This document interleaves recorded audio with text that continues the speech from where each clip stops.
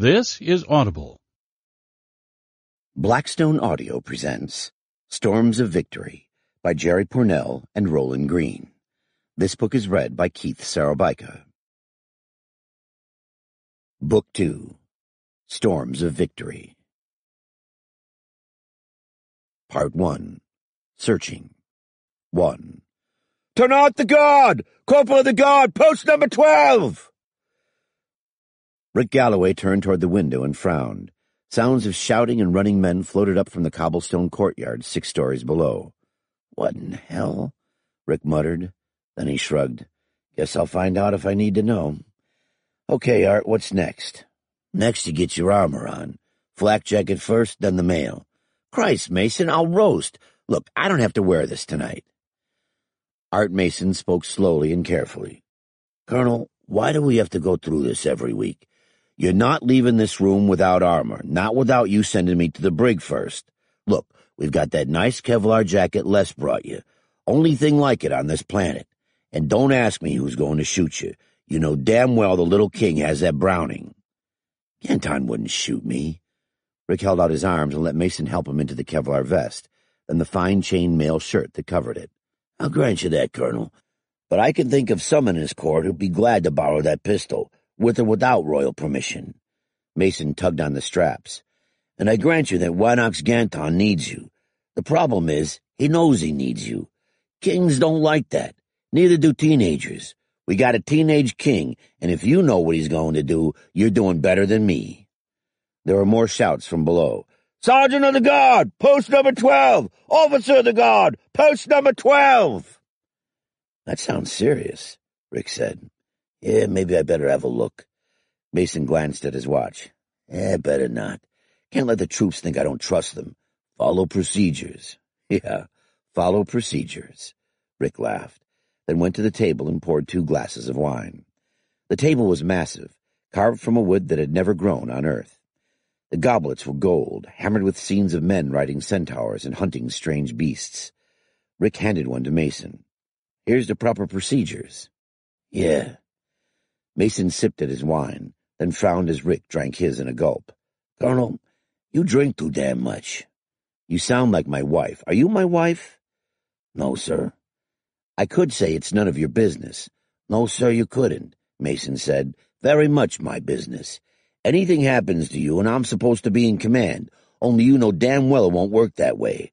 Sergeant Major Elliott will choose your successor, and it may or may not be me. Well, nothing's going to happen to me tonight, Rick said. He poured another goblet of wine and sipped at it. We were drinking to proper procedures. Ever think where we'd be if we'd followed procedures? The hell is the procedure for meeting a flying saucer? Yeah, well, we managed all right, Mason said. Bloody good thing it came along. Yeah, I guess. Guess hell, Colonel. We were goners, and you know that better than me. Mason swept his hand in a wide gesture to indicate the stone walls, tapestries, fireplace, and primitive furnishings of the room. This may not be all we ever wanted, but it's sure as hell more than the Cubans would have given us. Yeah, I know, Art, but... Rick let his voice trail off as he heard more shouts from outside. Think we ought to look? No, sir, Mason said. Fact is, that's your biggest problem. Colonel, I grant you we'd have been finished a dozen times without you, and not much gets done except it's in your name. But that doesn't mean you got to do it all yourself. Procedures. Make policy, approve procedures, and then let somebody else do the work. You're going to wear yourself out if you keep on the way you're going. Rick sat at the massive table and fingered a stack of documents. An ornate dagger served as a paperweight. Think I wouldn't like to? Only how in hell can I make policy and stuff we've never done before? None of us have any experience handling primitives, and Romans, and barbarians, and... Well, yes, sir, but... And not even the locals have any experience living with a rogue star coming, just legends. Rick tossed off his goblet of wine and poured another. Policy, procedures, the whole goddamn planet's going to hell, and all they've got is a bunch of legends. Legends in us, and we don't know what we're doing. Mason shrugged. Colonel, for somebody who don't know what he's doing, you've done damned well. You must be doing something right, even if I do think you work too hard and drink too much. There was a loud knock at the door. Yeah? Mason called. He took out a .45 automatic and glanced at the loads before returning it to its holster. "Who's there?" The voice belonged to Rick's orderly. "The Star Lord Les wishes to speak with the Marshal of Drontos." Mason looked at Rick. Rick shrugged, then nodded. Mason went to the door, looked through the peephole, then opened it. The man who entered was shorter than Rick, about Mason's height. He didn't look much different from the other two. A star man, Rick thought. A real one, not a cheap imitation like me. So how should a star man look?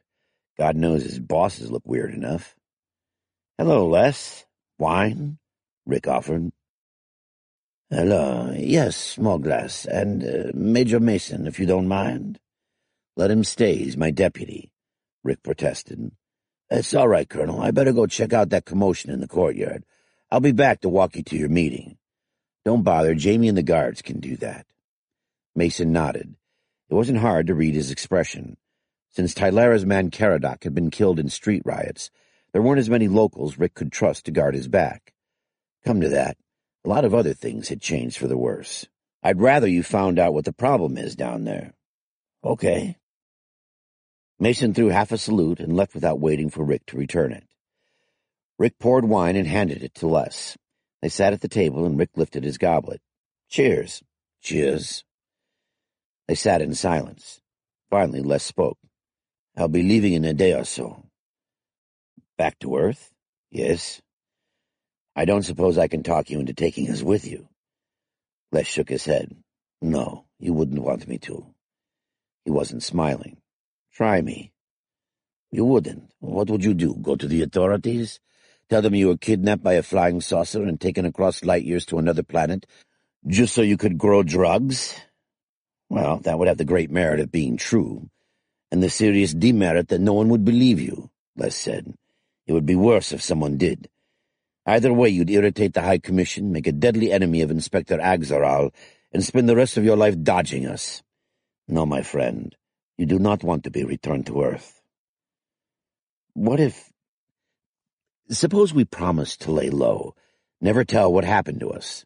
"No," Les said. "Yeah, well, I suppose you can't believe us. Even if I did, I couldn't hide the fact that I took you back to Earth. I could probably hide it from the Commission, but not from Agzaral. I don't know what he'd do about it, but I don't want to find out." Les sipped at his wine. "There's another reason. You may be safer on Tran." "What? Come off it. This planet is coming apart. It's going to be fried by a rogue sun, the ice caps melt, coasts underwater, migration sparking wars everywhere, and your Shelnuxi friends are probably going to bomb the survivors back to the Stone Age anyway. And you say—" "I say it may be safer than Earth," Les repeated. "Things happen so fast. Atom bombs, space travel, big colliding beam accelerators, huge lasers. Leave things alone, and pretty soon Earth will have real space travel. There are factions on the Commission that don't want that." "And they'd really bomb Earth?" "I don't know. They could." "You said Earth is the breeding ground for wild humans." "Wild. Not like me." Les agreed. "Not slaves. Slave soldiers. Janissaries." "I'm not a soldier," Les said. "But yes, that's as good a description as any." "And you run the whole damned empire?" "It's not an empire. Confederation. But humans run it. You have all the military power, but you're still slaves. It doesn't make sense." "Put that way, maybe not. But you don't have to make sense of it. Lay off, Rick. Just lay off." "Lay off. Look, I have to know. Are they going to bomb Earth? Us? Both?" Les shook his head. "Rick, I don't know. I don't understand Federation politics. Agzaral may know what's going on. He claims to, but he hasn't told me." "You haven't told me much either," Rick said. "I know. Look at it my way. It's all the Shelnuxis need, to find out Tran natives are discussing Federation politics. They'd sure know who told you." "How will they find out?" "The next time one of their ships comes here, they'll see changes. More watermills, your semaphore towers. They just might pick up some locals for questioning. One of your mercs, you even. They're pretty lazy. They probably won't, but they could." Do they own this planet, then? It's complicated, Les said. The Commission has rules about dealing with primitives, but they don't seem to apply to this place. Most records of Tran have been lost.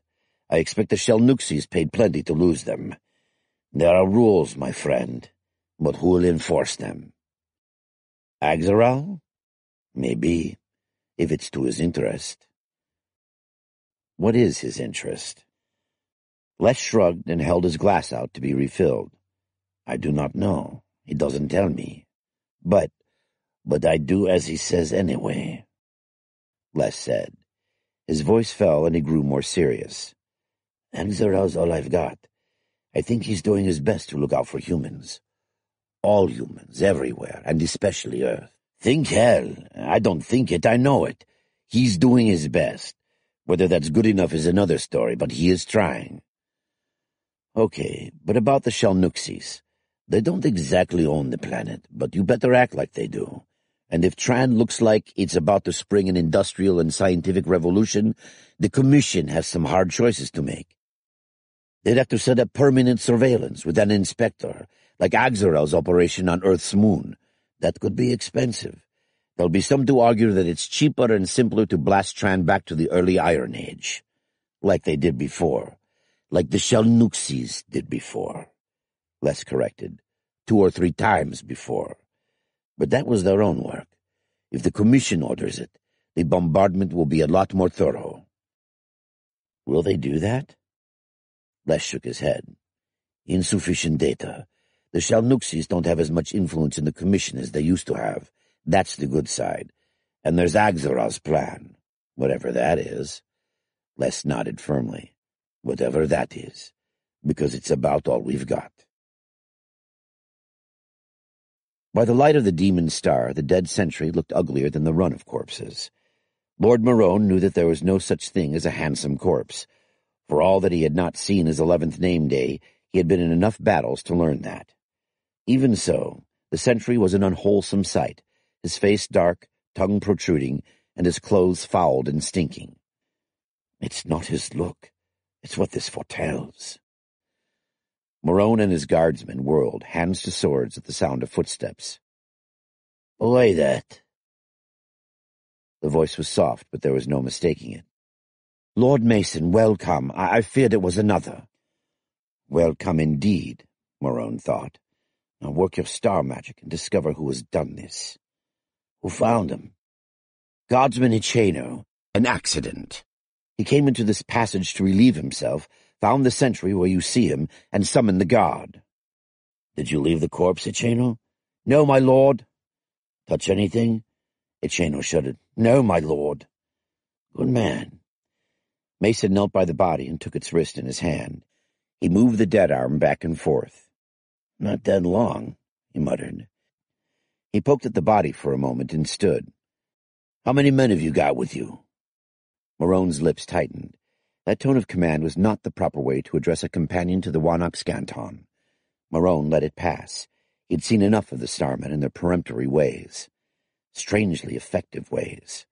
There might yet be a reckoning over the place of the Starmen in Drontos, but this was not the time for it. 12 guardsmen and 3 of my own men-at-arms. You have brought 9. I fear we shall need more if we are to search the outer bailey without making each searching party too small to defend itself. Mason nodded. Right. He turned to one of his men. Lou, take a message to Lieutenant Briand. The ready platoon is to turn out in full kit and report to Lord Marone at Hestia's Fountain. Tell them to move quietly and tell anyone who sees them that this is a drill. Sir! Lou clicked his heels and hurried off. Marone knew that Briand would obey. For all that, he was the son of a knight, and his orders came to him by the son of a carpenter. A year ago, Mason might have had to go himself to bring the platoon, but much had changed in that year. For the better or for the worse. It couldn't matter. The urgent need was for a thorough search. That wouldn't be easy. Edron was the royal seat of Drontos, but it had never been planned as such. What had begun as a fortress tower had grown into a full castle, then into a city. The outer bailey was no open courtyard with few buildings set against the walls, but part of the city of Edron itself, walled off by the Wanok Scanton's great-grandfather to provide more quarters for his men-at-arms, servants, and, so the tales ran, mistresses. Except for one broad street leading from the outer gate to the great north gate of the castle itself, the outer bailey was as much a warren as any part of the city outside the walls. In war, the defenders would fire this area and retreat behind the flames to the castle. That was hardly the answer here, though Morone was tempted. "What plot is afoot?" he asked. Mason chuckled. "Must be 50 of them, wouldn't you say, my lord?" "True enough." The royal wedding of Winox Ganton and the Roman lady Octavia Caesar had drawn lords, senators, merchants, barons, knights, soldiers, and wealthy magnates from a dozen lands, half of them at war or nearly so with each other. "We'll be until the true sun rises searching this lot," Mason said. "Who's out here?" Morone shrugged.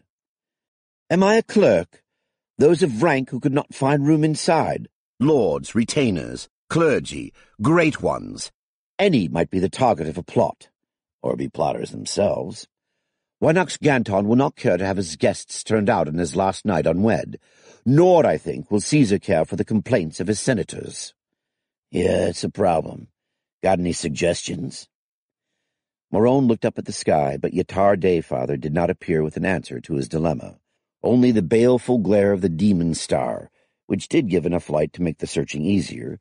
For all that, its growing power over the nights on Tran meant that the time was coming near. "I think it would be well if I turned out the rest of my men-at-arms who are fit for duty," Morone said. "Also, do you know who is quartered in this house?" "Am I a clerk?" Mason said, but he was laughing, and turned to one of his guardsmen, who produced a paper. It was a list. Morone took a mild pleasure in seeing that even starmen did not tax their memories with details more fit for clerks and scribes than for warriors. "Nobody seems to be assigned to it," Mason concluded, "but the one to the left is for Councillor Dayton of Durstval, who's ambassador from Lord Gingrich. The one to the right is for the Lady Gwen, Lord Warner, and the rest of the university people. The one across the street is for Fabricius Maximus Valens, Marcellus Caesar's ambassador, but he hasn't arrived yet. Too bad about that.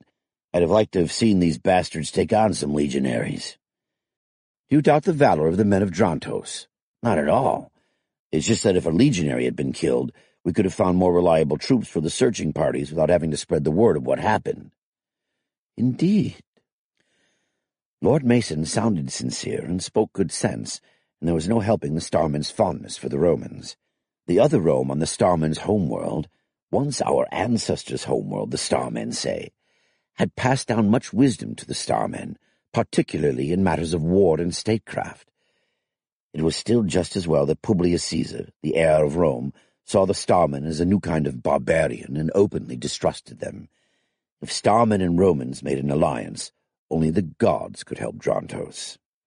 "Okay, let's get at it," Mason said. "You take charge here. Post some guards. Maybe they killed that sentry to keep him from seeing something. Make sure there's men enough to see anything the sentry would. Then search this place as best you can." "And you?" "I'll wait for the duty squad. Then somebody's got to tell Lord Rick and the king. Want that job?" No, the arrangement is satisfactory. Armsman Garakos, take 3 companions and torches to search this house. The rest of you move to surround it." Morone shuddered. "I like it not, this skulking about in the dark. It makes me feel like an assassin. There can be no honor in it." "Now there's something we can agree on," Mason said. "But there's not much more in letting the Winox's guests be slaughtered on the night before his wedding. Steady up, my lord. I'll be back when I can come." Morone sent off a messenger for his men. "Now, Garakos, let us go see what we find." The autumn night was chilly, even though the wind had died, but Morone felt himself sweating under his mail and arming doublet as he had not since the battle of the Hui River. "I like it not," he muttered to himself. "An evil omen. I like it not." Art Mason unbuttoned the flap of his shoulder holster and wished that the nearest tobacco wasn't 10 light-years away. There was a kind of aromatic grass that grew in the high Kumak, and some of the troopers made it into cigarettes. Mason had tried it once. The stuff was probably related to madweed. It gave a mild high, nothing like enough to compensate for the awful taste. Morone was trying hard not to fidget or look nervous, but you could tell he wasn't too happy over the prospect of somebody's hired goons screwing up his friend's wedding. A lot of people on this planet believed in omens. The century was bad enough. If some high muckety-muck did get offed. "Happened on my watch," Mason muttered. Not that all crime was his responsibility, but this was no burglar caught in the act by the sentry. Thin cord around the man's neck, dagger in just the right place. A professional job. "Damn professional," Mason muttered. "Green Berets?"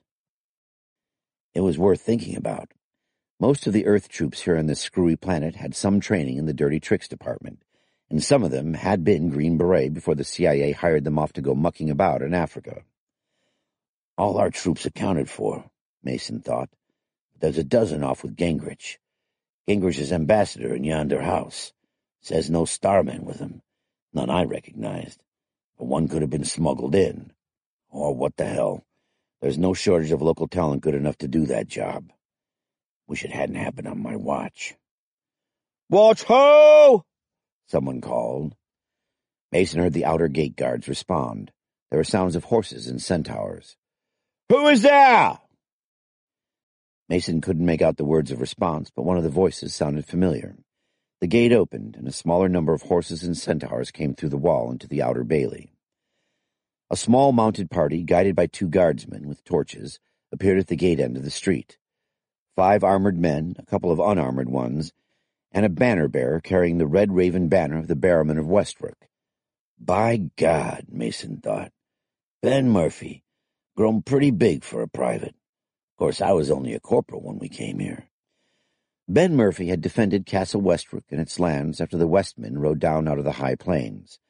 When the Westmen killed Lord Harkon and most of his knights, the king had created Murphy a real honest-to-Yatar Drontos nobleman, so that on the local scale of rank he was senior to everybody else from Earth except the captain himself.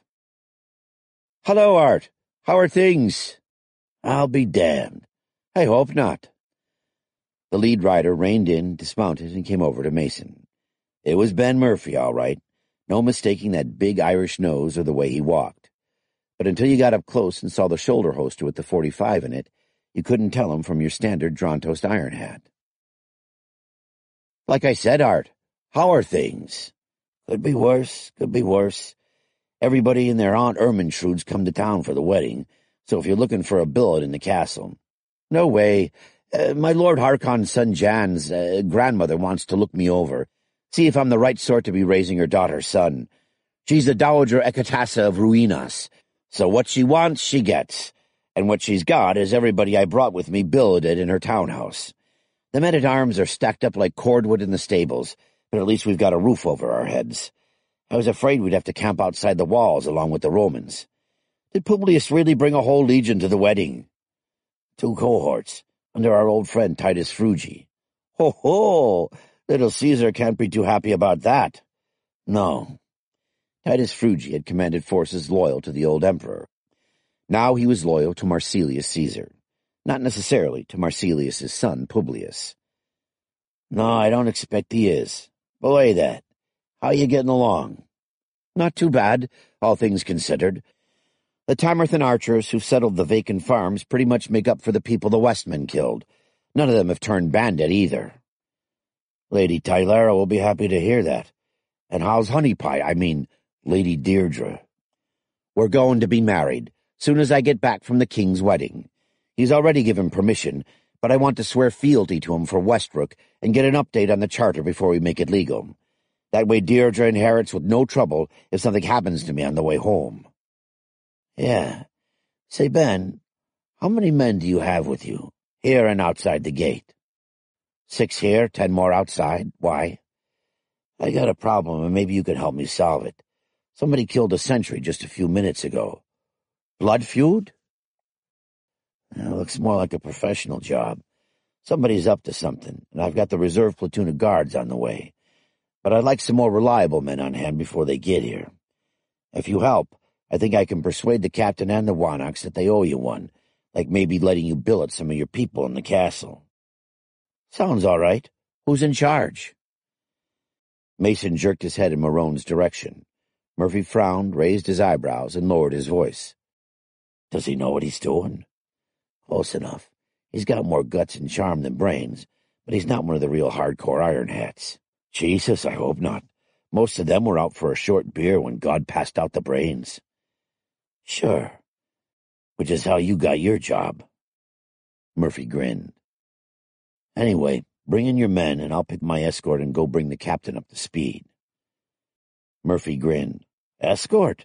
Come on, Art. You're getting nervous in the service. I thought everybody knew by now that tackling an armed starman just gave Graves registration some business.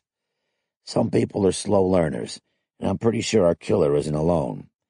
Besides, I'm a great noble now, Lord Mason, Marshal of the Household to the Captain General of the Realm, Major of Guards, Scrubber of the official Chamber Pot of Chelm, and Yatar knows what else. I have to swank around. Hell, Ben, you should know that sort of stuff better than I do. Maybe a little. Ah, well, it sure beats being stuck on a hill in Africa, with Cubans all around and the only way out a friggin' flying saucer. Damn straight. 2. Rick's party entered the long corridor leading to the council chamber. There was a low whistle, then another group came down the stairs to his left. Rick's guards advanced slightly.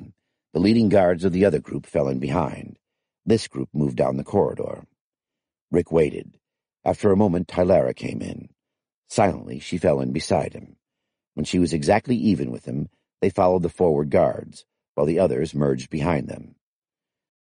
"You are well, my husband," Tylara said formally. "I am well. And you?" "Very well, thank you."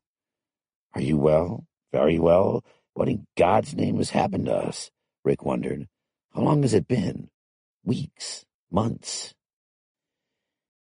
He could remember when the sight of her was enough to make his heart leap. God, she's beautiful. She's still beautiful, and I love her still. But we meet in corridors with guards and witnesses. We speak in formalities. We haven't been alone in weeks. When? How did it happen? After the last campaign, after Les came, after Caradoc was killed in a street riot. Could that be it? Was she in love with Caradoc? Her bodyguard? Her captain? Her rescuer? She knew him long before she knew me. No, she had plenty of opportunities with Caradoc, before we met, after we met. She never showed that kind of interest in him, or anyone else. We were in love, and now we are not in love, and I don't understand it. "I understand the Wanox will not join us tonight," Tylara said. "Eh? But the summons to council was withdrawn," Tylara said. "We met with the Aketa of the Riverland." She smiled at his puzzled look. "It is an ancient convention. No decisions can be taken if the Wanox is not present. Thus Wanox Ganton chooses to be represented by the Aketa of the Riverland, who is, of course, Ganton." "Oh, something of that sort was done on Earth. Perhaps it's as well. I don't know what to recommend, anyway." "Doubtless you will think of something," Tylara said. And she says that as if she believes it, as if she still believes in me.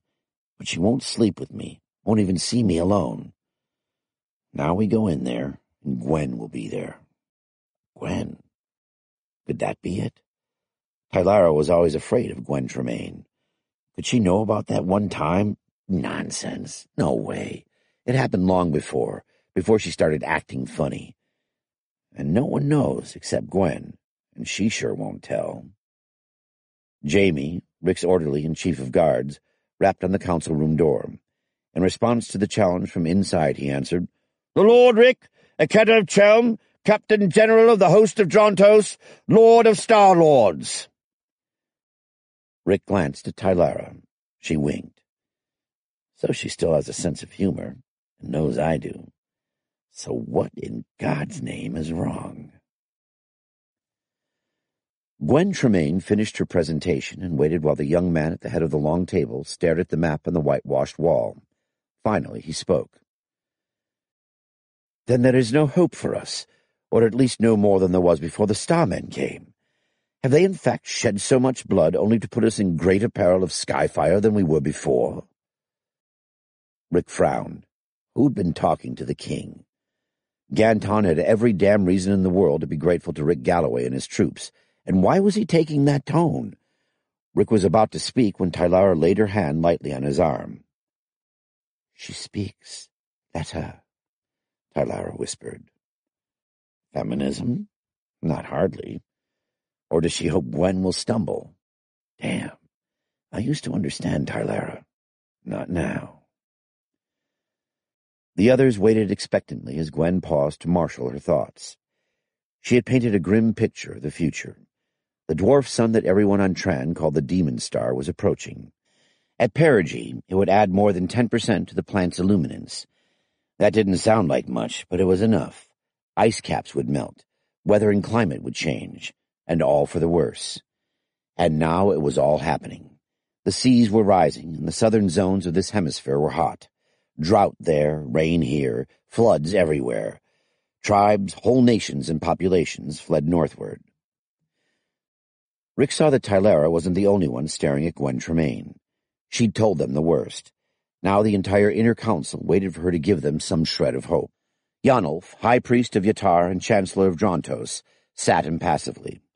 Nothing Gwen had said would surprise him. The Yatar hierarchy had preserved the legends of previous visits of the Rogue Star. They knew what the time would bring, and wanted only to prepare for it. So long as the ice caves were filled with grain and other food, Yanulf would be happy. Sergeant Major Elliott, career soldier, U.S. Army, on loan to the CIA for an African adventure.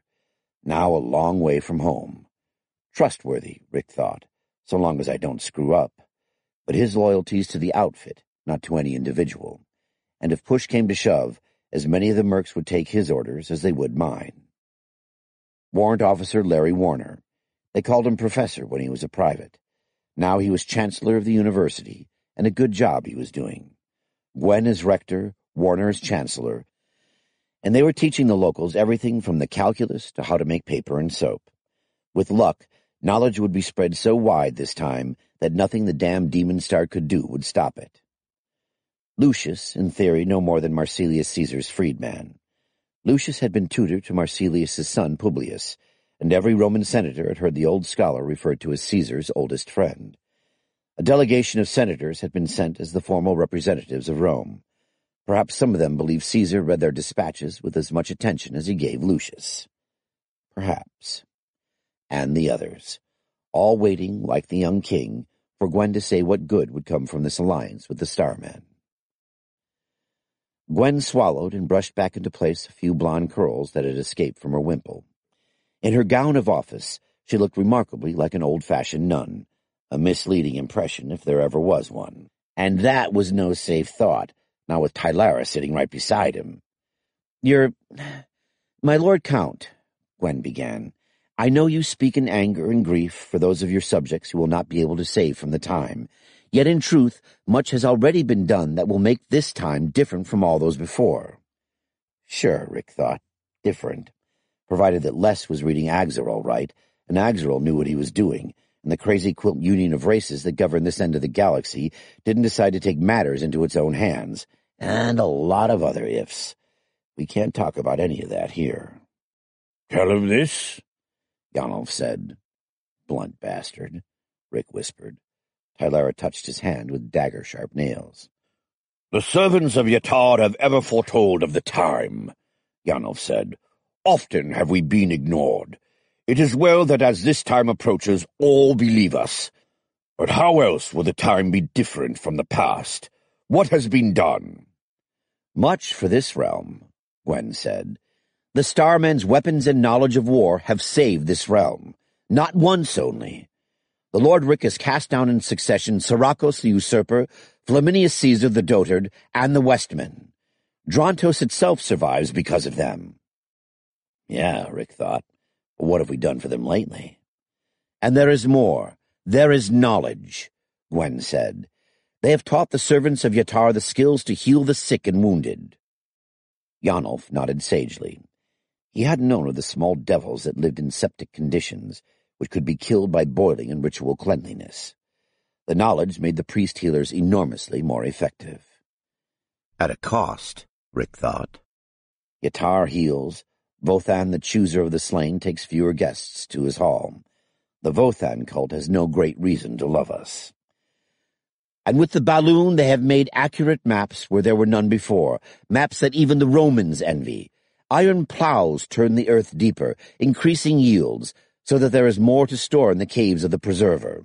There is paper for records, so that the knowledge of the time will be preserved, and the Wanax can know all that is known about his realm. With the new healing knowledge, fewer wounds fester and fewer mothers die in childbirth, so that the number of His Majesty's subjects increases. My lord, the starmen are not gods. They do not claim the powers of gods. Yet they have much power, and all that they have has been freely used in the service of the Wanax and the realm of Drantos. Much has been done. There will be more. Someone shouted in the courtyard below. Ganton glanced at the window, then back at Rick. "You speak well," Ganton said. "I am certain that the Wanax knows of his indebtedness to the Star Lords. Yet he also has obligations to his barons, and to all his subjects." Rick looked at Tylera and got an answering nod. So that's it. The Barrowmen always did resent us. Ganton's father lost his throne when the barons deserted him. Ganton won't make that mistake. Meaning that we'd better be more careful than I thought. "I know this," Gwen was saying. "I have told you what I know. Now the Captain General should speak." Damn, Gwen, Rick thought. She could have given me a little warning.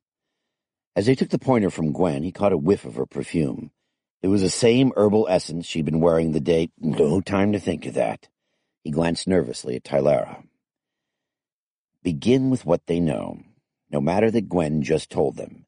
Tell them again. If enough of us tell them often enough, maybe they'll believe it. Maybe I'll believe it. Tran was a planet in a triple-star system, consisting of the True Sun, the more distant Fire Stealer, and the Demon Star.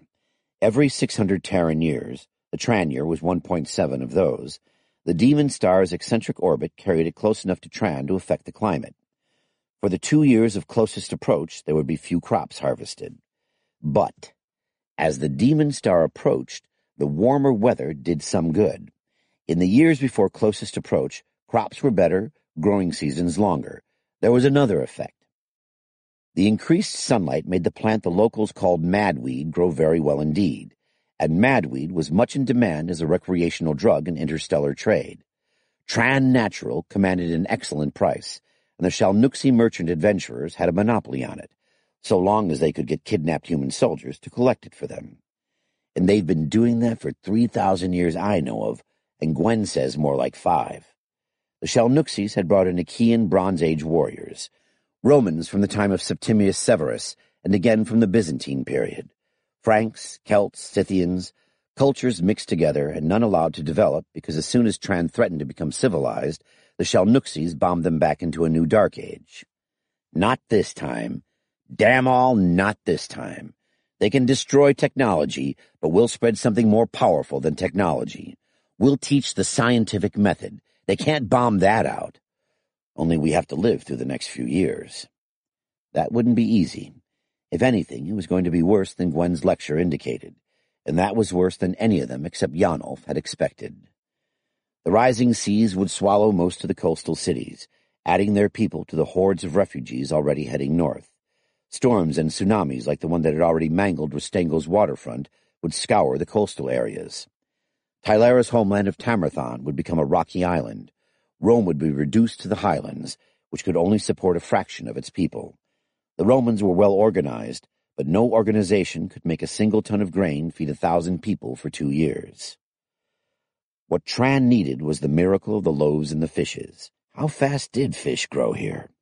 Weather changes would stir the water. Nutrients should upwell from the sea bottom. Ocean plant life would bloom.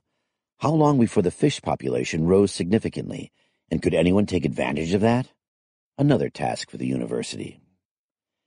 I see 2 choices, Rick began. Both involve the 5 kingdoms. Drantos is inland. There will be flooding, but not so bad as in the coastal regions. Still, we will have famine, and there will be refugees from the south. Hordes of them, some well-armed and desperate. We will need armies to hold them out, lest they eat everything we have. Famine and border war will weaken our army. The High Rextia of the 5 Kingdoms has already invaded Drantos and nearly unseated our Wynax Ganton. Had his son Sirakos been more concerned with rule than destruction, Drontos might today be one of the 6 kingdoms. Ganton frowned. I think I would not care to remind the Wantox Ganton of too many painful matters. Rick shrugged. Yet these things must be said. The High Rextia has not given up his claim to Drontos. In the early years of the time, his lands will have better crops as ours have worse. We stand as his defense against the refugees. Give them safe passage to the north, Tylara said. If we could. But they would have to be fed and transported at a time when we will have little food for our own men and horses. I do not think it possible. Rick spread his hands. Eventually, Taurus or his ministers will realize that Drontos is his for the taking and come south with an army. Star weapons, Ganton said. Star weapons, Rick agreed, but never enough. I have fewer than a score of starmen. We will never have more. I have little enough ammunition for our weapons. We can get more of that, but to do so we must continue to grow and harvest the madweed. That takes great effort. More than you know, Yanov said. Slaves and convicts to grow the crops, cavalry to guard the slaves so they do not run away. As I would if I could. Growing and harvesting that stuff is the worst work in the world. Soldiers to watch the guards, men in wagons to bring in the food for slaves and their guards and soldiers. And those who grow the food and bring it must themselves be fed. He's learned well. Precisely, Rick said, but we have no choice regarding madweed. If the great Star Lords do not get the madweed they want, not only will they cease to bring us tools and ammunition, they may well throw skyfire in their anger. So we are told, Yanov said, a tale I believe. We have temple records, and everyone has heard how dangerous it is to deal with the demon gods who come with the demon star. You say, then, that they will grow stronger as Drontos grows weaker, Ganton said. Yes. And 2 choices. Yes. Either we invade the 5 kingdoms now, or we make peace with them now. It is not time to talk of war, Yanov said. The time approaches. We must have peace. Yet an alliance of Rome and Drontos might take the 5, Ganton said. If Drontos will grow weaker during the time, will not Rome be harmed more? With lowland fields flooded, will not many Romans need shelter, here and wherever we can find food for them? It would be well to have that choice, Lucius said. My Lord Marshal, you have said there are 2 choices, but you have not said which you favor. Peace, Rick said. The gods themselves conspire to bring death and destruction. Should we add more? Well said. Yanov nodded approval. Well said. And Lord knows if we do march into the 5, we'll leave enough devastation in our wake. Tran armies live off the land, and discipline means they only rape the women. The north is the right place to be at the height of the time, and it's better to trade than fight. Trade iron, war horses, maybe eventually gunpowder for food. Teach the High Rextia how to set up his own university and send a cadre of people to help. Try to turn the High Rextia into an ally instead of an enemy to be fended off or destroyed. Can we make peace? Ganton demanded. We can send a reliable commission to try. Nothing else? Said the Wanox/Count. At this time, no, Rick replied. We do not wish to appear too eager. That would make the High Rextia suspect that we were weak or fearful. Since we are neither, why should the Wanox not wish to put forward his own claim to the high throne? Said Ganton. His grandfather's sister was wife to Taurus, and because of this, Sirakos put forward his claim to the throne of Drontos. Why should not such a claim travel north as well as south? Because making it would mean yet another war, growled Yanov. The time approaches. With the gods only know what perils and horrors yet unrevealed, and this council would advise the Wanox to throw away blood and treasure on a petty dynastic quarrel.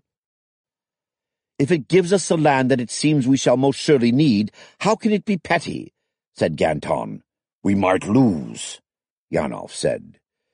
If we can gain what we need in peace, can any cause be great enough to be worth yet another war? We must certainly send an army south to deal with those fleeing toward the city-states. We are certain to hear more from the Westmen. Will we advise His Majesty to the folly of new wars when the old ones may not yet be done?" "That may be wisdom," Ganton said. "What say our Roman allies?" "I do not think that the High Rexture will give us more than a pittance, without our paying a price greater than we can afford." "Greater than another war?" muttered Yanov. "More than likely," said Lucius. "Taurus may have given no further offence, but neither has he made peace. If he sincerely wished it, he could have had it any time during the past year." Ganton looked thoughtful. "True. If an offer had been made, we, the Wanoks, would have put it before the council. None was made, yet we have no further quarrel with the High Rexture." "As I thought." Lucius spread his hands. "Then it seems most likely that the High Rexture only wishes to choose his own time for avenging Sarakos. Why should the Wanoks wait for the blow to fall, rather than unsheathing his own sword and ending the menace of the 5 kingdoms at a blow?" "Not at a blow. And what's your game, anyway?" Rick wondered. One guess. Peace between the High Rexture and Drontos might turn into an alliance. Would turn into an alliance if Rick gave the 5 kingdoms any star wisdom, let alone a university. That was an alliance that could turn against Rome. And for all that Lucius was trustworthy enough to be sitting on the inner council, he was still friend and counselor to Marsilius Caesar. Marsilius was growing old. His son Publius was a good soldier, but had more than his share of enemies. Ganton had been hailed by a Roman legion as Imperator, worthy to command Romans, and was about to marry Caesar's granddaughter.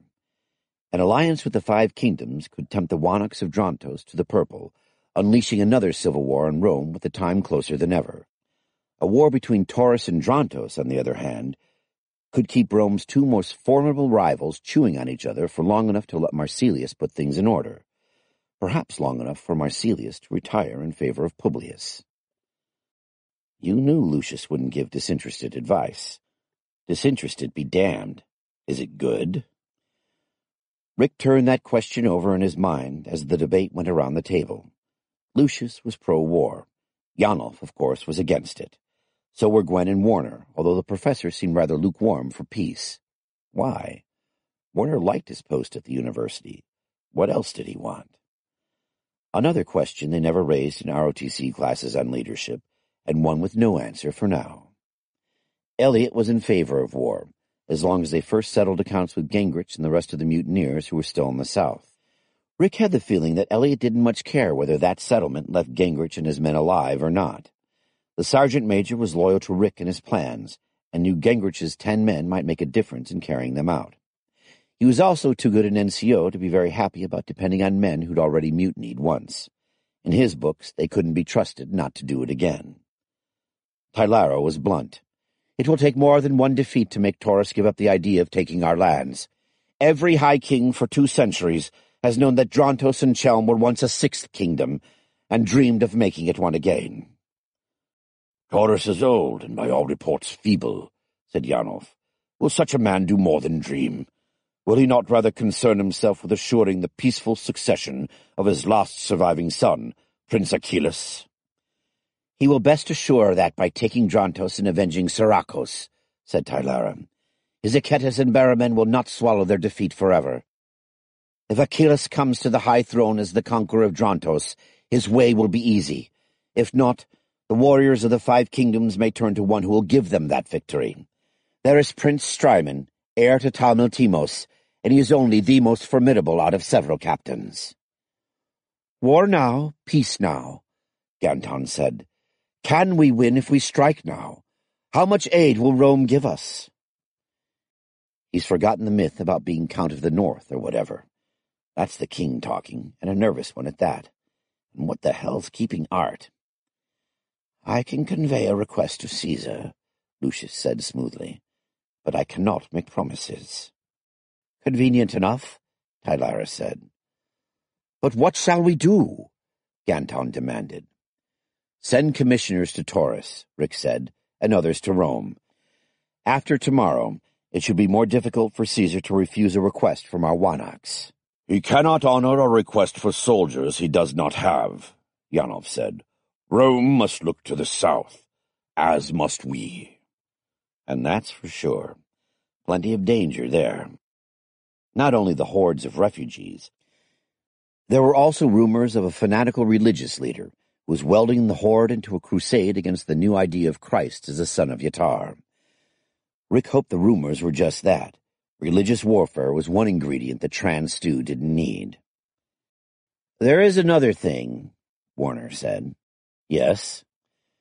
By all reports, the Westmen are marching north as they agreed, after the Wanaks' great victory at the Hui River. True enough, Rick said. I'd guess they'll bounce off Margilos and head right into the Five Kingdoms. Taurus can probably beat them, but I bet it'll take a year to drive them out. A year in which the Five do not become stronger, Tylara said thoughtfully. This is welcome news. We have, then, a year. There was a knock at the door. Elliot got up with a frown. He came back to stand next to Rick. Beg pardon, Colonel. Art Mason's outside. Wants to talk to you. Seems like there's trouble in the outer castle. What kind of trouble? Assassins. One sentry's dead already. He's alerted the ready platoon, and Ben Murphy's on hand with a bunch of his men. Good. Who'd he leave in command? Marone. Oh, crap. Yeah. I better go look. We're not going to decide anything here anyway. And Tylara won't care where I am. God, what happened to us? 3. Okay, Art, what is it? Damn phenom. Look, Colonel, I wouldn't have called you, but you said I should if I didn't know what's going on. And I don't. There's a dead sentry. Professional job of killing him. Too damn professional to be a blood feud. But we've looked, and we can't find one damn thing. Looked? Look where? Well, all around out there. It's the Outer Bailey. It's a warren. Nobody ever found anybody in that place. Look, you wanted me to tell you what's happening. I did. Now get back to your meeting. I can handle it. Sure you can. But I'm damn sick of meetings. Let's go look. Well, I guess I got enough troops. Rick laughed. Art, if we don't have enough firepower between us to handle anything this bunch of primitives can throw at us. Primitives? Okay, so I don't talk that way usually. So I'm getting sick of some of the Mickey Mouse crap. Let's go look. Whose quarters? Rick demanded.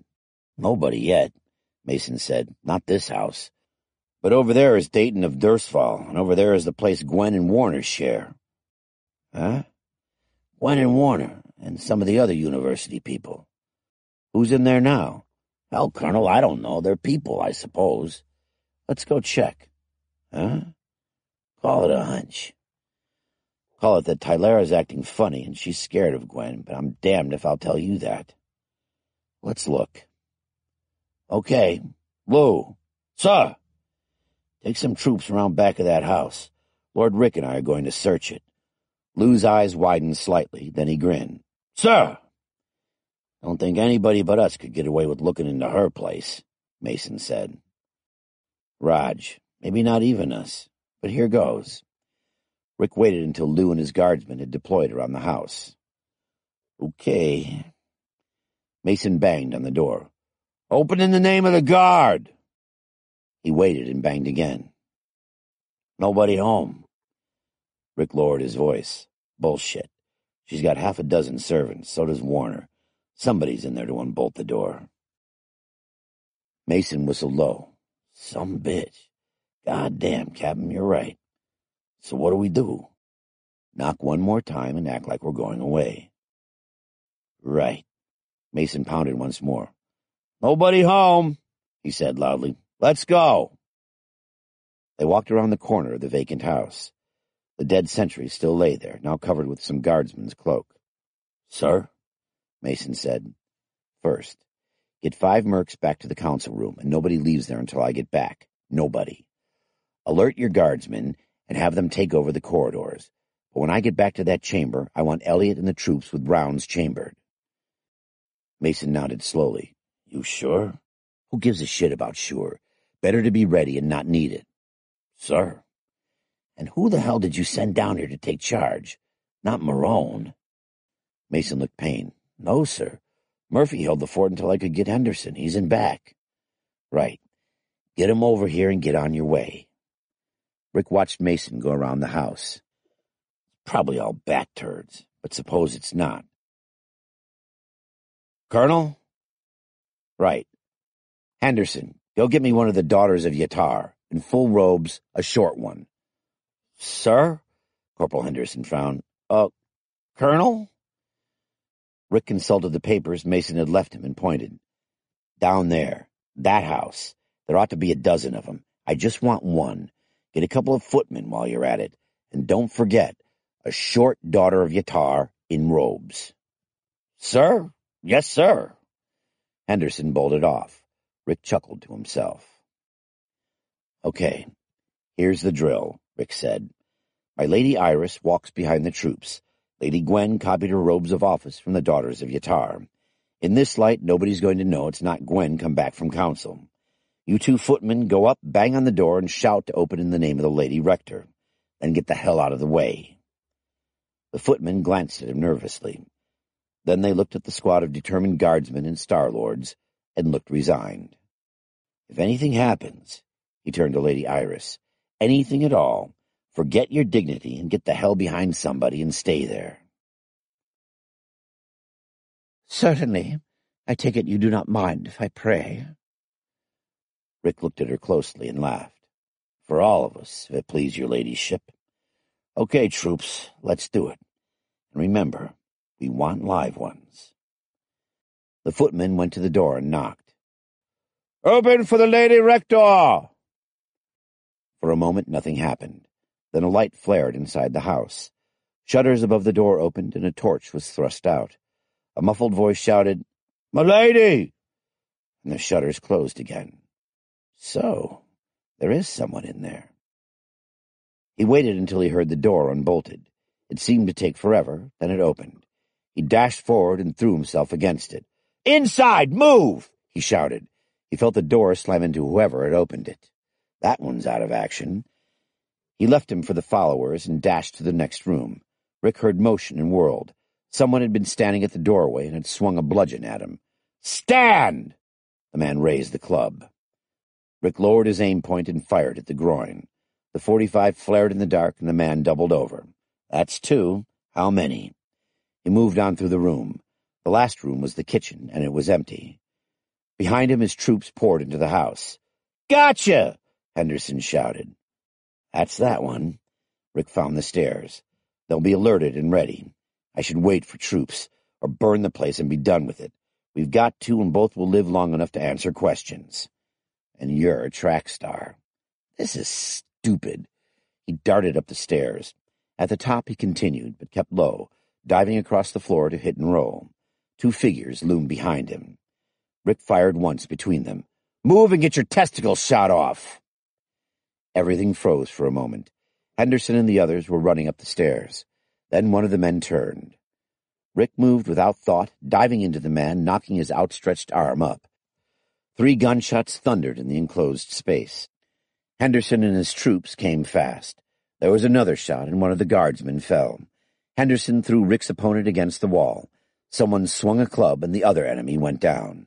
A torchbearer climbed the stairs. Long before he got to the top, Rick looked at his prisoner, nodded, and said, Private Rand, I believe. You can talk to me or the Royal Executioners. Just one thing. Once I turn you over to them, I can't get you back. Hell, Captain, I'll talk to you. Just give me a second to catch my breath. Harvey Rand didn't look much like a Star-Lord. He was bearded like most Tran nobles. His clothes were the remnants of Tran finery, but they had seen much better days. Rick fingered the Walther PPK they'd taken from him. It was clean and well greased. How much ammo does Gingrich have left? Not a lot, but he don't tell me. Mason, maybe you better alert the executioner. Captain, damn it, I'll tell you what I know, Rand shouted. You don't want me to make things up. Don't, Mason said. So what were you doing here? Rick demanded. Rand looked resigned. Trying to... Look, it was a snatch job. Kidnapped the lady that runs the university. Gwen Tremaine. Why? Look, can I have a drink? Sure. Rick gestured to Mason. And have a seat. He indicated the bench beside the oak table. Just remember, my office is a hell of a lot more comfortable than where they'll take you if I get tired of listening. Now, what's all this about? Arnie wants to come in. Good. We want him. What's that got to do with Gwen Tremaine? What do we come in as? Rand asked. Not just us. Our friends, wives, relatives. There's a lot of us. And Gwen? Rick kept his voice deceptively calm. Bargaining chip. Figured if we had her, you'd listen while we talk status. Rick's orderly came in with a pitcher of wine and goblets. Rick poured 3. Mason shook his head and stood in the corner. I'll pass. Christ, Art, you don't have to worry about me, Rand said. It's Major Mason. Well, smell. Yes, sir, Major Mason. And don't play games, Rand. Art Mason sounded tired. Bargaining chips are fine, but who did you mean to bargain with? Rand looked scared. Thought so. Colonel, they want to grow goddamn madweed and sell it direct. Cut out the middlemen, so to speak, Rick said. That true, Rand? Rand gulped wine. Yes, sir. What made you think it would work? Who? Mason demanded. One of my troops? I don't know. Bullshit. You've got a spy in the university. Right in Lady Gwen's office, probably, Mason said. That's one of mine, and I want the son of a bitch dead. If I can't have him, I'll take your balls to make a purse out of. Damn it, Major, I don't know. Gingrich knows, but I don't. And he sent you. No! Mason started to say something, but Rick gestured him to silence. What do you mean, no? Gingrich don't know nothing about this. I think you'd better explain. I'm trying to. Look, we're all in the same racket, right? Only you're doing better than the rest of us, but we're all in the same damn boat. On the same planet, Rick said. So? Captain, we never deserted from you. After Parsons ran you off, we ducked out on him. By the time you were back in charge, we had things going down south. Now you get stuff from that flying saucer and we get dick. Damn it, that ain't fair. Mason snorted. Well, okay, Major. You ducked out with Captain Galloway. Smart move. We cut cards on that, remember? Damn all.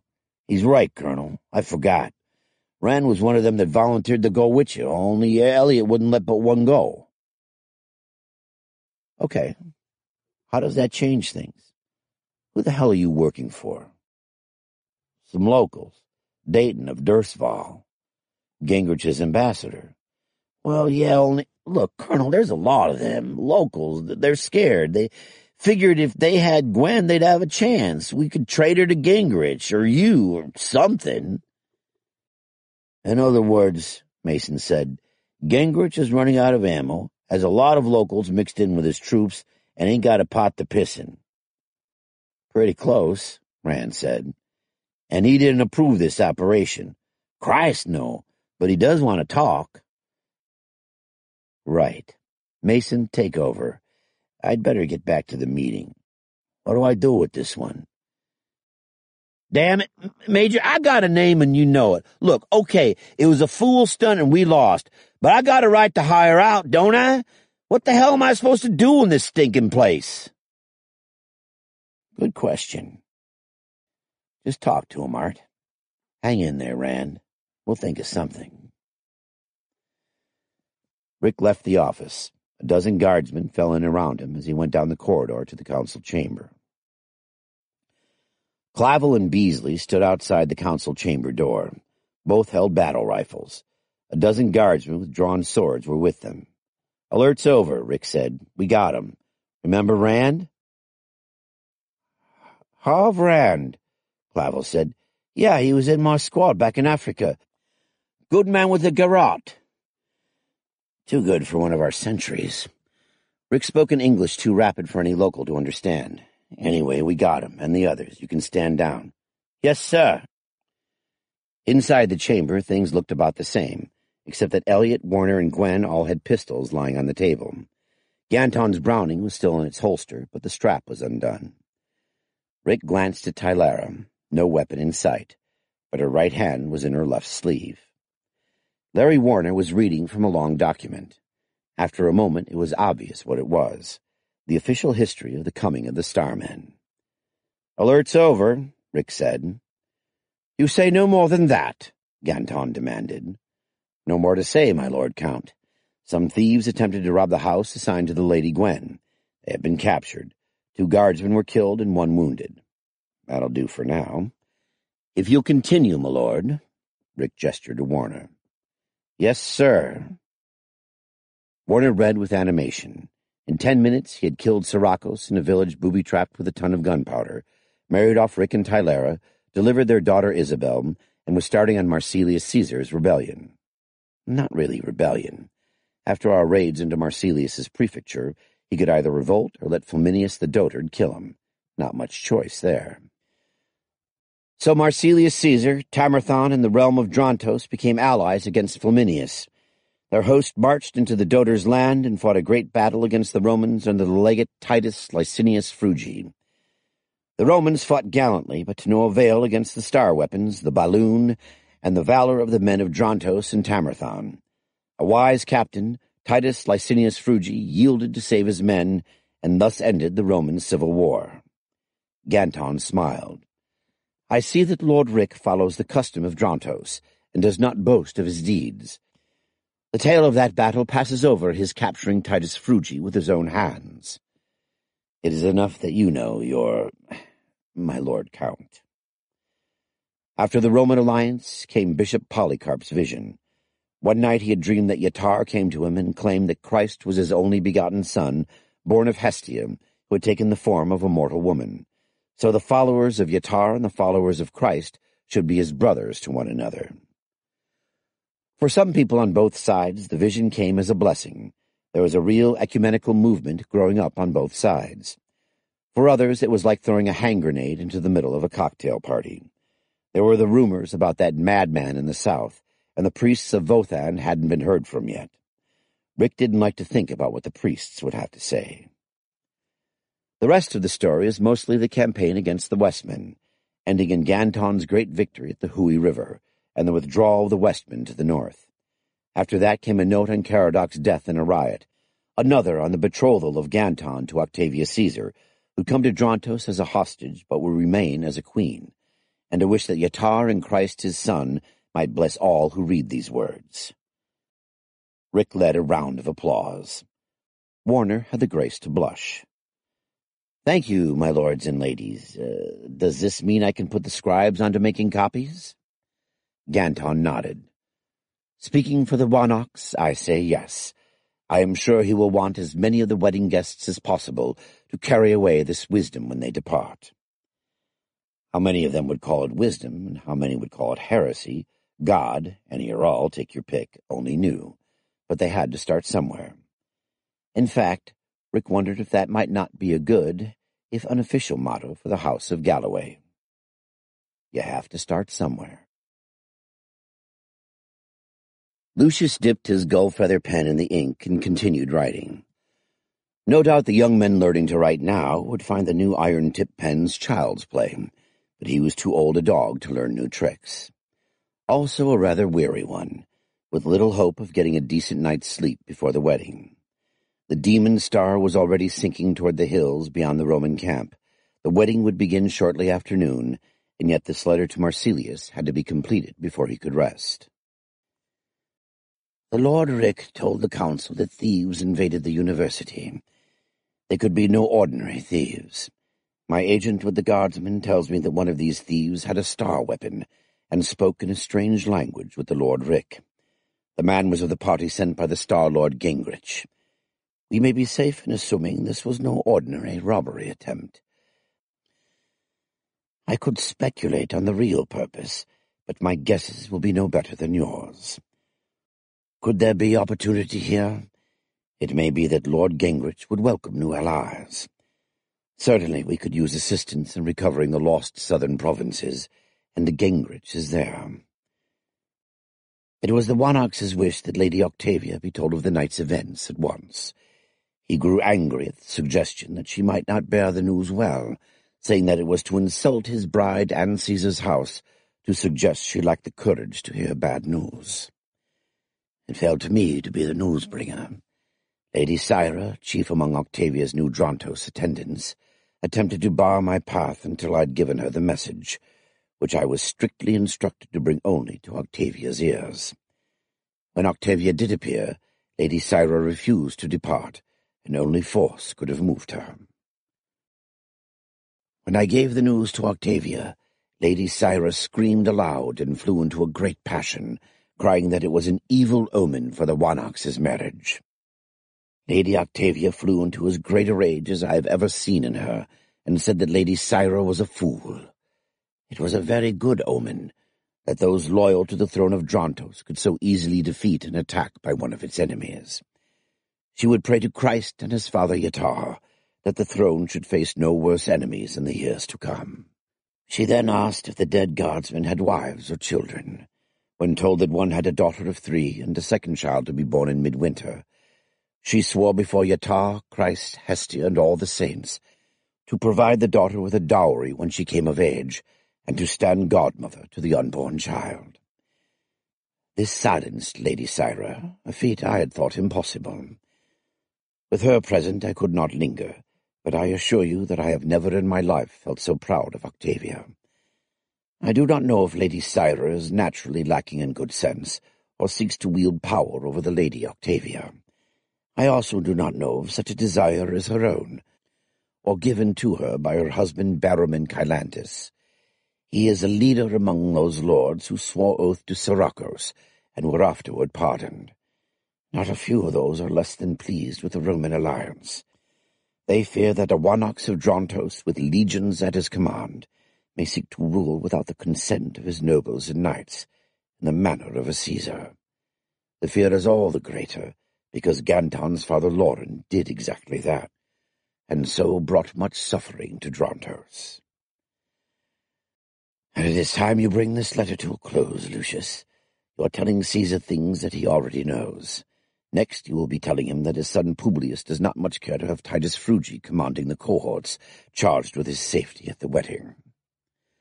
Lucius spread sand on the parchment, shook it off, rolled the parchment into a wooden cylinder, and sealed it. Then he stamped the still soft wax with his signet, and rang for a messenger. 4. Archbishop Polycarp wore his pearl-studded mitre and his robes of cloth of gold. High priest Janulf wore his robes of blue garter cloth, and carried his great silver staff set with father's eyes. To Apelles, neither priest appeared half as splendid as the royal couple kneeling before them. The Winox Ganton wore his finest robes under a cloak of ermine, and the great crown of Drontos. Its rubies and amber threw back the light from the hundreds of candles blazing around the altar, until it seemed that the Wanox wore a crown of flame.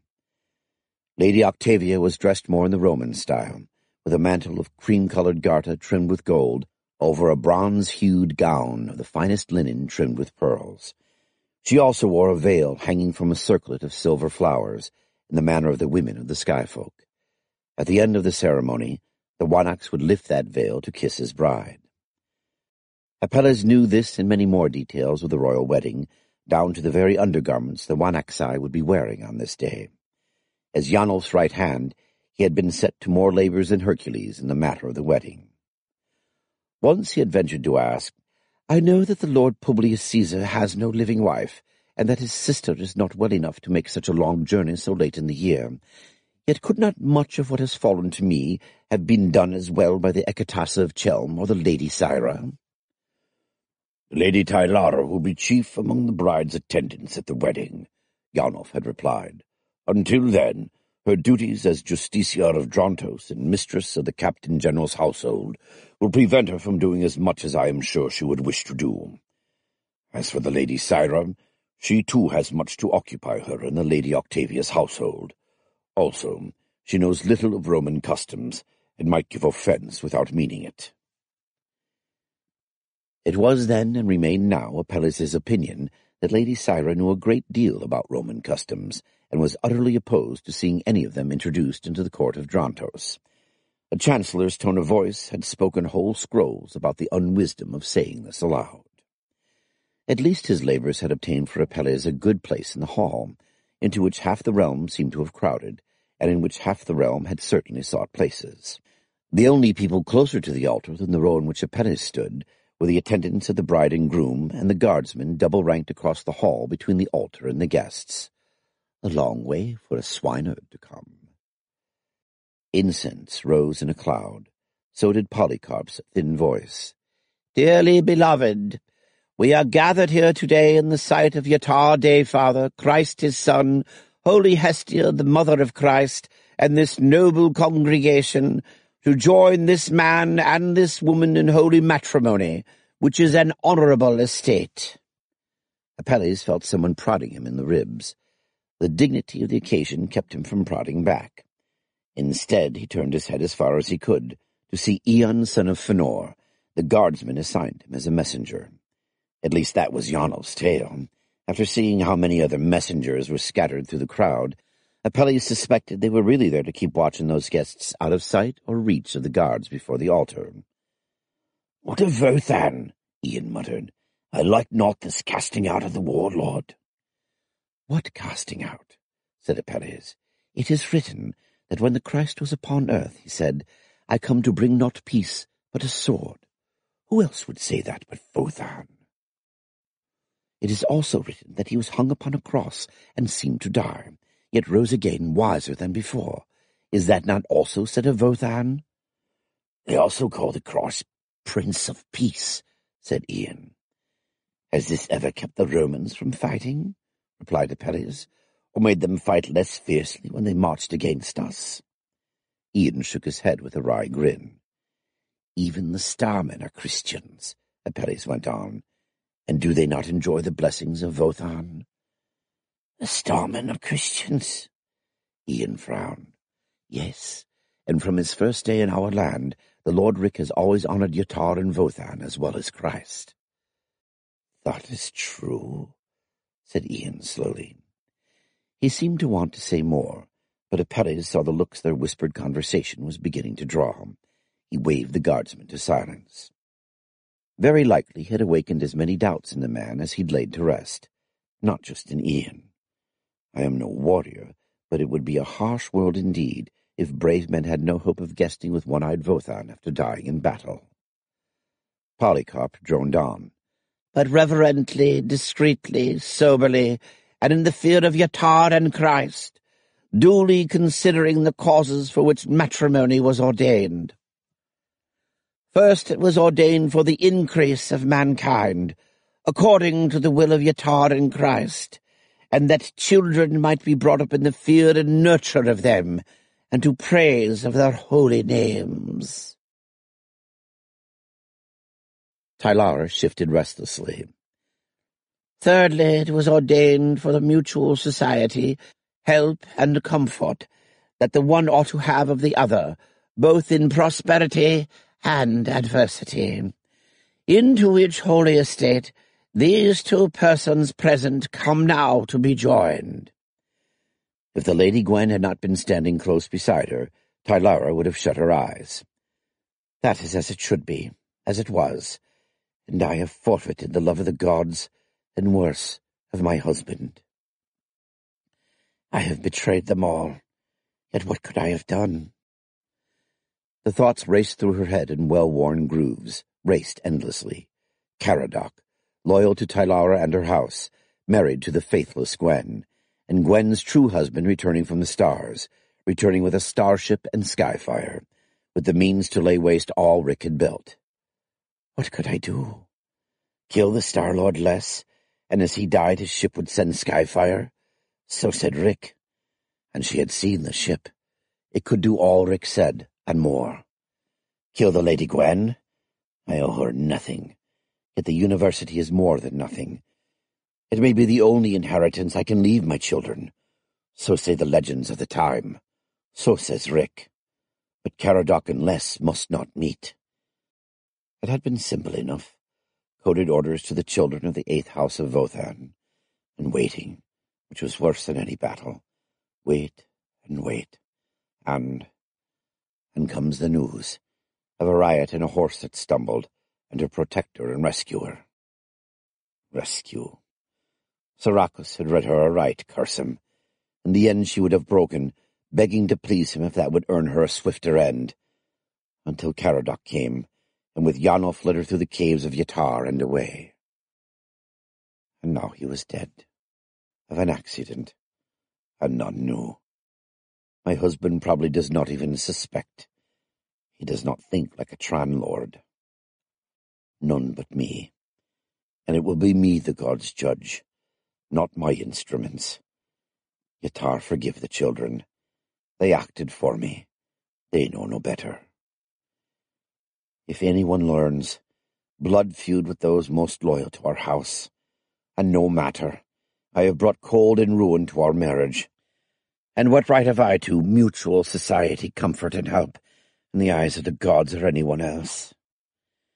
She did not close her eyes, but she kept them fixed on the rush-strewn floor, fearful of what she might see if she looked up. Octavia Marsilia Caesar, wilt thou have this man to thy wedded husband, to live together according to the laws of Yatar and Christ, in the holy estate of matrimony? Wilt thou love him, comfort him, honor, obey, and keep him, in sickness and health, and forsaking all others, keep thee only unto him, so long as ye both shall live? I will. Publius's frown deepened. He had been frowning ever since Yanolf began to speak. It was infuriating that a Roman archbishop should have such a pitiful excuse for a voice, while a barbarian priest could thunder like a centurion drilling an entire cohort. Now this damn promise by Octavia to obey her husband. The barbarians must have put that in their new marriage ceremony on purpose, to cut away his own authority over his daughter. Matters should have been left so that in any dispute between Drontos and Rome, Caesar's house could invoke the patria potestas it held over Drontos's queen. They would have been left that way, too, if someone among the barbarians hadn't as good as read Publius's mind and added that little word. Or was it someone among the barbarians? Frugi, yes, that contemplative smile must hide treachery. That gilded legate's breastplate hides a heart gone over to the barbarians. Who else could it be but the man who had allowed the 4th Legion to hail a barbarian king as Imperator? Frugi, you command here. Once in Rome it will be different. And yet, he is loyal to my father, and he is a good general. Rome has need of generals. Flaminius the Dotard killed his best commanders, and now his bones wash down the Tiber. And I have no heir, none but Octavia. She will have need of generals no less than I. So, live, Titus Frugi, and I will watch you, and send you where I have need. Publius smiled thinly, hoping that a time would come when he could tell Lucius about this moment. His old tutor had always urged him to think before he spoke, and often doubted that he would ever learn. Forasmuch as Ganton, son of Lauren, Wanox of Drontos, and Octavia Marsilia Caesar have consented together in holy wedlock, and have witnessed the same before Yatar, Christ, and this noble company, and thereto have given and pledged their troth to each other. Gwen Tremaine felt her eyes ready to overflow. Stop it, you twit. Do you want Tylara to see you crying? I always cry at weddings. How many of you attended? Well, there was Beth Allison's, there's this one, and both of my own. You call marrying Les a wedding? You want to argue with Yanolf, or Les? The voice was silent. Gwen blinked, thinking that maybe she wasn't going to cry after all, but glad that here on Tran there was no mascara to run if she did. Drontos women used no makeup, although they did use perfume. They were better off than the Roman ladies. The used cosmetics McLeave had said were mostly lead-based. A good thing Octavia seems to be adopting the Drontos custom. But then at 9 Tran or 15 Earth years old, she hardly needed makeup. Octavia and Ganton made a handsome young couple, no doubt about it. Octavia would never be beautiful, but she's tall. With that red hair and those legs, everyone notices her. And she may not be through growing. Ganton looked almost too hefty in his royal robes, but Gwen had seen him working out in the courtyard with that battle-axe of his. She knew all that bulk was iron-hard muscle. The tears threatened again as Gwen thought of Octavia's luck, from hostage to queen in a single year, and from dynastic match to a love match. She'd been more or less handed to Ganton like a suckling pig on a platter, but she'd found she could love him, and now she would have him by her side every day and night. Gwen had picked her own husband, got on board a flying saucer because she loved him, and now she was going to have him with her about a month out of every 2 Earth years. Not fair, damn it! So who said the universe is fair, or cares?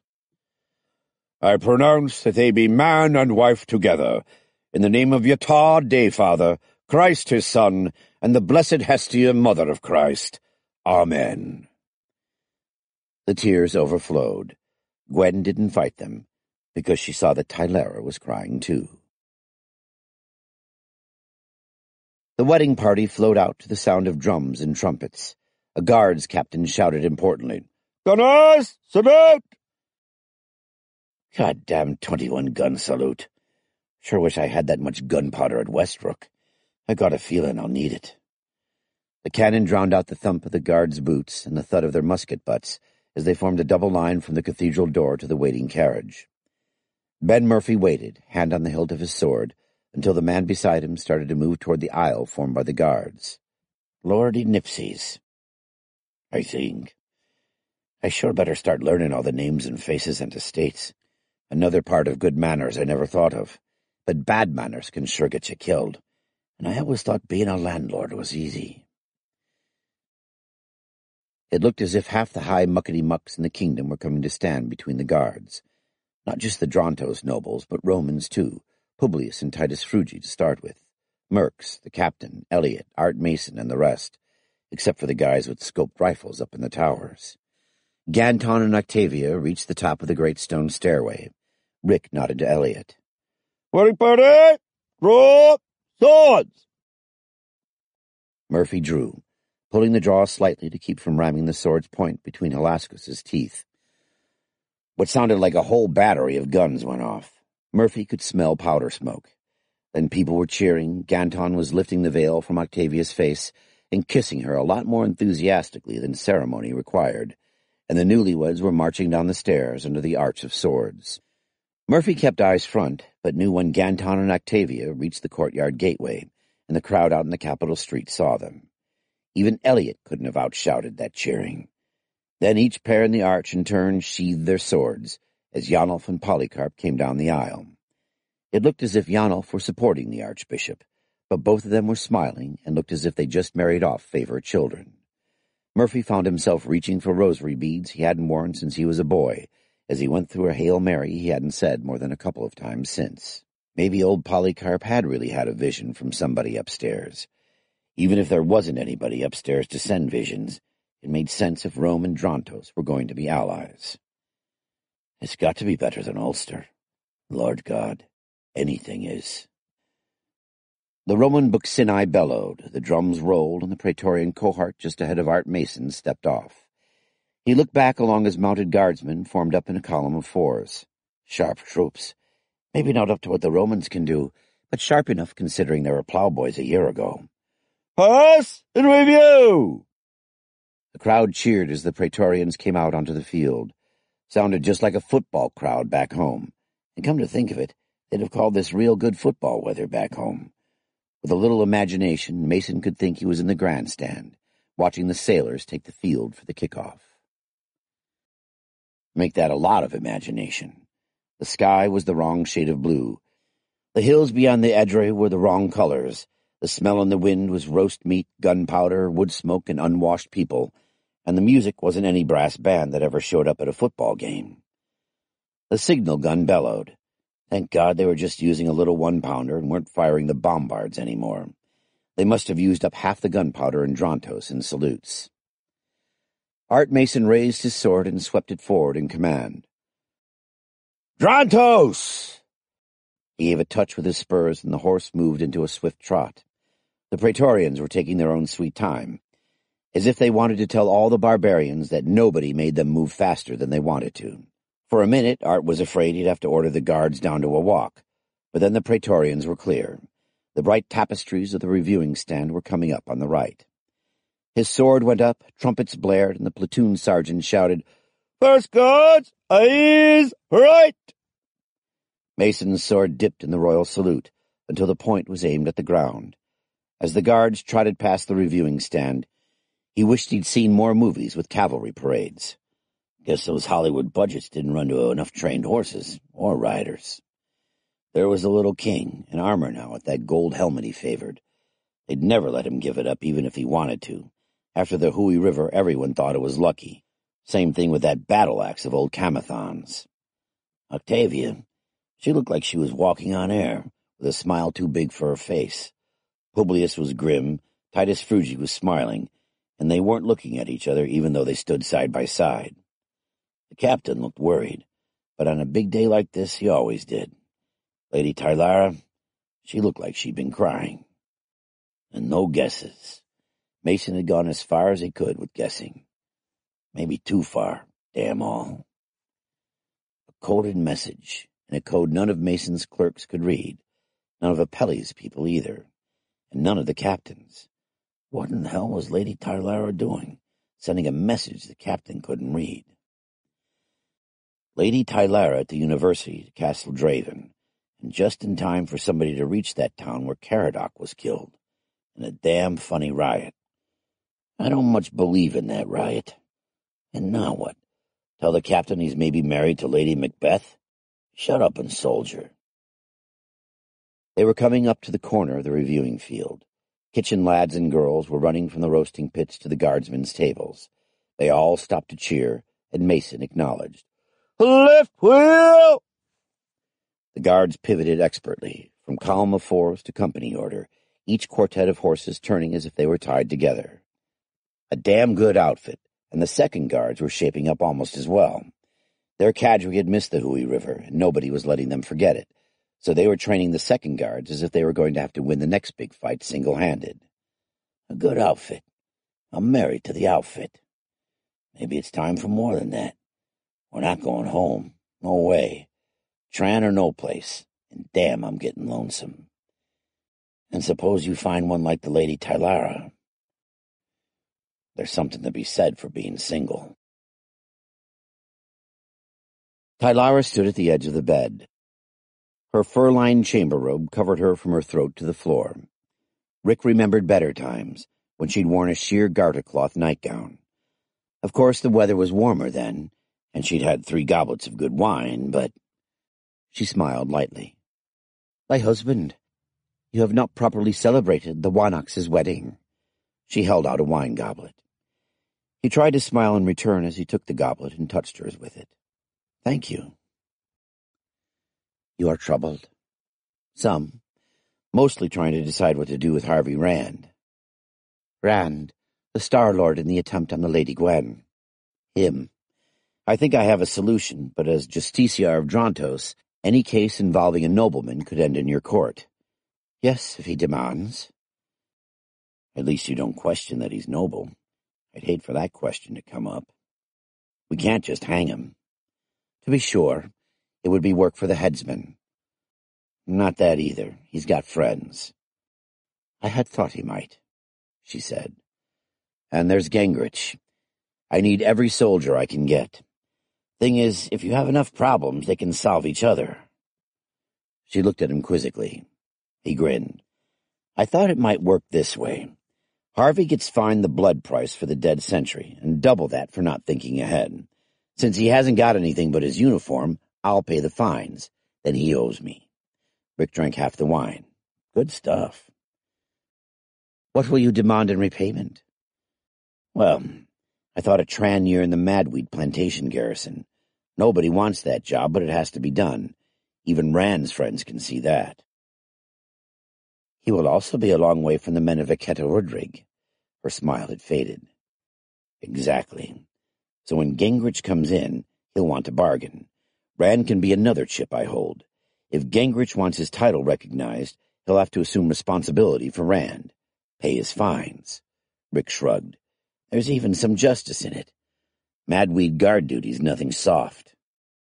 Tylara stepped back a pace. A wise solution, my lord. You have learned the laws and ways of the great lords very well indeed.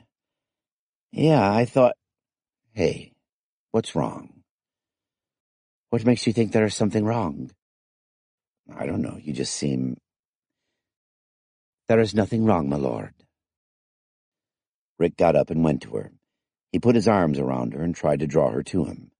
After a moment, he went back to the bed. Sure, nothing wrong. She snuffed the last candle and lay down with her back to him. Now what? Another nightmare about Sirakos? She was all right for a minute there. Did I put my foot in it about the laws, or what? Tylara, what have I done now? Nothing. Good night, my lord. Something about Gwen. I should put a medal on Rand for trying to snatch Gwen. He lay in the dark and tried to sort memories of Tylara and Gwen, and finally he got up and found the pitcher of wine his orderly had left for him. My lord husband. Octavia put down the hairbrush but did not giggle as much as she wanted to. She knew that Ganton did not like women who giggled. Yes, milady. I have won my wager with the Lady Gwen. Ganton frowned. A wager? Yes, I fear you might think it unseemly, but we both owe the Lady Gwen much. Even if it is unseemly, I will hold my tongue. Your word of honor?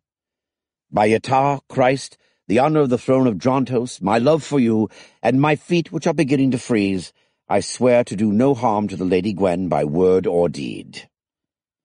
Very well. She wagered that you would wear your browning when first you came to my bed. Even in the candlelight she could see Ganton's face turning red. Then he threw back his head and howled with laughter. When he could speak again, he shrugged. The Lady Gwen has a most unwomanly mind. I think I am well enough armed. So it would seem, but any weapon must be well wielded. It shall be, and at close quarters. Then let the contest begin. 5. The narrow streets of the outer castle were better lit than usual tonight, though not like last night. Then there'd be bonfires on every corner, candles in every window, and torches in the hands of half the revelers staggering from drink to drink. Big send-off for the royal wedding. Not so big for me on my last night here. One house was brighter lit than most. Les stopped below an open window. Voices were singing in English. What shall we do with the Warnock, Scanton? What shall we do with the Warnock, Scanton? What shall we do with the Warnock, Scanton? Early in the morning. Give him a ladder as a wedding present. Give him a ladder as a wedding present. Give him a ladder as a wedding present. Early in the morning. The Earth Mercenaries, of course, with Jack Beasley's song about Ganton's wedding. Beasley had been more than a little nervous when he got a royal command to sing it for Ganton. By the time he got to the verse that went, "Wrap their kid in a purple diaper," Ganton had been laughing so hard he had to call for wine when he got his breath back.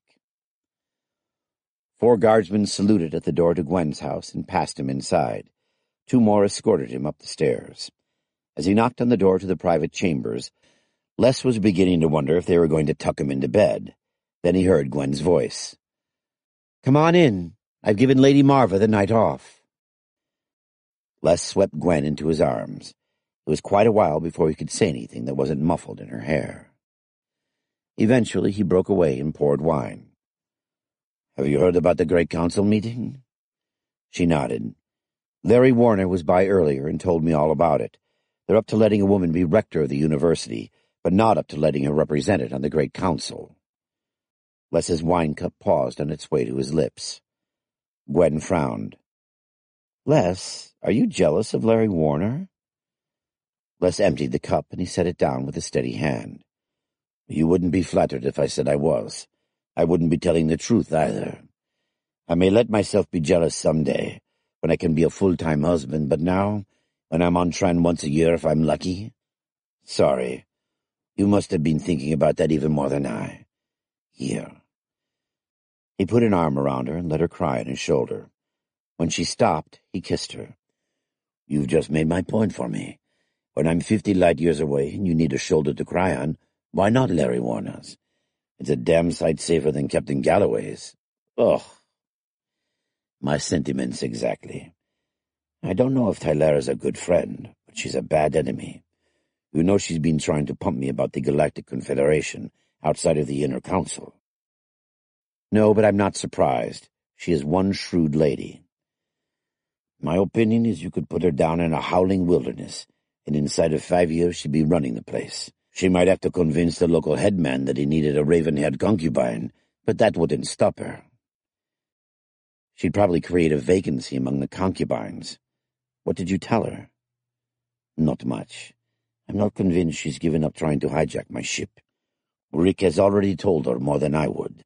He shrugged. Not that I know much to tell. That's Axara's department. If you're not careful, she'll learn more than you know. Yeah. Look, maybe I don't think enough about local politics. Somebody tried to kidnap you last night. No, that was thieves. No, not thieves. One of them was from Earth, one of Gingrich's people. Galloway has him in a cell. Gwen, Gingrich, or somebody close to him, wanted you. Her eyes seemed twice as large as usual. Why? Because you're such a damn good university administrator? Hey, it's all right. I don't know why. The Earth guy says it was so they'd have a better bargaining position with Rick. Me? I think they wanted your transceiver as much as anything, so they could bargain directly with the Shalnuxis. Oh. But Gingrich couldn't have hoped to get away with that. They aren't sure he had anything to do with it. Right now Galloway suspects the captain of the Ambassador's Guards, Eidos Doviz. They don't have any evidence that would justify arresting a diplomat, but they're pretty sure he was in on it. He'd be high in Lord Gingrich's favor if he got you, and if he failed, Lord Gingrich could disavow him. Gingrich is going to be dangerous if he commands loyalty like that. Captain Galloway thinks so too. All right. And they asked you not to tell me, right? Right. Thanks for not listening to them. I did listen to them for a while. Then, well, everybody talks about Lady Tylara's pride, but they don't know you the way I do. He kissed her. She held him until he broke away. Look, we have to talk, he said. She held him. So talk. He broke away and went to the door to look outside. The 4 guardsmen were at the end of the hall. Lord? Nothing. Stay on watch. Les, what? Want to be sure no one's listening. The guards don't understand English. It isn't the guards I'm worried about. He lowered his voice almost to a whisper. Look, I think I've worked out a plan. I can take you back, you and the kids, to Earth. She ran toward him, then stopped at his look. There's a catch. I could never see you again. But I could set you up. Not so rich that people would notice, but comfortable. Gold. Gold? You trying to buy your way out? No, I mean, what do you mean? It's just something I thought of. I couldn't hide you from Axaral, but I think I could talk him into letting you alone. But I'd never see you again. Probably not. So I go to Earth and hide, live on your money, and not see you. And do what? What would I be? Less, even a kept woman gets to see her lover once in a while. Then she laughed. Besides, if you're going to send me back to Earth, I want more than gold. What? Do you know they have a complete Ptolemy's Life of Alexander the Great here on Tran?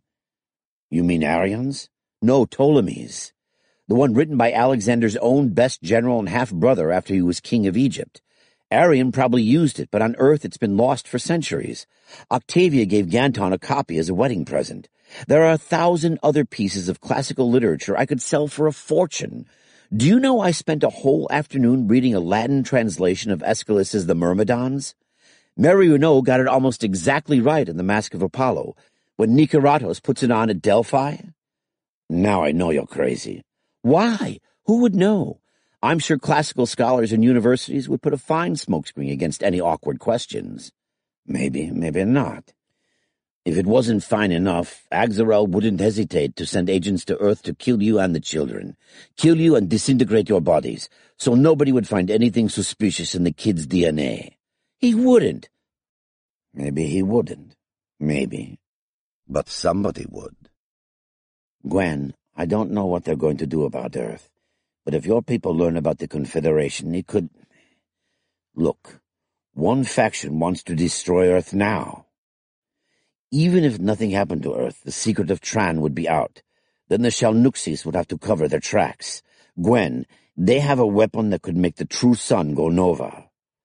Good God, No, you're not joking. Anyway, it doesn't matter. I'm not going back. Thank the light. Why not? Because I'd rather have you once every couple of years than never, you goose. She came to his arms and he held her tightly. Friends, you're home and you're important here, but maybe I am part of it. Just come back, please. I'll always come back. The nightmares were still close, but they knew what would drive them away for a while. Dreams and nightmares alternated through the long Tran night. Gwen woke to find an empty bed and a pillow wet with tears she was quite sure weren't all hers. I've lived through plenty of mornings without you. What's one more? She slipped out of bed and stepped into the outer chamber. Marva was asleep in her bed and the children in theirs, with the maids on their pallets. Gwen clapped her hands. Up, up, everyone! Rise and shine! 6. The mist was closing in, and the track underfoot was even worse than Gingrich remembered it. Well, he hadn't approached Castle Ziffern this way since early summer, before the Westman invasion up north, and there'd been a hell of a lot of rain since then. No wonder the track had potholes you could damn near bathe in. Alex Boyd, riding beside him, frowned at the hills slowly disappearing behind the gray wall of mist. Ani, if I remember right, the track runs along the side of one of those hills. There's woods upslope, enough to hide a whole battalion. Ambushes? Could be. What about riding downhill off the track? You could swing it in good weather. I've done it myself riding light. With the grass wet, the ground soft, and the horses tired, no way. It seemed like a good idea when they started off in the morning, on the last day's march homeward. Why not approach Castle Ziffern from the west, to smoke out any bandits who might have thought there was safety in a place the Lord of Ziffron would never think of looking? They'd certainly chased enough of them out of other places. The city council of Valis would be happy as a grig with the heads they'd sent in. It had seemed like a good idea at the time. Now that the autumn rains had started, the notion didn't look so good. Progress came a yard at a time, even when they dismounted and led the horses through the worst of it. Now it was mid-afternoon. Visibility was going to hell. They were still 7 clicks from the castle, and there wasn't a dry campground in sight. No dry wood, either. They'd better move on and try to make it home tonight, or there were going to be 700 men thoroughly pissed off at one Lord Gingrich Doe Ziffron, former corporal, USA. Come to think of it, he was fairly pissed off at himself. This stuff is worse than the Nam Highlands. Should have expected it. Alex. Yeah? The men won't like sleeping out in the wet this close to home. Take Clayton and Green and a double load of ammo and 50 men and ride up ahead. Picket the road every couple of 100 meters. If that smokes out an ambush, we can come up and bail you out. If it doesn't, we can push on through. Boyd nodded slowly. If you say so. What's bugging you, Alex? The ammo? Yeah, I don't mind shooting it off, but risking it's being captured. Got any better ideas? Boyd shook his head. Then move it. We sure don't want to be out here in the dark. Amen, brother. Gingrich watched as Boyd rode off to round up the other 2 mercs for his fire team and pick a half company of locals. He spat into a clump of sheepdog bush beside the track. Never knew what officers did until I had to be one. Christ, for a nickel I'd give it up, except that doesn't work either. Bad enough taking care of 2,000 people, but damn all, it's worse being alone. Goddamn crummy planet. A snatch of song ran through his mind, something he'd seen on an Arts Channel movie. And it is a pleasant thing to be a pirate king. Flippin' bullshit it is. At least the harvests hadn't been too bad, which had bought him a little time to play what was now really his only card. He didn't know what good would come of sending an embassy north to Ganton's wedding, but old Dayton had a reputation for being a pretty smart bargainer. No harm asking.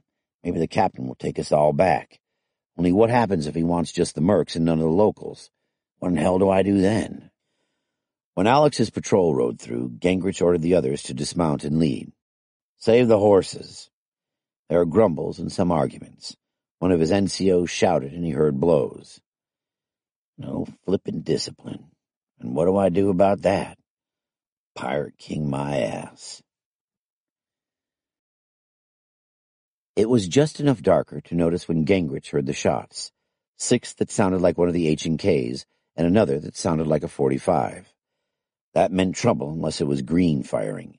He had a bad rep for being trigger-happy. Red alert! Gingrich heard the order relayed as he swung up into his saddle. If it was Green wasting ammo again, he just made a real good down payment on being the first merc to really smoke for screwing up. Bandits! Somebody shouted, invisible in the mist ahead. Then 2 more bursts and a lot of wordless yelling, some of it not even sounding human. Gingrich felt his hands quiver the way they always did when he knew a firefight was coming. It never bothered him once he was doing some personal shooting, but sitting and watching, or even worse, listening, always got to him. First and fourth companies, mount up. Second and third companies, take the flanks and advance for dismounted action. Please God, the horse holders knew their business, and all the bandits were up front and not lurking down here ready to grab the mounts. Gingrich drew his sword and dug in his spurs. Gravel flew as he came level with the captain of 4th Company. As the mounted column got into motion, it made enough noise to alert any bandits for miles around. Not enough to drown out more bursts of firing up ahead. Gingrich concentrated on controlling his horse with one hand. He could now manage a horse if he kept his mind on it, although he suspected that most of the born-in-the-saddle types among the locals still sniggered at him behind his back. He was so busy with his mount that he didn't notice the battle noises getting louder. Suddenly they were all around him, and he saw Alex Boyd down to one knee behind his dead horse, one arm dangling useless, firing his pistol with the other hand. Gingrich opened his mouth to shout to Boyd. Before he could take a deep breath, not just the battle noises, but the battle itself was all around him. A stand of scrub oak spewed ragged figures in all directions. The captain of the 4th Company flipped backward out of his saddle, his face smashed into jam by a flail. Someone leaped into the emptied saddle and started to turn the mount's head, then screamed even louder and fell under its hooves as Boyd shot him in the belly. 2 other bandits closed in on Gingrich. He slashed down at the head of the one in the lead. The man's long dagger gashed his boot as the sword came down. The man tried to slash again as he reeled back. His skull split open, then crumpled. The other bandit let out a scream that turned Gingrich's stomach and leaped like a frog, left hand gripping the bow of the saddle and the right the horse's reins. As Gingrich realized the bandit was a woman, she brought the knife in her right hand around toward the horse's neck. His sword cut only gashed her shoulder, but it broke her grip in time to save the horse. He made another wild slash at her and felt it hit something, but didn't see what happened to her after that. The bandits who'd run past him came running back, and after them some reinforcements from the 1st Company. The bandits didn't wait around for the 4 full companies to come up. They scattered with what they'd managed to grab or strip from the dead. Gingrich was just starting to think of casualty reports when he heard 4 evenly spaced rifle shots from back where the horses of the dismounted companies were being held. He was turning his mount when he heard a horse's scream. Another shot, then silence. He waited while the silence dragged on, then sighed. Whatever it was back there, it wasn't a full-scale attack on the rear. What the bandits up in front had done was bad enough. Joe Green was going to have to be trigger-happy with his left hand. Somebody had hacked off the first 2 joints of his right index finger. Alex Boyd would be out of action for a while with a broken arm. That was a mace. 12 of the locals were dead, and about 20 had reported wounded, which meant probably twice as many needing the medics. The local habit of proving your guts by not reporting wounded wasn't quite as bad as it was before Gingrich trained the medics in antisepsis. Now you could prove your guts by letting boiling water be dumped on your wounds. You still got a lot of people walking around with legitimate Purple Hearts and never saying a frigging word. The bandits left 14 bodies behind, and any of them who lit out with a bad wound was probably going to die. But they'd also made off with 12 weapons and 5 horses. No star weapons or ammo, thank God. Gingrich still knew that Alex Boyd had come too damn close to being a prophet instead of just a casualty. A scribe was getting the figures down on a wooden tablet when Private Alan McAllister rode up the track. "That's wrong," he said, pointing at the figures. "Yeah? I got 5 more back there. They tried to come through the horses. I think they were in a hurry." "They probably were. We weren't exactly running a resort up here." "I know. Like I said, I got 5 more back there." No time to send somebody for a body count, and no need either. McAllister was about the surliest merc in the whole outfit, and always had been. He was also the best and coolest shot Gingrich had ever known, and was real sticky about an accurate count of his kills. So that meant 19 bandits in return for 12 locals down, plus 2 starmen and 20-odd locals hurt. With the loot they'd snagged, the bandits might be calling it a victory. Victory, right. Who was that guy who said, "Give me another victory like this and I'm dog meat"?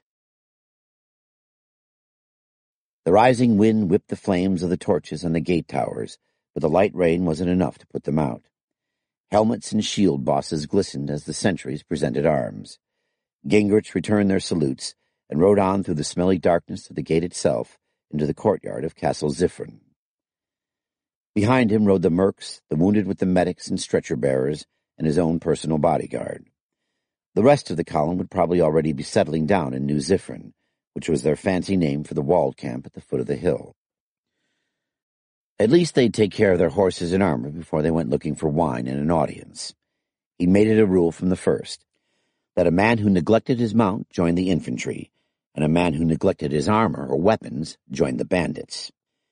He'd had to fight twice, once against 6 men, before he made that rule stick, but that was the last bit of trouble. Frank Guilford came up, saluted, and went off to triage the wounded without waiting for a reply.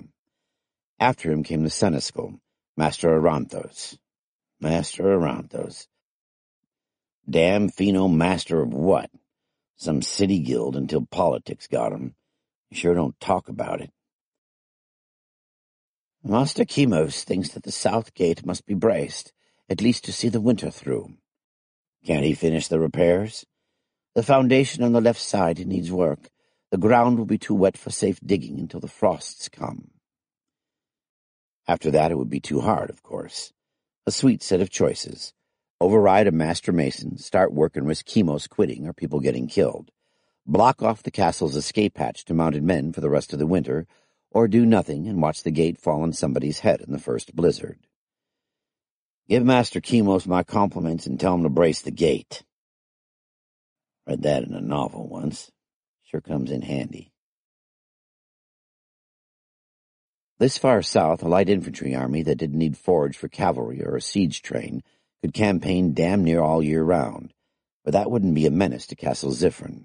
They couldn't be in real hot water before spring, and that if they did have to get out in a hurry, it'd be for good, and damn sure they wouldn't be riding. Yes, my lord, the Lord Holloway says he expects the forge to be fit for the making of guns in another 10 days. He asks whether you wish iron or bronze guns. Now that was almost good news. Siggy Holloway was just as good a blacksmith as he said he was, and ready to bust his tail in the bargain. Once they decided that their gunpowder was good enough to use in guns, he'd rounded up the people and the tools without anybody having to ride herd on him. Bronze or iron was still a question. Iron they had, but nobody on Tran seemed to know how to cast it, except maybe the Romans. They'd have to use guns hammered together out of wrought iron bars. They'd be heavy mothers and likely to blow up in your face if you gave them a dirty look. Bronze could be cast, and that meant lighter, stronger guns that wouldn't rust. But both bronze and the bronze smiths would have to be imported from Rustengo. Who in hell do we know in Rustengo besides Mort Schultz? Have to ask around. Guess we'll have to make peace with Schultzy, but not just yet. Iron, I think. We have the men with the art of working it, and it's easier to come by. We'll need a lot. Aranthos gave Gengrich's H&K a pointed look. The star weapons seem to wield great power, though they are small. Why try to bluff? That is true. They are also made with star metals that may not exist on this world, and with magic that none of the starmen know, not even the Lord Rick. Aranthos looked thoughtful. Very well. Lady Helena asks that you see her as soon as your duties permit. Your son Dan has been sick with the lung fever these past 3 days. Lord Guilford does not hold out much hope. Oh, Christ. Gingrich briefly closed his eyes and tried not to sway in the saddle. It was all just too damn much. Dan was such a likable baby, with his mother's blonde hair and his father's dark eyes, and Helen had gone through hell having him. She was so proud, too, because Erica had a girl, then miscarried so that she couldn't have any more. Pneumonia didn't care whether you liked somebody or not. All it cared about was whether there were any drugs to fight it off.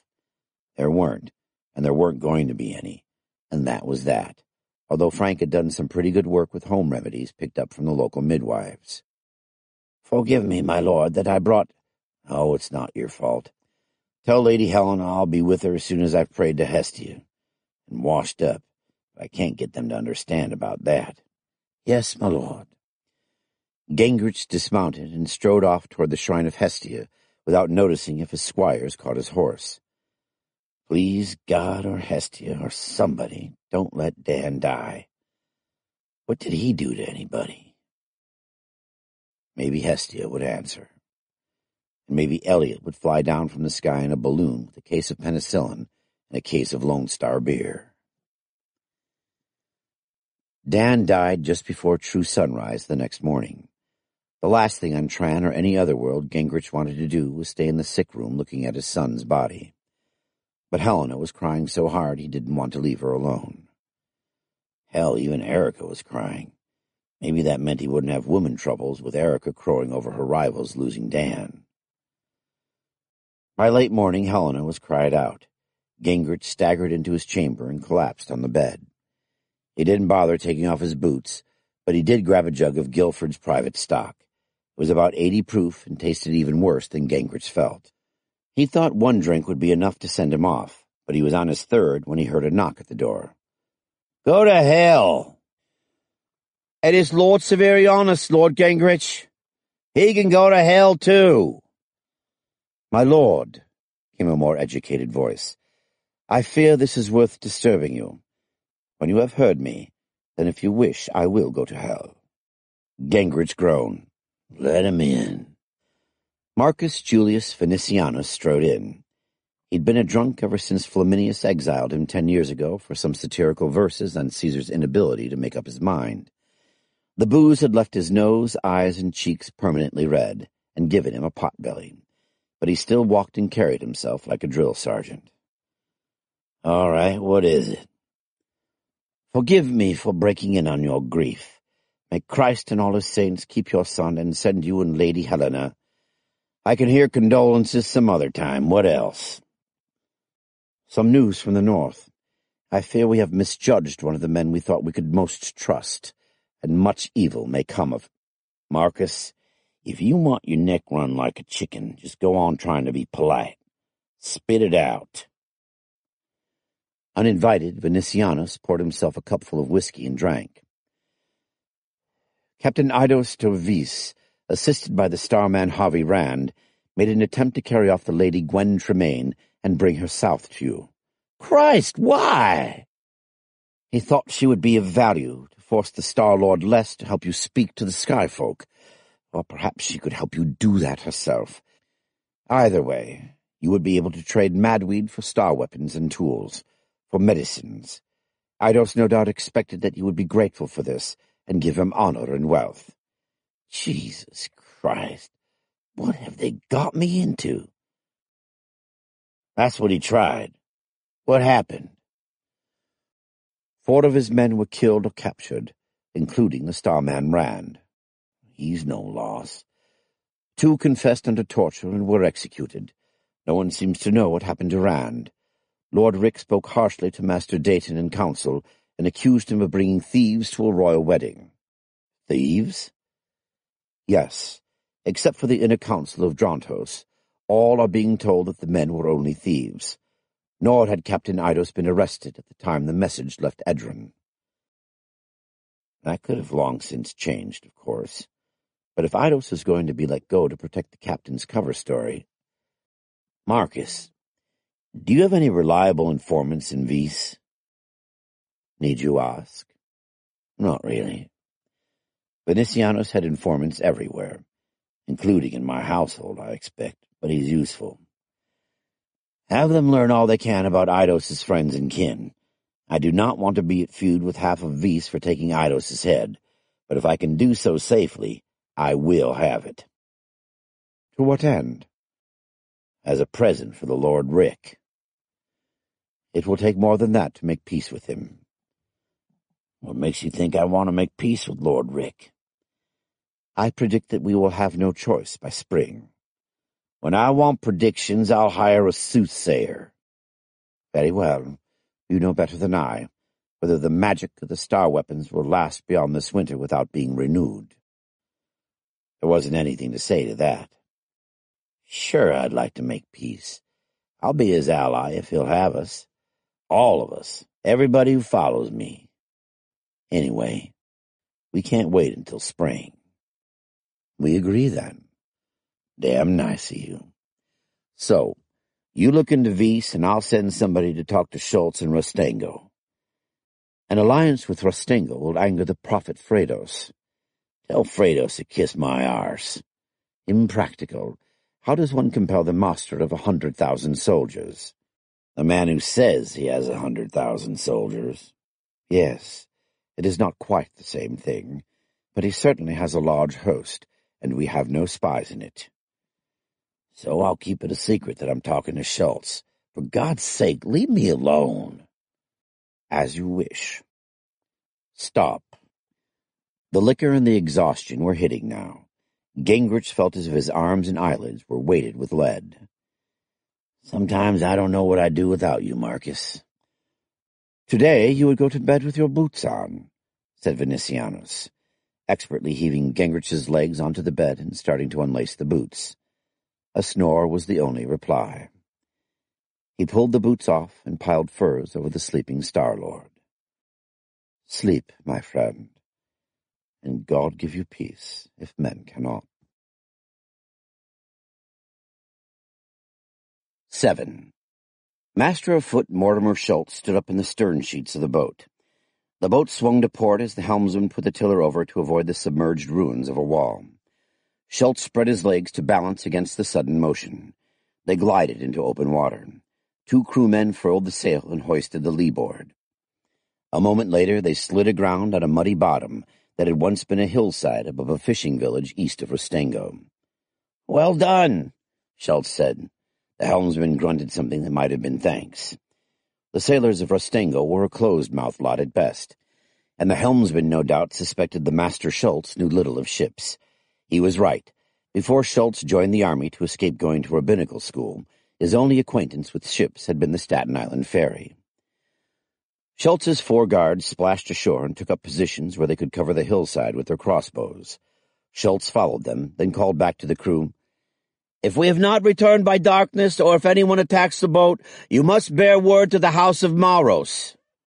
"Master, I don't doubt your courage, but if we meet danger today, it will come from more men than the 3 of you could fight, were each of you an Achilles." "As you wish, Master Schultz." For the helmsman, that was an oration. As Schultz led the guards up the hill, the crew was already breaking out poles to push the boat back into water deep enough for safe anchorage. Not that he expected trouble. Even if the prophet Fredos was a Ganef of the worst sort and his envoy no better. 4 guards handpicked from the bronze smith's cohort would make easy and silent assassination impossible. "He can't kill me without the city finding out. Is that enough? Hell, I'm engaged to the daughter of the master of bronzesmiths. That has to be enough." Not even Fredos would be mad enough to start a new war with the city guilds. Up the hill, over the crest, and down the other side. The point man had out his brush cutter, a big curved wooden stick like a boomerang with a cold-work bronze edge riveted to the inside. It was getting a workout. This path had got pretty nearly overgrown during the summer, now that the tidal wave and the rising sea had swallowed the village below it. The vegetation was dying back with the coming of autumn, but enough fleecevine and hydrasbane was left to occasionally give Schultz the feeling he was back in the Mekong Delta. The path dipped sharply 50 yards beyond the crest. Ha! Used to be level here. The whole hillside was sliding down into the sea. Quake or undermined by water? No matter. This is our last trip here. He slipped on a patch of mud and caught himself with the rifle butt. Once again, Schultz thanked the Lord that Gingrich and Warner had managed to snag H&Ks for everybody when they led the mutiny. M16s would never have stood up to this kind of punishment and skimpy maintenance. He patted the plastic butt for luck. The old path now wound down to the water's edge and vanished. The new path branched off to the left, following the new shoreline to a sprawling building of logs and driftwood with a thatched roof. A crudely lettered sign over the door told the world that this was Karen's Rest. A while back, the river running down through this little valley was something you could wade across on a summer day. Then the earthquakes and tidal wave dumped a hill across its mouth. The rising sea did the rest. The valley was flooded a good 8 or 9 clicks back into the hill. Between the end of the valley and the next good road to the north was a lot of rugged hills and more bandits than anything short of a century would care to tackle, although Gingrich was supposed to be getting on top of those bastards. Right now, though, anyone coming along the coast road had to pay the owner of Karen's Rest for a ferry across the valley. If it was too late for the traveler to reach Westengo before the gates closed, a traveler could also pay stiff prices for bad food, worse wine, and vermin-ridden beds.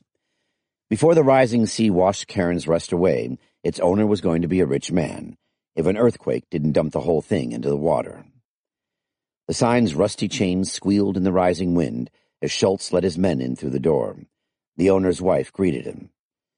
"Your friend has already arrived. He's in the back room." Schultz handed her 2 Roman silvers and 5 Rustengo brasses. She bit one of the silvers, then nodded. "He is alone there. Another man came with him to tend their horses." That pretty much ruled out treachery. "What does he look like?" "He dresses like a merchant from just north of the Sunlands, but he does not look like one. More like a soldier. He also speaks the tongue of an educated man of the north." "Thanks." A lot of people running around these days weren't what they looked like, and that included Anna Schultz's son Mortimer. "Northerner, could be. Wonder if he knows what's happening up there." Schultz nodded to the guards. "Follow me." Matthias, high priest of Vothan, watched the Starman enter. He was no taller than most men of this world, but his strange green and brown tunic and trousers made him look otherwise. He also carried both a large and a small star weapon. 2 Rustengan soldiers followed him into the room. One stood by the door, holding his crossbow so that it was ready to shoot without appearing so to an inexperienced eye. That pleased Matthias. It suggested that the Starman was accepting him as the merchant he said he was. Best not to accept things too calmly, however. "I ask that we meet alone, Master Schultz." "We will, once my men have searched this room for spies. Would you trust the owner to hold his tongue? Either gold or less gentle means might give our secrets to God knows who." So Schultz believed there was only one God.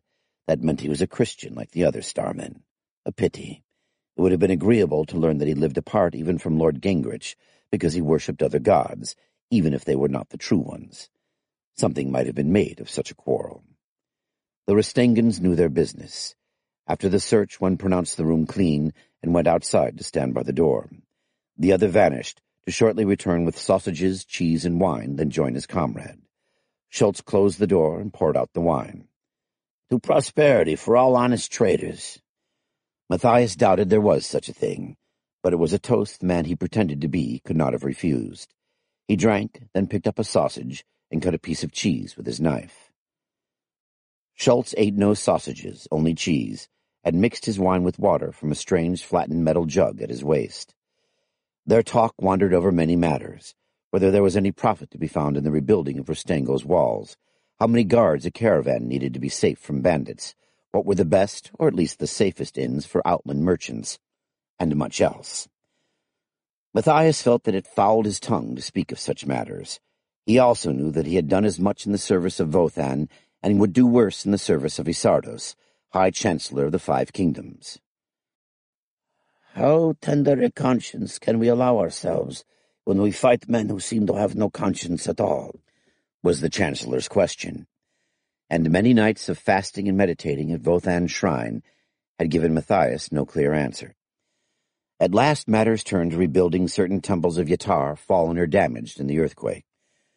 Some say it is wasted effort, with the time so close and other needs so pressing, said Schultz. Others say that it is never a waste to honor the gods. Even some of the Christians say that they wish to help honor the Father of Christ, although what they would say if their own churches had not largely escaped, I do not know. Then the vision of Archbishop Polycarp. That vision, it has won converts in Rustengo? Does this surprise you? No, since I know that the followers of Christ and the followers of Yatar have long been at peace with each other in Rustengo. Yet I warn you, this will not please the prophet Fredos. For a moment Matthias was in fear that the Star-Lord would draw his weapon. It would be godless treachery, but if the Star-Lords thought themselves so close to the gods that they need not fear them. The moment passed, but the unfamiliar and unwelcome taste of fear did not leave Matthias's mouth. He drank more wine, glad to find his hand steady. I thank you for your warning, said Schultz. It is not unknown that the prophet Fredos seeks to defend the honor of the gods by smiting those who believe in Polycarp's visions. I return the favor by giving my own warning. Rustengo has ruled itself in such matters even when it was under the empire of Rome. It will do no less now. Anyone who seeks to dictate the city's religions had best bring an army with him. The prophet has just that. He is said to have just that, my friend. Surely you have heard of enough ghost armies to believe only what you see. I have. The prophet marches with a host the like of which no living man has seen. With my own eyes I have seen 10,000 men swearing themselves into his service. I have counted thrice that many already sworn. More come each day. Rustengo has ships, men, and walls enough to defend herself against any who seek to break the great peace. Ships and men, perhaps, but walls? What is fallen can be raised again. Matthias shrugged. May Yatar watch over Rustengo, and Vothan strengthen the arms of its defenders. The wine was surprisingly good. Matthias drained the last and set down his cup. It is said that the men of Lord Gingrich also follow the new way of Polycarp's vision, or so I was told in the camps of Fredos. Schultz's expression told nothing. I have no great quarrel with the Lord Gingrich, but I cannot say that I am much in his confidence either. The Star-Lords themselves are worshippers of Christ, but like all wise men, they honor his father and the warlord as well. I do not know what gods Gingrich's men worship. I am told that all who obey his orders are welcome in his service. Even outlaws and bandits? Outlaws very likely. Bandits, I much doubt it. I know that he has fought bandits side by side with the soldiers of half the city-states and a good many of the mercenary bands. Most speak well of him, although they also say he is a hard man in bargaining for pay and a dangerous man to cheat. He will hire himself to anyone? I have not heard that he refused any offer, unless he was already in another service or the pay was too low. Those were the words from Schultz's lips. What Matthias heard in his mind was, Why don't you come right out and say what will be Fredos' price for Lord Gingrich's men? Once again Matthias reminded himself that a merchant would not show a nobleman's anger. It may be to Lord Gingrich's profit to have made no alliance with those whom the prophet calls enemies. I am sure that the Lord Gingrich will hear that message. As to what he may do afterward— The shrug was not only a dismissal of the matter, it was very nearly a dismissal of Matthias. Matthias did not rise in anger, but swore that the next time he spoke to Master Schultz, The Star-Lord would learn to respect one who served Vothan and was also king to the crown of Ta-Lataos. Aloud he said only, "Shall we order more wine?" and nearly sighed with relief when Schultz shook his head. Schultz huddled amidships, back against the straining mast, trying to stay under his oilcloth cloak. Every so often the boat stuck her nose in deep enough to throw spray, and his boots were already wet from what was sloshing around in the bottom. They'd have to start bailing pretty soon, and it was getting dark. They were sailing across what used to be a swamp. Now it was open water with a few treetops. Fewer of those every day. The helmsman shouted. Schultz saw a wavering glow in the twilight about a click off to starboard. That must be the new lighthouse, and it was a lot brighter than the last time he'd seen it. They must have got the reflectors installed. Last time he'd passed, the light from the fish oil lamps was so dim that a good-sized ship would damn near run aground before anybody aboard saw the light. The helmsman shouted again, and the boat heeled as she came about. Schultz threw one arm around the mast and held on. He'd a lot rather have an arm around Diana, but he'd have that in another hour, now that they were on course for the harbor. Schultz smiled as he thought of Diana waiting in her white robe with her blonde hair unbound and flowing down over her shoulders. She'd lead him to the bath, of course.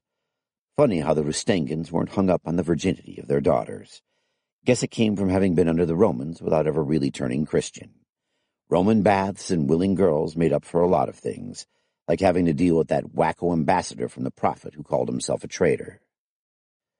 What was that Momser's game, anyway? With Rustengo, it was pretty clear. If the city did anything against the prophet Fredos, they'd be in trouble, as much trouble as the prophet's army could make for them. That could be a lot. The city's walls really weren't in too great shape. A general who didn't care about casualties could probably storm the city outright. The Rustangans couldn't march out and fight in the open either, not if the other side had any good cavalry. From what Schultz knew about the Sunlands and the rest of where the refugees came from, the prophet wouldn't have any now, but if he got some of the better local mercenary outfits on his side. Maybe that was why he wanted Gingrich. Arnie had some fair to middling cavalry of his own, more dragoons than cavalry, but not bad. He also had a lot of contracts with other mounted mercenary outfits. Mort, you better get up north to Castle Ziffern and lay all this on Gingrich before that prophet Ganef sends him an offer he can't refuse. It would be a lot harder to make peace with the captain if Gingrich signed up with somebody fighting the captain's new religion.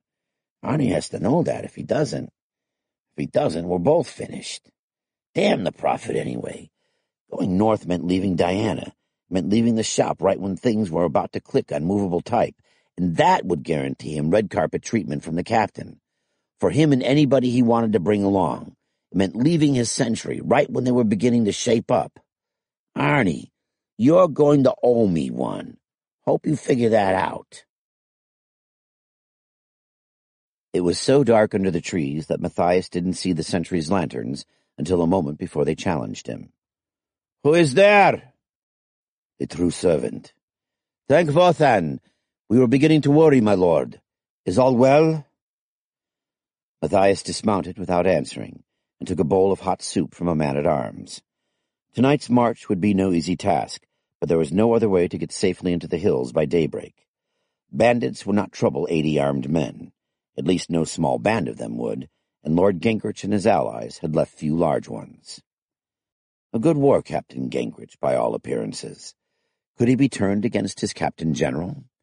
Then the 5 kingdoms could crush the Starmen and their allies one by one, but it must be done quickly, before everyone was overtaken by the time. The cult of Yatar had its records at the time. So did the priests of Vothan, although they did not boast of them. In the time, the lands of the 5 kingdoms would grow strong, and the hordes from the south would come. So said the records. As the men-at-arms began beating out the campfire, the horses suddenly neighed in a ragged chorus. The air grew still. Matthias felt a moment of dizziness. Then the ground quivered. It felt as if he stood on the back of a large animal. "Forget the campfire!" he shouted. "Lead the horses out of the trees!" By the time they were out of the trees, the campfire was only a dim glow in the distance. A hasty count showed that all the men and horses were safe. Anyone coming on the remains of the camp would think bandits had struck. Matthias swung into the saddle and led the way northward. His head held confusion. When the very earth under men's feet betrayed them, was this a time to do the will of men who seemed to worship nothing but their own magic, and led others to do the same? And if their magic is a gift from the gods? He rode on without answers. The trail led steeply uphill, and it took all his skill and attention to keep his seat. No more earth shocks came, but when they reached the open hills, it was snowing. Interlude. Luna. The man Rick Galloway knew as Inspector Agzaral studied the telltales on the device clipped to the underside of his desk and smiled to himself. For the next hour, anyone listening would hear only meaningless pleasantries. When the office door opened, he rose and went more than halfway to greet the woman who entered. He raised her hand to his lips, an act that would have astonished both humans and non-humans who knew him. It would not have surprised those who knew of his relationship with Jenna Saylirn, but there had been no such person of any race in 40 Terran years. "You haven't changed much," she said. She glanced at his desk. "We can talk," he said, "or—" "Later," she smiled. "How was the council meeting?" "To anyone but us, entirely routine." "So, there was pressure on anyone to declare their position on the future of Earth?" "Nothing overt." "No faction believes it has won, then?"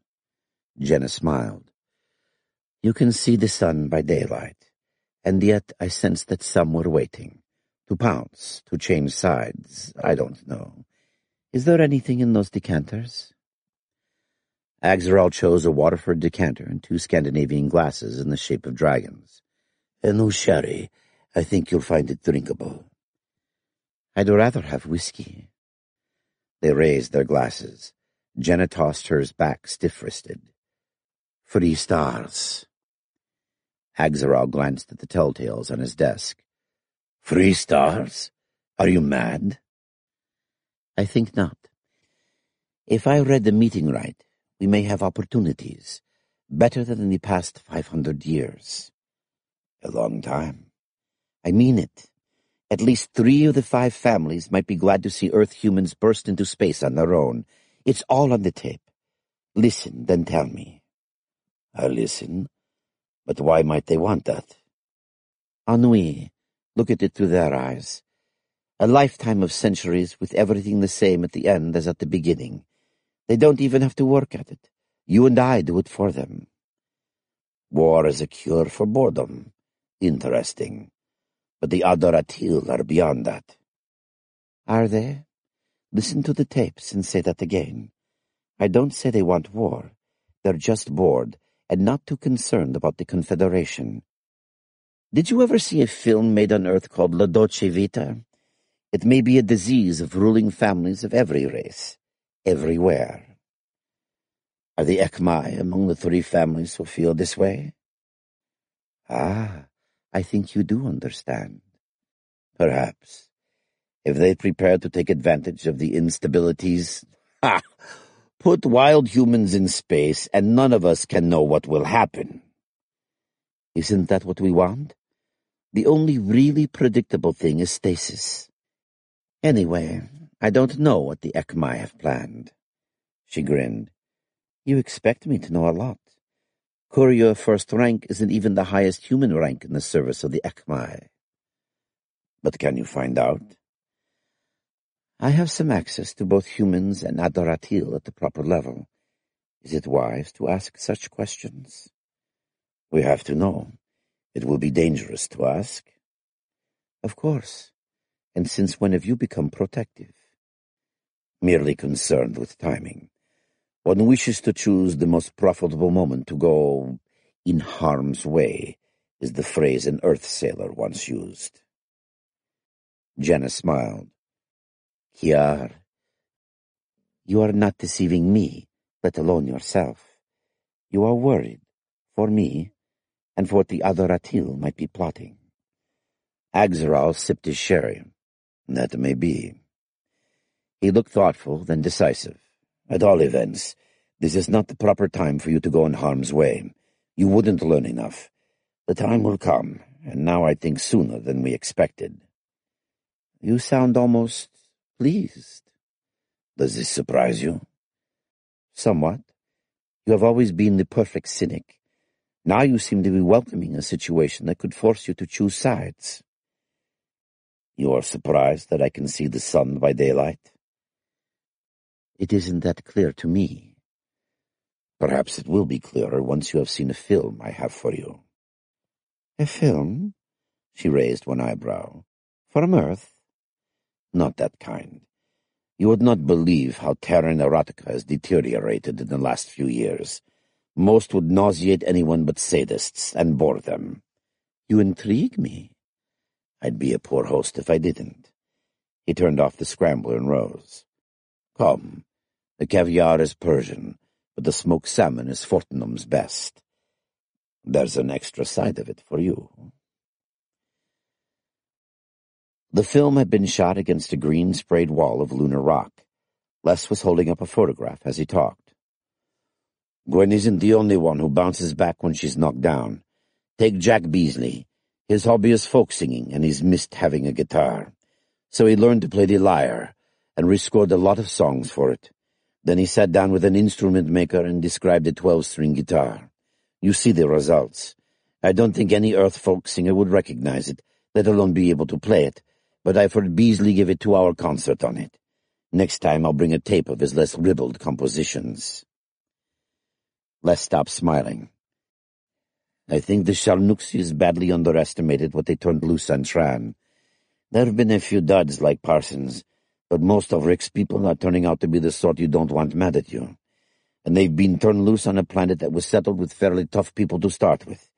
People who've been systematically selected for survival qualities by a hostile environment and periodic doses of A-bombs.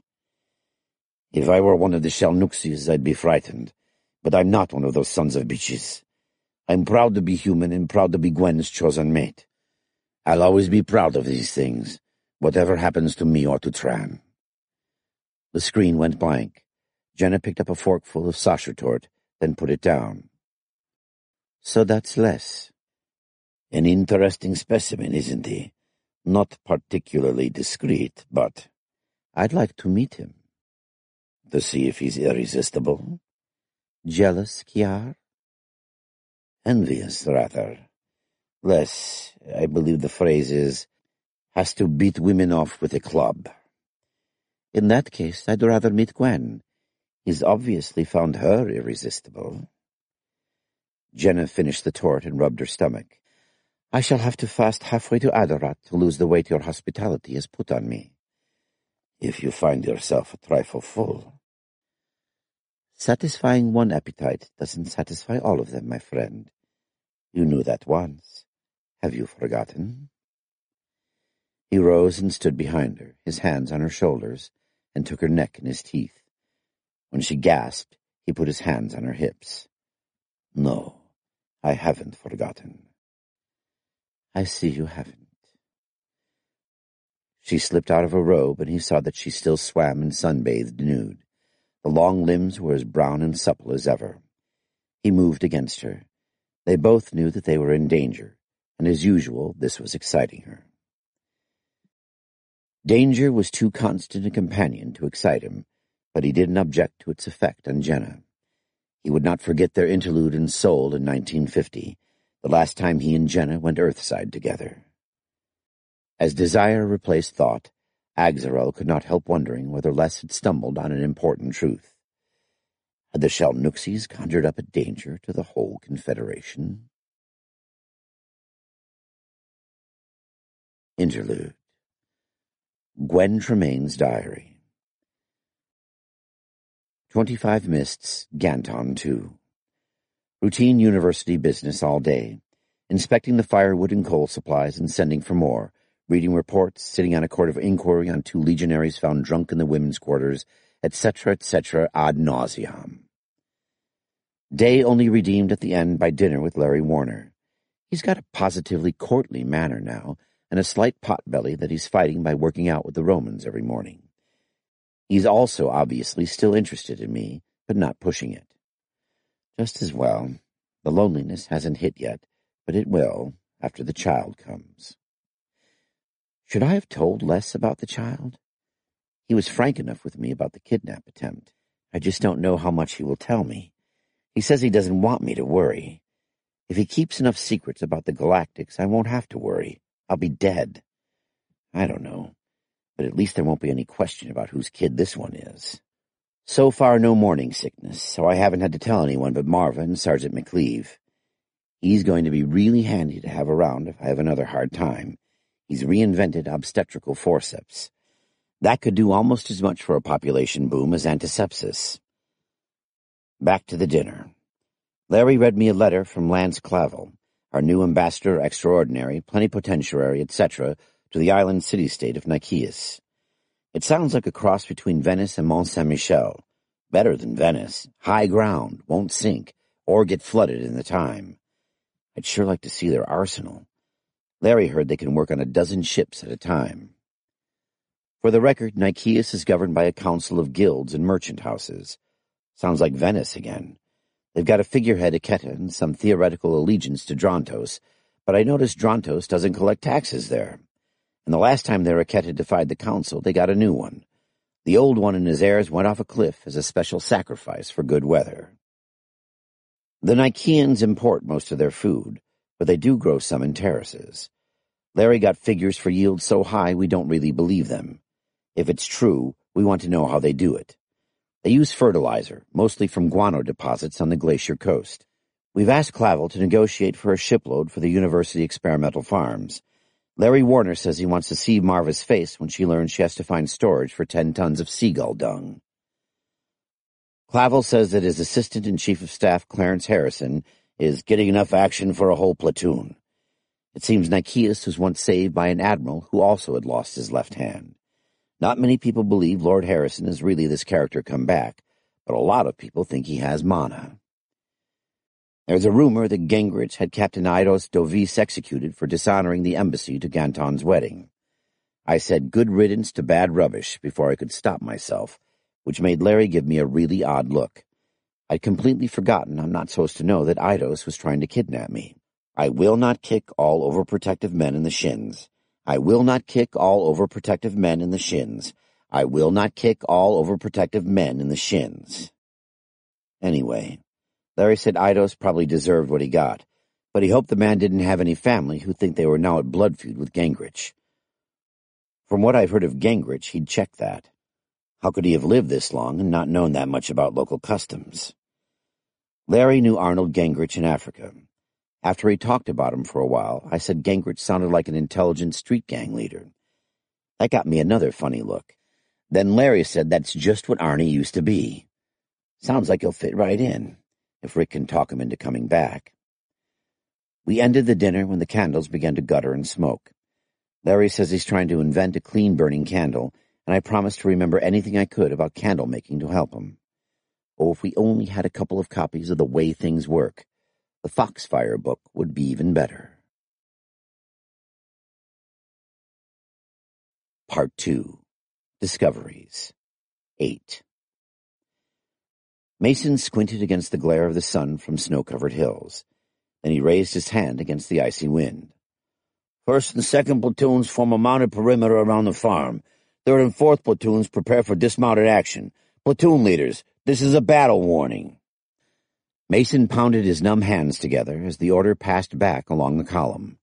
Tran cold-weather clothing was pretty damn good for a medieval society, and the guards and starmen got the best. Mason had better, a polystyrene leotard and vapor barrier aluminized cloth over that. Put that under furs and you'd be warm in a blizzard. The perimeter platoons moved out at a walk. They churned up fresh snow that fell back like sprays of tiny jewels. Come on, let's get this over with. He kept hoping he was wrong about this old manor farm. Maybe nobody's here, or they bugged out already.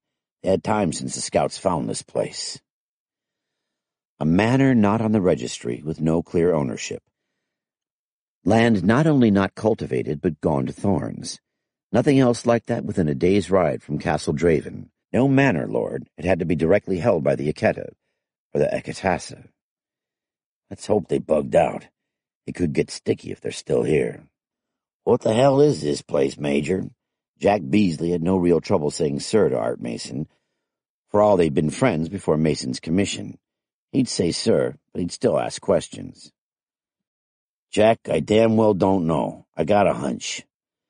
Beasley waved to indicate the guardsmen surrounding the place.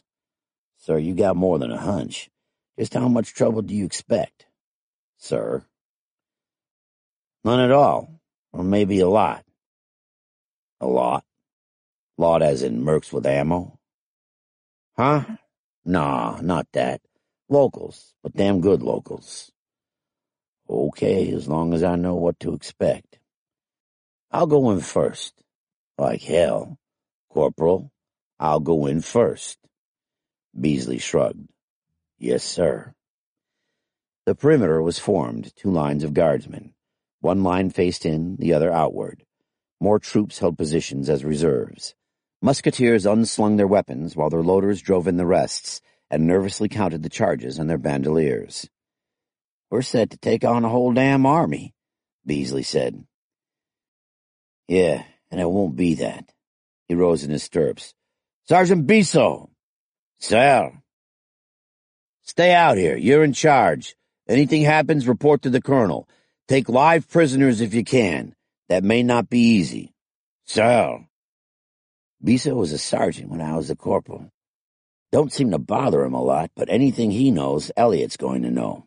Just as well, I guess.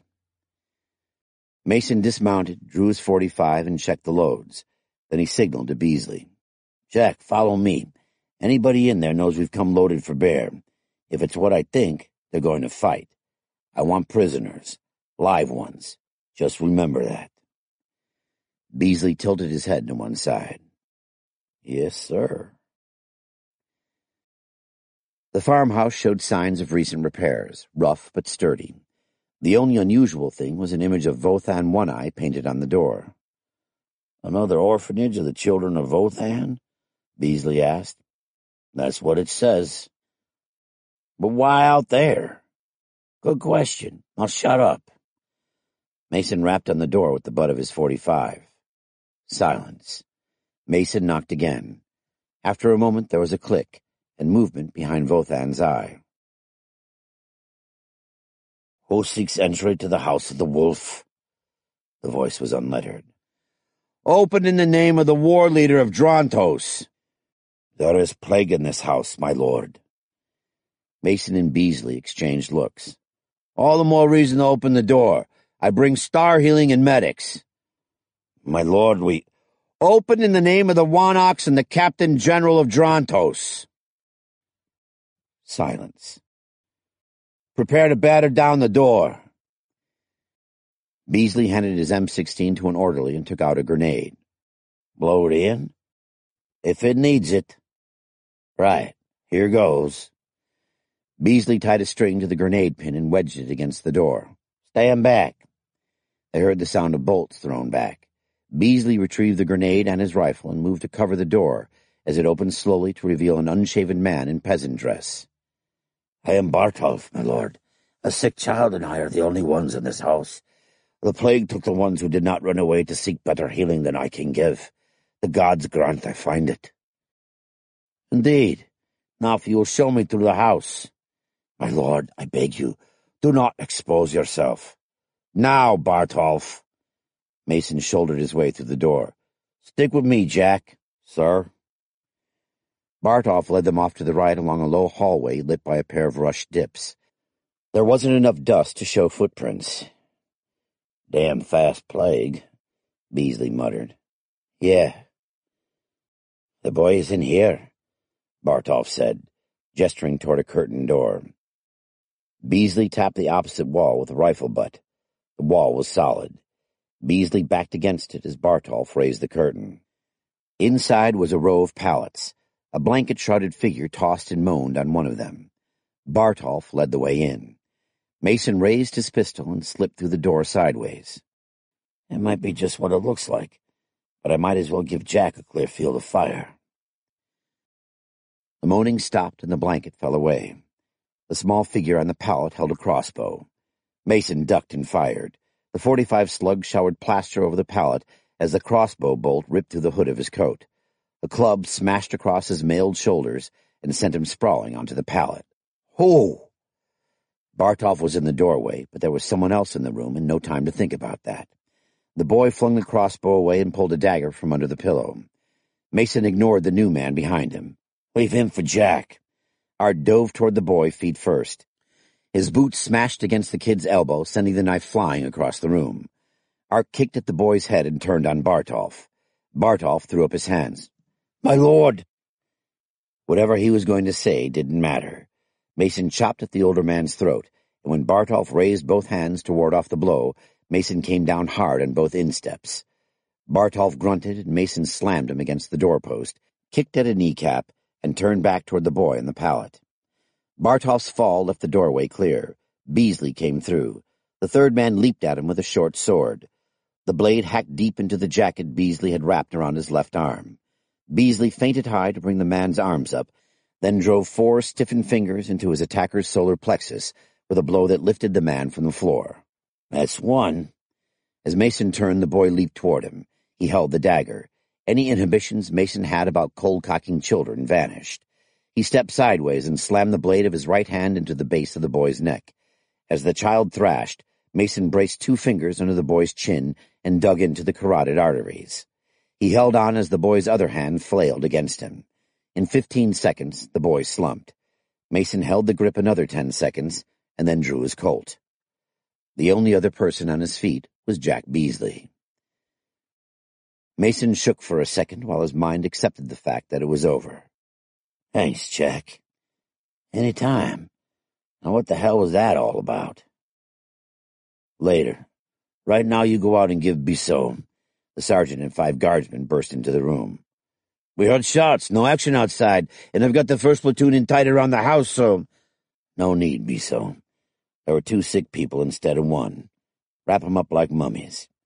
Jack, you come with me."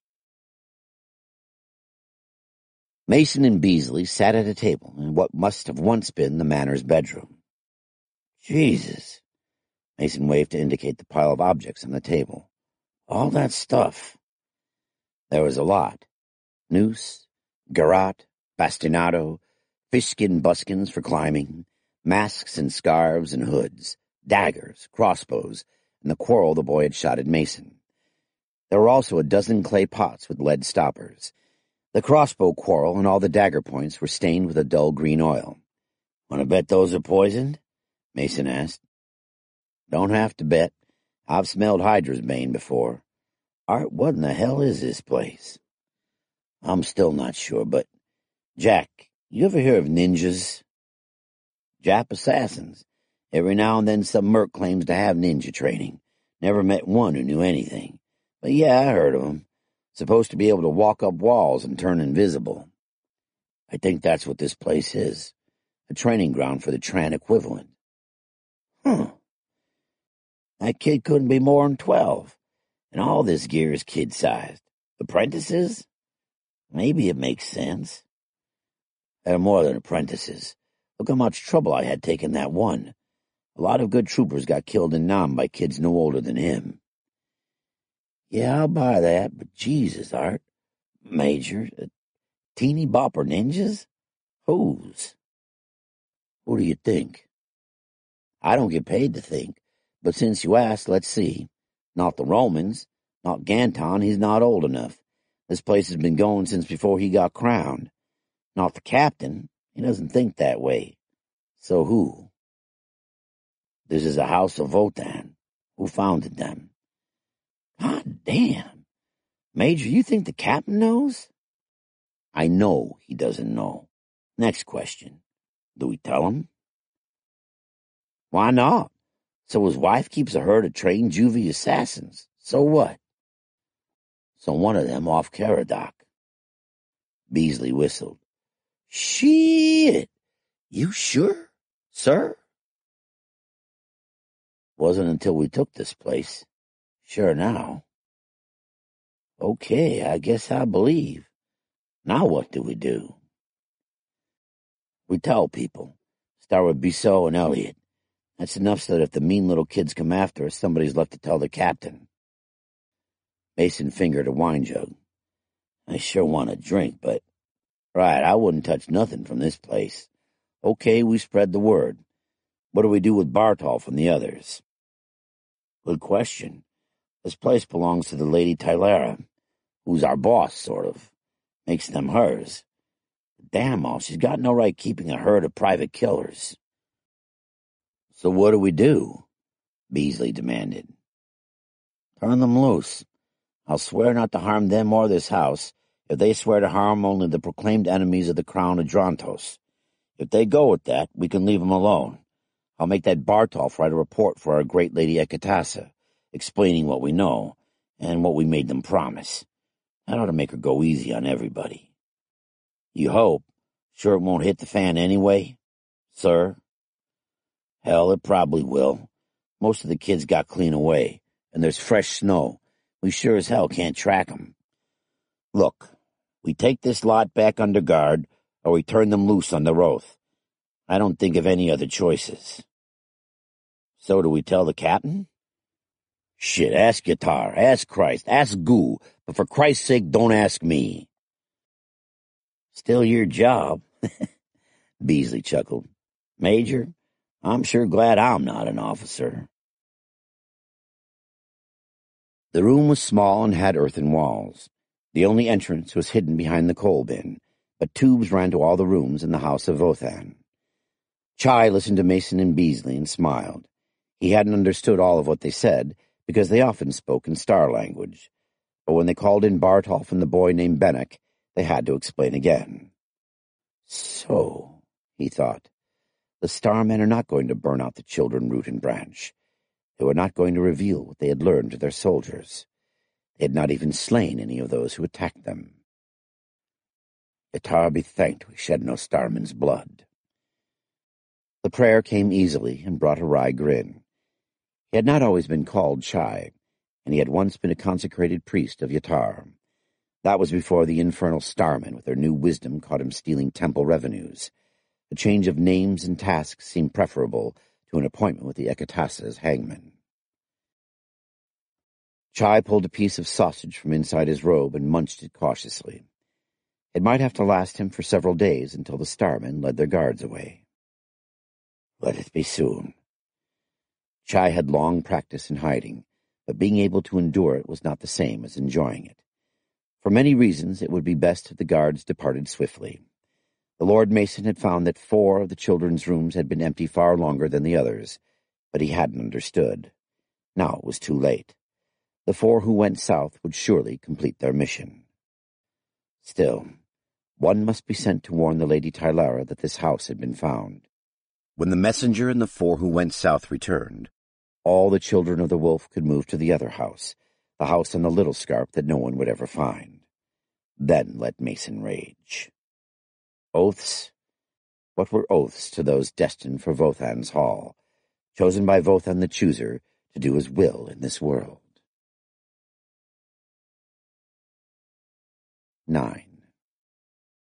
Gingrich looked up at the gray sky. The villagers standing in front of him would probably think he was praying to Yatar for the wisdom to give fair judgment. Actually, he was trying to guess if it was going to rain before he reached home.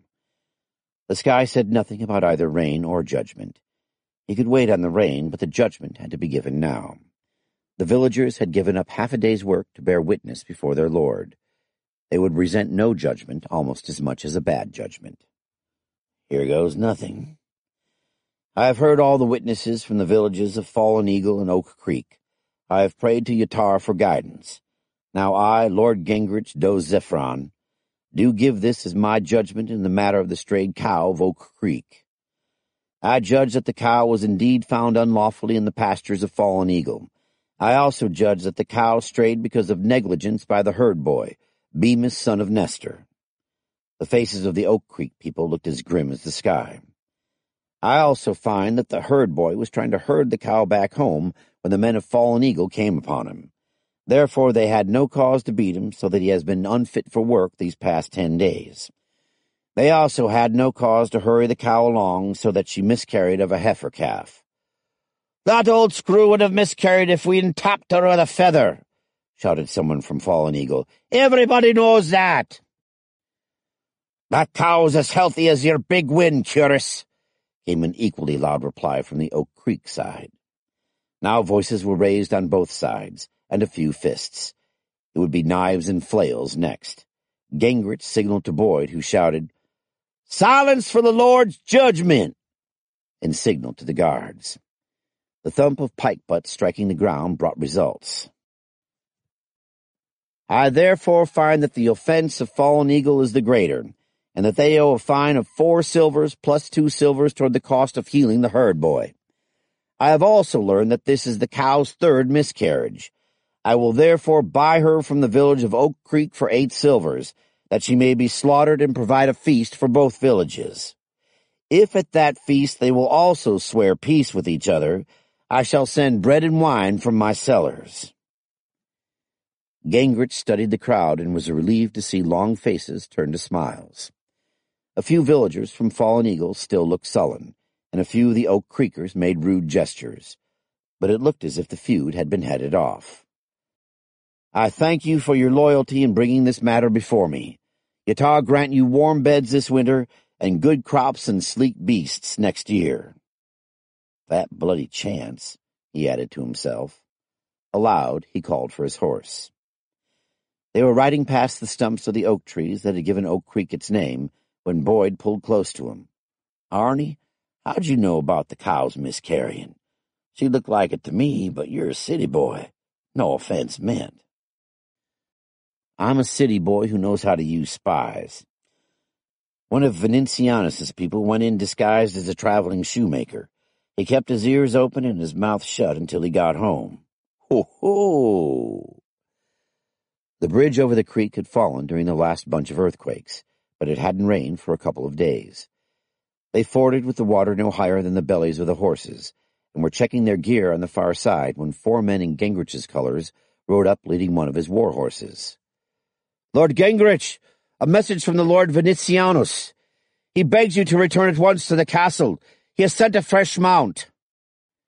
The horse was Buster, Gingrich's favorite.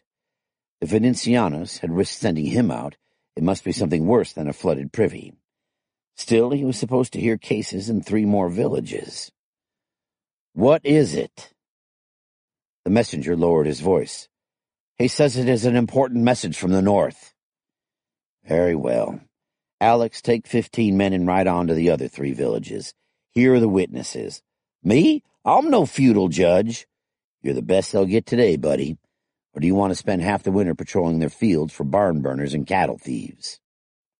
You put it that way, no. Okay, here are the witnesses, and then? Tell each of them to send a man to Castle Zifrin. I'll give my judgment tomorrow. Gingrich waited until Boyd had picked his men. Alex has his problems, but he takes orders and you don't have to watch him every minute.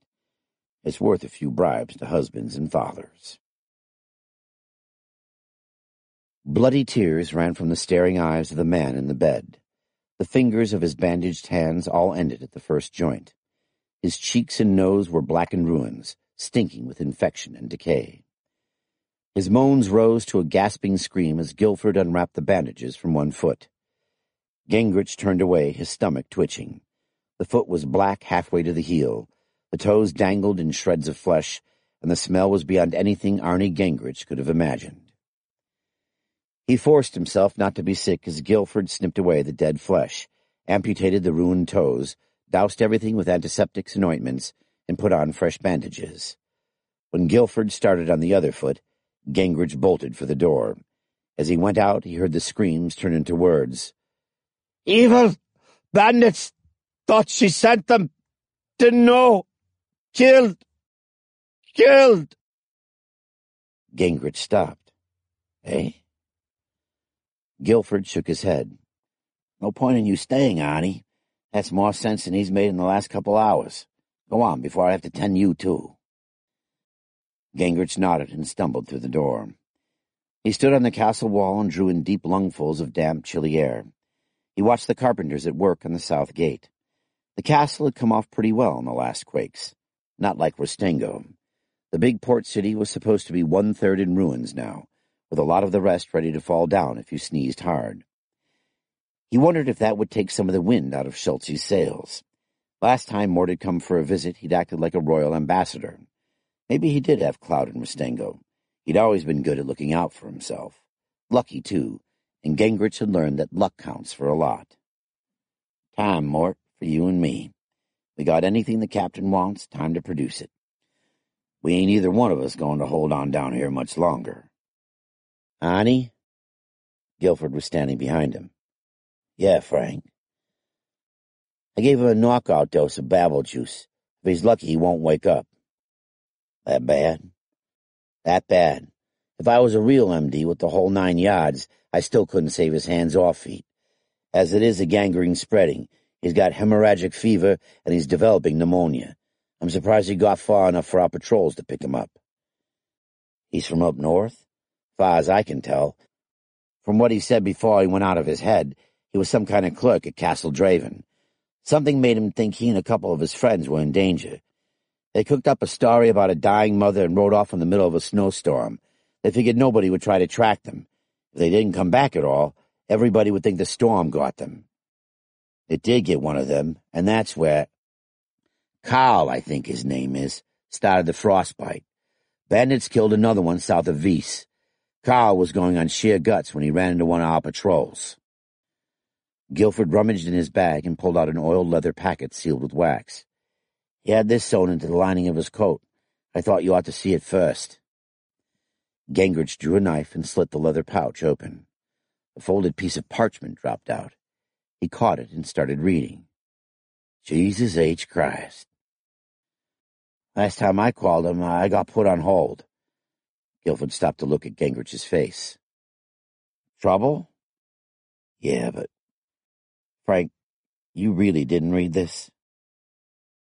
You had to cut it open, didn't you? Is it hot? Too hot to talk about here. It's trouble, but maybe not for us. I need to talk with friend Marcus. The long-expected rain was turning to wet snow. Gingrich hoped Alex and his men would make it home safely. Meanwhile, he was fighting the chill with a roaring fire and a jug of Guilford's home brew. Marcus Julius Venetianus sat across the table from him. He turned the parchment over and over in his fingers. He hadn't taken a drink since he began to read. Finally, he shook his head. I find it hard to believe that Lady Tylara would employ assassins to kill the man who saved her from Syracuse. Not just Caradoc. They suspect she offed Dugilis. She set up somebody else, too. And I am probably looking at him? Got any better candidates? No. You hold your people together as an organized force. Without you to control them, your Earthmen would fight. Your local recruits would be divided, and many would desert. By spring, the Lord Rick could set any terms he liked for taking your surviving men back under his rule. Just what I was thinking. Arnold Gingrich drained his cup and refilled. Which means I have to stay alive. It's a real interesting proposition, seeing as how I also have to let these thugs try to assassinate me. Venetianus looked down into his cup. Does the wine speak, or did I hear you say you must allow an attempt on your life? You heard me right. Then, may I say that I honor your courage, but your judgment is okay. Look, Marcus, this is something that can blow the captain's alliance up north to little bits. If he stands by his wife, he's at blood feud with Caradoc's clan. If he dumps her, he's not Count of Chelm anymore. No land of his own. That'll make it hard for Ganton to keep him on as Captain General, and old Drummond will take his archers home. What's he got left? Anarchy, and the time drawing closer. The priests of Yatar will not be pleased either. Nobody's going to be happy if this gets out. The worst of it is, we don't know anything. All we have is this paper, and it's not signed by anybody. No proof she did it. But you believe. I don't believe in coincidences, not big ones. If Caradoc hadn't went west, things would have come apart. I reached the same conclusion. Caradoc's death was very convenient. Too convenient. What has this to do with letting them attempt your life? Hard evidence. We'll let him try and catch one in the act. Give the kid to the captain for a present." The Roman looked thoughtful. "That would work. But you must catch your rabbit before you make a stew. You leave yourself as bait for assassins whose numbers and skills may be greater than we know." "Give me a better idea, and I'll take it." "Stay guarded." "How? I have to ride circuit to give judgment, and I can't live with guards under the bed. Marcus, I am damned if I'll sit on my ass in this room all winter." "I sympathize, but I would not trade places with you. Given the Lady Tylara's reputation, I would suppose she would not employ any but the most competent assassins." "So, you seek evidence of the plot in order to trade with the Lord Rick. What else do you offer him?" Gingrich shook his head to try to clear out the wine fumes. "I don't get you." "I think we should be able to aid Lord Rick as well as threaten him. Threats alone might not move him, but if we have both carrot and stick—" "With luck, I'll have the stick. What's the carrot?" "The craftsman of Rustengo. The Lord Rick's university designs many new and useful devices, but there are few craftsmen in Tamerthon or Drantos to make them. The Romans would gladly help, but Lord Rick does not altogether trust Romans." "Smart man." Marcus gave a tight smile. "The Lord Schultz has influence among the guilds of Rustengo, if he is telling the truth." "He's probably exaggerating, but Schultz is no BS artist. If he says he can swing the guilds, at the least they listen to him." "Excellent. Then let us offer to guard all those Rustengan craftsmen who wish to seek new homes in the north. I imagine that many would have already done so, except for the winter storms at sea and the bandits on land. We can do nothing about the weather or the lack of ships. We have already done much about the bandits, and allied with the Lord Rick we can do more." "That makes sense. Hell, Marcus, he might go better than that. To get a couple of thousand craftsmen for the university shops, he might even spring for enough ammo to fight Fredos' whole damned army." Gingrich lurched to his feet, picked up the jug of homebrew with one hand, and gripped Marcus's shoulder with the other. "Friend Marcus, let's drink a toast. To you and me never being enemies." 10. "Present! Hum!" 20 soldiers banged pike butts on the stone floor. 2 officers drew swords. A herald dressed in a moth-eaten scarlet robe strode forward.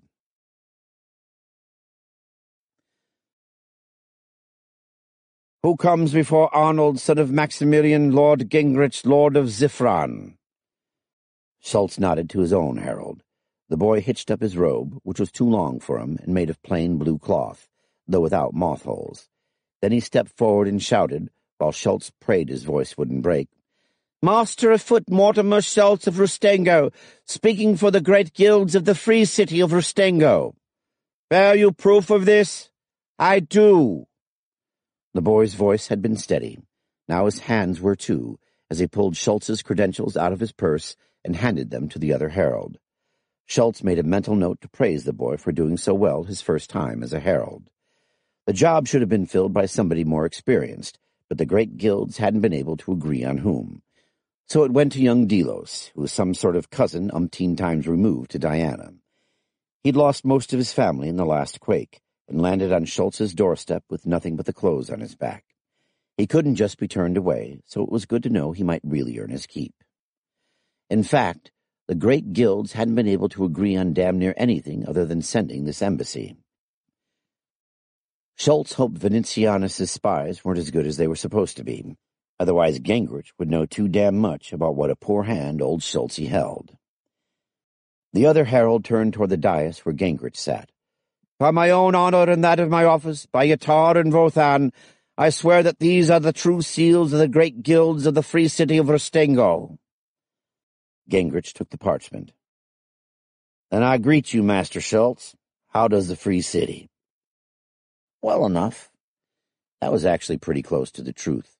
The Rustengans were a tough lot, and were already pulling themselves together even before the last of the quake's 1,000 dead were dug out and buried.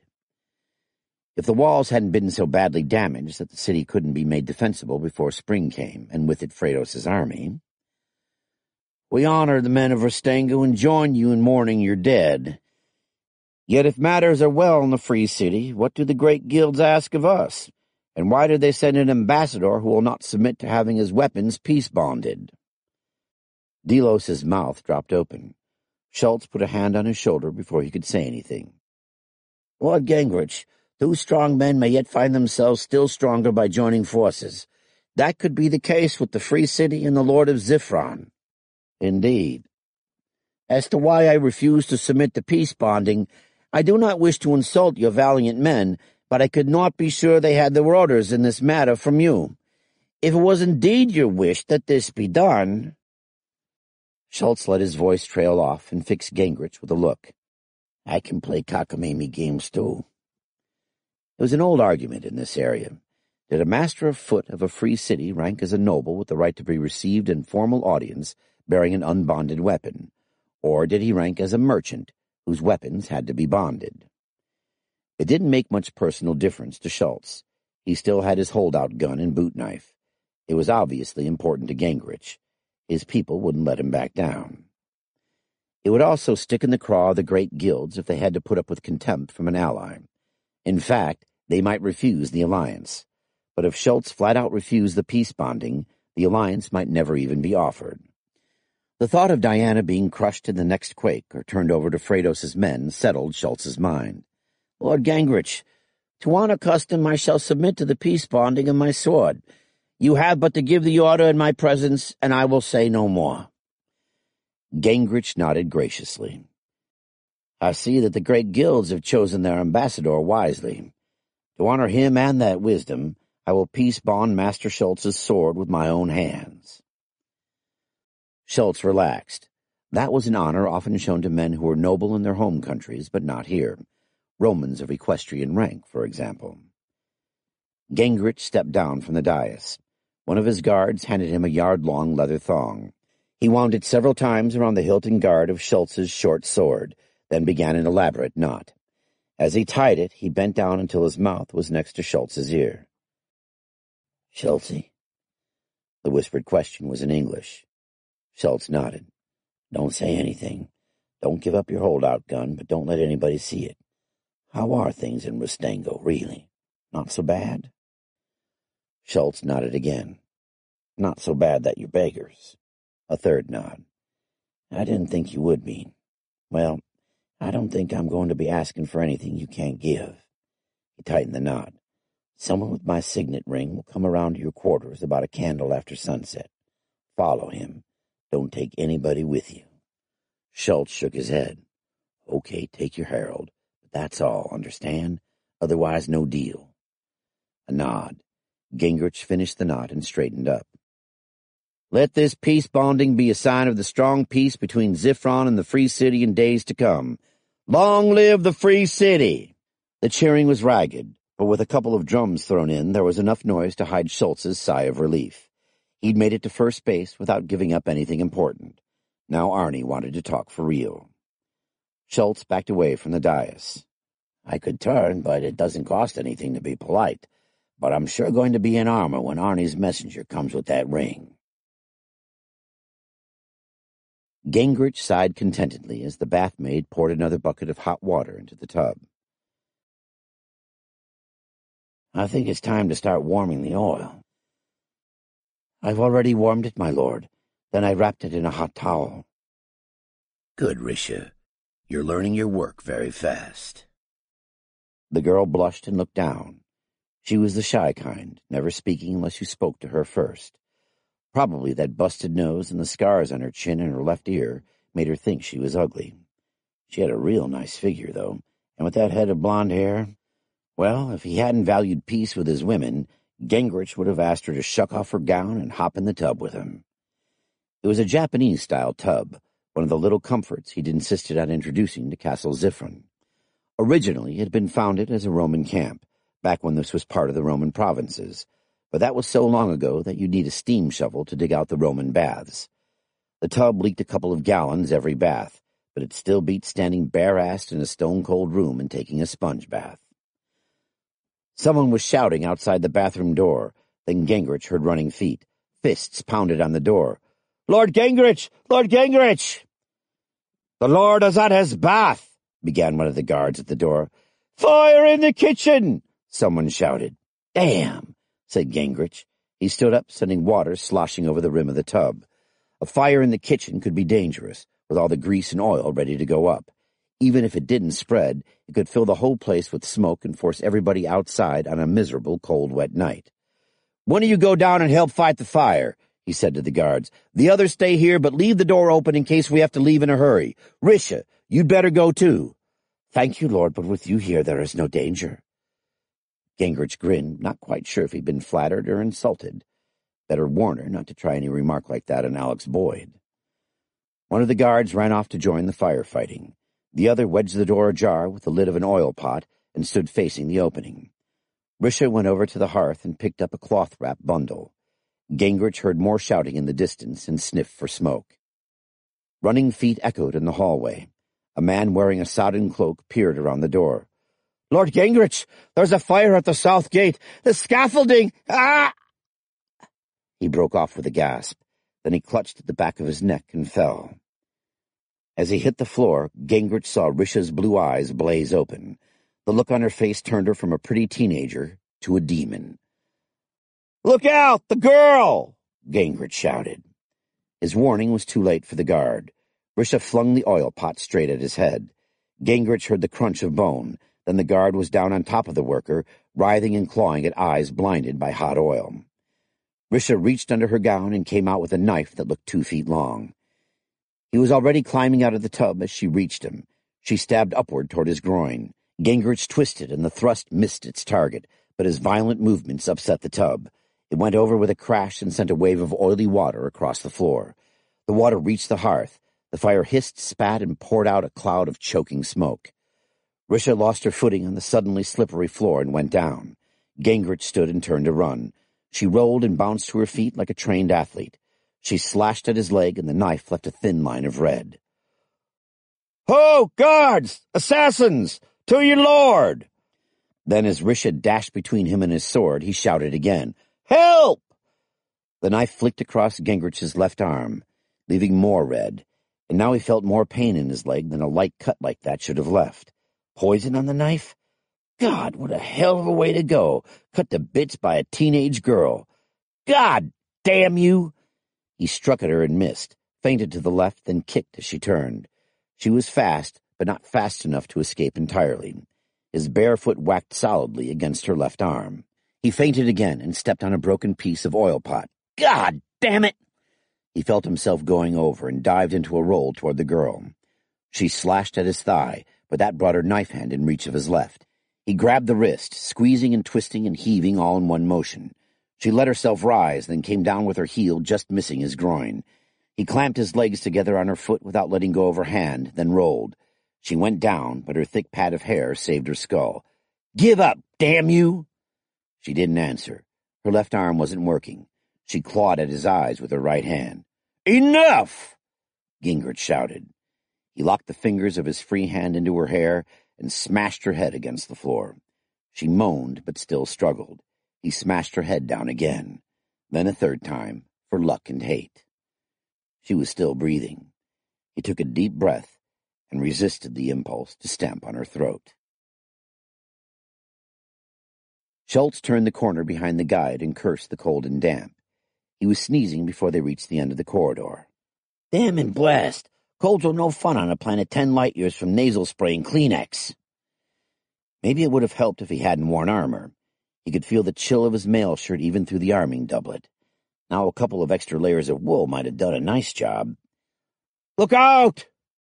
The shout made the guide draw his sword and sprint down the hall toward a half-open door on the left side. He'd covered maybe 10 feet when the shadow of a beam seemed to turn solid and stick a knife in him. At least that was the way it looked to Schultz. "Delos, stand behind me!" "Ho, guards! Assassins! To your lord!" Smoke poured out of the door. "Help!" The solid shadow came at Schultz with a knife in its hand. Schultz's 9mm star was in his hand before his attacker got to knife range. He squeezed off 3 rounds before he took time to wonder why the man looked so small. Schultz fired once more as he fell. "That's one." He turned warily. A crossbow twanged from farther down the corridor, and a quarrel sprouted from Delos' chest. "Lord, why hadn't the kid worn armor?" Schultz fired twice into the darkness, and was rewarded by a scream and the sound of a falling body. 6 rounds, 2 left. He wished for his 9mm H&K with its 15 rounds, and groped his way into the alcove. Small fingers with an iron grip clamped around his wrist. At the same time, a knife thrust toward his thigh. It struck the tail of Schultz's mail shirt. He heard a high-pitched curse, and the grip on his gun hand tightened. The attacker was small enough to lift from the floor. Schultz picked him up by the groin and threw him against the stone wall. The grip relaxed, and he brought the star to bear, thought better of it, and smashed the barrel into the attacker's throat. Not too hard, not to break anything. Then he brought the butt of the weapon down on top of the assassin's head. Suddenly the hall was filled with guards. They eyed his pistol warily. "Schultzy?" "I'm okay, Alex. I heard Arnie call from in there. Tell these jokers I'm not an assassin." "Oh, shit. Joe, stay here and square it. You can see what Schultzy caught." Boyd ran on down the corridor. "What did you catch?" Green asked. He lifted the hood from the nearest attacker. "Christ, he can't be more'n 12. 12 or 50, he damn near killed me," Schultz said. The other 2 were maybe a year older. One was a girl. Both were dead or dying. "Good shooting," Green said. "Yeah, sure." "La Couinal." Green turned to the guards and pointed at the younger boy. "Tie him up good. If he dies, I'll kill the man who killed him. If he gets away, I'll go after families." "Rough," Schultz said in English. "Arnie's been after a live one. We owe you, Schultzy." "A fat lot of good that's going to do Delos," was the answer Schultz wanted to give. He swallowed it. Instead, he bent over the dying boy. The crossbow was only a little one, the kind used for small game, but the quarrel had gone deep into Delos' unprotected chest. "You did well, Delos. Your family will be proud." "No family, Mars. No family. Only you. So didn't want to dishonor you. Harold's honor, too. Can't distrust men by wearing—" Blood trickled from the corner of Delos' mouth, and his eyes rolled up in his head. The hand Schultz was holding twitched a couple of times, then went limp. Schultz was still holding that hand when Boyd came up beside him. "There's another of them in there with Gingrich. Girl about 15. She's alive. Good figure, too. Alex always did have woman problems. That was just too bad for the girl. Nobody forced her to make a living sticking knives into people." "How's Arnie?" "The girl nicked him a couple of times with a poison knife. Frank's in there with him now. Says it doesn't look serious." "It looks like the girl was the primary," Boyd went on. "These 3 were back up in guard. They came up the wall on a rope with a hook on the end. Set fires in the kitchen and the south gate with volcano bush resin in cubes, then used the confusion to make their move." Schultz wasn't sure whether he was hearing things or Boyd had gone crazy. "Alex, the kids. Just what the hell is going on around here?" "Schultzy, we'll tell you as soon as we know ourselves." Gingrich winced as Frank Guilford pulled the last strip of bandage off his left arm. "Can you make a fist?" the medic asked. Gingrich winced again, but succeeded. "Good. What about delayed effects?" "Not with Hydra's bane sap in this dosage. You'll have scars, but you got off real light." Gingrich hoped Frank knew what he was talking about. His arm and thigh looked and felt as if a red-hot poker had been laid along them. "It's the oil," Frank said. "That sap dissolves in oil. Your fancy bubble bath saved your ass, or anyway, your leg." Gingrich sipped from a cup of hot wine and gritted his teeth as Guilford cleaned the wound and applied a freshly boiled bandage. Finally, the medic was done. "You won't be wrestling anybody for a couple of weeks, and I'd go easy on the wine. Now I'll go make up more babble juice." "I still say wring the little bastards dry without any juice," said Alex Boyd. "Give me the girl."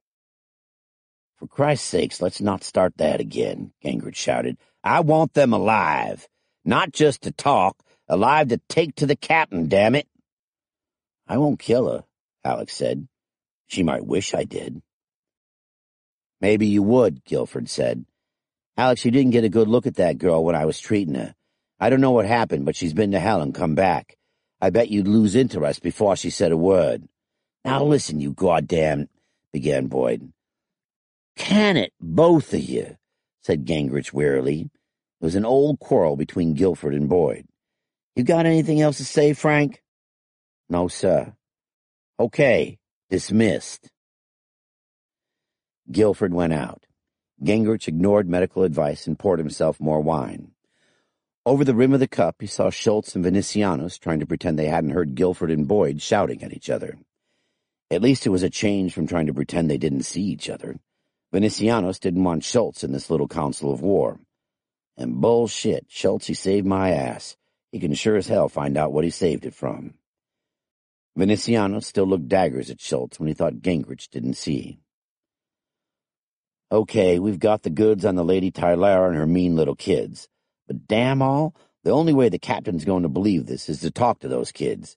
I mean it, Alex. We got to keep them alive. That means no rough stuff and no killed while trying to escape. That could mean asking people to get killed to save those little bastards. So what? Give them a hero's funeral.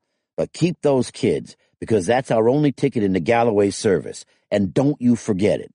We are agreed, aren't we? We go north as soon as the captain will let us. Yeah, sure, Boyd said. What's in it for the guilds? Schultz demanded. Safe passage north. We'll escort as many craftsmen as will come and negotiate with Galloway for you. Schultz thought for a moment. We can live with that. Right. Face it, the captain had 3 times the balls and twice the brains Parsons thought he did. Now we've got us an ace in the hole, because the captain's lady is screwed up but good. Here's to Lady Luck, also known as Tylara do Tamerthon, Ekatassa of Chelm, and Mrs. Rick Galloway. They drank the toast. By the time Schultz went over to the fireplace to heat more wine, they'd roughed out a text of the letter that would go north. I'd write it myself in Tex-Mex. Larry Warner knows that, and I don't think anybody else does. Certainly none of the locals. Larry's got his head screwed on the right way. He'll see that it gets to the captain. Marcus, your people can get a letter into the university without too much trouble, I suppose. Venetianus smiled thinly. He had stayed soberer than usual when the wine was flowing freely. Gingrich could recall his taking only 2 cups. Was having a rival going to cure his boozing? If they cannot, then I have spent much gold to very little purpose. Over the second batch of wine they roughed out a treaty between the Lord of Zifron and the free city of Rustengo and any allies that either party wanted to include. Your people and Rustengo, Venetiano said, but not the Roman provinces. Which are? The boundaries are not agreed, but if you include as your allies people Marsilius Caesar thinks are his subjects, it can do no good and may do much harm. Leave 'em out, Gingrich said. Don't cost much. We don't control much of the old Roman territory anyway. The thing is, he hiccuped and drank again. The thing is, find out what people want and push where it gives. Maybe you'll get lucky. We just did. 11. Problemas formidables por el capitán. Yo creo que el capitán es un hombre muy sensible, y el capitán esto también comprende. Es imposible que el capitán no vide una ruta que no me permitiera la silencia sobre la muerte de los caballeros Cara. Y Doug, usted sabe que los fueran. Su amigo, Arnold G. Larry Warner laid the second page of Gingrich's letter on top of the first. This was the 3rd time he'd read it. The initial shock had worn off, but his hands weren't any steadier. Problemas formidables indeed, for the captain, the university, and everybody else. He didn't need much help from either his imagination or the chilly room for his hands to shake. At least he could do something about the chill. Hey, Mar! The boy's head popped around the door. Yes, Lord Warner? More wood for the fire and a pot of McCleave's best. At once, my lord. He didn't really want to get drunk. Can we trust Arnie? He tried to remember what he knew about Gingrich. Not a lot. Good man in a fight, medium on leadership, talked us into running away from Parsons but couldn't hold the group together. Not officer material. Ha! Maybe not, but he's sure got an officer's problems now. And so do I. What the hell do I do with this thing? Who do I tell? The candle on Warner's desk burned steadily, without guttering or flaring. Funny how something as simple as twisting 3 strands to make a wick could make such a big difference. It had all been trial and error, too. He couldn't have explained exactly what difference it made to save his life. Didn't matter. University-made candles brought a hell of a profit, and would until the local chandlers figured out the secret. They will, too. That's one bit of knowledge we don't have to try to spread. Warner realized he was holding the 2 sheets inches from the candle. A little closer to the steady flame, and this particular hot potato would be ashes. And what the hell good would that do? If Arnie can write a letter in Tex-Mex to me, he can write one in English to the captain, or in local to any damn body he feels like. One thing's sure, it's no bluff. Gingrich named too many people, places, and dates to be making this up. Warner put the letter down and looked up at the sooty ceiling. He knew he probably had what Gwen called his, "Why me, God?" expression on his face. That was certainly how he felt. Speaking of Gwen, what about telling her? Warner got up and began to pace the length of the room. It's her fault, in a way, marrying Caradoc, then running straight back to Les when he showed up. She'd screwed up and got a damn good man killed. That would always lie between her and Warner now. He'd be polite to her, no problem with that, but nothing else, and she'd notice it. She'd start to worry, then maybe start to prod, and if she didn't get answers, would they be able to work together? The captain was going to have a few things to say to both of them if they mucked up the university. A knock on the door. "Come in, Hamar." The boy set the pot of homebrew on the desk, piled the armful of logs on the fire, then came back to fill Warner's cup. It was silver, commissioned from a Roman soldier who'd been apprenticed to a silversmith before he joined the legions. Lovely work, with centaurs and horses chasing each other around the rim. Probably cost 1,000 or more back home. Back on Earth, you mean? Tran's home now.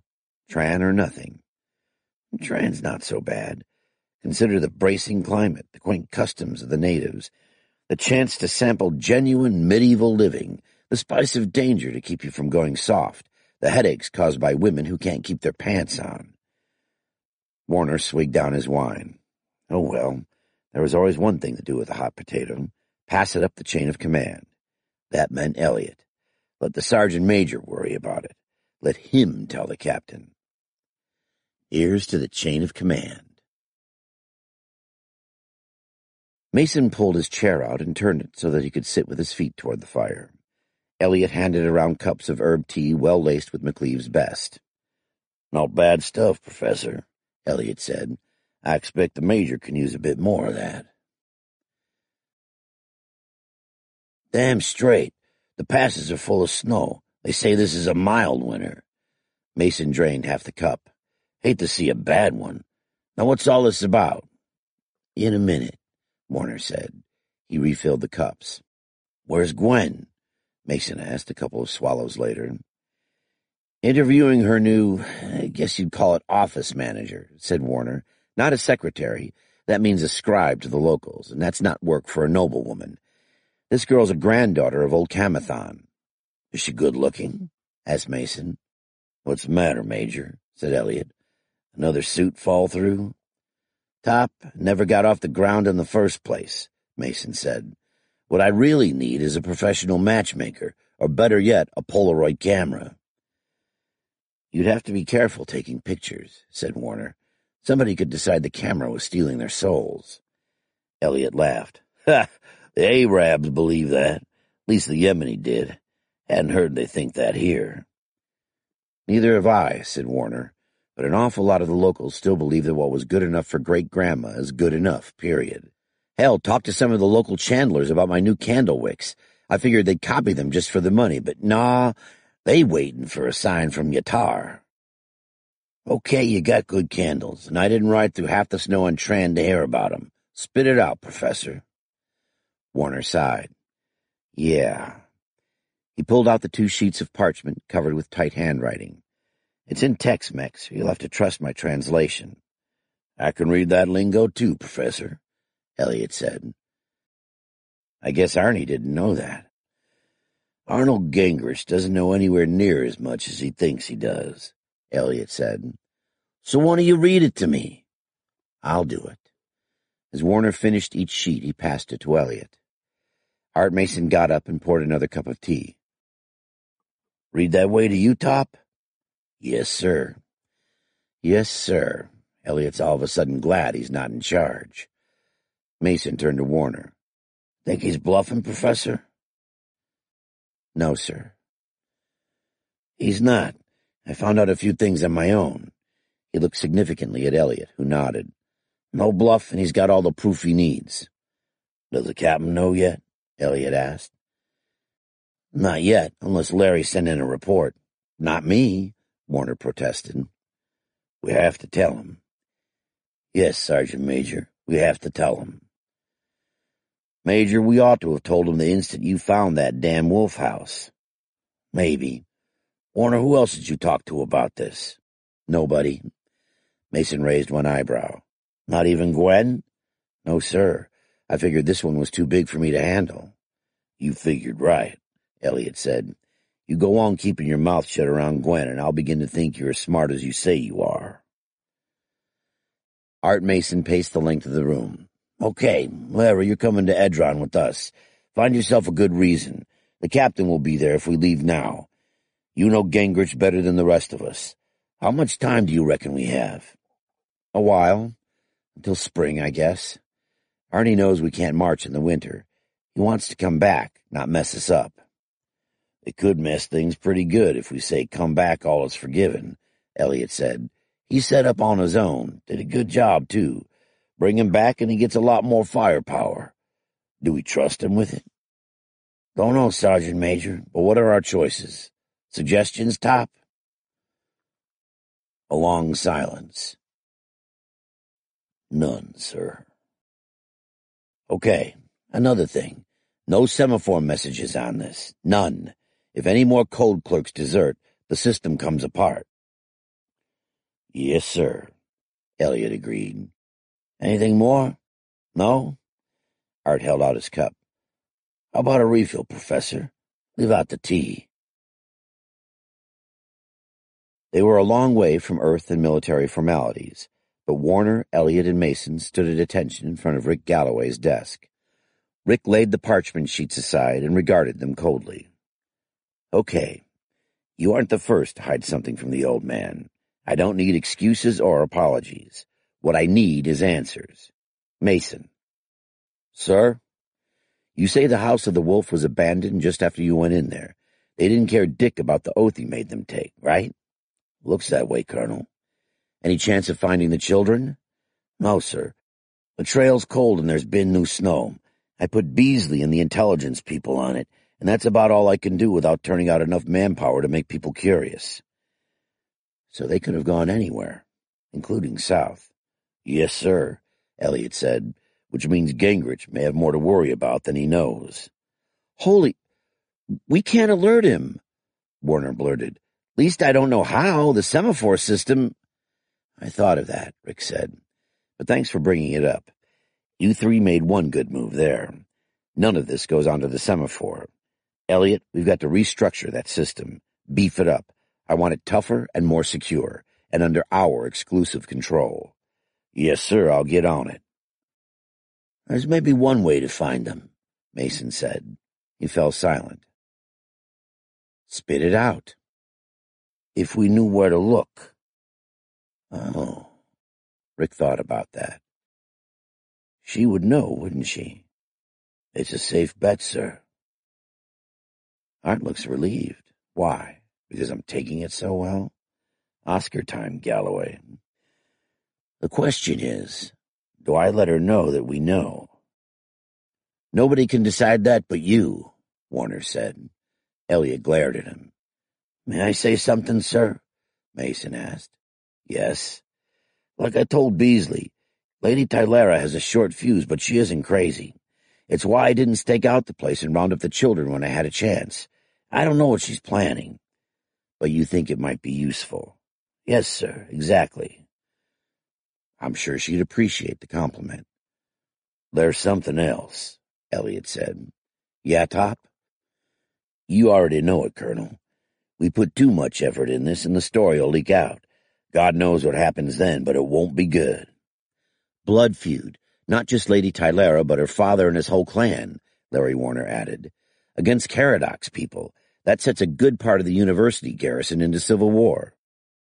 So we have to see it doesn't get out, Rick said. That's priority one. What can we do if it leaks out anyway? Art Mason shook his head. Colonel, you know as well as me. Lady Tylera would have to disown her little assassins and turn them over alive to Caradox relatives, or put their heads on pikes, which she won't do. If she gave the orders, she'll protect the kids who carried them out. I think. I sure as hell can't assume she won't. Jesus Christ, no wonder she won't sleep with me. And even that won't work.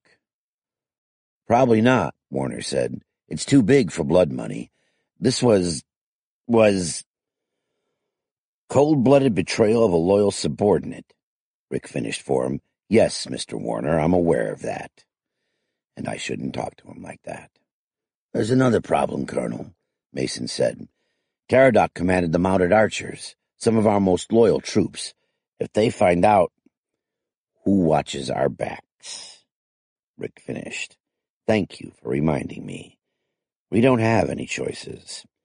So, assuming we can keep secrets, Elliot drew himself up to say something. And we can. It boils down to Gingrich. How smart is he?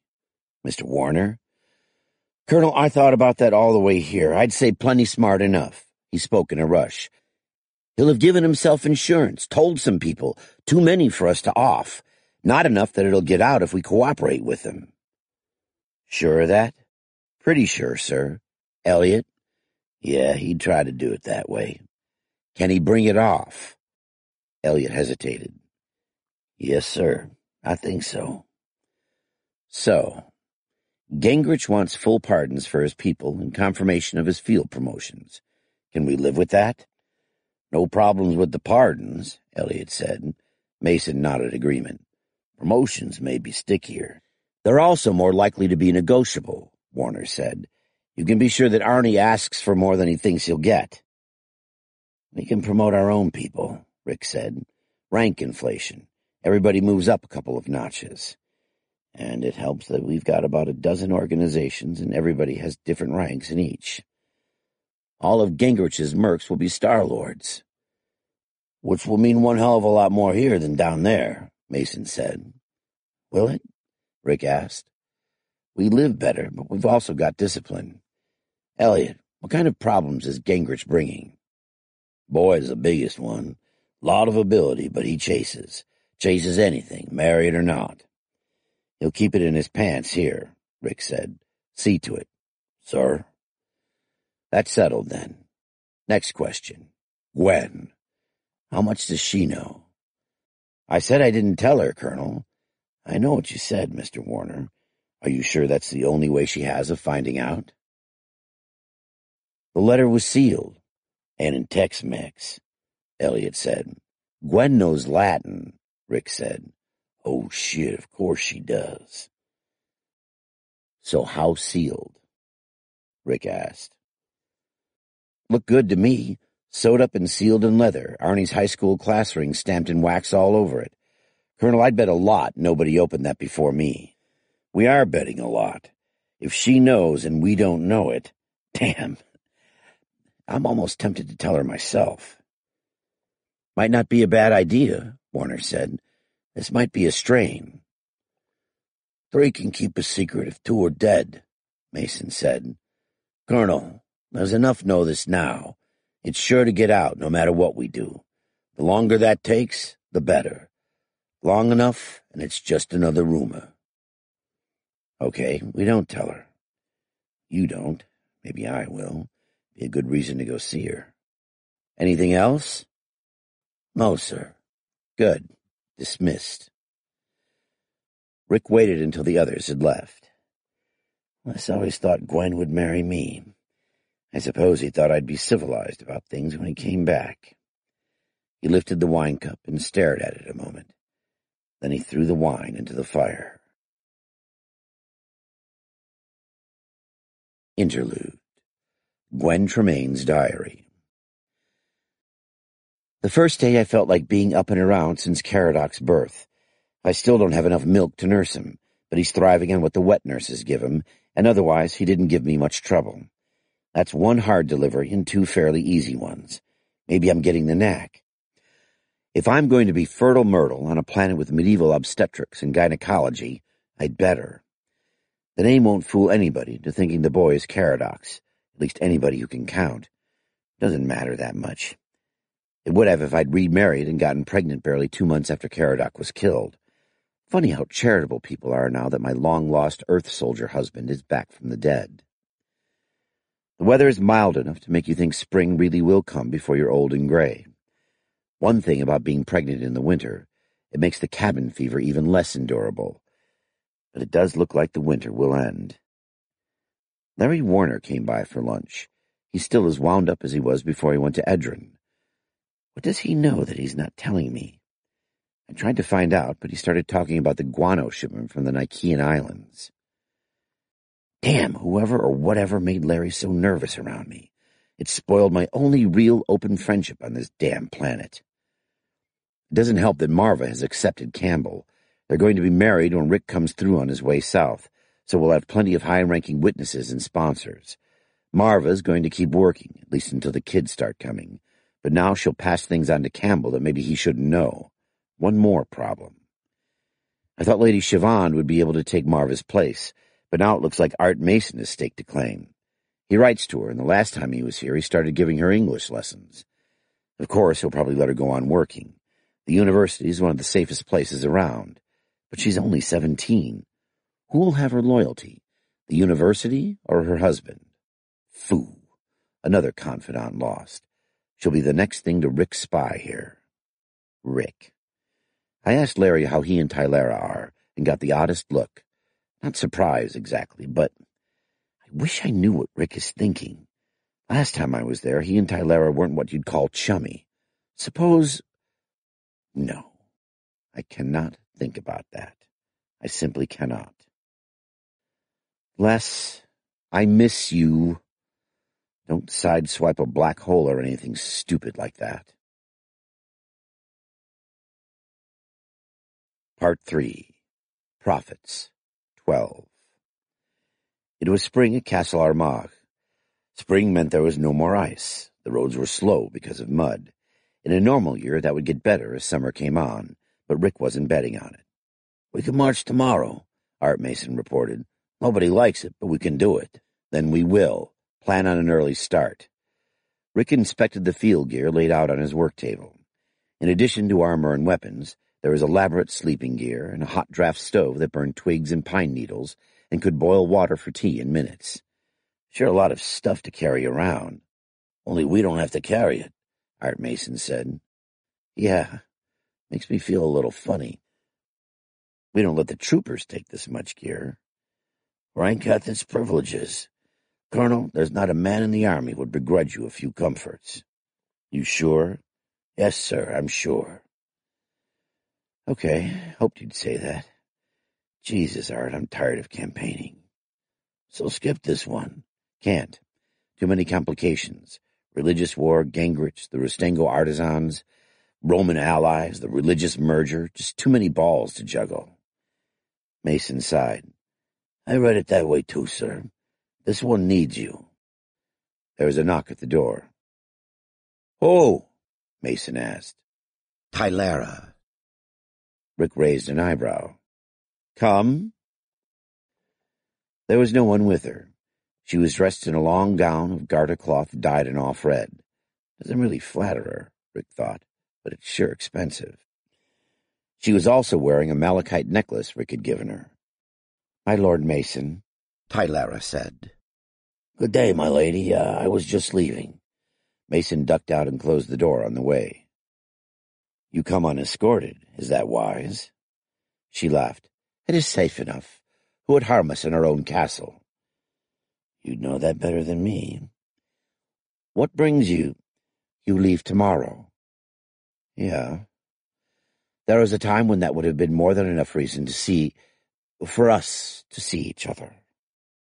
I suppose that's true, Rick said. As you say, Tylara smiled. But my reasons are not entirely frivolous. She took a small packet from her sleeve. For me? Rick unwrapped the cloth and unrolled a long pair of woolen knitted stockings. The Chelm crest of arms was worked into it, and the wool was extremely fine. Should fit, too. Thank you. This must have taken a long time. I had some help. Tylara smiled again. Help, right. Always there when you need it. He felt the stockings. Poison thorn in the toe? Don't be ridiculous. He stuffed the socks into the pouch in the leg of his coveralls. Thanks, then. She frowned puzzlement. Rick, Damn it, where the hell did Mason go? He brushed past her with relief to go to the hall, then stopped. No. She came to make friends. Why am I so suspicious? But when he turned back, she was already leaving through the other door. Hey, get your ass out of the saddle and lead that horse! Apelles drew himself upright into a dignified pose. Who? Hey, I'm talking to you! You in the blue bedgown! You and your servant get down and lead your horses! Nobody rides across this bridge, not Caesar himself! The command had come from a Roman centurion who stood at the near end of the floating bridge across the Dniester River. Apelles pressed his knees into his mount's flanks. The road was muddy, and he wasn't a very good rider. The horse moved forward at a walk. Halt or be stopped! The Roman raised an arm. Several archers who'd been lounging on the bank rose to their feet. Are you mad? Apelles halted and slid out of the saddle. There was no one to hold his horse or stirrup, and he very nearly fell. The mud was deep over the tops of his sandals. Centurion, I'm Apelles, priest of Yatar and nuncio of— Apelles? Said the centurion. His tone changed. I'll be damned. I hope not, Quintus, said Apelles, much relieved. Quintus Pollio of the 11th Legion had been captain of the Roman fire department at the university. His was the first familiar face Apelles had seen in days. That's as Christ and St. Michael and Vothan will have it, said Quintus cheerfully, but none of them will save me if I let you or anybody else ride across the bridge. Take a good look at it, friend Apelles, and see if you don't agree with me. Apelles tossed his mount's reins to his freedman and followed Quintus down the bank to inspect the bridge. The plank roadway was less than 2 yards across, and there were gaps a hand's breadth wide between the planks, which rose and fell as the boats under them jerked and bobbed on their anchor cables in the swift current of the Dniester. Friend Quintus, is it safe to cross at all? Walking, if you're careful, Quintus said. We only lost 3 parties today. The ferryman downstream picked up 2. Hydra's got 1. Hydras? Actually, that was yesterday. I think we got all the big ones. Bent sword points into hooks and, There's a ferry? I'll take it. Not a chance. Wagons only. Everybody else goes by the bridge. Archbishop Polycarp is expecting me by nightfall. Oh, why didn't you say so? Quintus said. You walk. I'll see your horse gets across. The blessings of Yatar on you, Apelles said with feeling. Apelles reached the other bank, ready to kneel and kiss the muddy ground. The bridge had swayed every bit as much as he'd feared. 2 corpses had floated under it while he was crossing. There can't be any hydras left. No big ones, anyway. Apelles' spirits revived when he was mounted again. In his own village of Niles Mercy, only 3 men outside the household of Barrowman Regmer had horses. Even on this slow-gaited dunhack, I'm the equal of a knight. Well, almost. In fact, he had far more power than any knight, and more than most barrowmen. As assistant to the Chancellor of Drontos, Apelles could send warrants and writs the length of the kingdom. His pen and inkwell held life and death for mere knights. Apelles had never seen an army in the field. He had expected the host's camp to be one vast city of soldiers. Instead, he found over a dozen smaller camps, each squatted on its hilltop or in its valley, some completely undefended, others behind ditches or rough walls of sharpened logs. None showed the elaborate work he had heard that the Romans put into building a camp. "Where?" his freedman asked. "Palomas, you talk too much. I should never have set you free." "We are lost, then." It was true enough. He knew only that Polycarp's tent lay in Caesar's camp. Where was that? "We should have asked the centurion," Palomas said. "Yes, of course, and be silent, or I will billet you with the kitchen apprentices." "That might be better than we'll have tonight." "Ask those women." The two women carried buckets and sacks of washing. Palomas rode forward. "He rides better than I do. He has never said how he was enslaved." "Ho, good wives," Palomas said. "Can you tell us how to find Caesar's camp?" One of the women looked him up and down and then gave him a gap-toothed grin. "Don't think you'll find much pleasure there, my friend. Publius the satyr keeps it all for himself. We can show you a better time." "Chara, that one's a priest," said the other woman. Chara shrugged. "He's no bishop or high priest." "Stay with us, friend. Chara of Glins has a name." "There are no soldiers quartered in Wiesbaden," Apelles said. "Only officers," Chara said. "How did you know?" "You tempt me, fine lady that you are," Apelles said. "But I must find the tent of Bishop Polycarp by dark. Can you direct us?" He clinked copper coins. "Ah," said Chara. "See that hill off to the west?" She flung out one large red hand. "Caesar's camp is just beyond it." Apelles followed the gesture with his eyes. "Thank you." He tossed her 2 coppers. Her look told him he'd paid her too much. The candles on Archbishop Polycarp's camp table neither guttered nor smoked. Their flame seemed as steady as Polycarp's gaze. "The centurion refused to allow you to ride, and denied you the ferry?" Polycarp demanded. "Yes, my lord. He will regret that." "My lord, it is no matter. You are nuncio from the high priest of Yatar. You are deputy of the chancellor of Rome's most powerful ally. Caesar's officers must learn respect." "My office demands dignity. I do not. But in a moment he will give orders." "I learn much, my lord. Do you know that the merchants of Vis had bought hydra flesh? Not merely the fishermen who use it as bait." Polycarp had stood. Now he sat again. "There is famine in Vis, then?" "It seems. I will speak to Caesar's supply officers. Vis is an important city. We cannot— You are certain of this?" "Aye, my lord." Polycarp smiled. "I think my colleague of the Temple of Yatar has chosen his servants well." The smile faded. "Or I would, had I not yesterday received a letter from the high priest Yanulf. He speaks of the young woman called Maeve." How in the name of Yatar did he learn that? "Yes, my lord?" "What is your relationship with this woman?" We are betrothed by hand-fasting before the shrine of Hestia, Christ's mother." "Ah, your superior feared much worse." "Ha!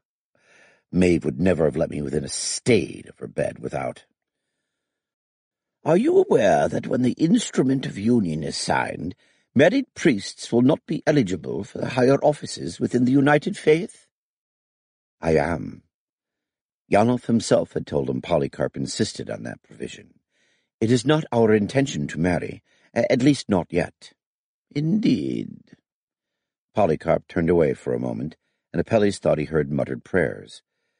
Then he turned back, and Apelles would rather have faced a hydra than the archbishop. For all that, his voice was still calm. "Apelles, you give every appearance of being guilty of what in a priest is an even worse sin than lust. You are ambitious. You wish to rise in the service of God and do your duty to him, yet you will not do your duty to others who have claims on you. And do not insult me by saying your duty to God comes before all others. To honor Maeve and the child she may bear you is also a duty set you by God." It was told of Polycarp that in his youth he had been a zealous persecutor of the worshippers of Yatar, able to ferret out any secrets and strip away any lies or disguises.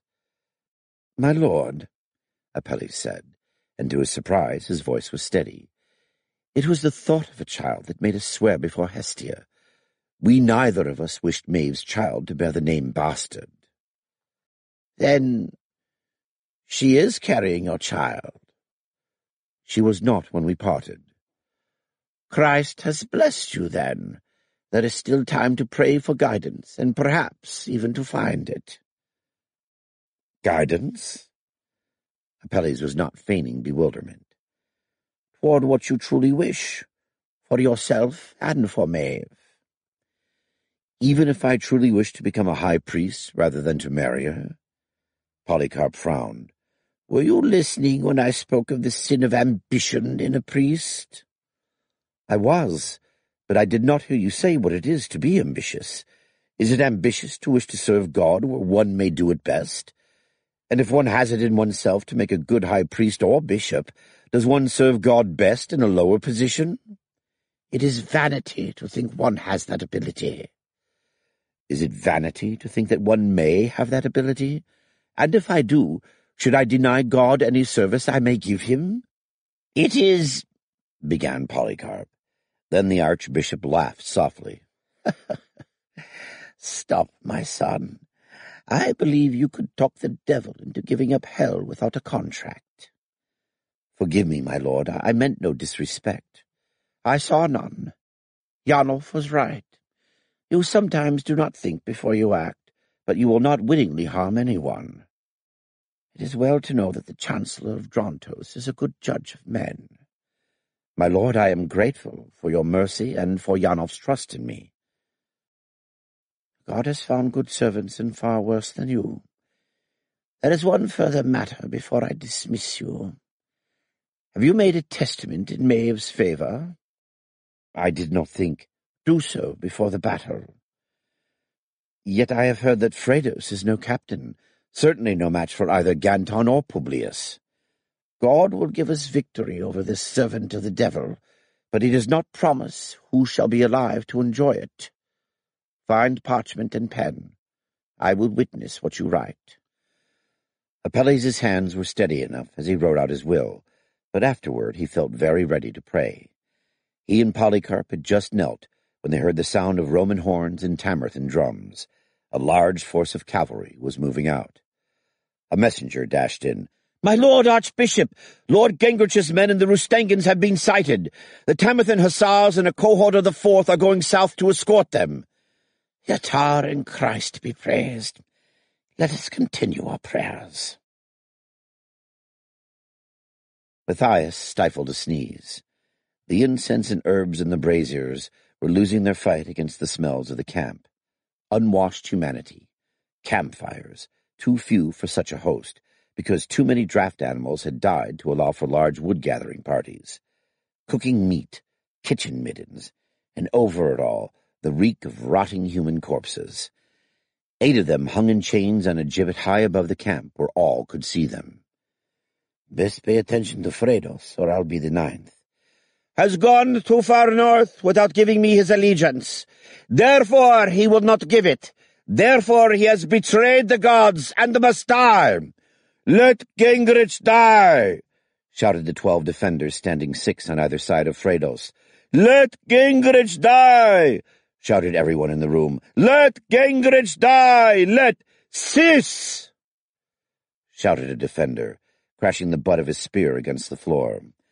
Fredos rose from his stool and advanced on the men standing before him. Although he was half a head shorter than the least of them, none of them met his eyes as he walked along their line. "Tyrus," Fredos said, stopping before the tall headman of a southern town, whose earthquake-shattered ruins must already be yielding to the forest. "You did not shout as loudly as the others." "I feel as strongly as you are they, Prophet." He licked his lips. "Yet forgive me." "I will not forgive you if you seem to hide your thoughts. I may forgive those thoughts." Fredos raised a hand. 4 defenders raised spears or swords. Tyrus swallowed again. Then the words poured out. "Should we not wait to see how Gingrich is received by the other starmen? If they give him only a traitor's welcome, he may yet be forced to turn to us with all his men." "You would stay the smiting of a traitor to the gods?" "I would not be so quick to condemn the Lord Gingrich as a traitor to gods. He was not born to worship, Prophet. I think you have thought too much, Tyrus, and know too little of God's truth. Gingrich has been condemned. So have you." Before Tyrus could take another breath, a hand signal brought 4 of the defenders around him. 2 grasped his hands and held them behind his back, while a third cut his throat. As his body thudded to the floor, the last defender thrust his spear into Tyrus's chest. The smell of blood joined the other smells in the room. From first to last, Fredos had not raised his voice above a conversational tone. "So perish traitors to the gods!" shouted Matthias. "So perish traitors to the gods!" the others shouted. 1 or 2 voices sounded unsteady to Matthias. He did not dare to look to see who the waverers might be. When Fredos dismissed them, Matthias walked as steadily as the others and never looked back.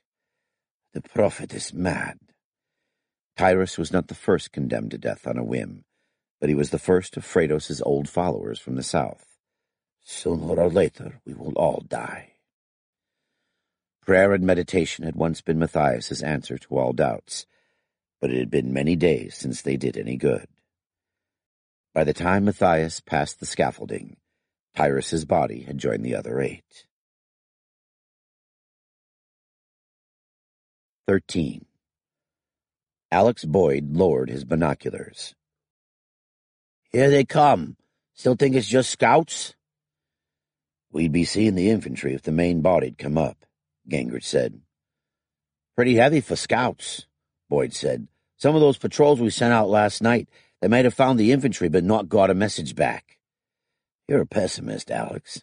"Yeah, I'm also still alive." Exactly what that proved, Gingrich wasn't sure, but he was willing to admit it proved something. All of the mercs who'd started north from Castle Zifrin were still alive, but over 200 of the local troops and several hundred dependents weren't. They'd have lost more if the Rustengan infantry hadn't been pretty much out of the fighting. The Rustengans had medics to spare and space in their wagons for the sick and wounded, and as long as their own people didn't need it, they were generous. The Rustengans had lived close enough to the Romans to get Roman notions of camp sanitation, which meant no plagues and not too many fevers. "We still lost too many," Gingrich thought.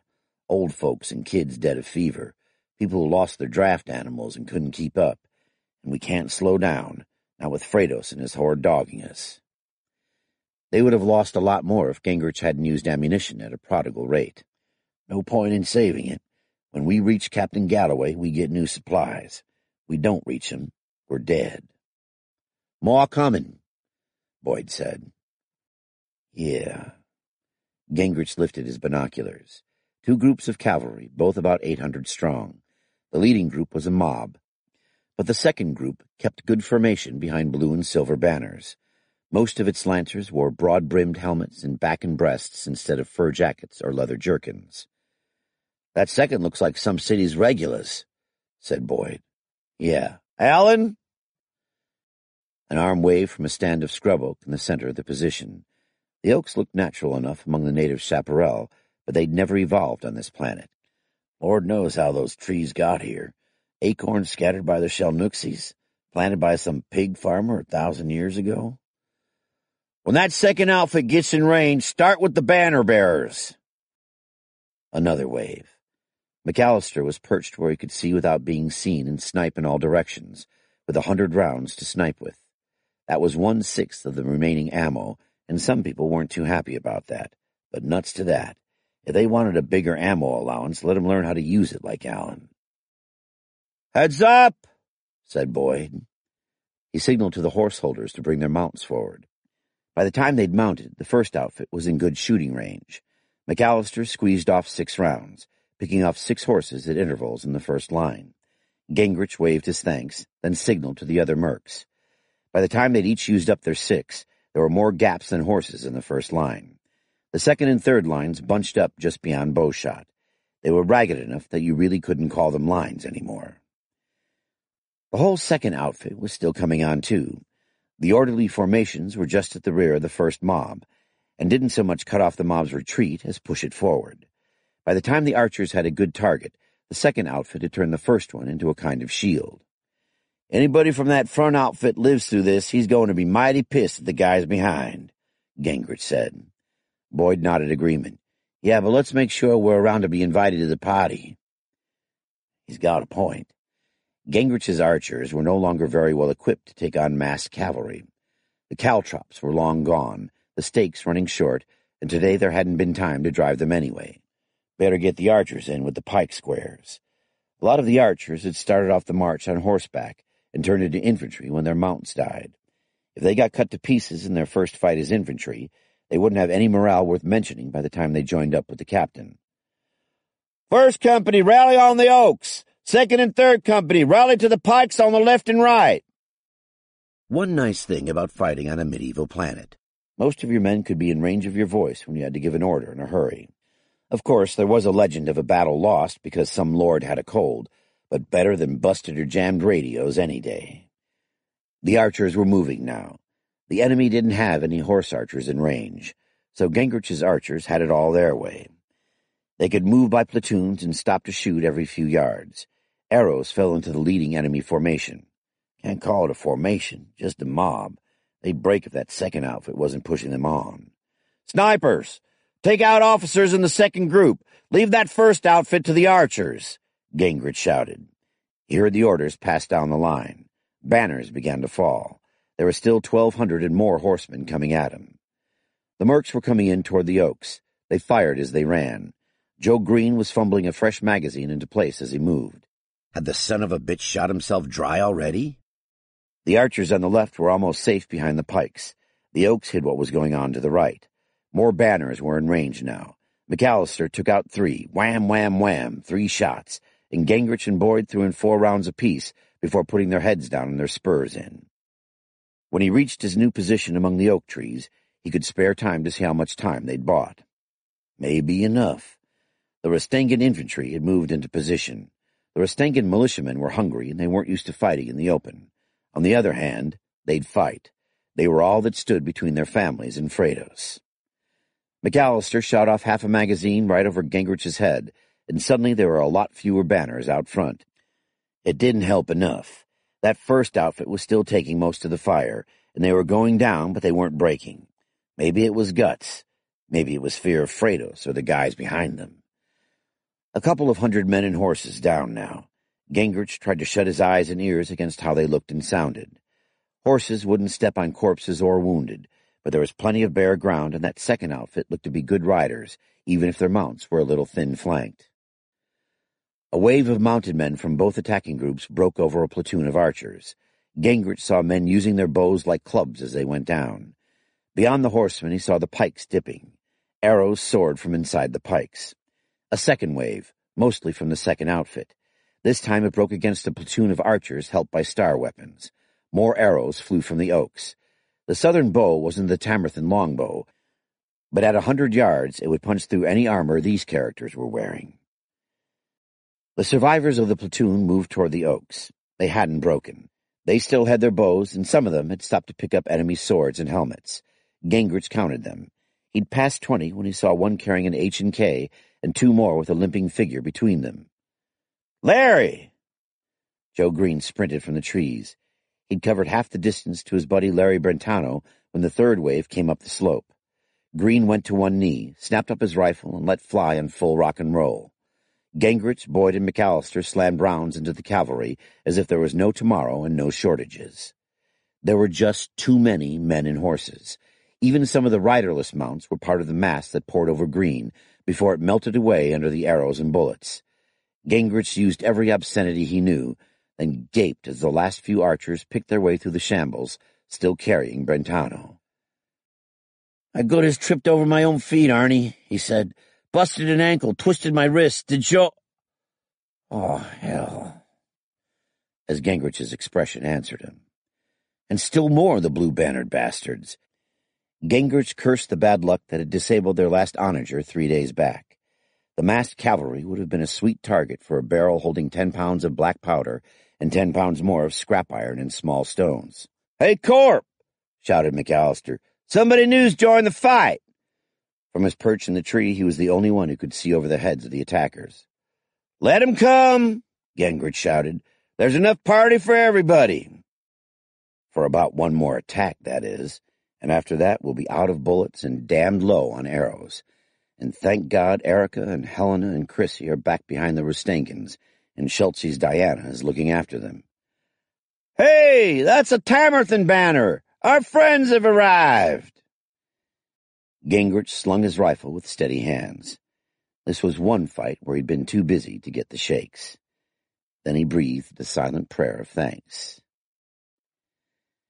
Gingrich and his men were spectators for the rest of the battle. A few minutes after the Tamerthans hit the enemy from the rear, a cohort of Romans rode through the Rustangan line and took them in front. After that, Gingrich's men were in more danger of being trampled by their allies' horses than of being overrun by their enemies. Gingrich and Boyd watched the Romans mopping up the last of the blue banners. "They do fight," Alex Boyd said. "Wonder why." "Fredos has those Defender goon squads in their homes?" Gingrich mused. "Well, they got no homes at all. Yeah." "Listen," Gingrich said. "M16s, I'd swear. Schultze's got a H&K 308. Yeah. Captain Galloway sent those troops." Gingrich wanted to shout. "Maybe it's himself. Either way, he cares. We don't forget that." The fight was nearly over, but knots of enemy fought on. They were badly outclassed, caught between Roman legionaries with their horse archery and Rick Galloway-trained Tamerthans. When the survivors finally broke and rode for their lives, they left more than 1,000 behind. "Okay, Alex, what's the butcher's bill?" "Green KIA. Brentano will be out of action for a week anyway. 34 locals KIA. 27 wounded and 3 missing. Not as bad as it might be. Nope, and this chap wants to see you." Boyd indicated a young Tamerton nobleman cantering toward him. If the guy had been astride a choppered Harley and wearing a leather jacket instead of a mail coat, he'd have been a dead ringer for Panzer Klawicki back on the southwest side. Was Panzer still riding, or had he busted his neck? And did it matter if you were never going to find out? For a moment, Gingrich felt desperately homesick for Earth. "Lord Gingrich!" The Tamerton reined in. "The same. Who do I have the honor of thanking for his timely arrival?" "Torthris, son of Kevin, of Clan MacLellan, Coronel of the 1st Tamerton Hussars, and cousin to Tylara, Ekatassa of Chelm," he added. "We are grateful. I do not doubt that we would have prevailed in the end, but with your help we have smitten our enemies far harder." "Indeed, they were a worthy foe. Have all of Fredos' men fought so well?" "These were the best, although I do not know if all the others had orders to press home their attack." "We can talk more of this later. I have orders from the Lord Captain General to welcome your return to his service. He has sent the Lords Bissot and Beasley with new strength for your star weapons, fire powder bombs, medicines, and strong waters. We hoped we would be able to join you and give your weapons their new strength before this battle. However, when we reached you, the enemy was already attacking. It seemed better not to wait. The Lord Rick often quotes an old commander of his, the High Rextia Napoleon. Ask me for anything but time. So the captain was claiming to have served under Napoleon, was he? When bigger and better whoppers are told. Anyway, that explained the other star weapons. Wonder how many rounds the captain sent, and what orders he gave Bissot about issuing them. All around, the battle was dying down. Most of the Romans had ridden off in pursuit. A lot of the Tamerthans had dismounted, to loot the bodies and, if necessary, make sure the bodies were properly dead. They'd posted about half a squadron of sentries, though, and they were bringing the loot to a central collecting point. The captain had done a good job with these people, which was really no surprise, but nice to see all the same. For the first time and longer than he wanted to think about it, Gingrich felt safe. They were bringing in Joe Green's body tied over a mule. As they did, Schultz rode up, with blood on his Rastangan armor. He gave Boyd a sour look as he dismounted. Gingrich wondered if Alex had been sniffing around Diana again. Better ask, but not here. Right now, Gingrich wanted to say goodbye to Joe Green. Joe hadn't been any Audie Murphy, but wasting ammo was his only real vice. Otherwise, he'd been reliable and hard-working and sensible, never making any trouble. Damn all, another hour. Gingrich walked up to the mule carrying Green's body. A man in peasant clothing stood on the far side, another at its head. A couple of boys were playing kickball with a bound-up leather jerkin whose owner would never need it again. "Bring the body to Lord Brentano, fellows. He and Lord Green were comrades." "Yes, my lord." "Look out, Lord Gingrich!" The high-pitched shout had Gingrich jumping back from the mule before the man on the far side came in under its belly and out with a knife in his hand. The blade leaped up, seeking a path under Gingrich's armor and into his belly. As the blade rose, one of the boys suddenly flung the kickball. It hit the man in the head, making the knife thrust miss. The man at the mule's head had also drawn a knife, but now the mule was rearing. It threw him off balance. By the time he was steady on his feet, Gingrich had his Colt out. He shot the man in the chest as the first man closed for another stab. The boy ran up to the mule, vaulted over it with his hands on Joe Green, and slammed his bare feet into the back of the first man's head. The blow knocked the man sprawling. The thongs holding the body broke, and body and boy together tumbled down on top of the man. Gingrich stamped hard on the man's wrist. The knife dropped to the ground. Now 2 more men were running toward Gingrich, and a third was unlimbering a crossbow. Teuthrus spurred toward the archer, sword swinging down, and flew out of the saddle with a quarrel sticking out of his chest. His fall wasn't all bad. It gave Boyd and Schultz a clear field of fire at the other 2. Who hit which man first was never clear and didn't matter anyway. Both went down. This left the archer, who was 10 feet from a stray horse and already on the move, reloading and recocking his bow as he ran. Too many people around him for gunplay, too, and none of the dumb bastards were lifting a finger to stop him. "Grab that man, you!" yelled Boyd. The other boy caught up with the fleeing man as he reached the horse. The crossbow twanged and a quarrel tore into the boy's belly, but he already had his arms around the man's thigh. Then his teeth sank into the leg, through the leather and into flesh. The man screamed and beat at the boy. For a moment his head was clearly silhouetted, and a moment was all McAllister ever needed for a clear shot at longer ranges than this. The man's head snapped back, and he fell off his horse on top of the boy. "Medics!" yelled Schultz. Gingrich said nothing. He really wanted to go off somewhere and have that case of the shakes. He knew he ought to see how Teuthrus was, although any man who was sitting up already and swearing like that couldn't be too badly hurt. What he was going to do was ask a couple of pointed questions of a young lady named Monira. Brushing off Boyd's hands and several other people asking questions, he strode toward his horse. "The one by the mule was Alanis, from what you say. The other was Syra." Was there a moment's hesitation in the level voice, or a flicker in the steady blue eyes? Gingrich thought he detected both. And did that mean the disguised girl who'd taken out the crossbowman at the cost of her own life was somebody Monira didn't know? From another House of the Wolf? The idea that more of these pint-sized assassins were running around loose made Gingrich ill. Should he dose Monira with more babble juice? No point. It would be Captain Galloway's problem soon enough. But there was one question Gingrich had to ask. "Why did your friend save me?" For a moment it looked as if Monira was really going to smile, but she only shrugged. "It was our duty, now that it serves Lady Tylara that you be alive. We swore an oath." We swore an oath.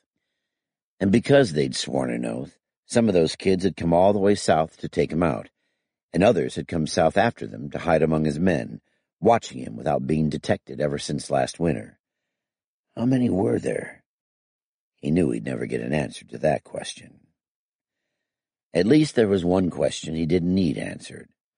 What would have happened to him if they decided it was their duty to keep trying to kill him?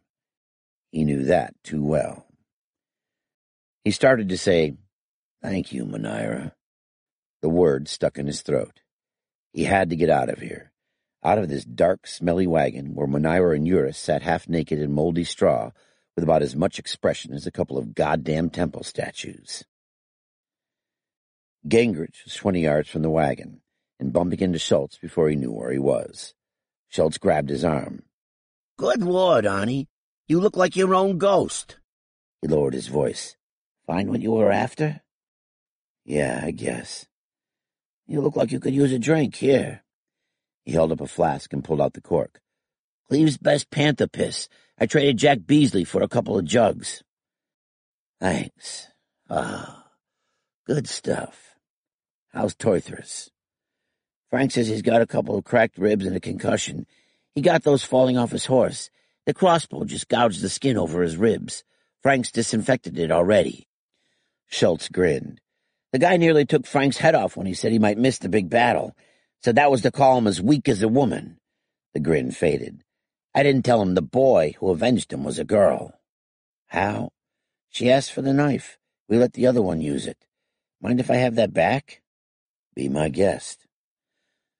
Schultz gulped from the flask, then stoppered it. "Arnie, do you suppose you could lean on Alex to stay away from Diana before I have to? If I don't, her family will take a hand." "I told Venetianus." "Screw you, Roman. Diana says the last couple of times Boyd dropped around, Venetianus was with him. Didn't lift a finger to stop his hassling her either." "Schultz, if you're trying to make trouble—" "Arnie, horny Alex is already doing that, with your Roman advisor backing him up. I'm trying to stop trouble." Gingrich reached for the flask again. "I'd better talk to both of them." "Yeah, you do that." Gingrich drank. Maybe it hadn't been such a good idea to play Schultz and Venetianus off against each other for the job of, call it Grand Vizier. If Venetianus was putting Boyd up to something that could get him shot, not that Alex ever needed much putting up where women were concerned. Not my problem anymore. The prodigal's home, and Daddy, you take over. 14. "Welcome, Lady Tylara. Did you have a good journey?" Tylara stopped at the threshold of the rector's private chambers and let Lady Siobhan take her cloak. It was the first time she'd visited the university since Les's return. Had Gwen added any more luxuries, and would it say anything if she had? I must not go about looking upon Lady Gwen as an enemy, whose strengths and weaknesses I must spy out. She is no fool. If I do this, she will know and tell Rick. And if by some strange working of fate she is in truth not my mortal enemy. A strange working of fate that would be indeed, unless my husband is not as other men are. Tylara forced a smile before the silence grew too long. "Well enough. At this season it is no great hardship to travel any distance. I confess I will not be unhappy to live to see the days when Tran has the freeways of earth. And that is to admit a weakness, and to Gwen, must I seem a witling? Let's hope we all live that long. Would you like some tea, or would you prefer wine? I have some sherry I've been saving for an occasion, and I think this is one. It's a dark, sweet wine, stronger than ordinary vintages." "Thank you, my Lady Rector. I will have a glass." "One glass of anything should not weaken my wits or lower my guard, unless the gods have already seen fit to do it." "Lady Siobhan, 2 glasses of the Bristol cream. Oh, and bring that letter you received yesterday from Lord Mason." The girl went to a carved cupboard by the window and pulled out an earth bottle and 2 Roman glasses. "She reads English very well now," Gwen continued. "I wish I had half her talent for languages." "Do you indeed that, when you have other talents?" "No, that is not just. None of the men she seems to attract can be wound around her finger by no more than a whore's arts. That is why it is so hard not to fear her. Bed sport is one thing. A true meeting of minds is far more. And since Rick and I have not had either since midwinter." "Thank you, Lady Siobhan." The sherry was indeed stronger than common wine. Tylara sipped cautiously, not sure she cared for the sweetness. "Is Lord Mason well?" "Oh, yes, my lady, or at least he was when he penned the letter some 12 days ago, I pray that nothing has happened to him in that time." The look on Siobhan's face was unmistakable. So Lord Mason's suit is succeeding, is it? Well, both could do far worse. She, one of the greatest of the Star Lords and a good man for a husband. He, a granddaughter of faithful old Camathon for a wife. And my husband. For a moment Tylera could not complete the thought. Then she forced her wits onward, like forcing a skittish horse across a swift-flowing stream. My husband will be happy. Did he not say once, "Art Mason's got to limit himself to officer-class ladies from now on. No more barmaids. In fact, he really ought to get married." And am I so lost to loyalty and good sense that I wish my husband to be unhappy, especially in a matter so nearly concerning one of his most trusted men, to whom I owe no small debt myself? "Pour yourself a glass, Siobhan, and sit down," said Gwen. "Let's not stand too much on ceremony." "Thank you, my lady." The girl didn't take the drink, but sat down, unfolded 3 pieces of paper, and began to read. "To my dear Lady Siobhan, greetings and hopes that you are as well as I am. By the time you read this, we may have fought the great battle against the horde of the prophet Phrados. Certainly it will be fought sooner rather than later. They have eaten the country bare behind them, and have no way to go but forward. Nor can they move east into the Roman provinces, not without leaving us free to strike at their flank and rear. Publius Caesar seems to doubt this last. He has kept 3 of his 6 legions in the provinces, together with several cohorts of garrison troops and some thousands of militia. To do him justice, he may fear rebels or bandits as well as Phrados, and does not wish to admit it. In his position, I suspect I would do much the same. Ha! He fears unfriendly eyes will read his message. Unfriendly, or a stranger. Who in Caesar's camp knows English? A starman hired from the south? One of the deserters?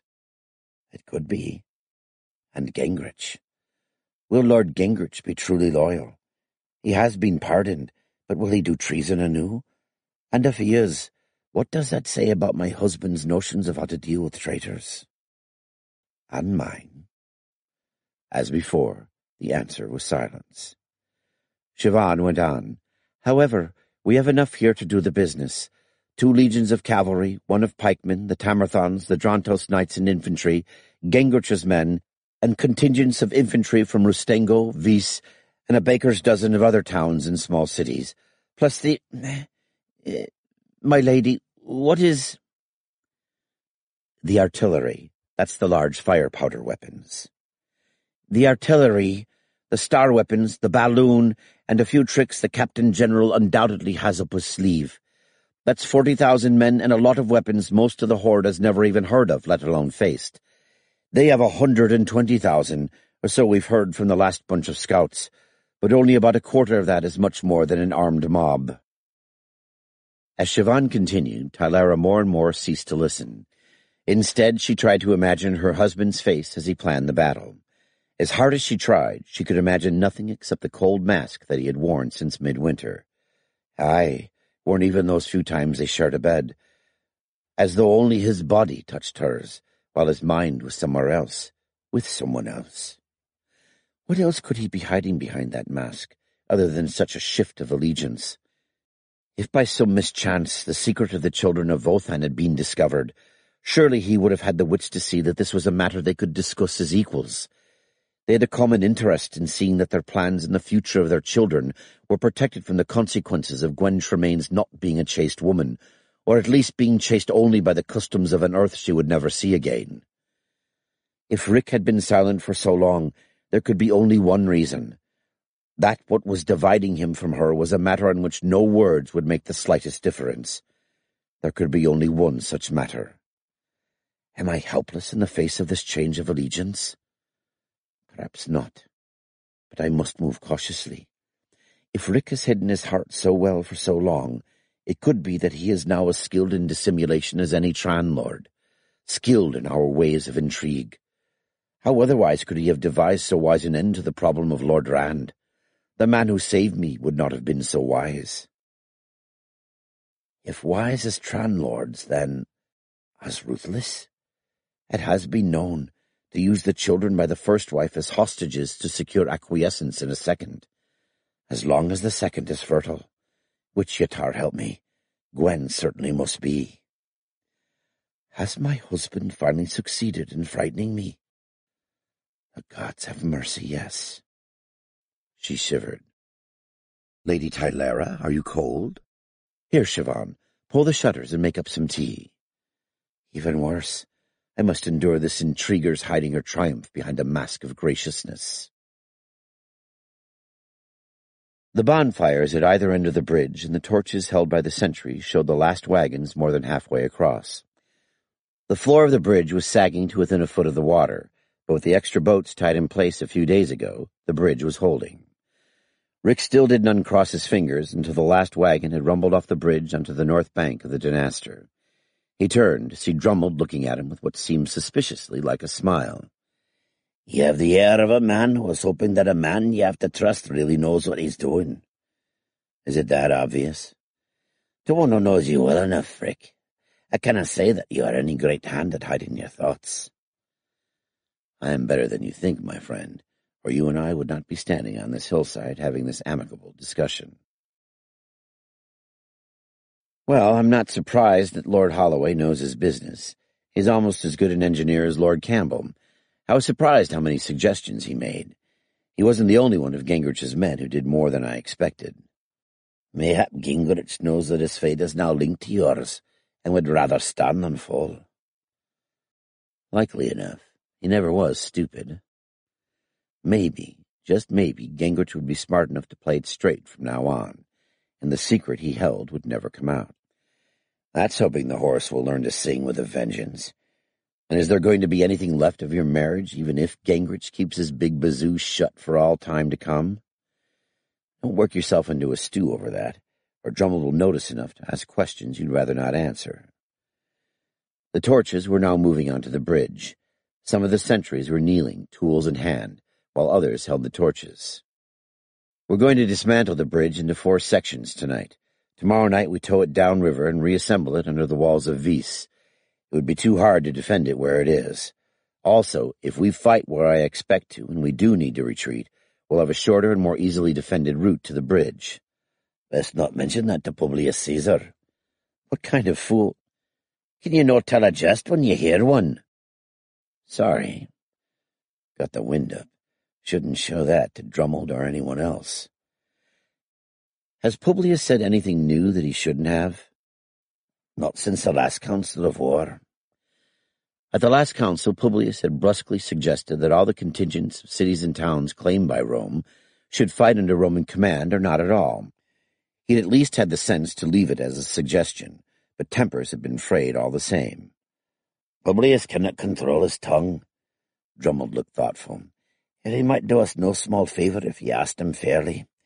I have read over the muster roll of Gingrich's men. He has some 12 score men of the Clan MacBrain, and the Red MacBeans among those who follow him. I'm afraid that doesn't mean as much to me as it should, Drummond. No shame to you, Rick. You have so much wisdom in war that did I not know you well, I would be among those who called you wizard. You have less knowledge of the clans of Tamerthon, and indeed who outside the hills does not. It is only that the MacBrains and the Red MacBeans have been at feud with MacClellanmuir since my grandfather bore the title. It little matters who gave first offence, and indeed it may well have been my grandfather. His temper made him enemies from the cradle to the burial ground. Very surely, though, the 2 clans he outlawed shed much blood in reply. They are now at feud not only with me and mine, but with the MacBretox and so many others, it would be past dawn before I'd numbered them all. I'll take your word for it.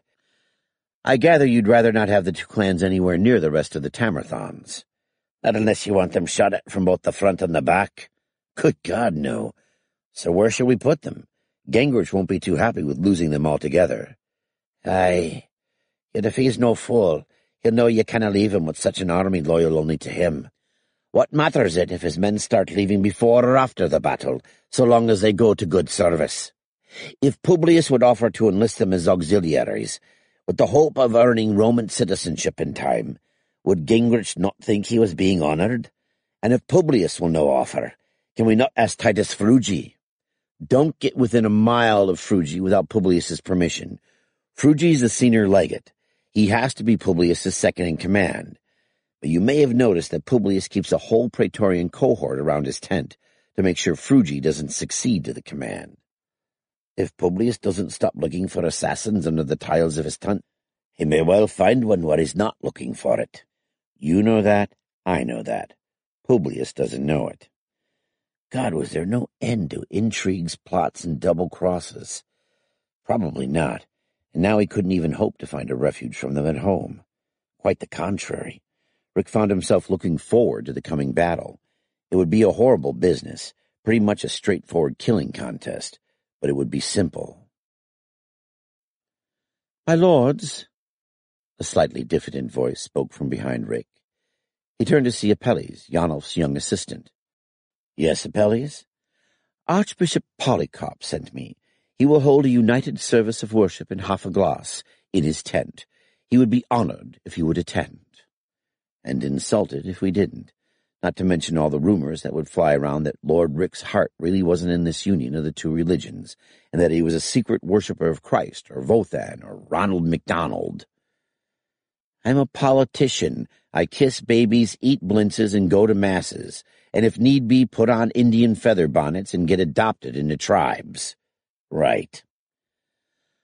"Thank you, Apelles. We shall be present. Where have you been assigned for the battle?" "With the vanguard of the Drontos cavalry, Lord Rick. I am to send the healers when they are needed, and to write down the dead and the hurt." A combination medic and staff officer, but he'd be in the thick of the fighting even if it went well.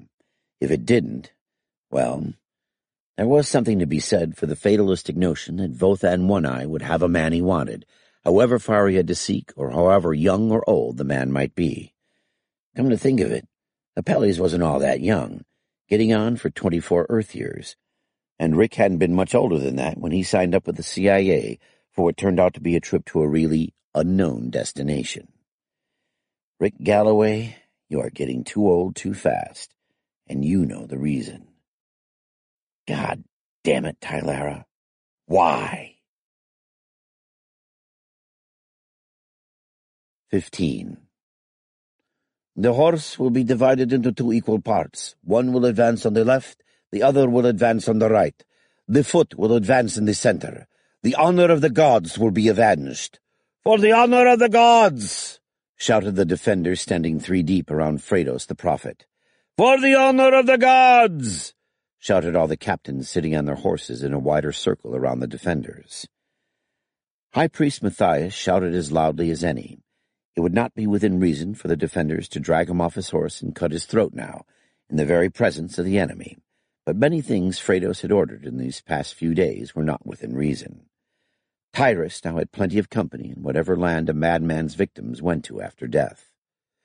Even those who had grown used to capricious murders had been shaken by the slaughter of the men and children of Myrius. Over 1,000 of them butchered in a single night after Fredos learned of their men's surrender to the Skyfolk. Clearly, Fredos had intended that his soldiers fear him and the defenders more than the enemy and his magical weapons. Had the prophet accomplished this? Matthias doubted it, but it was a measure of how much fear Fredos had sown that Matthias dared not speak to anyone about these doubts. He also doubted that the fear would much outlast the defenders. If they perished in the battle, whether it was won or lost, not 1 in 10 of the host would thereafter blindly obey Fredos. From such a situation, a man prepared to counsel the captains, as nobleman, warrior, and priest, might draw much to the advantage of both himself and his masters. But that was pricing the unborn calf. Matthias made a gesture of aversion with his armored gauntlet and gathered up the reins. He wanted to lead his men into position on the right, as soon as Fredos finished giving more precise orders for the battle. Now the bearers of the prophet's litter were coming forward. Matthias realized with dismay that no more precise orders would be given. He wondered if the other captains were also dismayed, but those whose faces were visible under their helmets might as well have been wearing masks.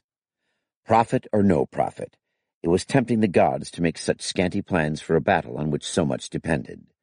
The Skyfolk and their allies were outnumbered 3-1, but even their foot was better than most of the prophets.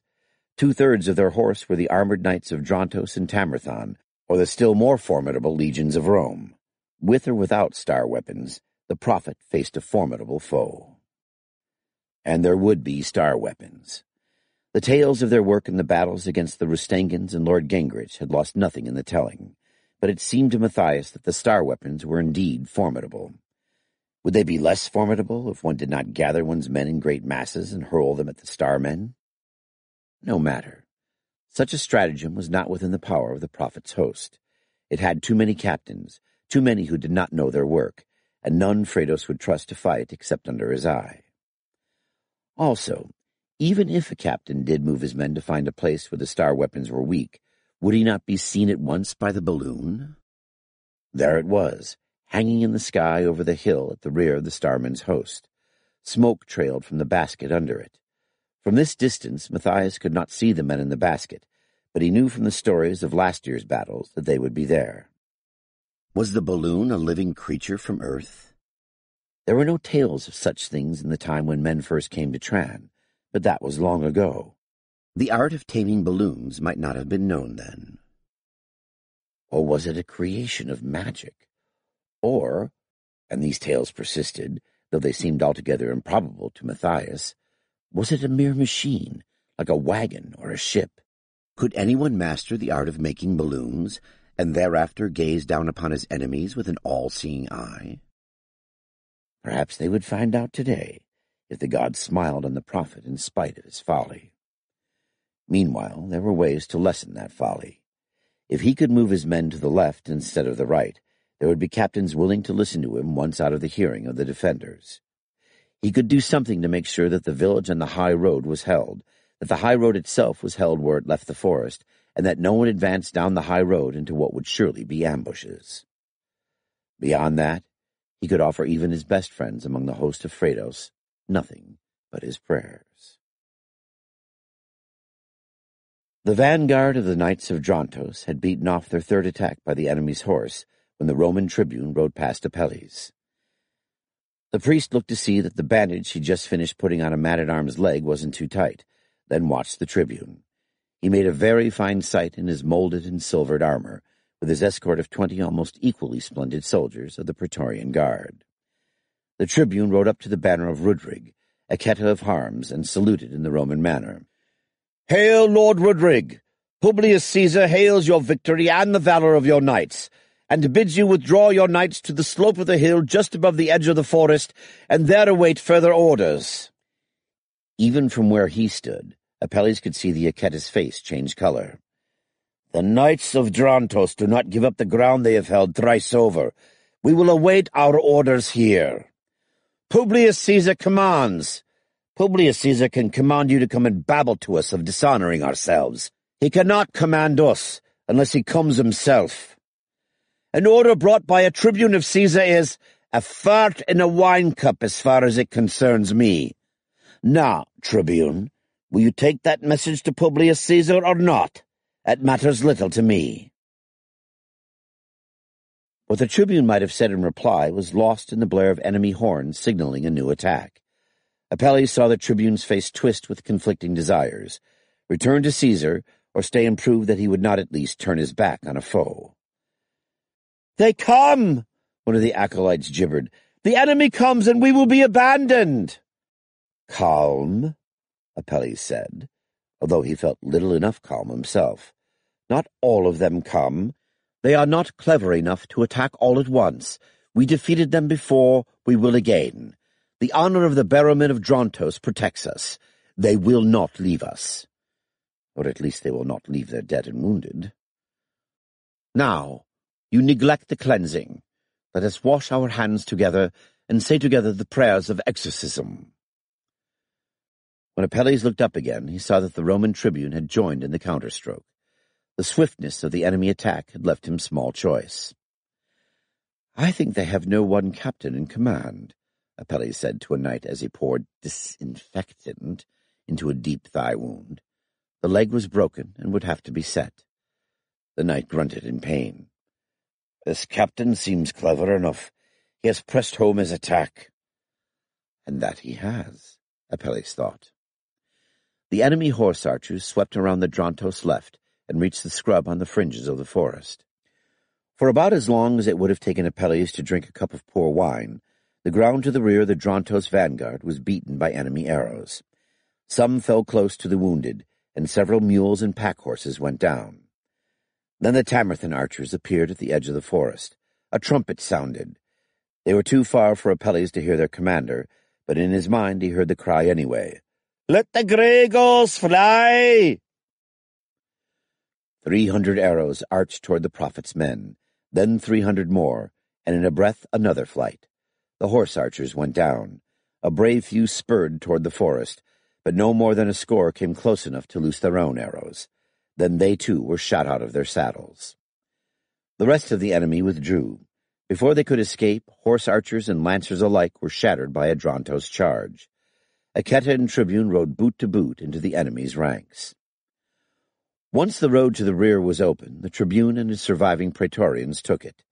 The Echeta led his men back past Apelles, dropping off 5 more dead and 15 more wounded on the way. Apelles ordered one of the acolytes to divide the wounded into the gravely and the lightly hurt, and a scribe to record the names of the dead. It was a good thing that so far there were fewer than 200 wounded, and many of those were tended by their squires or servants. Apelles could have used 3 times as many acolytes and twice as many scribes. "I am an administrator, not a healer," he thought.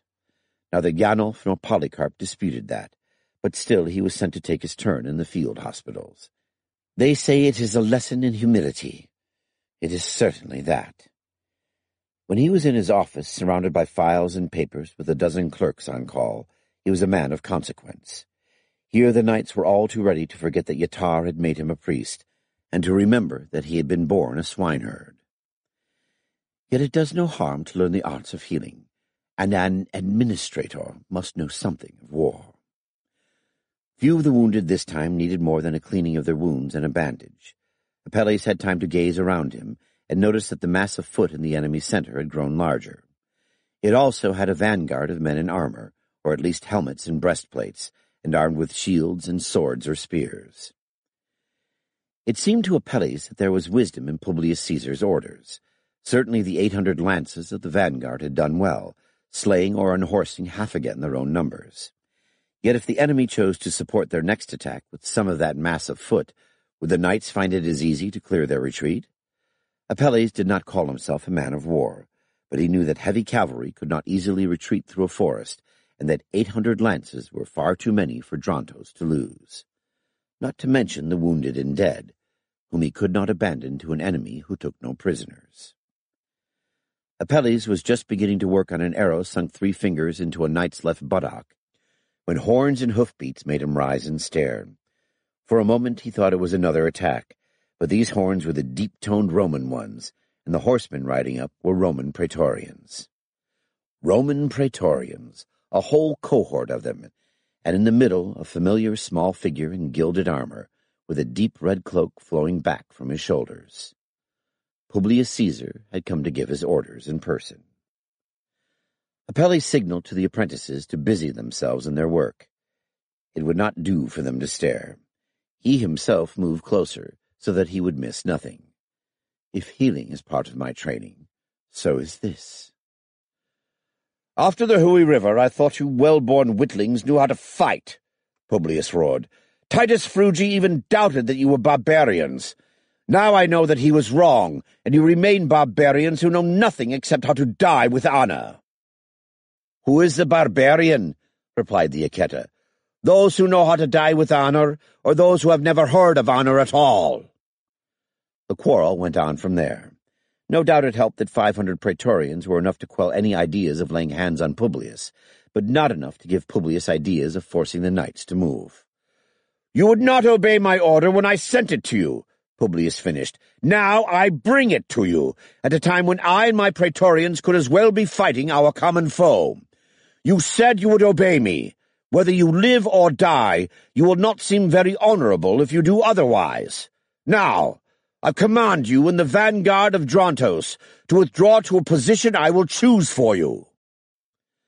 Lord Rodrig's hesitation lasted only a moment, although it seemed like half a glass to Apelles. Then he nodded, and with a wave of his hand sent messengers riding down the line to carry the order to retreat. "Here." Apelles indicated a ditch that would be the outermost boundary of his new field hospital, at the rear of what everyone was calling the Great Redoubt.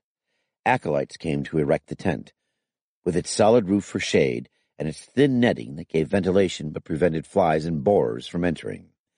More star lore, but it seemed to work. Something worked.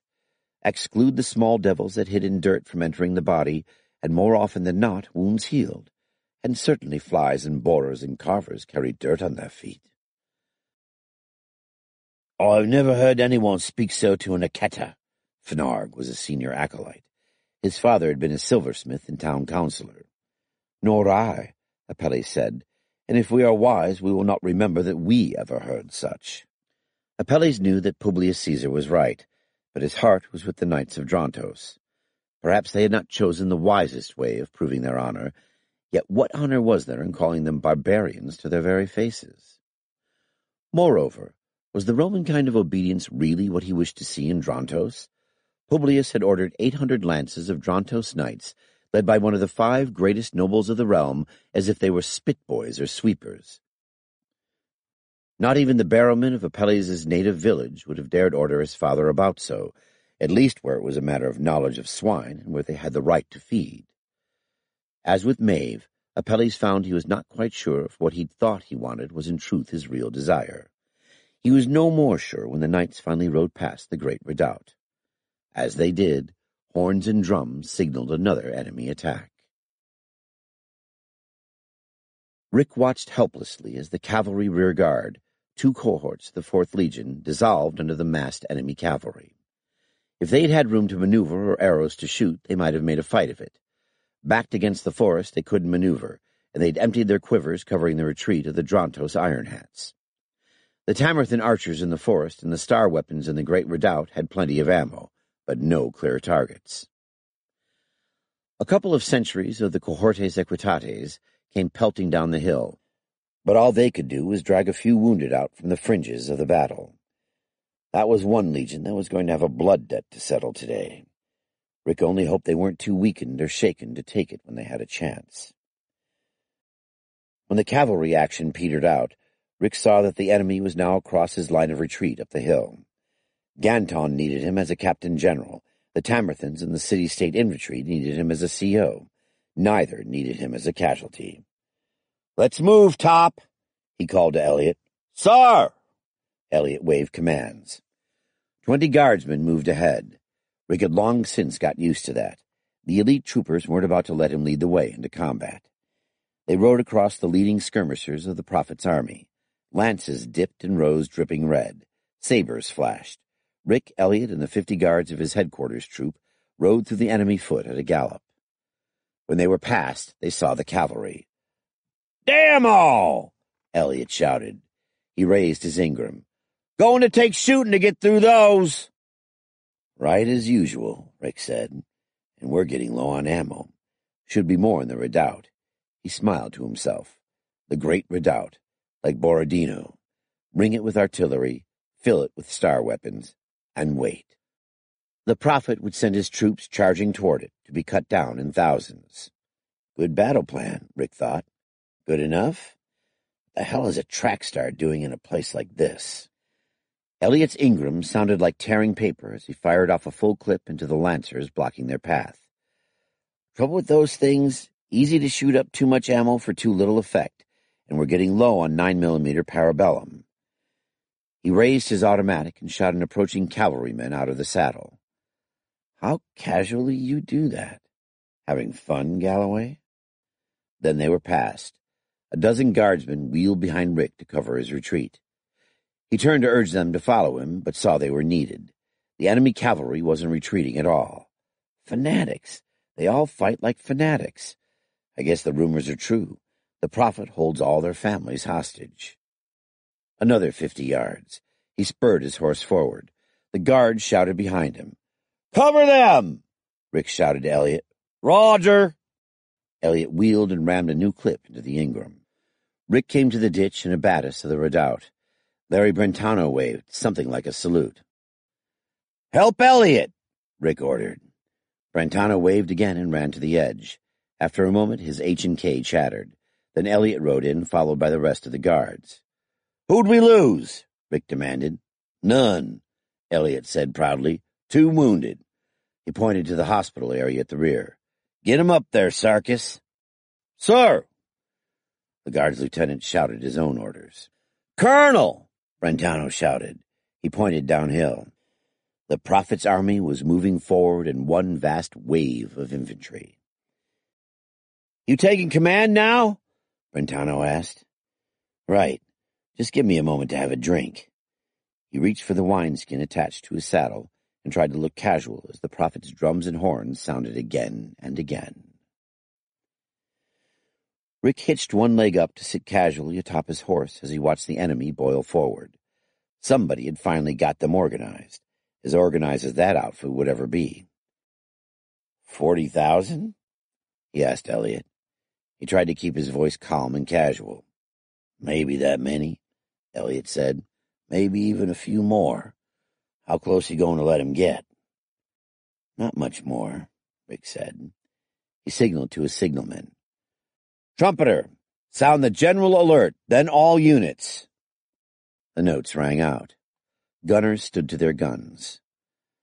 "Sound fire on command," Rick said. He reached out to his signalman and took the red and white striped flag, raised it high, and waited as the enemy infantry moved forward. When they reached the clump of brush he'd mentally selected, he brought the flag sharply down. The redoubt erupted in fire. Bombards, musketeers, all the mercs, including the mortars and the crew at the Carl Gustav. The mortars were right on target. Rick saw whole squads fall in the center of the enemy ranks. Meanwhile, 20-pound stone balls from the bombards cut lanes from front to as far as Rick could see into the enemy formation. The 106 blazed again. White phosphorus exploded just at the enemy first rank. Men screamed in horror and ran, trailing smoke. "That ought to stop 'em," Elliot said. "Yeah, it ought to, Sarge," Brentano said, "but it don't look like it did." He raised his H&K and fired slowly and deliberately. "And I don't reckon we're going to stop 'em." "Fire in the hole!" The 106 roared, and more of the Prophet's army died. Not enough. Rick raised his own H&K and fired carefully and deliberately. Men fell. "They just keep coming," Elliot said. "God damn, Colonel, I could sure use troops like that." Yeah. With any competent leadership, those men could take any army on Tran. Fortunately, they didn't have competent leadership. "Defenders," Elliot muttered. He pointed to a formation at extreme range. 6,000, I hear. That's the damn secret. Everybody in that army knows them defenders will kill anyone who runs, and go back and mop up the village he came from to boot. Elliot rose in his saddle. "Ernikos! Keep them musketeers loading properly. That last volley was ragged." "Aye, my lord," came the reply. "They're going to get in here," Elliot said. "Dismount?" "No, we'll need to fall back." Elliot looked at him quizzically, but said nothing. "I remember a Korean vet," Rick said. "He said watching men try to put out a fire by jumping into it will give you the willies if you let yourself think about it." "Right," Elliot said cheerfully. "So don't think about it." "Sure." But it took a very experienced soldier not to think about what would happen if that kind of man reached you. Most of the locals weren't that experienced. "What the hell, Rick Galloway? Are you that experienced yourself?" "Sappers," Elliot said. He pointed. "Masked by the first wave. I thought their infantry wasn't supposed to get here. Good planning." The leading infantry had taken the casualties. Now, behind them, were several compact formations of men who carried brushwood fascines and axes. "They'll sure as hell get in here, Colonel," Elliot said. "We got maybe 5 minutes, no more, and I better see to my gunners." "Right." Elliot rode off. The guards officers were chanting orders as the guards' musketeers loaded in unison. "Fight your cartridge! Spit! Ram! Return ramrod!" The artillerymen were struggling to lower the aim points of the bombards. They'd never been intended to be depressed that low. Then from the center of the redoubt, the LMG opened up. PFC Arcos Passavopoulos had it, with Gardner as his number 2. It was in good hands. Ben Murphy would have been even better, but he had to ride with the Drontos Iron Hats if he wanted to hold on to Westbrook. For a couple of minutes the battlefield was almost silent, except for the mortar and recoilless rounds falling into the sappers, and the boss gunner, Pinar son of the smith, roaring at his men. Then the sappers hit the ditch in the abatis, and what they lacked in skill they made up for in numbers. The logs of the abatis seemed to dissolve like the cohorts of the 4th Legion, and suddenly the whole southern end of the great redoubt was open to the enemy. "Fall back in order!" Rick shouted. There wasn't a trumpet command for that. He backed his horse away from the oncoming enemy. At intervals he fired his H&K. "Set an example, about all you can do." "Get first pikes up to the northern end of the redoubt," Rick shouted to a staff officer. The man rode off and another took his place next to Rick. "Vice infantry to connect with first pikes. Move them north. Have them connect first pikes to the Tamerthan archers, and keep the archers supplied." "Aye, my lord." "And did you understand? I should write orders, but there's no time, not with the enemy 50 yards away and closing." He fired again and again, then trumpets sounded behind him. He stood in his stirrups, then turned back with relief. First pikes hadn't failed him. "Close on first pikes! Retreat behind the pikes!" He sent messengers down both sides to repeat the orders. Elliot rode up. "They're keeping better order than I'd have thought," he said. He gestured to indicate the guards' musketeers, who had loaded while retreating and now turned to deliver another terrible volley at point-blank range. The battle dissolved in confusion. For a while it seemed that the redoubt was full of people with every kind of weapon or none at all, trying to run in 3 directions at once. Rick's guardsmen had to draw their swords and hack their way through the enemy's skirmishers, then prod their way through the retreating musketeers and gunners. Gunners drew swords and prepared to die by their bombards. Rick rode down the line of gunners. "Retreat! Fall back behind the pikes! We'll take the guns again and you'll use them again! Fall back!" They did, although they wouldn't have if anyone but Rick had ordered it. Close one, that. Even my middle-class gunners get the Iron Hat mentality. Never retreat, never budge. A mob of half-naked men, heads shaved, wielding long knives, poured over the LMG's pit. Rick mentally awarded the Great Ark and Gardner posthumous Medals of Honor. They'd stayed on the gun long enough to take a big bite out of the enemy. Then the mob stopped, churned, and went abruptly into reverse as the Great Ark erupted out of the pit. He held the LMG under his arm and swept it back and forth until the belt was gone. Then he tossed it to Gardner, drew a short sword with one hand and a long-handled mace with the other, and waded into the enemy. From the speed of their retreat, it looked as if they'd finally found something that scared them more than the defenders. Gardner and Passivopoulos fell back. Halfway to the pikes, Gardner went down with an arrow in his leg. The Great Ark picked up his number 2, machine gun and all, slung the whole load over his shoulder, and kept on going. Rick mentally erased the posthumous from the Medals of Honor and added an unlimited line of credit to Madame Machinia's for the Great Ark and a case of McLeave's Best for Gardner. They'd probably enjoy that more than the medals. Everyone cheered as the Great Ark carried his load into the ranks of the first pikes. Then they cheered again as Lord Rick rode up. Rick waved his binoculars to acknowledge the cheers, but it took an effort to hold his hand steady as he did. No battle plan ever survives contact with the enemy, but this one had been a little too short-lived for his peace of mind. Or had it? The enemy had spent his energy and most of his ammunition. He held much of the great redoubt, but it was a pit of carnage, worthless to the enemy, and they'd made no progress against the pikes at all. "Mortars!" Rick called. "Make them regret being in the redoubt!" "Roger!" someone shouted. A pair of mortar bombs fell among the enemy. Dead and living men were tossed about. The 106 added white phosphorus. The interior of the redoubt was a scene from the inferno. "City infantry's holding." Rick turned to see Elliot on his right. The sergeant major looked as calm as he did on parade.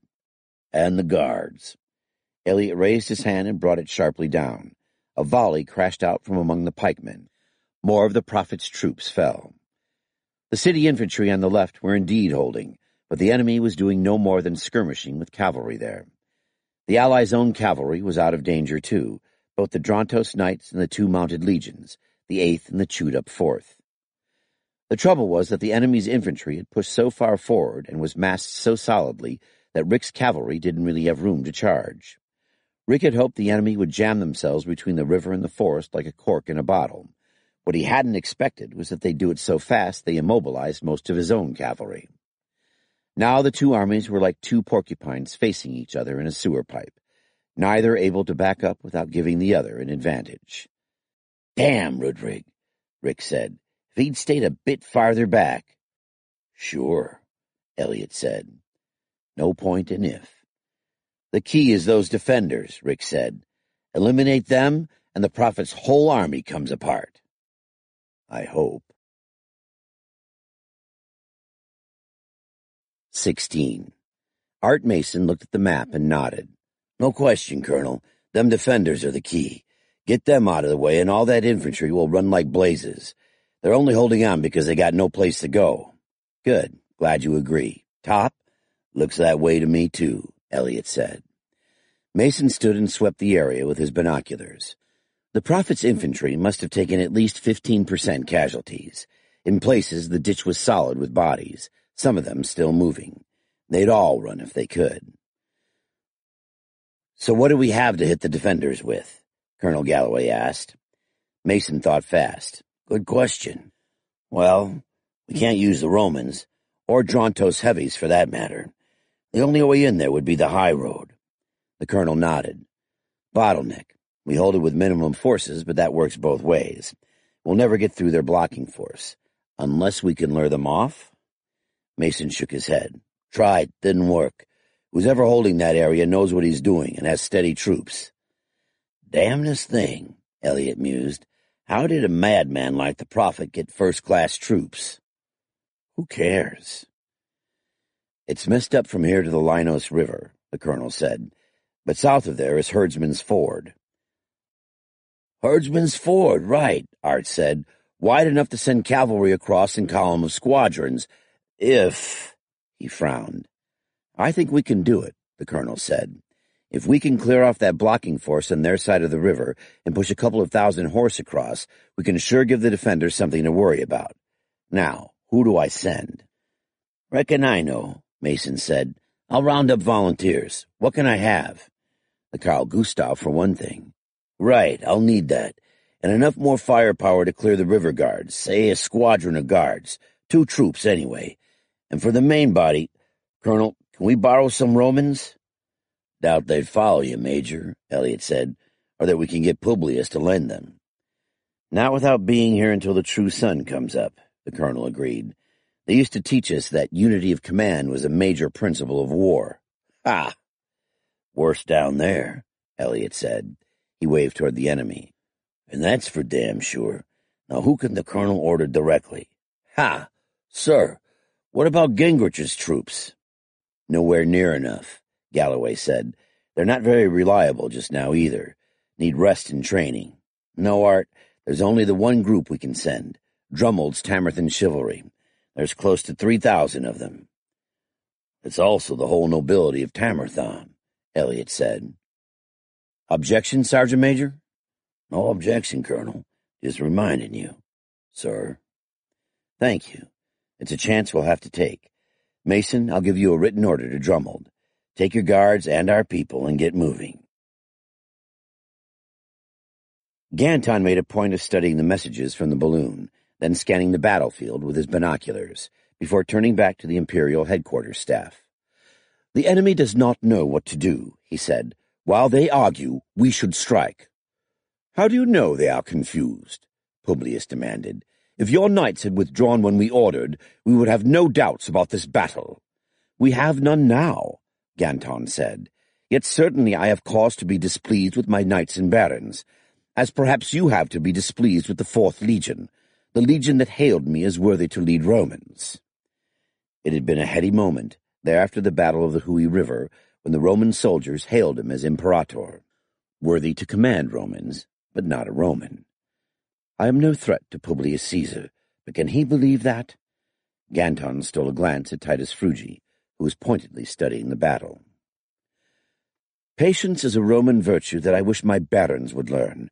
Ever do we seek to ride to the battle and trample our enemies beneath the hooves of our horses. Sometimes that is the best way. Often it is not."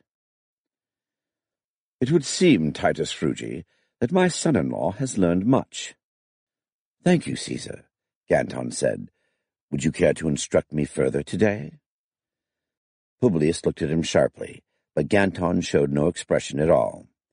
"It's true, I have much to learn, more from Titus Frugi than from Publius, but—" "The high road," Publius said finally.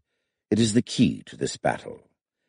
He gestured, and a headquarters optio came forward with maps pinned to a board. "The balloon reports that 5,000 horse and nearly that many foot hold the high road. They have been blocked by the Tamerthan archers." This time Publius did wince. It wasn't hard to know why. Tamerthan archers and pikemen, aided by no more than 2 starmen, had defeated a Roman legion and sacked a Roman town. That was years ago, but it was not easily forgotten. Ganton pretended to study the maps, but in fact he had memorized the terrain. He had found that Romans were not so well trained as he in that art. They didn't have to be. They always had maps. "Bad ground for cavalry," Ganton said. He indicated the area along the high road. "Narrow, best for foot." "Agreed." Titus Frugi pointed to the massed troops milling around the great redoubt. "You see that Lord Rick sends the chivalry of Tamerthon toward the river ford." It is easy to guess his plan. "And there is a rider coming to tell us anyway," Ganton said. "I do not doubt that, even though the Lord Rick commands Tamerthon independent of me." "You have a plan, Frugi?" Publius said. "Yes, Caesar. Send the foot to menace the high road. I will keep the survivors of the 4th and the cohortes equitates to support Wanax Ganton. The 17th will stay between your command, ready to move either way, and we will see who first can advance." "A good plan," Publius said. "I agree." "Thank you, Caesar," Ganton said. "And you too, Titus Frugi. I reward my friends, and you are a true friend." 3 arrows thrummed past Matthias. 2 of them found targets, one in a centaur's belly and a second in the thigh of one of his guards. The man reeled in his saddle but said nothing. The centaur screamed until its rider dismounted and cut its throat. "Retreat!" Matthias ordered. "Fall back! Carefully, carefully!" He rode up and down the line, making certain that this was a retreat and no rout. Whatever the skills of the Tamerthan hillsmen, whatever Ganton of Drontos had learned, the Romans at least would know the value of the high road, and must have troops poised to take advantage of any disorder here. "I could lose this battle in an hour, and Fredos the false prophet does not even know. A fool." He looked to the sky for a sign from Vothan. "Am I to be chosen today, or have you more work for me?" They withdrew out of bowshot from the forest. For the 3rd time they had ridden up the high road to test its defenses, and for the 3rd time the Tamerthan archers had warned them against going too far. "It's hopeless." The mercenary captain spoke in a low voice so that only Matthias could hear. "We need infantry to clear out those woods." He pointed to more than 300 bodies, men, centaurs, and horses, that littered the road and its ditches. "Cavalry will never get through alone. We need infantry." "We have none, Captain Marikos. The prophet, praise his holy name, has ordered the foot he sent here to stand fast and protect the road. If they'd attack, they could keep the damn kilties busy enough. But they cannot attack. They have orders from the prophet himself, praise to the gods." Marikos looked at Matthias quizzically. "As you say, you could ask for a change in orders, or more infantry." "I have sent messengers to ask that," Matthias said. "But they have not returned," Captain Marikos said. "Yes. Killed by the defenders as deserters." Matthias frowned. "I would hope not." "You know they were. The defenders are mad, and the prophet as well. A child could have won this battle, but instead of a child we had Fredos. That is blasphemy." Marikos waved airily. "My troops are closer than yours, but you're no believer. You never have been. You are an Orthodox priest of Wotan." "Why do you say that?" "I have eyes. I see where you look for signs, and what you wear under your armor. I've heard how your servants address you. Honorable. I'm surprised the defenders didn't find out." "As am I, perhaps." "I see. And what now?" "We save what we can. I've got the men watching behind us. When the defenders are engaged, and they will be today or tomorrow, I'm taking my troops out of here. Where will you go? Anywhere. North. I've heard Prince Strymon can use good soldiers. I've got 2,000 cavalry. And their families? Already alerted. Unlike yours, my messengers really were deserters. They got through, and one returned. He saw your messengers killed by the defenders. No message you sent the prophet ever got to him. How do you propose to get past our own foot soldiers, who stand between you and freedom precisely to keep you from running away? That's my business. I see. And what do you want of me? Nothing. Stay out of my way. But since you've been a friend, I'll give you warning. 3 blasts of the trumpets followed by 2 more. If you hear that, save yourself and your men, if you can. Thank you. What more can I do? It would be folly to warn Fredos. There are no defenders here, and Marikos is surrounded by his officers and loyal men. It was the act of a friend to warn me. Now I must think how to make use of that warning. A cloud of dust rose from the hill beyond the narrow area of the road. A sizable enemy force was approaching. He turned to see that the commander of foot soldiers had seen it also and was placing his men. The horseman spurred straight at Art Mason. He wielded a heavy battle-axe and was screaming praises to the gods. Mason shot him twice with his .45 Colt, and even then had to dodge the axe. One of the guardsmen brought his own axe solidly onto the man's head, and another seized his horse. "No ransom for these fanatics," the guard sergeant said contemptuously, "but some of them have good horses." "Yeah, sure. Now let's ride." He signaled Teuthrus to advance with the light cavalry. Amazingly, the enemy melted away into the cultivated land west of the river. "From that last chap, I'd have thought they'd fight like tigers," Mason said aloud. "My lord?" his orderly prompted. "Nothing." The enemy light cavalry retreated, with Teuthrus and the hussars in pursuit.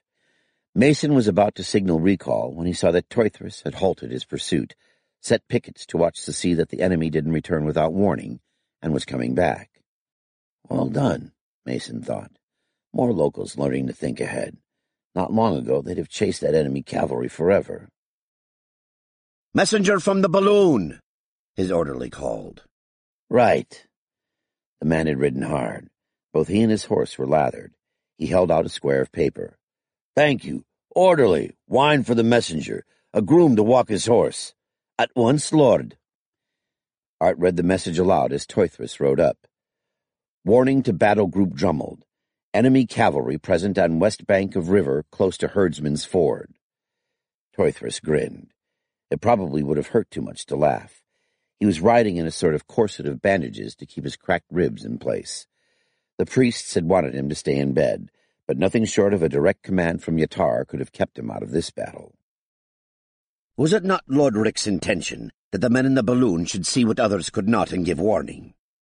If all they can tell us is what we have seen for ourselves. Yeah, that can happen. But remember Parian. The balloon saved our asses there.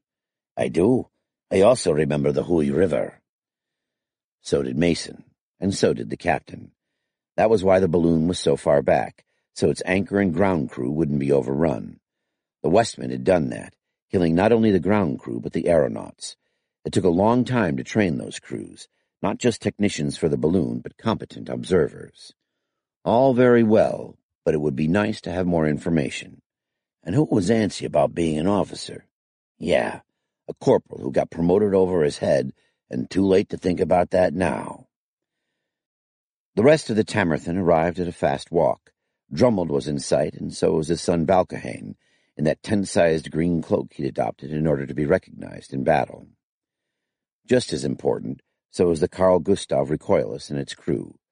Time to get the troops deployed.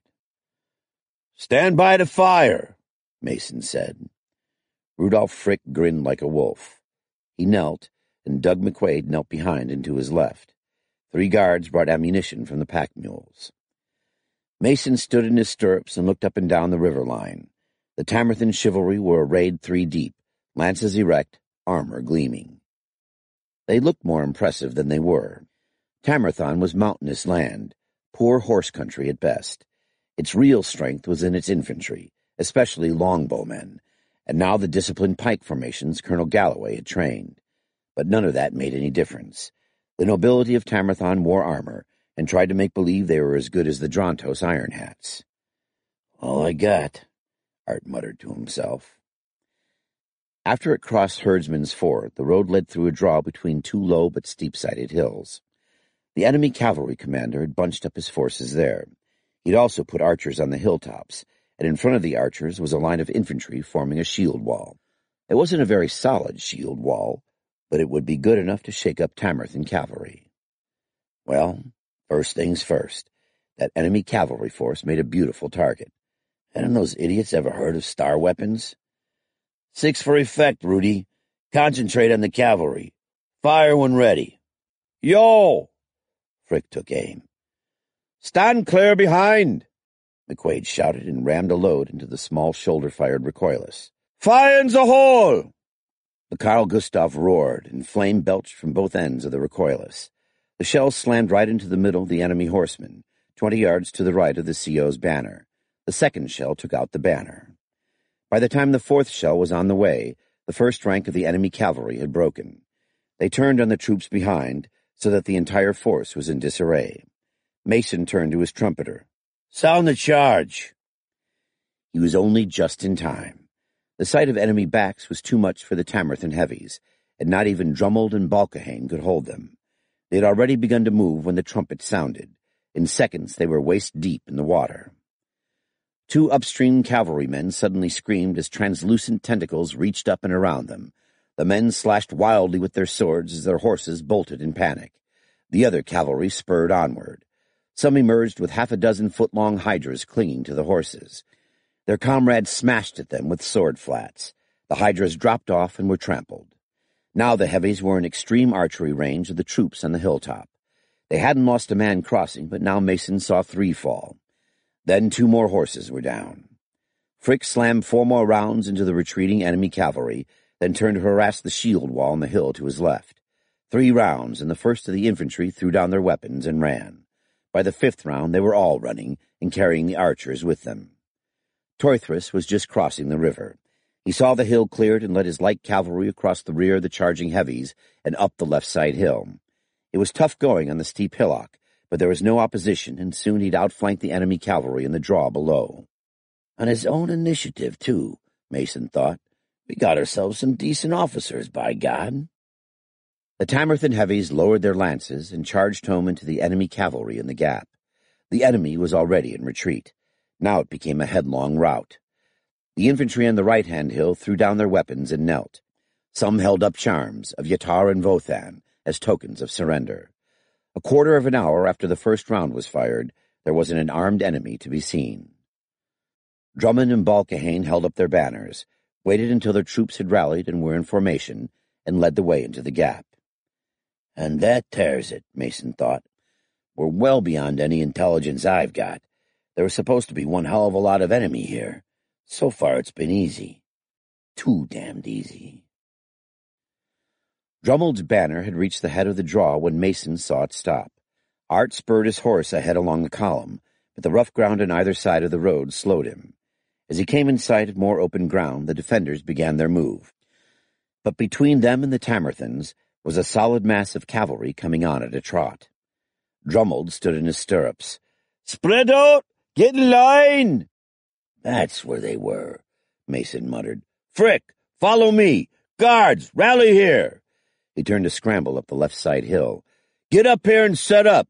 Your target is the oncoming cavalry! Fire at will!" We're in time, he thought. Just. But they sure act like nothing can stop them. Skin-clad figures seemed to sprout like mushrooms from the scrub to Mason's left. He shot one, hacked through his spear-wielding arm with his sword. He caught a flicker of motion out of the corner of his eye, then a sling stone smashed into his helmet.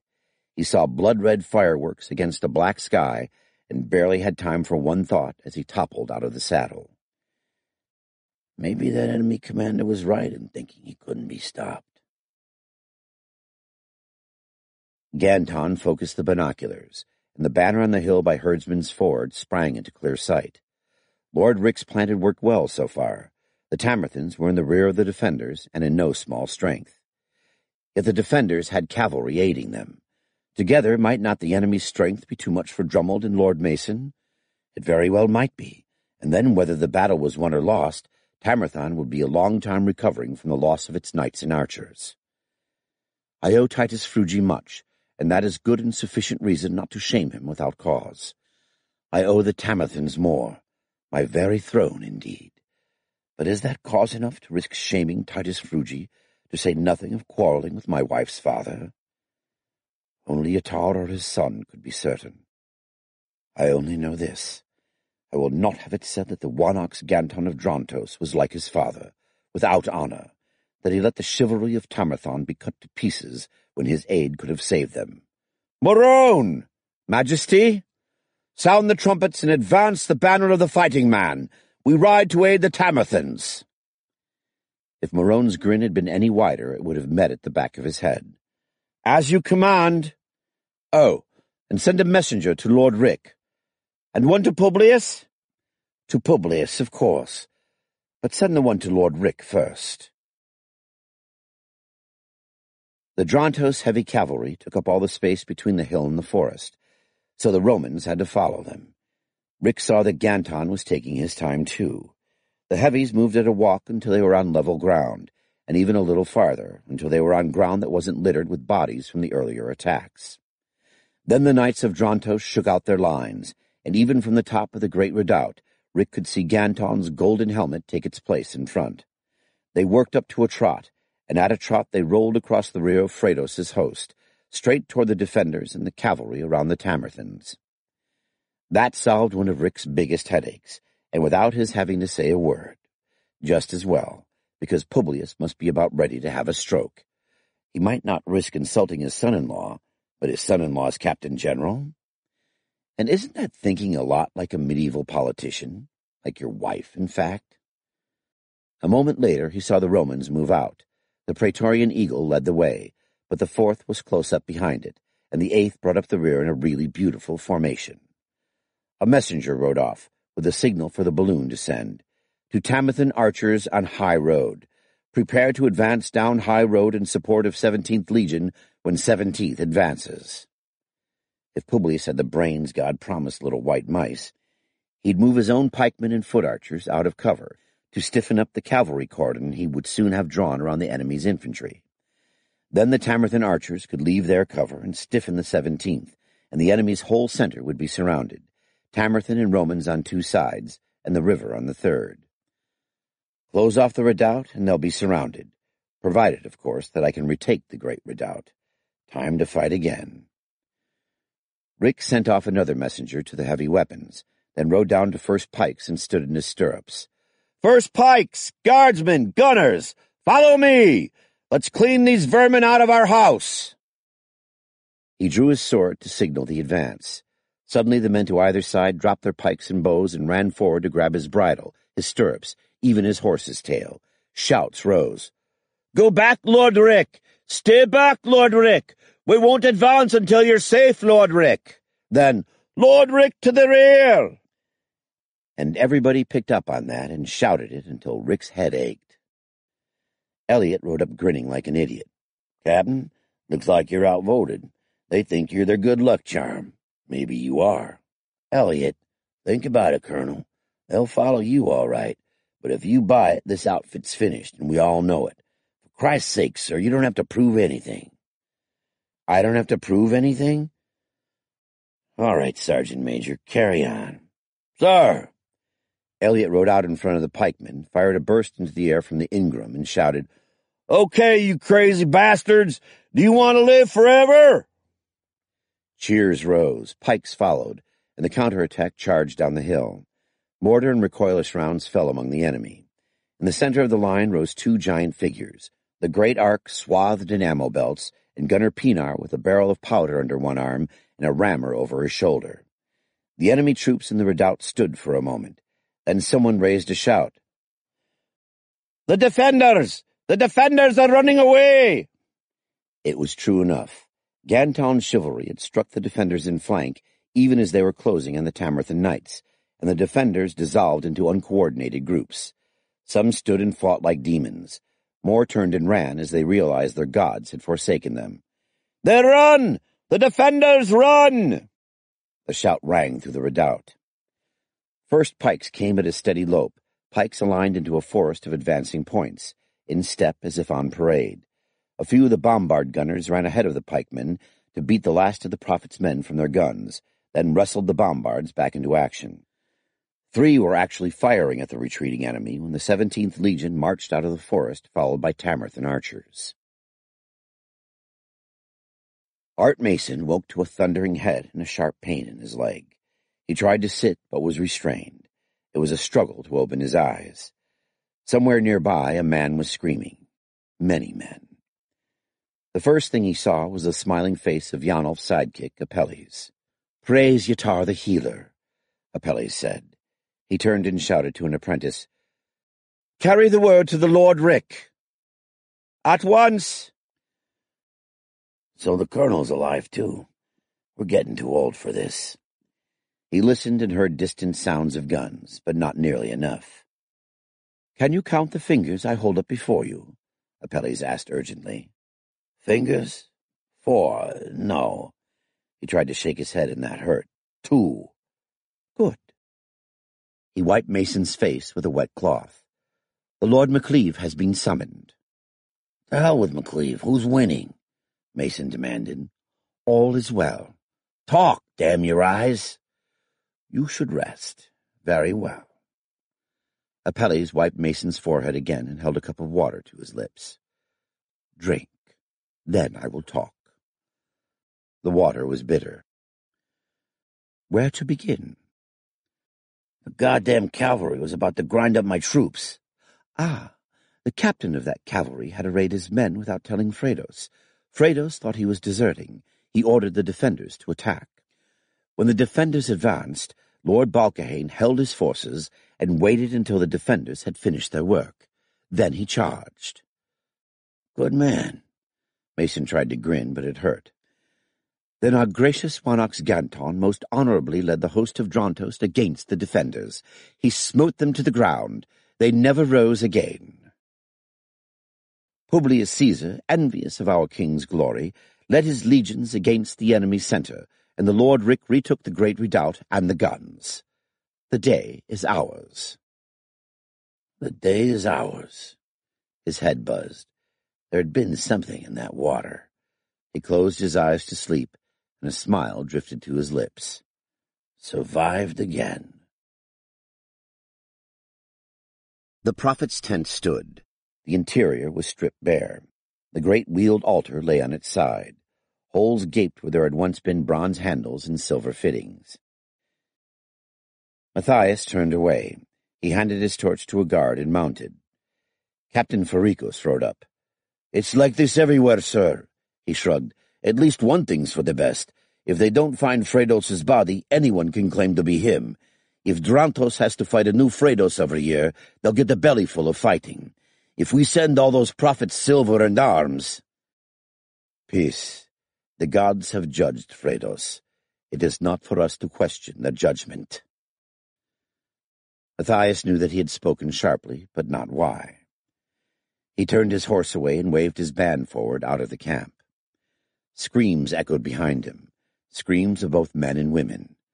Matthias was glad of his 200 armed and mounted men. Men I can trust. There are few enough honest men left here. It was not until the camp was several stades behind that Matthias thought of his harsh words to Captain Farikos. The strategy is sound. It would rob the starmen of much of the profit of today's victory. He rode on in silence. No, to harass the starmen with false prophets will strengthen their alliance with the city-states. The men who will rise in that alliance will not be those of the old blood who honor the old ways. Mercenary captains, merchants, new men who will multiply like lambs in the breeding time. And that is what I must tell Isardos, yea, and the High Rexiatoris himself. He would not speak of the judgment of the gods to any but Vothan. 17. Gwen dismissed her servant, then helped Siobhan lift Art Mason's injured leg onto the carved ironwood table. "And Publius Caesar took back not one word of what he said to the Knights of Drontos?" asked Siobhan. Art Mason grunted as she loosened the binding holding the poultices Apelles had applied from ankle to mid-thigh. "Not that I heard, but then he'd hardly do it in public. Maybe to Ganton in private." Siobhan bristled. "Then the Knights of Drontos have known great insult, with no redress. Will the Wannox let matters rest there?" Mason and Gwen Tremaine exchanged smiles. Earthmen against locals, but also discreet age against hot-headed youth. Getting any kind of smile from Art, and from Sergeant Major Elliot, Larry Warner, and Rick, was lifting Gwen's spirits more than she would have believed possible. Whatever had been making all four of them look through her, then shy away from any explanation, the victory over Freydos's host and the end of the Southern War had helped a lot. Helped, but hadn't ended it. What do they know, and why won't they tell me? Siobhan saw their conspiratorial glances and laughed softly. Gwen smiled to herself. Mason was going to have his hands full with that young lady after they were married, and that seemed certain now. There was no mistaking Siobhan's reaction when she heard that Mason had been wounded, or when she saw his troops bring him through the university gate on a horse litter. Chalk up another arranged marriage that's turning into a love match. Ha! Less intended that for Rick and me. "Publius Caesar drips insults like a hydra feeds. It doesn't mean all that much," Mason said. "I think we're just going to have to live with it." Siobhan frowned. "Ganton will probably give Rudrig an important post next time," Mason said. "I just hope Rudrig's learned enough that a lot of good men don't get killed for his damned honor. Anyway, that'll have to do. Ganton has a few other things on his mind." He grinned. "Like becoming a father." "It's official, then?" said Gwen. "Octavia's pregnant?" Siobhan looked intently at the fire. "The priests say so," Mason said. "I hear the formal announcement goes out over the semaphore in a couple of days, when the Roman bishops say the signs are right." "Hallelujah," said Gwen. "I hope I sound surprised." She thought of the letter Octavia had written to her 10 days ago. "A good thing," Siobhan said. She sniffed. "Lady Pregesia has told the entire court that our queen is barren, and some listen, too." "This should help," Art said. "I'd think so." Gwen brushed back a wisp of hair. "The great ladies of Drontos weren't too pleased that our Wannox went to Rome to find a queen. Poor Octavia. Hardly any friends at all, so when Ganton isn't home, she broods. This will put a stop to that particular gossip anyway." "Especially if it's a boy," Siobhan said. Then she giggled. It was Art Mason's turn to look at the fire. Siobhan had finished with Art's leg and was trimming his hair. Art Mason reached up to take the scissors from her and looked at them closely. "Steel?" "Sort of," Gwen said. "Something between a good-tempered iron and real steel. The university makes them. Actually, we were looking for better ways to make swords and bayonets, but one of our apprentices made scissors, and now we make a good profit selling them." "Much to the annoyance of the Guild of Smiths," Siobhan said. "Yes, I've been thinking of some way to license our inventions, patent something." "As far as the captain is concerned, you can give it away," Mason said. "Spread the knowledge." "Yes, but if we can't afford to do the research, how will we have knowledge to spread?" Gwen demanded. Budget time again?" Art grinned. "How did you know? But seriously, we need to get along with the locals, but we need to reward our people for doing good work, too." "Right. I'll bring it up next staff meeting." Mason took a folded sheet from his pocket and made a note with a ballpoint pen. "Sure wish your husband would bring us proper notebooks." "Daytimers adjusted for the Tran calendar? Art, not to change the subject, but did any of the defenders escape?" "Not many. Once the Prophet's people saw they could surrender to us without being killed, a lot of the infantry, ours and theirs, settled their scores with the goon squad. It wasn't pretty. A lot of the Prophet's main body got away, though. 10,000-12,000, maybe more." "Ha! I wondered why Publius accepted Rick and Yanov's terms on the disputed lands." I hadn't thought of it, but I guess Rome would have a problem with that many of the prophet's people running around. Between them and the just honest Yatar bandits, it'd need at least 2 legions to tame that area, and they ain't got any legions to spare. Not if they want to resettle their old southern provinces. Gwen looked thoughtful. That's going to be a powder keg pretty soon. Yeah, until everybody starves. Starves or gets killed by refugees from the far south. Gwen shuddered. Next year, things get really bad. The city-states are what really worried the colonel, Mason said. Not too much off the top, where... My lord? Siobhan asked. Nothing. Joke that doesn't translate. My lord, why was the Lord Rick so concerned about the city-states? Are they not loyal to the Alliance? They are now. Mason reached out to touch Siobhan's hand. But they're short of troops, and sure don't have enough cavalry to spare to police the disputed lands. Only somebody's got to hold that territory to keep the refugees from streaming through. Gwen smiled to herself. Siobhan was hanging on every word Art said. But she's really interested, too. She'd better be. We'd all better be. Anyway, Art said, that's how Marone wound up as protector of the southern marches.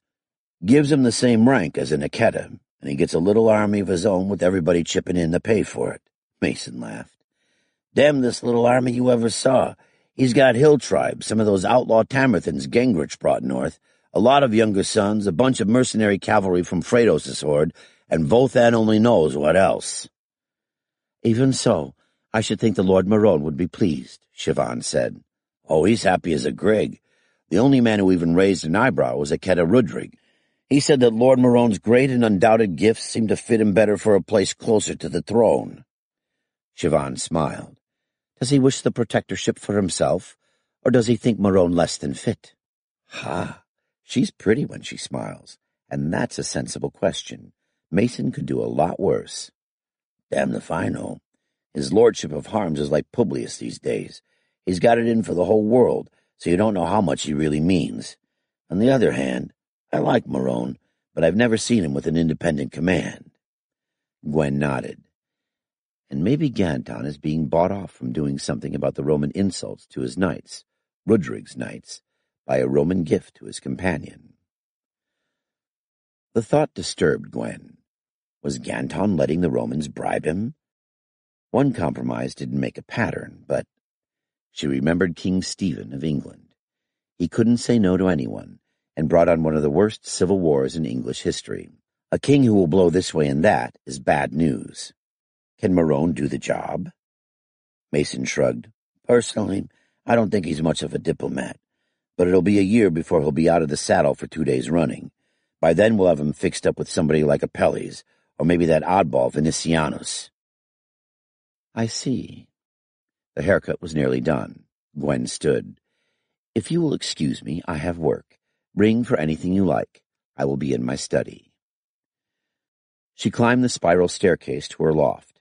It was the only spiral staircase on Tran, and she had had it and the little study built during the nesting stage of her last pregnancy.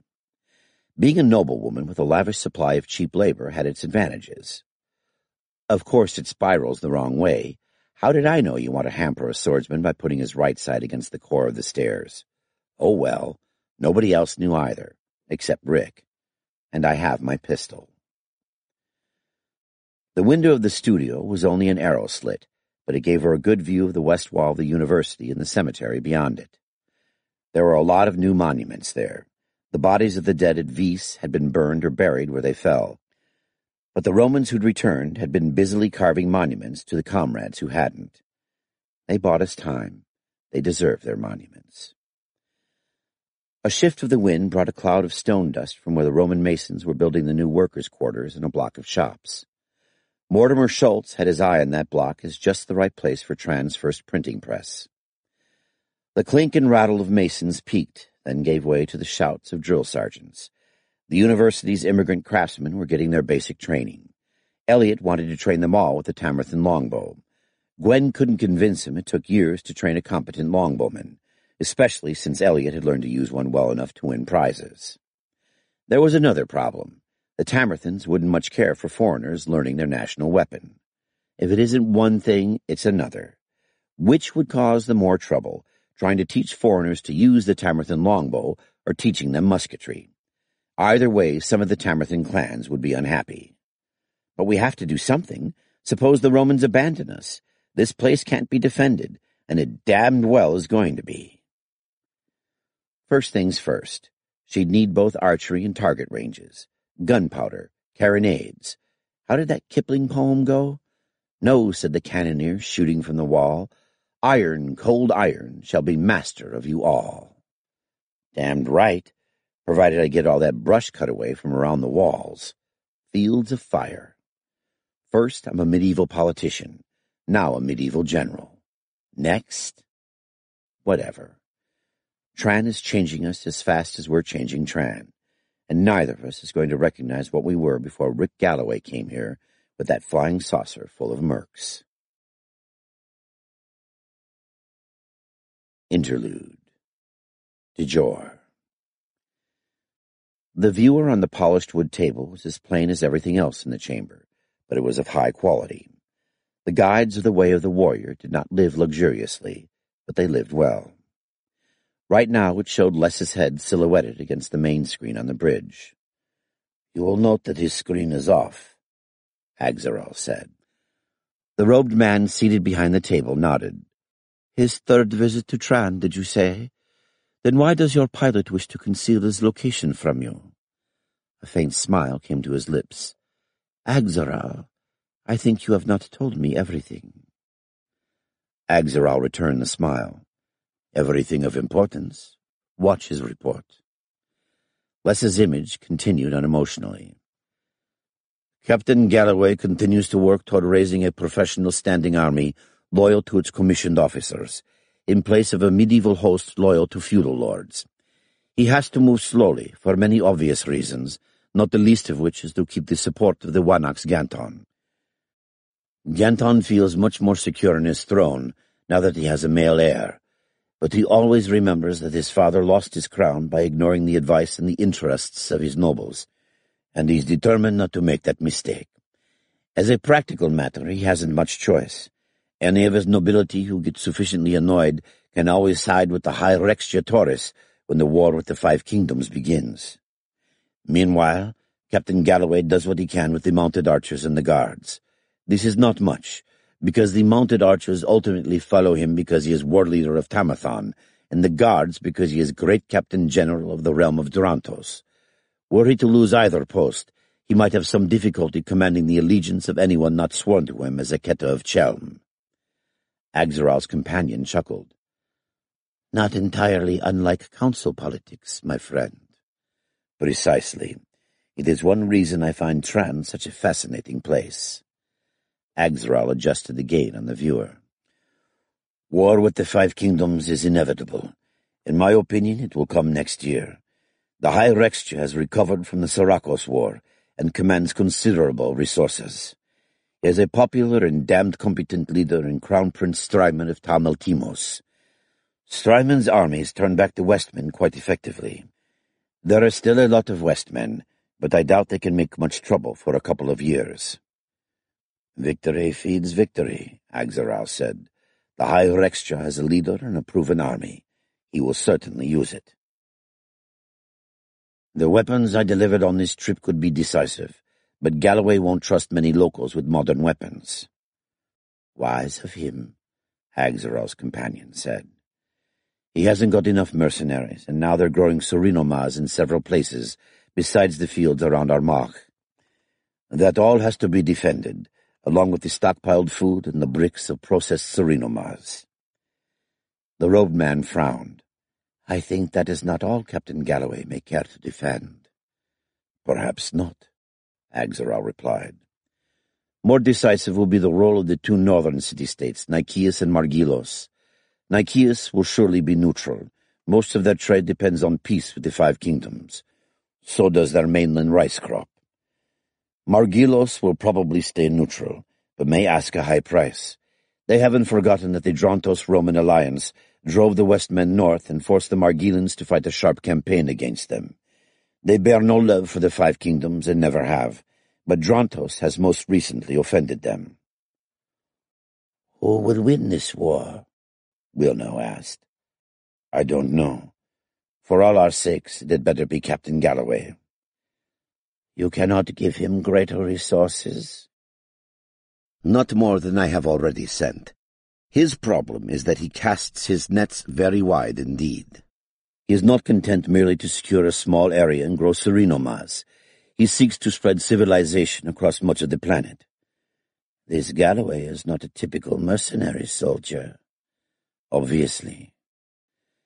Axeral and his companion watched in silence until Les finished with technical details of the status of his ship and a polite farewell.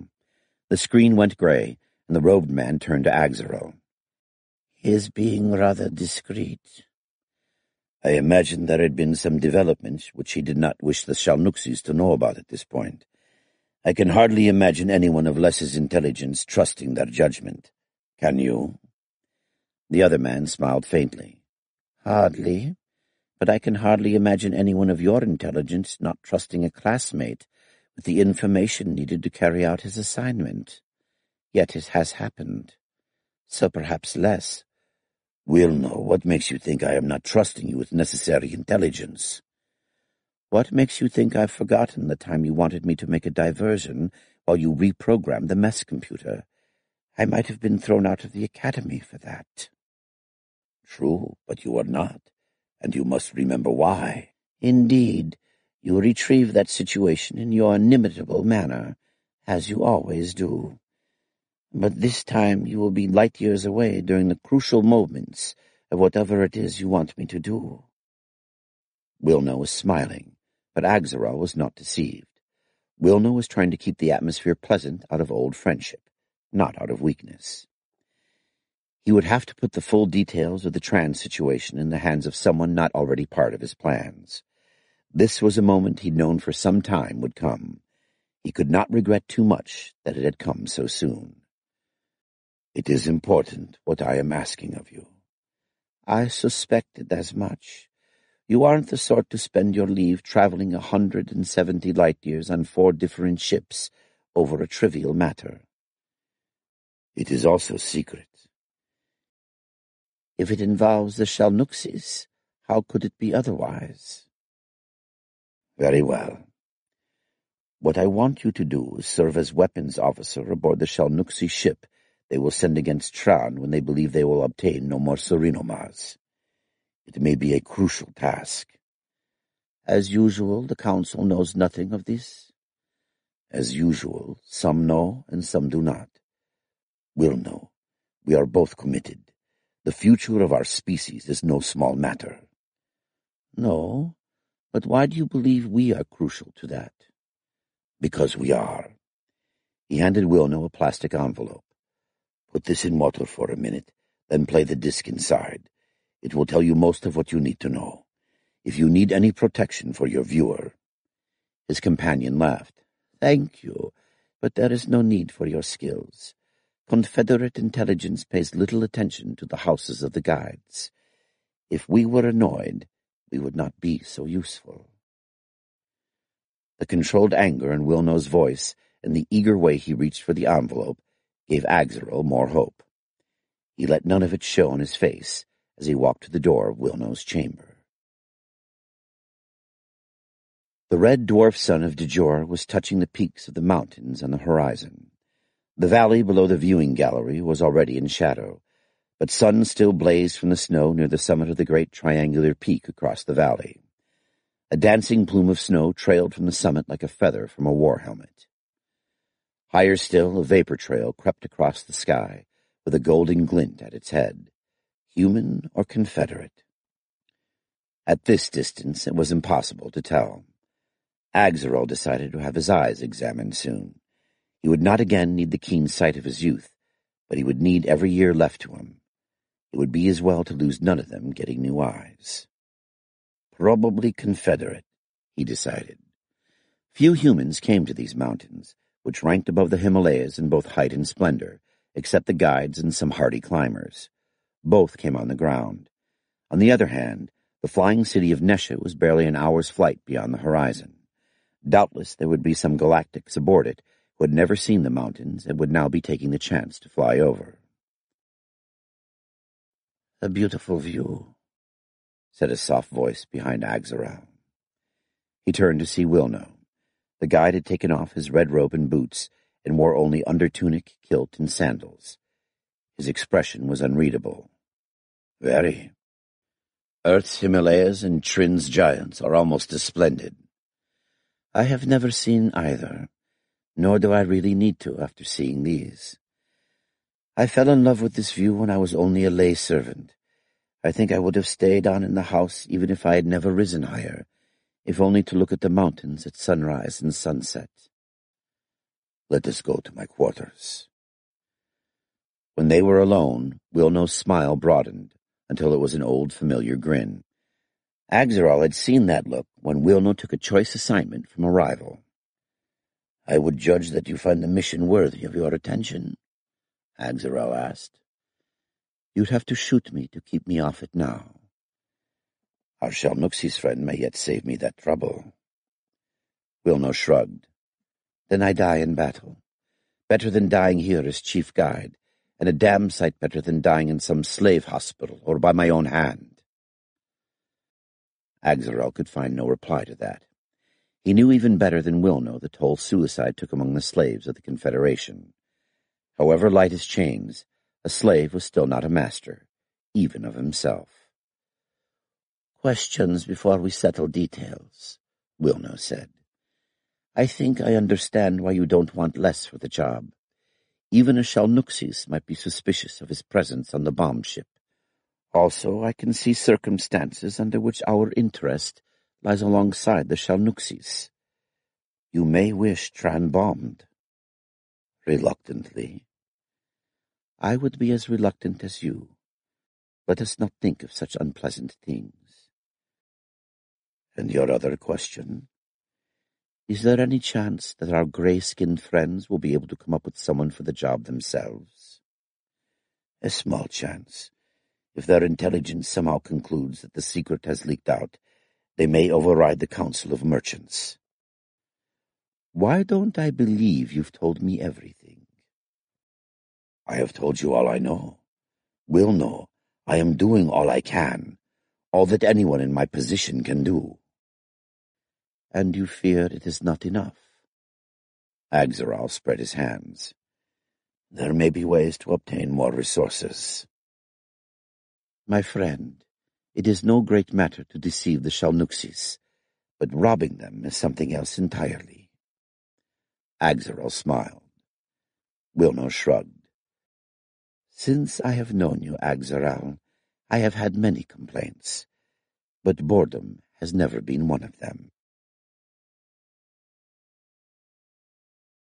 Part 4.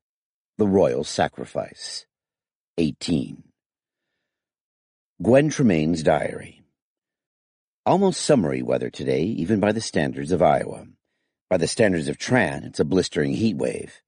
I try introducing the bikini, or at least the sun-backed dress, but who's going to spend money on clothes useful maybe 10 years out of every 6 centuries?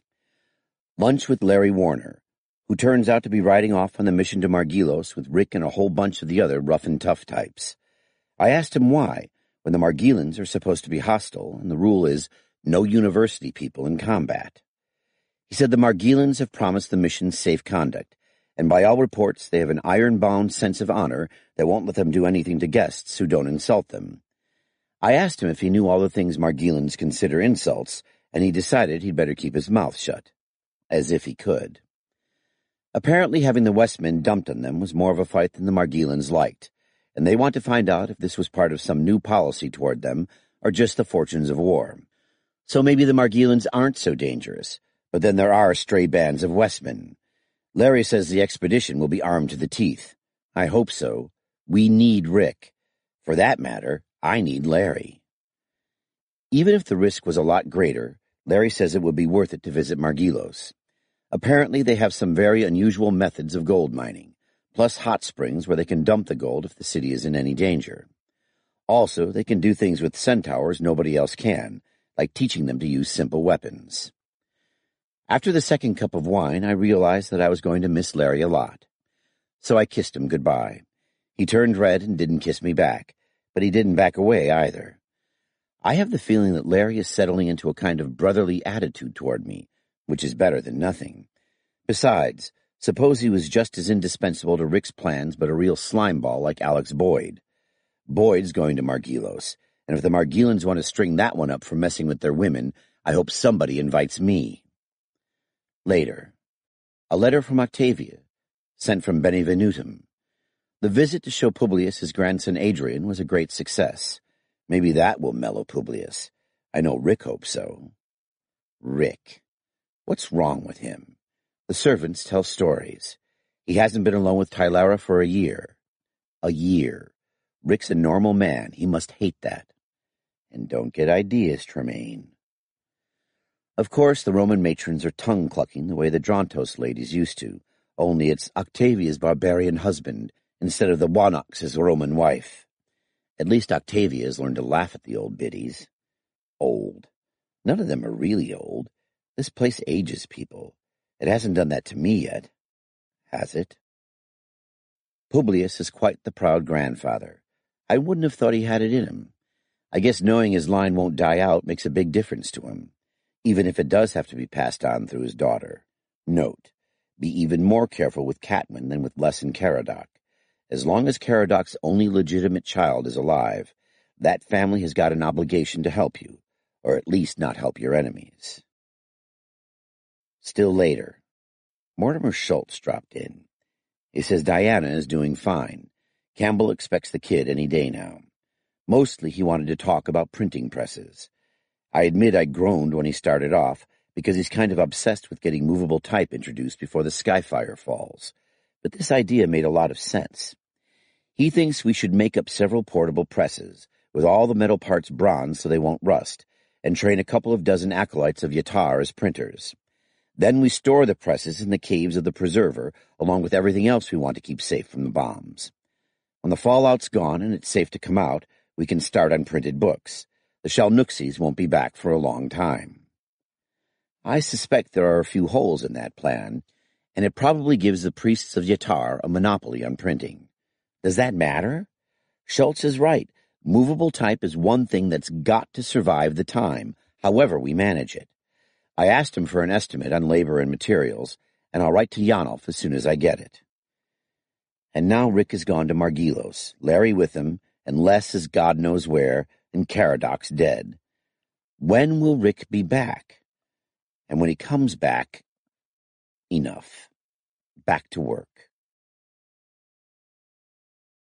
Elliot reined in close and spoke low. Colonel, something's got Sam spooky. He indicated the older of the two centaurs that Margilans had given him as goodwill gifts. Larry Warner eyed the sling hung round Sam's neck. Still don't know if I want to trust those things with weapons. My problem, Professor, Elliot said. It could be bigger than that, Rick thought. Most of the guards felt the same way Warner did, but no doubt about it, Elliot was proud of Sam and wasn't going to part with him. And we trust dogs with teeth, don't we? Sam wrinkled his nose and swung his graying head from side to side, his hands clenched into fists. Pete, the younger centaur, wasn't sniffing the air, but Sam's nervous excitement had made him skittish. Badger bear? Cat? Said Rick. This isn't cat country, or wasn't last year. Yeah, a lot of the wild herds have come north, if the cats have followed them. The great cats were larger than mountain lions and would attack a mounted man if they were hungry enough. Okay, I don't want to stop this close to Westrick. Sir? Rick lifted his canteen, nearly empty. Well, it wasn't far to Westrick, and there were streams. He shifted in the saddle. 25 miles a day in armor. But tonight he'd be in Murphy's castle, with bath. Hot water. And maybe Murphy had some Preparation H left. Sam screamed and reached for his sling. He plucked a stone out of the cloth bag hung below the sling. Pete threw up his head and waved his arms. He backed away to give his mentor and friend room to use his sling. Sam, hold! Elliot shouted. Dust rose at the crest of the next hill. Half a dozen leather-armored men on scrubby ponies rode into view. Westmen! One guardsman screamed. Another knocked an arrow and started to draw before his sergeant stopped him. "Skirmishers left and right," Elliot commanded. "Colonel, how you want to handle this?" "Hold what you've got," Rick said. He pointed. The Westmen hadn't moved from their hilltop, and no more came to join them. The Westmen held at the hilltop until it was clear that everyone had seen them. Then they came down at a fast walk. Just beyond longbow shot, they stopped and waited again. "Odd enough," Elliot said. He lifted his binoculars. "You know it, and thank God there aren't more of them." In the previous time, 600 years before, a Westman army washed clear across Drontos and almost to the gates of Rome itself.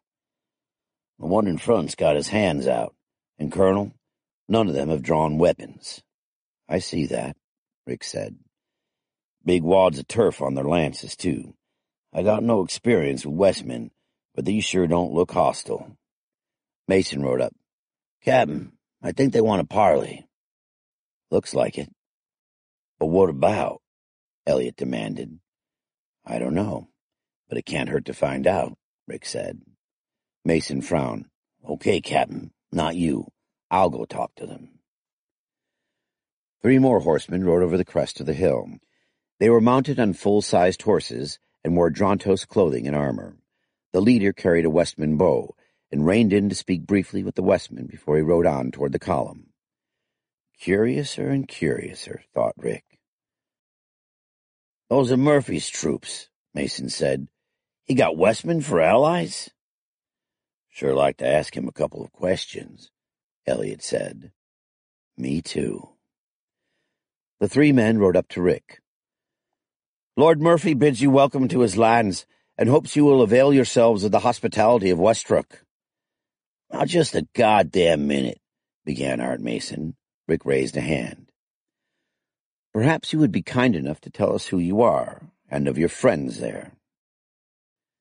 "I am Etro, son of Panar, headman of Arachla, steward to Lord Murphy. This has been my reward for fighting well when the Westmen came to Arachla in the year of the Wanax Ganton's great victory on the—" "Who the hell are those Westmen?" Rick didn't realize that he'd shouted, but Etro looked stunned, and Sam reached for another stone for his sling. Elliot gentled the centaur.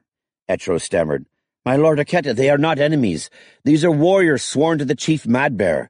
Madbear found enemies among his own people and fled here." The guardsmen, who weren't looking at each other in confusion, were glaring at Etro. A strange enough story, Rick thought. A Westman chief seeking sanctuary, or alliance? There's more to learn about Tran than I thought. Or Ben Murphy's a damn fool. Or both. Only one way to find out. Rick waved the column forward. Madbear stood a bow-legged 5.5 feet tall. His skin was the color of the leather trousers and tunic he wore, and his head was bald except for a single gray-shot scalp lock. Bone and gold wire ornaments dripped from both tunic and belt, and a Drontos-style dagger rode on his right hip in a gilded horsehide sheath. He looked as if he could have been dropped into the front rank of one of Genghis Khan's armies with nobody the wiser.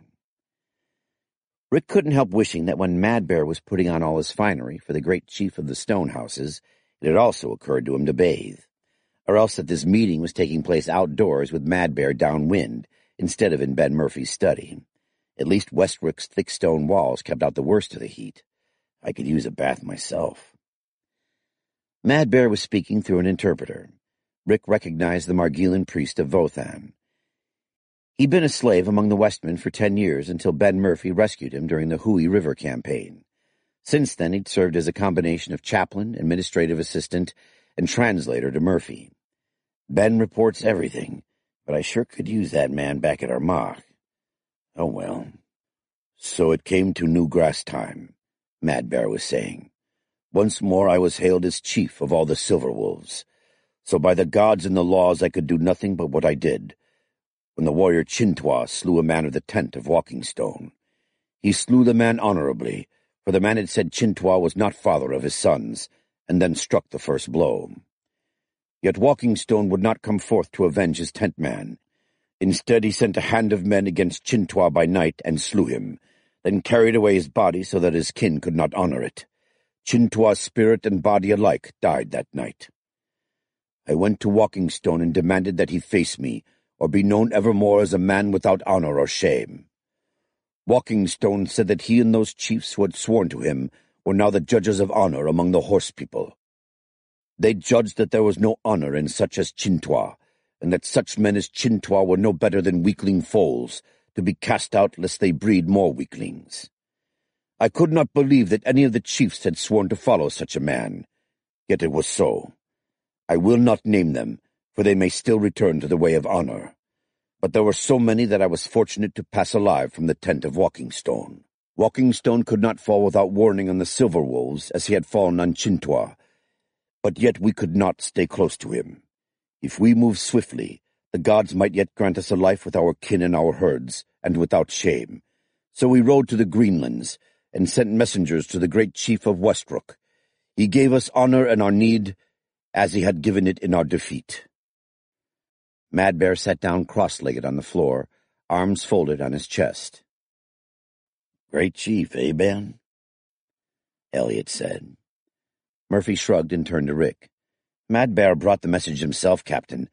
Him and 6 others with turf on their spears. He swore a whole bunch of oaths that he'd keep the peace. I called up enough of the band to keep them out of mischief, and gave them a campsite and some food. The crops were real good last year.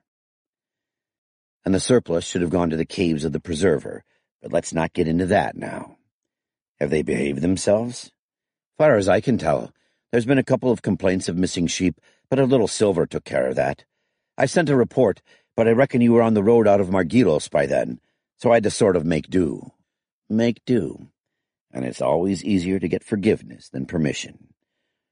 Rick was certain that despite Murphy's elaborate politeness, Ben had decided to make alliance with Mad Bear no matter what Rick Galloway might want. Typical Drontos nobleman. But damn it, he reports to me. All right, Sergeant, how many warriors does he have? Mad Bear clearly understood the question. He made rapid gestures with his hands. Rick noticed that he had a long scar across the knuckles of the left one. Baldy, the interpreter, nodded. He says, call it 350. He speaks the truth, for I've seen the camp and counted that many, but no more. Okay, I suppose something can be worked out, if he's telling the truth about wanting... Mad Bear glared and his hands twitched. Then he snarled something Rick hardly needed interpreted, and went on with a speech that made Baldy turn pale under his tan. The priest could barely keep up with the flood of words. He says that he has already taken all the oaths before all the gods that a warrior may honor. If the great chief of the stone houses doubts him, then let the chief Murphy take those oaths. Better let the great chief take those oaths himself, or if he is too much the coward to bear the fire, the sun, or the wind, let him come against Mad Bear with a warrior's steel. Mad Bear will meet him with no more weapons than his knife and his honor, and let the gods judge who lies. Suddenly, Rick was glad of the .45 in his shoulder holster. I meant no offense. Tell him that. Offer him whatever is customary. Mad Bear spoke again. This time he seemed less angry. The priest translated. I hope the great chief of the stone houses is wise enough to see how much he may win by friendship toward the Silver Wolves. Sooner or later, Walkingstone will drive other clans to do as we have done. If they may hope for friendship among the stone houses, they will come in peace. If they cannot do this, then they may yet follow Walkingstone's banners when he marches again. We fought well when our horses were thin. Think how we shall fight when our horses are fat. He sat down again. Murphy shrugged. It's pretty much as he says, Captain. The grazing is getting a lot better out to the northwest. If Walkingstone can unite all the Westmen, they'll really be a handful. From what Mad Bear says, they weren't exactly driven out of the 5 kingdoms. Walkingstone and some other big chiefs ordered a retreat and made the order stick. It made sense to provide a way out for the chiefs and the clans who didn't want to follow this self-proclaimed Genghis Khan. But do we want any Westman allies at all? Mad Bear came south because Walkingstone had the sense and the muscle to try sitting on a blood feud. What will the chiefs say when they find out they've got less freedom to follow their old customs in the south? He wants an answer. Think fast, Galloway.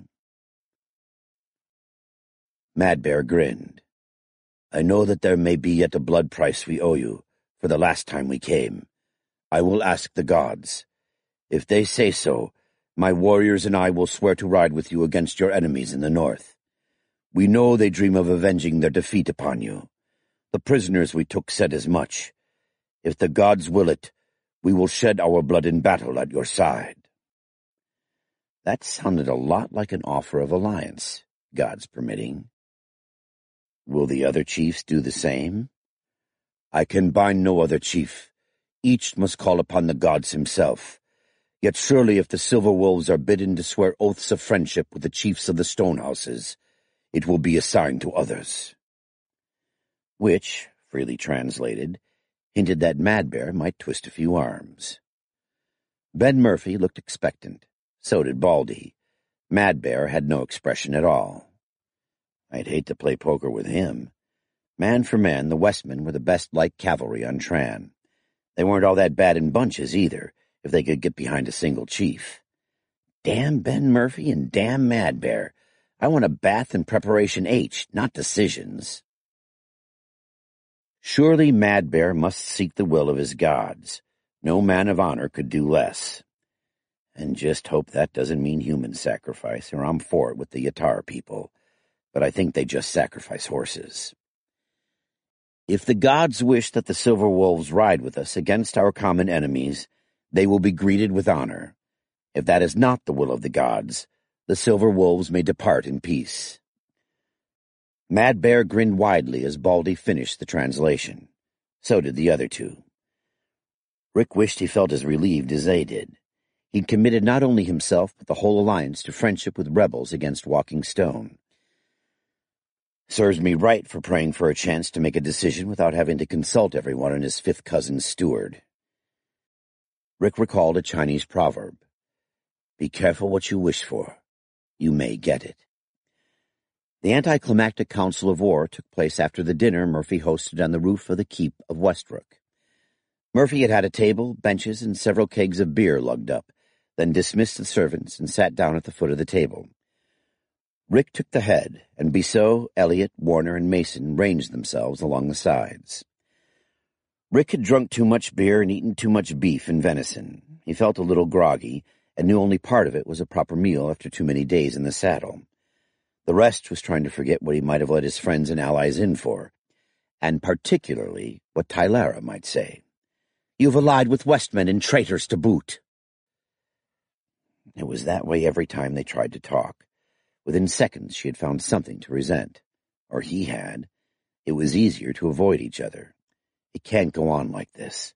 The kids aren't old enough to know what's happening, but I think they feel it, and I know that damn clanswoman Nanny of hers hates my guts. When I get home, we're going to have it out. I tell her what I know, and she tells me why. Clouds hid both the fire stealer and the demon sun, but Murphy had laid out lanterns, and the bonfire in the courtyard added more light. Rick glanced over the battlements at the dancing figures around the fire. It was amazing how much noise 2 drums, a lyre, and a set of pipes could make. Alex Boyd reeled through a patch of firelight, a woman on each arm. Tonight all the unattached females of Westrook seemed to be making themselves available. Alex shouldn't have to take no for an answer tonight, and that's one less damn thing to worry about. It sure wouldn't hurt if somebody's husband or father did pound on Volunteer Boyd good and hard. Rick blearily realized that the others were waiting for him to speak. All right. We've got Westmen whether we like them or not, like fleas. Murphy, what do the people around here think? Well, some think the only good Westman is a dead one, sir. But they don't all feel that way. Madbear did his oath-swearing in front of a couple dozen village headmen and knights. Baldy did the interpreting. They trust him, you know. I taught him a lot of star medicine, and he's delivered a lot of babies who wouldn't have made it. So they're willing to let things ride as long as the Westmen behave? That's about it, sir. They will behave, too, while Madbear's running things. Okay, next question. Suppose he dies, or suppose his gods tell him not to make an alliance with us. What then? Murphy shrugged. If Madbear dies, the Silver Wolves elect another chief and we start over again. The new chief wouldn't be bound by Madbear's oaths? No, but he wouldn't start a fight unless he was real dumb. Any new chief has to be an experienced warrior, and I don't think any of them are stupid enough to fight star weapons or a castle. And if the gods don't come through? Captain, your guess is as good as mine. One thing, though, I'm not going to force him and his people back to Walkingstone. We couldn't if we wanted to, and they'd fight to the death if we ever tried. Murphy? Elliot began ominously. Rick shook his head. I wasn't thinking of doing anything of the kind, Sergeant. Being a barrowman doesn't give you the right to assume your CO's an idiot. Yes, sir. Still, we can't keep him and his people around here forever. Not enough good grazing land, for one thing. Besides, some hot-headed warrior or a villager with a grudge would make trouble sooner or later. Warner frowned. Captain, I don't know what your lady would say to giving away Chelm land. You certainly do, but thanks for being polite. Depends on what land. Way down south. I went through there when I ran away from Parsons. That area is going to get pretty warm, but there are springs. The land's too rocky for farming, but not for grazing. A bunch of hills, but nothing those little scrubs the Westmen ride couldn't handle. I know that area. Is there earthgrass there? Horses can't eat trans scrub. Westmen horses can, Elliot said. Have to have some grain, too, but they make out. Genetic drift? Elliot shrugged. Don't know, sir, but it's for sure Westman ponies can live a while on tran plants. There's earthgrass anyway, Warner said.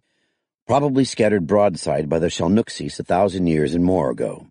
They seem to do that, bring in earth plants and animals and turn them loose. It made a goofy ecology, but there's always some kind of ecology. That's near the city-states, Rick mused. What the hell?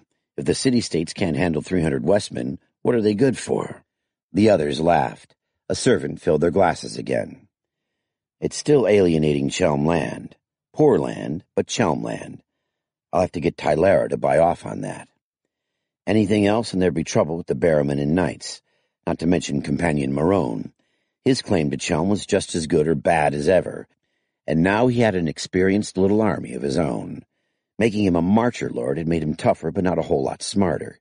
He'd listened to an appeal from any Barrowman who claimed the Yaketa was violating his oaths. Another reason Tylera and I have to talk, if we didn't have enough already. Okay, I can agree, in principle anyway, Rick shrugged. We have to settle Mad Bear and his people somewhere safe. Don't even think the word reservation, and maybe you can avoid what usually happens when a nomadic people runs into a sedentary one. If civilization survives and spreads on Tran, the Westmen are doomed, but maybe we can give them a more dignified end than the American Indians got. And maybe Tylera will get down on her knees and beg your— Excuse me, Captain. A servant stood at the head of the stairs. Murphy went to him and came back with a sealed message paper. Rick broke the seal. Christ! Sir? Elliot prompted. Rick read the message aloud. Sutmarg region invaded by host of Tameltimos under Prince Strymon. Host of Drontos assembling to meet it. Have summoned the band in the north. Unidentified horsemen in the High Cumac may be scouts for second host of High Rextia. Wanax returning from Benevenutum. I lead the vanguard of Drontos north to meet Strymon. With respect, suggest you remain in west to meet invasion there. Marone, protector of the southern marches, acting captain general, Tylera do Tamerthon, Ekatasa of Chelm, Justiciar of Drontos. Has that little bastard gone crazy? Mason said. No, at least not yet, Rick amended. With both me and Ganton away from Edrin and Armagh, he's the highest-ranking officer around. He sure got the authority to summon the host and lead it north. Rick thought for a moment. Fact is, I think he's right. Strymon moves fast. Give him half a chance and he'll be through the Sutmarg and into the south in no time. If Marone moves fast enough, he may be able to bottle him up long enough for us to get the Romans into the picture. If they'll help, Mason said quietly. Yeah, they have to. Sergeant Major? Sir. There's a hell of a lot we need to know. What's Strymon got? How did he get into the Sutmarg without any kind of fight? Maybe, exactly. Everything's a maybe. We need information. Now. I'll get patrols out.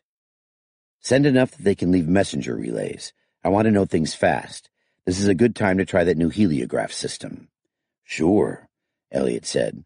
I'll send back to Armagh to have a team meet us north of here. Right. We're going to have to make a visit to our Mog ourselves, but it's best to get them started. Murphy. Yes, sir. Rick stood up. His head fell clear. Murphy, Westbrook is now the Captain General's temporary GHQ. I want the semaphore manned around the clock. Ban and Arrier ban, and full patrols north and east. Look for these mysterious horsemen. They may be garbled reports of your Westmen, and they may be some of Strymond's light cavalry. Find out. Send steady troops. We need live witnesses, not dead heroes. Sir, Captain? Yeah? Ban and Arrier ban, and I've got nobody to plow and plant. Christ, Murphy, you think he don't know that? Elliot demanded. It's all right, Top. Murphy, I don't expect you to keep everybody mobilized all summer, but it can't hurt to muster them and see what they've got. Yes, sir. I have to get back to Draven. This place is too far west for a main base. When you get organized here, send me what you can spare.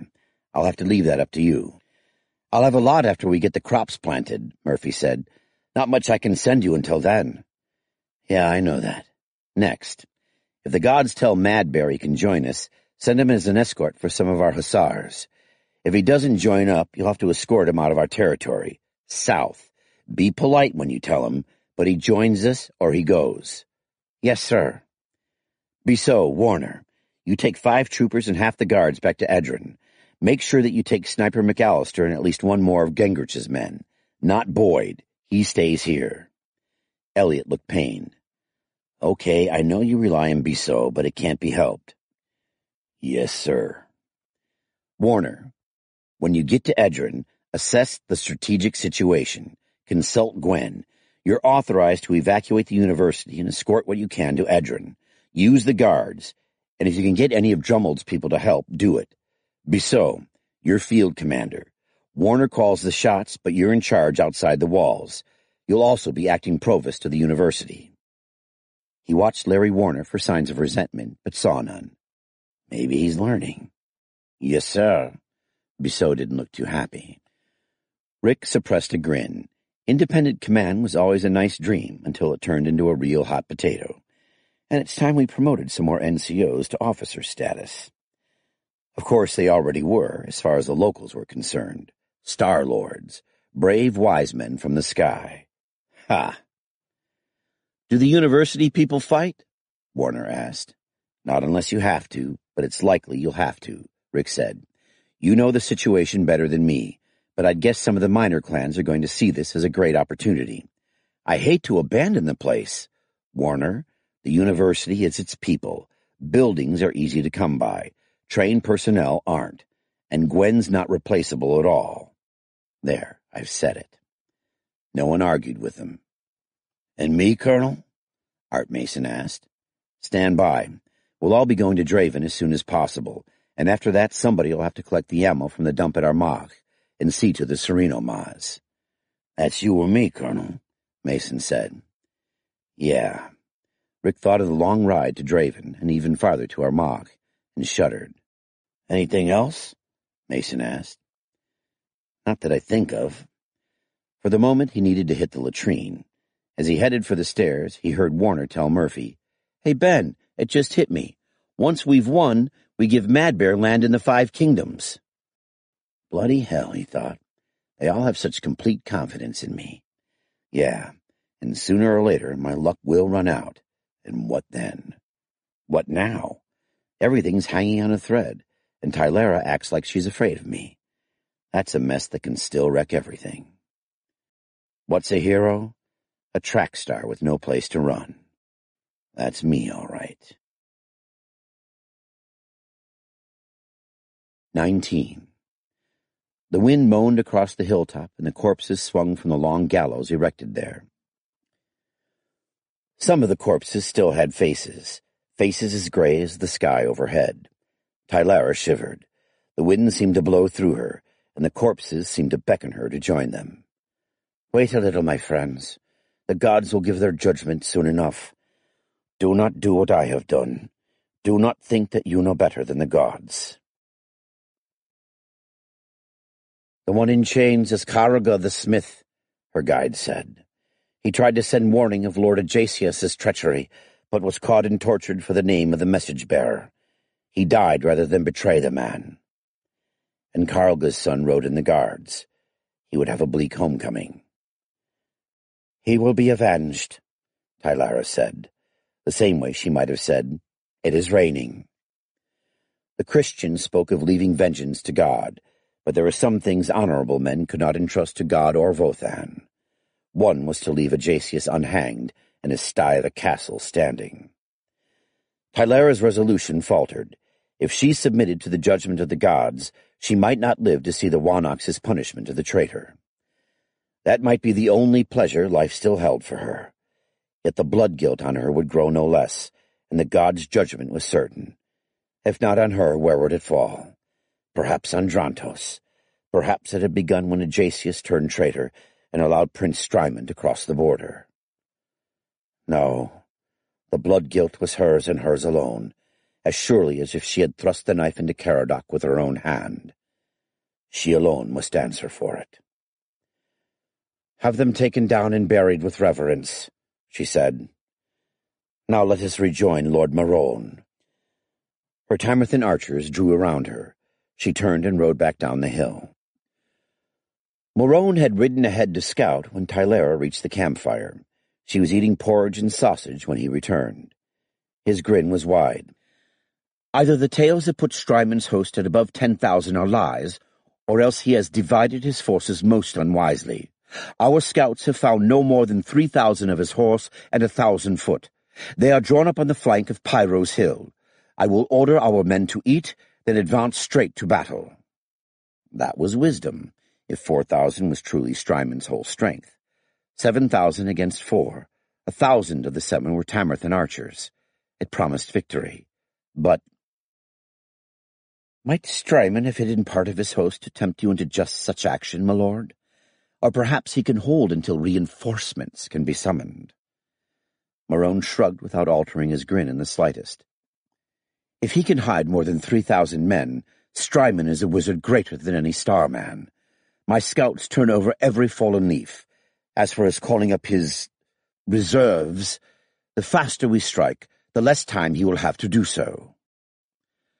Tylara did not share Marone's confidence in the irregular light infantry levies he'd brought from the south.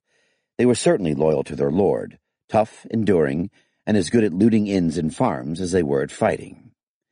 Tylara would have had more confidence in half as many guards or mounted archers, but the guards were with Rick and Gantom. Moreover, Marone resented the least criticism of his faithful levies. Did their loyalty flatter him out of all judgment? Tylara only knew that she had twice come close to quarrels with him over the levy's poor discipline. A third on the day of battle would only hand Strymon the gift of a divided enemy. Marone did her as much courtesy as she could expect by listening to her at all in matters of war. "I await your orders, Lord Marone." "I would order you to keep yourself safe, but I know what you would say to that." Tylara forced a smile. "Your archers are on our left side. That is good. Bring them forward to extreme bowshot and harass the enemy's infantry until my knights are set to charge. Then guard our left flank. If Strymon does launch an attack from that direction, I can trust you to keep your head and not see 50 men as a 5,000. "Thank you, my lord." Marone waved to his squire and vaulted into the saddle without touching the stirrups. Another wave of his hand, and he was off at a brisk trot, followed by the cheers of everyone around the campfire. Tylara cheered with them for a moment, then turned away. He can win the hearts of fighting men, yet can he win battles as well as the husband I have betrayed? Or does he crave a victory of his own, crave it so greatly that he sees nothing that he does not wish to see? And if that is so, and I accept the gods' judgment, who will be left to lead the host of Drantos until the Wanox rides north? No, these are only more excuses. I have sworn to submit to the gods. I broke my oath to Caradoc. I will not break this one. The host of Drantos closed with the enemy as the true sun touched low hills at the horizon. There was not enough time or light to lure the enemy from his chosen position, nor to maneuver behind him. The attack must go straight in, and the gods grant victory to boldness. She led her archers forward and halted them a full 350 paces from the enemy's infantry. Her arms swept up, then down. Let the gulls fly! The Tamarthan arrows did their terrible work against the enemy's shielded warriors. Arrows flew in flights, half shot high to fall against those who raised their shields, half lower to strike those who held steady. Infantrymen fell. Some turned to run. Rick always said that frontal attacks on a prepared enemy were wasteful, yet perhaps Vothan will favor us today. Now, Lord Marone, a charge of chivalry has won more than one battle for Drontos. Marone's forward battle came into sight. The sky was the color of old lead. The true sun was half out of sight when the Drontos vanguard broke through the enemy's screen of light cavalry. More trumpets sounded, and the Drontos horse parted, turning to either side to chase Strymond's skirmishers from the field. The main body of Drontos heavy cavalry moved forward. The Tamarthan archers could no longer help for fear of striking their own men, but that did not matter. The enemy infantry broke and ran. The way lay open for a single grand charge to sweep through the fleeing infantry and crush the knights who stood behind them. The day might be won in an hour. Grant that it be so. Tylara did not know to whom she prayed, and turned her mount toward the several stades of hills and scrub oak that she and her archers watched over. There were enemies there, but in no great force, certainly not enough to break through 1,000 Tamarthan archers who could shoot a man out of his saddle at 400 paces. The horns signaled for the charge. Tylara turned in her saddle to watch it. The steel-clad knights rode in a solid formation, banners in line as on parade. As they lowered their lances, they looked fit enough to carry all before them. The trumpet signaled the trot, then the charge. The steel lance points reached the fleeing enemy foot soldiers, and suddenly half of Marone's line was in chaos, horses screaming and falling, knights toppling from the saddle. The enemy foot turned from fleeing rabble into deadly foes. They ran in among the horses to slash with long knives and thrust with short spears. Pits. Marone's right had been lured into a chain of pits dug in front of Strymond's shield wall. Those knights would be lucky to save their lives, let alone carry their charge home. But the left was still intact, and now Strymond's horse were wheeling, to fall on Marone's left with equal numbers and the advantage of the higher ground. No, superior numbers. Over the crest of Pyro's Hill came a solid line of horse, light and heavy mingled together but coming on at a good pace, with the great banner of Tal Meltimos in its chariot in the middle of the line. Trumpets sang, and the Drontos left slowed, then reformed to receive charges from two directions. Marone was not such a fool as to hope for victory now. He galloped up and down the line like a maniac. Tylara could not hear, but she could imagine what he was saying. He might yet save much of the host. If Marone could stand off the first charge until his right untangled itself from the pits, he might yet manage an orderly retreat. Then superior numbers would tell. "Ho, archers! Look to your front! Let the grey gulls fly!" The cry went up and down the Tamarthan line, and Tylara whirled. Light cavalry were pouring out of the scrubby oak forest. Some of the horsemen were already falling to arrows, but more took their place every moment. Tylara's mind had room for only two thoughts. I have seen a good captain routed by a great one. The gods have given their judgment. Now, how best to submit? It seemed wisest to stay where she was and let the enemy come to her. Soon her archers would retreat before the press of Strymond's cavalry. Then if she rode forward only a few paces, she would be beyond the protection of her own troops. So be it. The guilt is mine alone. I will take none of them with me. Some of the enemy cavalry were horse archers. Their light bows could not match the range of a Tamarthan longbow, but that was no handicap for Strymond's archers. They used the cover of the scrub oaks to slip close. They can shoot from horseback or lying on the ground, while my archers must stand. Tamarthans fell, and arrows whistled around Tylara. If my horse is killed. Lady, time for ye to be out of here, an archer captain said. He gripped her bridle and turned her mount away from the line. Thank you, but it is better that I stay. Lady, ye'll be going if I have to. Tylara never knew what the archer captain would have done. An arrow pierced his face, and he fell, his fingers still clutching the bridle. Tylara's horse shied and reared. With perfect clarity, she saw herself draw her light battle-axe and strike with the flat of it until the dead man's hand slipped from the bridle. She urged her horse forward, and the animal leaped over the captain's body. Other archers ran toward her, and she drove her spurs in hard. Her gelding bolted past the approaching archers and through the fighting line. Tylera whirled the axe as she rode. Tamerthan oaths and Drontos cheers came to her lips. The hail of arrows from both sides slackened as the Tamerthans held their fire and the enemy used the pause to rally. A mass of horsemen took shape ahead of her.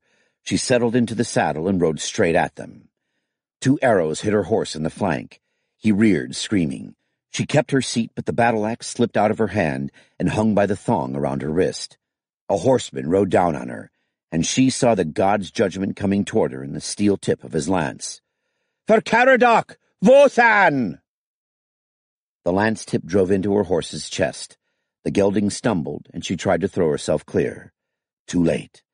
The stirrup leather was wound around her leg, and her horse was falling. The gelding rolled over her, and the eye of her battle-axe struck her on the forehead.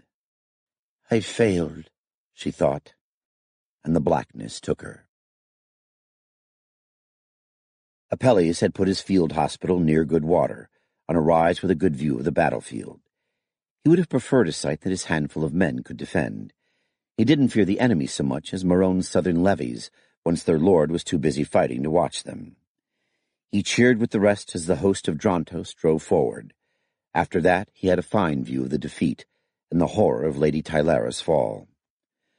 Light horse from behind the hills swept around to surround the Tamerthan archers. The clansmen drew into a square. The light cavalry charged once and were driven back by flights of arrows, then withdrew to beyond bowshot, where they stood watchful. The Tamerthans were no longer a danger to Strymond's main battle. Apelles wondered if they could withdraw, or if they would stand, never to leave the field unless Prince Strymond granted them quarter. On the right, Marone's levies were scattering. The Drontos knights formed into groups and began a more orderly retreat. Apelles hoped they would win free, but they were not his concern. He had known what he must do from the moment he saw Lady Tylera ride into the ranks of the enemy. Her futile charge had not greatly surprised him. Thrice since the host of Drontos rode north, he had seen Lady Tylera when she thought no one was watching. Each time her eyes seemed those of one who had gazed into the Christian's hell. If Lady Tylera had found what she sought, he could at least bring out word of her death, so that her kin would hear it from a friend. If she yet lived, she might think herself in hell while still in this world. No one should have to face that alone. "Culin!" "Yes, Father Apelles." This was not yet the accepted title for priests of the day, Father, but the boy could not be broken of using it. "I am going to go down and surrender to the enemy." "You cannot." "To assure honorable treatment of our wounded prisoners. You will bear a message to Yonulf. Ask him to care for Maeve and our daughter." You cannot command me to do that. It would be turning my back on the enemy." He looked indignantly at Apelles. Apelles noticed that Culin's eyes were now on a level with his. Soon he would be taller if he lived. Apelles remembered the scrawny, gawky boy he'd found at a house of Vothan and taken as his servant a year ago. Now Culin could read and write. His clothes would not have disgraced a yeoman's son, and he had his whole life before him. He would not lose that life, if Apelles had aught to say about it. "Culin, if you do not go to Yonulf, he will think I have gone mad. That would take honor from me, and from you as well. Besides, if Yonulf thinks I have gone mad, will he care for Maeve and our daughter? Would you have them begging their bread with the time approaching?" "No, Father." "And you have sworn obedience. Was that a false oath?" "No, Father." "Then be off. I will wager you a meal in a good inn that we shall see each other again." "How shall I pay if I lose?" "By selling the horse you will need to steal to reach Yonulf." Culin's mouth opened, but no sound came out. Then he knelt, kissed Apelles' hand, and ran off. Apelles watched him go, glad that he had no running to do, in search of a horse or anything else. His knees seemed to lack the strength they'd had this morning. His mouth was dry, and his breath came quickly as if he'd been running.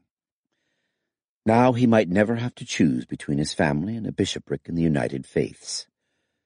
Certainly he would have liked to see Maeve again, or discuss the act of union with old Polycarp. It would be pleasant to sleep in his own bed in his own chambers once again, and drink a cup of the good wine he could never have afforded as a swineherd's son. None of that mattered. His God had called him to Lady Tylara.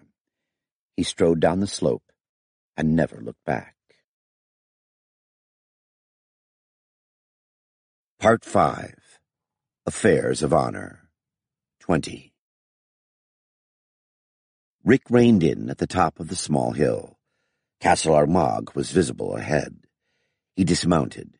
Time to walk the horses. 10 minutes every hour.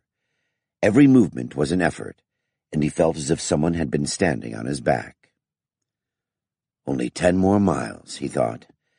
We've made good time from Draven in the last week. 10 more miles. 15 minutes in a car. An hour in a four-wheeler with no roads. Half a day's ride for us. Silently, he cursed the Shalnookses and all their works. But if they hadn't taken you off that hill, where would you be, Galloway? Dead, I expect. But I wouldn't be responsible for saving civilization for a whole planet. Fields of young wheat filled the valley between the road and the hills. It looked like they'd have a good crop, enough to feed the region, with a lot left over to be stored in the caves. If we can keep Strymond's army from trampling it, or burn it ourselves, only I won't do that. Sure, we'll have plenty for a couple more years, but then the time will come, and the Shalnookses. Rick couldn't see the fields on the other side of the hills, but he knew what they held. Tangles of sereno moss, madweed, as the locals called it, tended by convicts and slaves under the watchful eyes of armed guards. I wouldn't blame the slaves for running. Cultivating madweed's hard work. Dangerous, too. But if we don't grow the stuff, we'll have nothing for the Shalnookses, and they'll bomb the planet just to keep it in the Stone Age. And if I tell myself that often enough, maybe I'll believe it's all right to be a slave master. Maybe. As they approached Castle Armagh, the gates opened and 4 blue-robed priests of Yatar rode out. When they were closer, Rick saw that their leader was Yonulf. What's he doing here? Rick wondered. His place is at Edron, or at the Wannoks. There's not much here but mercs and madweed, and those are my job, not his. Hail, Lord Rick. Hail. Yonulf gestured, and the junior priests and apprentice who'd ridden out with him drew away. I would speak with you alone, Yonulf said. Rick waved his guards back and rode on with Yonulf. Bad news? The worst, Yonulf said. Worst. Tylara's dead. No, my lord. Captured by Prince Strymon. Marone lost half his force, and both he and the Ekatasa were taken. But she's alive. Yes, when last we heard. But there is more you should know. Rick studied Yonulf's expressionless face. If she's being mistreated... He shuddered. Yonulf would remember what Tylara had suffered from Sirakos as well as Rick did. Better. It is not that. My lord, she rode out through the lines of her archers, and alone charged the enemy cavalry. That doesn't make sense. She is the leader of a clan of Tamathon. Could she believe she has lost the favor of God? Rick glanced at his watch and reined in. Time to walk, he said. My lord, give me a minute. He dismounted carefully and walked ahead. Lost the favor of God. Yeah, and her husband, too, and all her husband's friends, and... Damnation, she tried to talk to me. Why didn't I give her the chance? Who brought the news? The boy Culin. When Apelles saw the Lady Tylara captured, he sent his servant to me, and followed his lady into the camp of the enemy. Good man. I owe him. I suppose he's getting messages out through the priests of Yatar and Strymon's army. Of course. Those who serve Yatar know that the time approaches, and who the true friends are. Rick glanced at the front of Yonulf's robe, where a pectoral cross lay over the circled thunderbolt of Yatar. How do you feel about the unified faith? Some accept, some do not. Those who accept help as best they can. Strymon permits the new faith in his camp. 1/4 and more of his soldiers have accepted it. How could he not? Oh, thanks. I didn't know you'd made that many converts. He walked on a few paces, then turned. If the priests can get messages out, I can get one in. Janulf nodded. It can be done. Thank you. And what in hell will I say to her? He laughed bitterly. Come home, all is forgiven. Now, how the hell do I say that in a message that half the priesthood's going to read? What will you do? Janulf asked. Get the hell up there and see how many of Ganton's people will help me get her out. Calm. I know you wish to act, but think first. Prince Strymon has a reputation for honor, and surely will not demand excessive ransom. If you attempt a rescue, she may be killed. I am no soldier, but most battles hastily begun are easily lost. Rick was silent for a long moment. All right. I'll get the stuff I came here for and go back to Draven. By then we'll know more. If you can send messages into Strymon's camp, send him this one. If he harms her in any way, by spring a year from now, there won't be a living thing left in his kingdom. I will send the message, but I doubt it will be believed. Tell him anyway.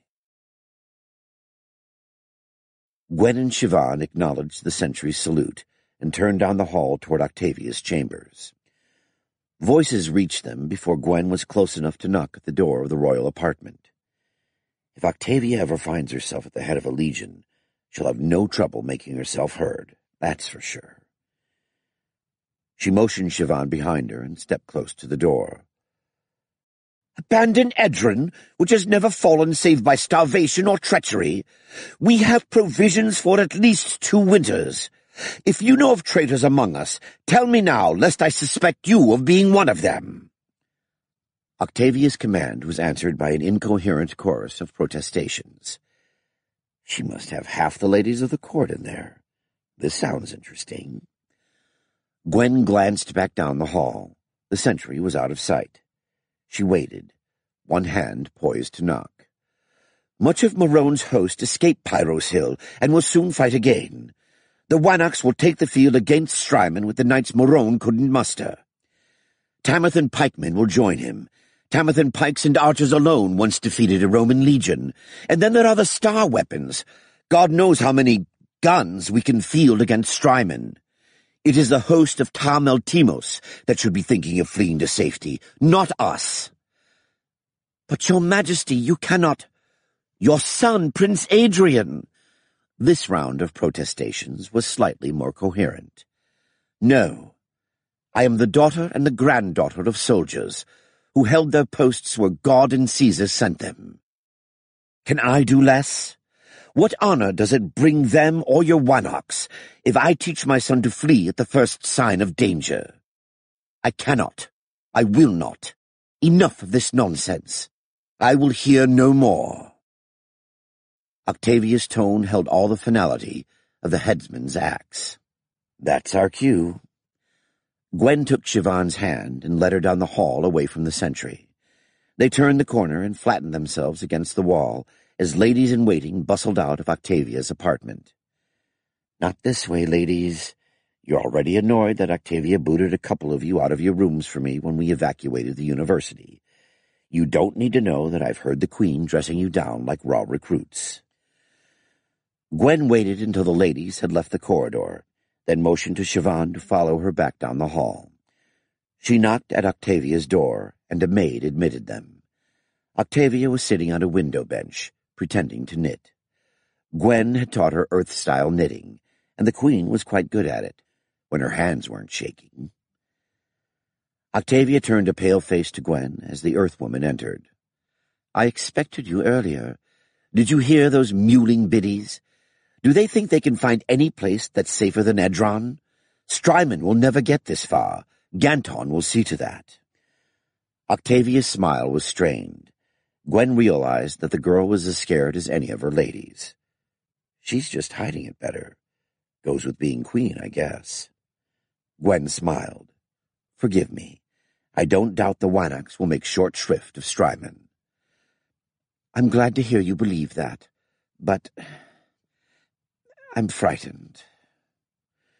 We will surely win, but at what price? We've already lost 4,000 good men slain or taken, and Lady Tylara and Lord Marone are prisoners. What price indeed? If I had the answer to that question, I'd be Yatar or some other higher authority. As it is, I'm scared too, Octavia, but we'll just have to do the best we can. One thing, you might admit to your ladies that you're worried about your husband. Most of them are probably scared for their men, too. Thank you, Gwen. Will you give me advice and counsel? Yanolf returns today. When he rides north with the host, you'll be the only one I can talk to. Of course. Gwen realized she was thinking of the power that position would give her. What's worse is that I don't despise myself for it. Is this what they mean when they talk about doing well by doing good? A faint knock sent Octavia's maid to the door. The Lord Chancellor of the University, Lord Warner, craves audience with the Wanaxai Octavia and the Lady Gwen. Come. Octavia and Gwen sat side by side to receive Larry Warner's graceful bow. He's becoming quite the courtier. I wonder how many ladies he's courted into bed. Your Majesty, my report on the University's contribution to our coming victory. With your permission? Octavia laughed. Lord Rick has made it very clear the University is no part of either Drontos or Rome. You need make no report to me. Well, Majesty, Warner was obviously amused. That's true, but I am supposed to report to Gwen, and besides, I've brought some troops to add to the defenses of Edron. Ah, proceed then. Octavia smiled. You may speak to Gwen or to me, as is most appropriate. Then she laughed. Yes, ma'am, Warner drawled. All the essential records and equipment from the university are safe in Edron now. The Romans withdrew most of their university cohort to support the defense of the south, but since most of the threat is from the south, that's not as bad as it sounds. Still, it left us with not much more than Rustangans and other craftsmen too old or too young to go to war, and some random Tamarthans from the major clans. All the clans? Gwen asked. Most of them. Gwen nodded in satisfaction. Good. Then any clansmen who attack the university will be at blood feud with their own relatives. Right. Anyway, the Roman tribune wanted to take the whole cohort, but Lucius convinced him he'd better leave some of them with us. So he and his centurions rolled dice to see who'd get to leave. I think he used his own dice, because he got to go himself. Larry, what's the bottom line? Gwen asked in English. Yes, ma'am.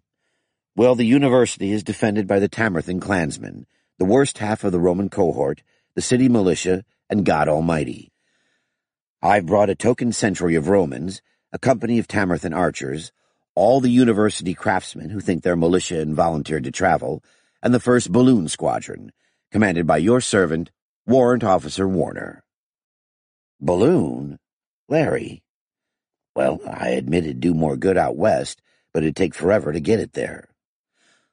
The Wanox wishes each to fight whatever enemy is closest, Octavia said. I think you will soon find many of them close enough.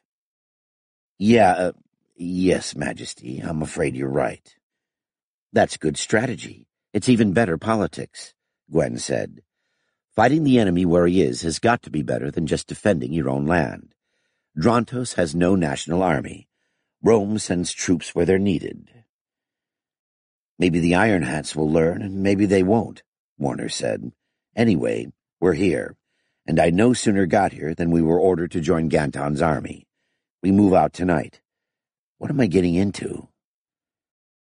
I don't know how many troops the enemy has, Gwen said, but I can tell you what the Wanox's forces are. She looked to Octavia and got a tiny nod of approval. With your people, and I expect he can use your aeronauts, he ought to have nearly 10,000, plus the field guns and 7 mercs with rifles. 8, counting you. No Romans, Warner said. Caesar will send aid, Octavia said. Majesty, Warner said gently, I am certain that Marsilius Caesar would like to send aid. I also know that even a single cohort is valuable to him at this moment. The turmoil in the south grows worse each 10 day, and as the weather improves and the demon grows closer, Rome will need even more legions to hold the southern borders. They disbanded 2 legions after the last southern campaign, Gwen said.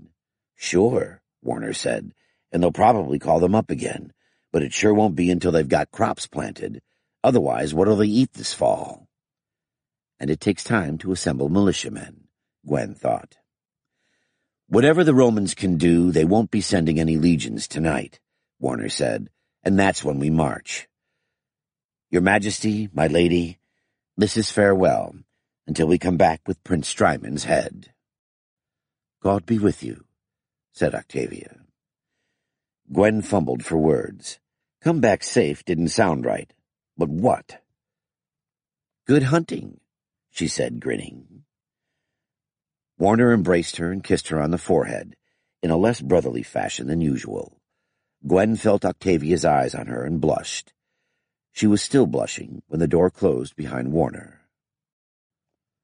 Lady Gwen, said Octavia, carefully looking at her knitting. Yes, Your Majesty. Is Lord Warner your lover?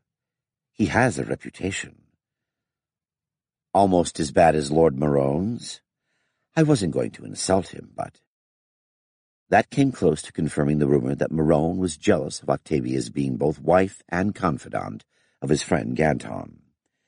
It also suggested that Octavia's watching her father be the Don Juan of Rome had given her a distaste for unchastity in others. If I want to be Octavia's friend and confidant, does this mean I have to keep my pants on except when Les visits? Probably. And now the 64 silver question. Can I do it? Maybe, if Rick's not interested. Meanwhile, I can tell Octavia the truth. Lord Warner is not my lover and never has been. If Caradoc had not offered first, I might have married Lord Warner, as we have much in common. But I have been faithful to Lord Les, and pray only that Yatar, Christ, and all the holy archangels bring him safely back to me at the end of his travels. That last part, at least, was the truth, and nothing else.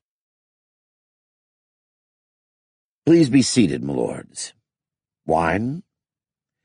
Murphy and Barrowman Traskin sat down at the big table in Rick's conference room at Castle Draven. Rick noted that Murphy sat down as quickly as Traskin. The first time he'd addressed a group of nobles that included Murphy, Ben had glanced behind him to see who was being spoken to. Now Murphy wore the title as easily as his Tran clothing. Rick sat at the head of the table. The noon sun lighted the white plastered walls covered with maps drawn in charcoal. Murphy kept glancing at them. They're current as far as I know, Rick said. After lunch you can help update them. Main thing is we haven't found any new threats. Good. On the other hand, everybody agrees on the 12,000 we know about. Murphy pointed to the arrow indicating a detachment of Strymond's army marching toward Draven. We can hold those. Rick kept his voice even and turned to Traskin. My Lord Barrowman? My Lord Captain General, Traskin said. My knights and I await your orders. I have assembled the band and area band to hold our lands, and my knights are ready to ride. Tell us how we may avenge the dishonor to our Lady Ekatassa. Thank you. I expected no less. Rick swallowed hard, as he always did when he thought of Tylara in Strymond's hands. Tylara might have been Traskin's stepmother if Sirakos hadn't thrown his father off Castle Draven's battlements, and I'd never have met her. Would that be better? No. But Traskin wants something. What? Murphy cleared his throat.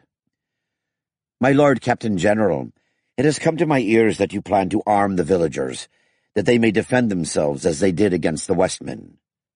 "Yeah, Sergeant."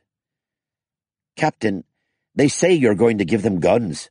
Nothing big, maybe, but guns?"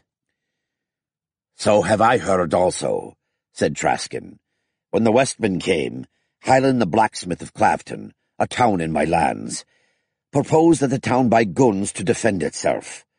I asked then, and I ask now, how can we be sure that villages and towns so armed will defend themselves only against our common enemies, and not their lawful lords? How shall a bearman do his duty if his towns can refuse theirs? It also seemed to me, and forgive me, my lord, if this grieves you, but the Lady Ekatasa seemed willing to hear me." "Damn right. Tylara isn't about to arm towns against the nobility. And now what?" Rick laughed aloud. "My lord?" Ben Murphy asked. "Nothing. Your pardon. And one thing's for damn sure. Ben Murphy's gone native.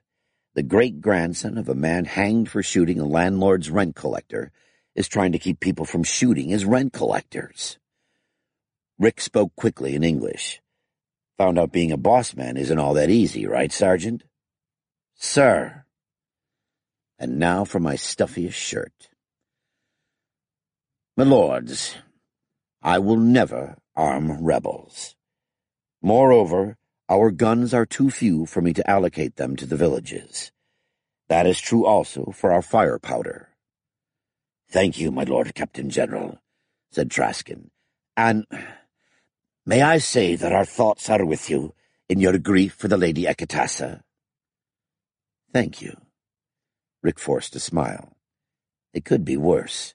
She's alive, so we should see her again once the ransom's paid. She'll probably throw a pot at me for spending so much." The two noblemen laughed dutifully and bowed themselves out. Rick sat motionless until the door closed. Then he got up and poured himself a cup of the wine the others had refused. "I didn't talk to her for a year, and now she's a prisoner. That has to be a nightmare all by itself." It was hard to think like the Tamerthan nobility, but couldn't she think that was punishment enough? He had no way of knowing. She thinks every bad thing that's happened in the last year is her fault, everything from crop failures in the south to Marone's defeat. The only good thing about the situation was Apelles. I'm glad he went with her. He's no psychiatrist, but he's smart, and she listens to priests. If anybody but me can talk her out of the crazy notion that she's got the world on her shoulders, it'll be him. Meanwhile, he had 8,000 men to command and 12,000 enemies to face, and despite his assurances to Murphy and Traskin, he was pretty sure the enemy's strength was growing. He went to the map and stared at it. It had cost good men to fill in the information there, but now he knew that Strymon held all the roads north into the Five Kingdoms, and could bring down reinforcements as needed. The only thing to slow them down would be the remnants of Marone's force and the sheer logistics of marching an army in the spring, when there wasn't much grass and granaries would be empty. A quart of wheat a day for each man, a bushel for each horse. It all added up to a lot of transport, and the transport horses had to eat too. If that damned Ajasius had kept all the grain supplies in his goddamn castle, Strymon wouldn't have. If wishes were horses, beggars could ride. "Jamie!" His orderly opened the door. "Officers call in 1 hour." The death wind bringer hung low on the horizon, bloated until it looked more than ever like the evil eye. Around it the stars were coming out, as Madbear walked out of the Silver Wolves' camp toward the Vigil Hill. He walked slowly, according to custom, but his thoughts ran on ahead of his feet. The sacrifice was ready at the hilltop. It had never before occurred to him that he should defy the gods. Yet now he thought he would aid the Stonehouse chiefs no matter how the sacrifice went. The thought was frightening. If he didn't stay with the Stonehouse chiefs, there would be no home for the Silver Wolves. Without a home, they would perish, Walking Stone's work would be done for him, his enemies would lose heart, and all this without costing the dung-weaned son of a diseased mare a single warrior. This was the truth, but not all of it. The rest of the truth was that Mad Bear had begun to see that the sky wizards themselves might be the sign from the gods. If they were indeed wizards. Mad Bear had begun to doubt even this. Certainly they had wizardry at their command, but they bled and died like men, and when they died like warriors. It seemed true, what he thought first in the tent where he awoke a prisoner of the wizards. Nothing among gods or men would ever be the same again. And a wise man would do what his own wisdom told him to do, not wait for signs that the gods might have already given. Mad Bear knew that he himself would not live to see all that would come of the rule of the wizard warriors. Still, he might get sons who would, and their sons might stand beside the wizard warriors as blood brothers and fight among the very stars. He would have to be content with drinking his death toast from Walking Stone's skull. The path began to climb the hill. Mad Bear slowed further and raised his spear to the Child of Fire. He would keep the vigil according to custom, give judgment likewise, and make the horse sacrifice afterward. He would make the horse sacrifice alone, though, with no one aiding. If by some chance he had angered the gods, let their punishment fall on him alone. 21. Tylara awoke with a headache that felt as if great guns were being fired inside her skull. Dull knives stabbed her in the ribs every time she breathed. Her left wrist and right ankle throbbed so hard she was glad she was in bed with no reason to move them. It wasn't much of a bed. She felt straw under her and smelled damp fleeces piled over her, but it was a bed. Inside some building with whitewashed plaster walls around her and a thatched roof overhead. The knowledge that she was safe in a bed, out of the weather and perhaps in the hands of friends, made her groan in a way the pain could never have done. She had given herself into the hands of the gods as a sacrifice, to turn away their vengeance from her husband and children, from Chelm and Tamerthon and Drontos. She should not be alive. She could not be alive unless the gods had rejected her sacrifice. What she felt now was worse than the pain of her wounds, although she had not endured such pain since she bore Isabel. It was despair, which she had not felt since she crouched in Sarakos' bedchamber, wondering who would come next, Sarakos or the crone with the whip. The despair was not so much for herself, although she knew that if the gods had not allowed her to offer her own life in return for Caradox, they would demand something worse. The despair was for those innocent men and women who would now be dragged down with her into the gods only knew what pit of demons. Except that in a pit of demons, one could at least be sure that one was already dead, and that matters could grow no worse. Tylara knew that her husband's punishment, her children's, Ganton's, all would begin like hers, while they were still alive to taste the worst of it. Pride still forced her to cram her right fist into her mouth to stifle another groan. A moment later, she saw faces looming over the bed. A woman and two men. One of the men was armed, while the other looked vaguely familiar. She knew she ought to know him, but she could not remember his name. The woman washed her face and neck, and the man held a cup of cool water that tasted of wine and herbs to her lips. They did things to her wrist, ankle, and head that both hurt and soothed at the same time. She was still trying to put a name to the man when her eyes grew too heavy to be worth the trouble to keep open, and she let them fall shut.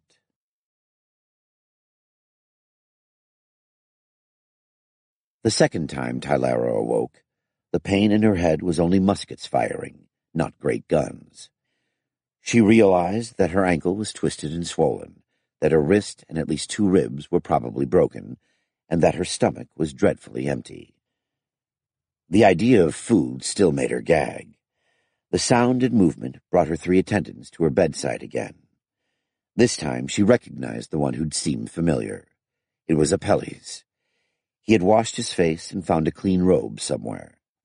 He smiled as he lifted her wrist to study the bindings. "Greetings, my lady Ekatassa. I rejoice to see you awake. It is a good sign." Tylara tried to turn her head.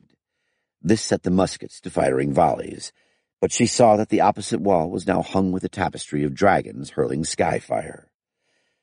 The floor was a finger's length deep in fresh rushes, and the damp fleeces piled over her had given way to dry furs. Tylara wasn't sure that her healing was a matter for rejoicing. It seemed not unlikely that she would save everyone a great deal of trouble by dying. She also knew that she was most unlikely to die of these wounds, even if she refused further care. And if she did that, they would doubtless only treat her as a madwoman and take her fate even further out of her own hands. Her thoughts must have shown on her face. Apelles frowned, then gestured toward the door. The woman and the armed man went out. Tylara caught a glimpse of the ragged and mud-smeared surcoat he wore over his short mail coat. It had once been white and green, the colors of Tal Miltimos. "Apelles," Tylara said when they were alone. "Who is the prisoner here? That soldier of Prince Strymon, or—" Apelles did not meet her eyes. This time she had the strength to weep, but pride kept her eyes dry. "Morone led a final charge when he saw the archers breaking," Apelles said. He still couldn't meet her eyes, and busied himself washing her hands and feet. "He caught Strymon's knights unready. They thought the battle already won. The host of Drontos drove many of the Melteams from the field." "Then we won?" Tylara asked wonderingly. "No. Strymon rallied his forces and held Morone's charge. Drontos was already defeated when he challenged Morone to single combat. Bards will sing of that fight for 1,000 years. Morone fought most valiantly, but he was unhorsed, then stunned.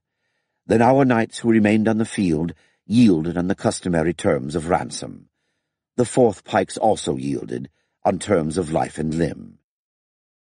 "And the Tamerthan archers? Morone's levies?" "Most of the levies did not wait on the outcome of the charge, but fled the field. The Tamerthans, they advanced too far trying to save me, and could not make a safe retreat. A good 10 score did, my lady." 10 score, out of more than 800. Once again she had led the clansmen to slaughter, as she had done against Syracuse. Would they have been able to escape and go on stinging at Strymon if she hadn't dragged them after her? Only the gods could know the answer to that. What she knew was that her people had already suffered part of the punishment she had hoped to turn away by her sacrifice. She had betrayed them as she had betrayed Caradoc, and their blood was on her hands as surely as was his. Worse, she had blundered. Rick had defeated a Roman legion with nothing more than Tamerthan pikes and archers. If I had used them properly, we might yet have saved the day for Morone.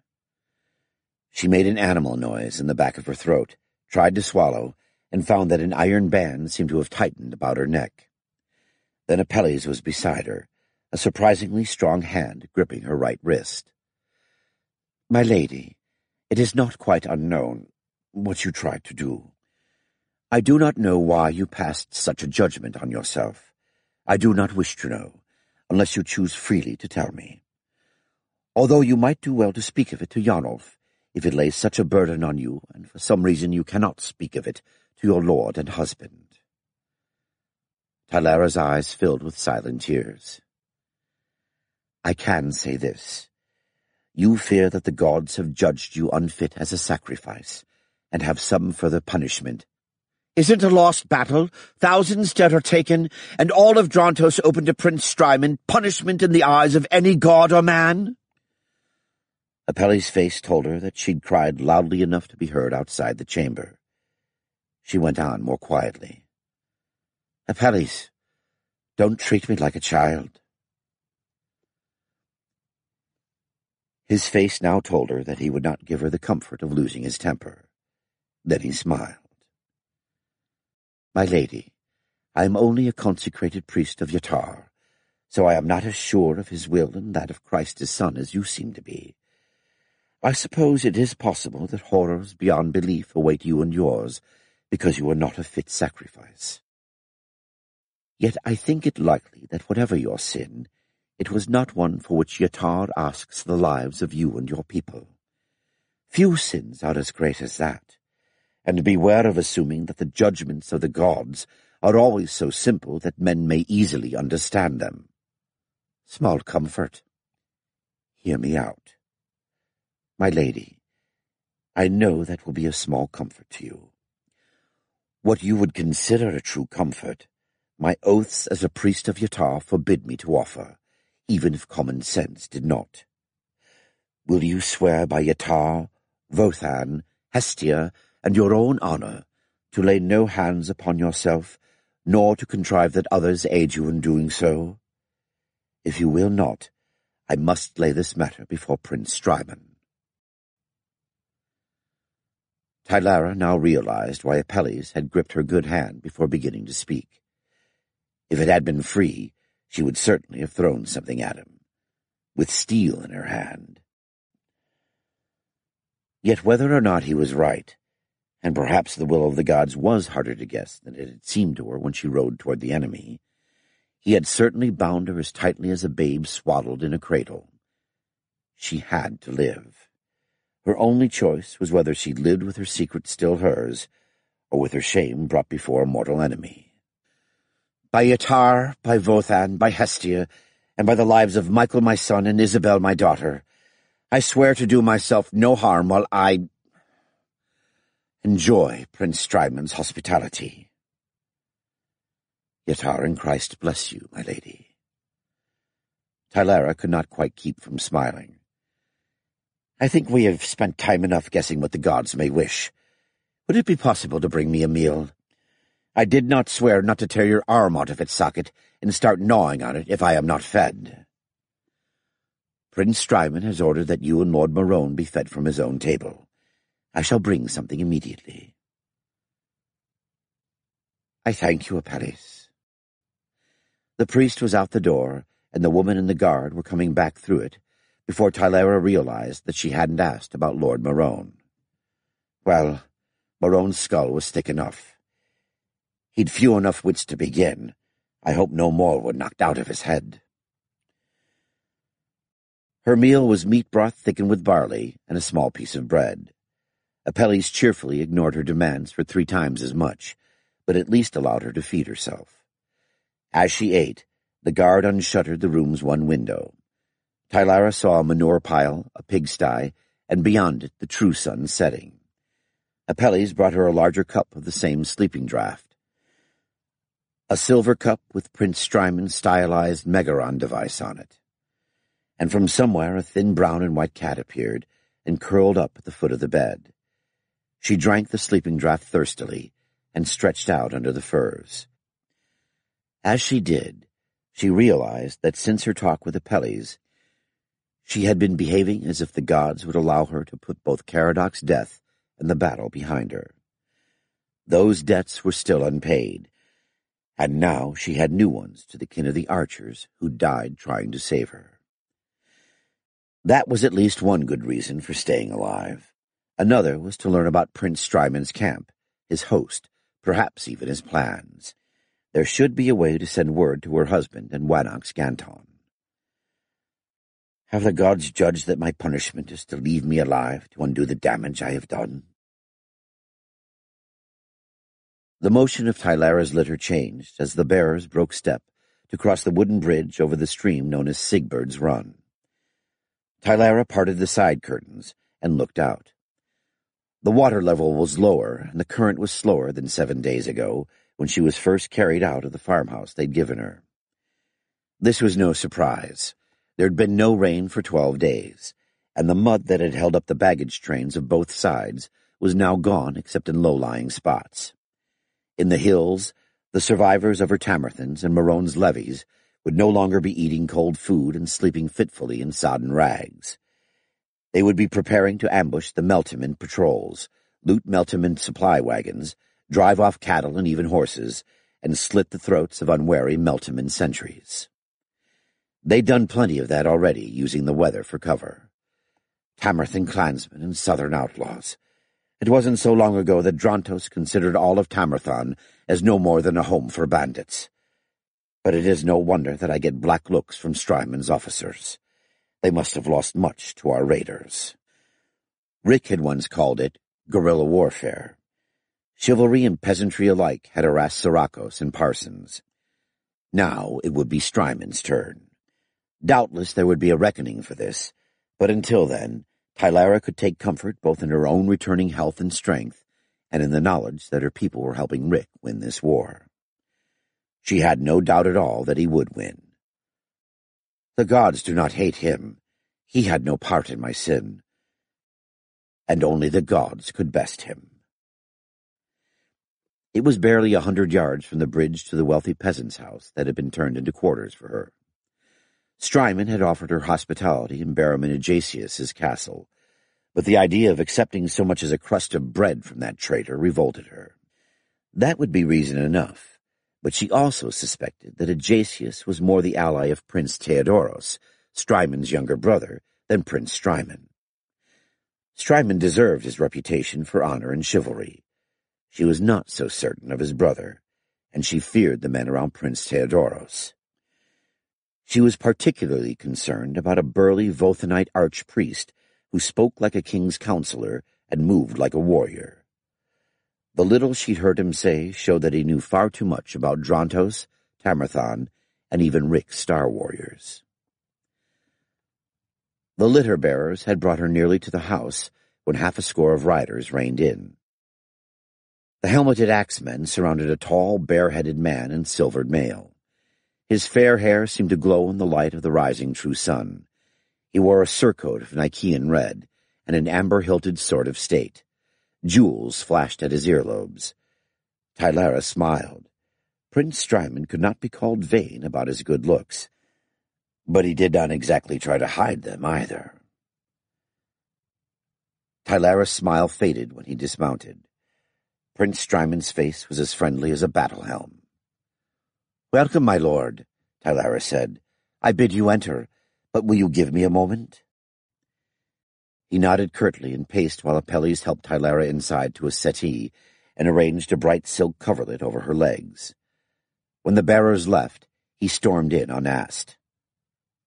"Leave us," he commanded Apelles. "Your Highness," Tylara protested, "Apelles is a consecrated priest of Yatar. His oaths—" "I know the oaths of a priest of Yatar. I also know that his master is Yanov, Chancellor of Drontos, and that half the priests of Yatar follow him no matter what land they serve in." Tylara bristled. "Do you doubt my honor?" Strymon returned an encouraging ghost of his usual smile.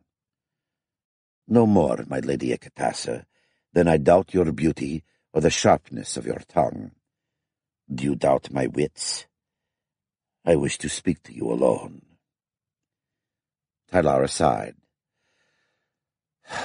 "Apelles, if you please." "Certainly, my lady. I will wait outside." Apelles went out. 2 of Strymon's guards brought honey cakes, fine bronze cups set with seashells, a jug of water, and another of wine. Another brought a small folding table fitted with ivory and silver.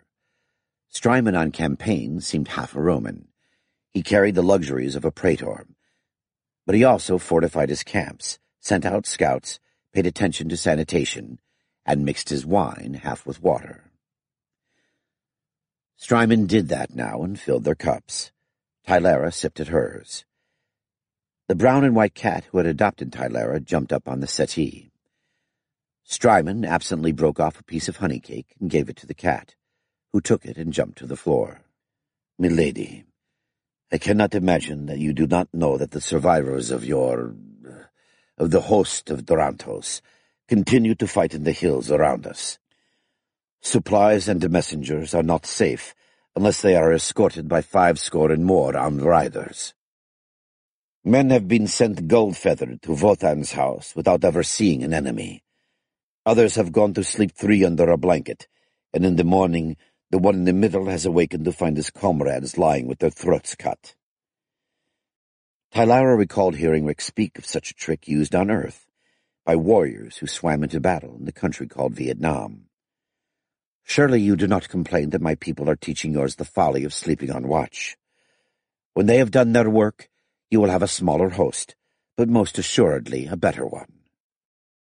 This is not a matter for jesting. I want it stopped. That is easily done. Release us and return to your own lands. Do that, and we will harry you no more. There could be a blood price for such obstinacy. Not your blood alone, either. Threats, Highness, against your prisoners. I take it you are not satisfied with the songs the bards will sing of your combat with Marone. You wish them to sing of your dishonor as well. Lady. Your Highness, you can do nothing to me, or Lord Marone, that will win you the smallest victory over the men in the hills. What you can do is make certain of war to the knife. You believe you have won a victory because you bested a foolish king's companion and a woman. Wait until you face not the chivalry of Drontos, but Romans, Tamerthan pikes and archers who have bested Romans, great guns and muskets, and star weapons. Wait until you face the Wanax Ganton, who is your equal, and my Lord Rick, who is the master of us all. When you have bested them, you may proclaim victory. Enough! Tylara smiled. Forgive me, Your Highness. I do not doubt your courage. I only warn you that if any harm comes to me, my Lord Rick will defeat your armies, and turn loose the clanless ones of Tamerthon to pick Tal Meltimos to bare bones. And this is as certain as anything mortal man can know. Your lord of the Wanax Ganton might not place so small a value on the lives and limbs of those I hold. Are you sure that you can speak for them? Ha! Who can speak for a Wanax? But do you think I have married a fool, or that I have lived with him these years and borne him as children, and yet do not know him? For him may I speak, and I tell you, he knows terrible things, and in his anger he will use them against all of you. You have doubtless heard that he and his men are not of this world. I tell you that is true, and I tell you beware harming what little he holds of value here, lest he let this entire world go to its doom. Strymon looked thoughtful. He took a paper from his glove, glanced at it, then returned it. Milady, many have marched against me. None have returned. I stand on your land, not you on mine. Tylara laughed. Forgive me, Highness. Again, I do not doubt your skills. Yet ask yourself this. Sarakos, with the aid of the traitor Parsons, was able to conquer Drontos, yet he could not hold it. 3 days after Lord Rick killed Parsons, he drove the host of the 5 kingdoms from our land. What can my husband do now that he has gathered his strength? I tell you that you do not know what you face. Consider the star weapons, the least of which can strike down a man 4 stadia away. There is another, named for a king from another world, and with that, Lord Rick can tear a castle gate to splinters from twice bowshot. How long can your castle stand against that? That will depend, I suppose, on whether there are more gates than this Carl Gustav has bombs. Tylara's bowels went cold. Strymon knew the very name of the star weapon. What else might he know, and from what source? For a moment she toyed with the idea of attempting Strymon's life herself. Ridiculous. It is dishonor, and what he knows his brother knows. That is one of my husband's weapons. He has more, many more, Tylara said. Your spies have told you truly that the star weapons are like bows, useless when there are no more arrows. It is even true that we do not have so many arrows as you have castles.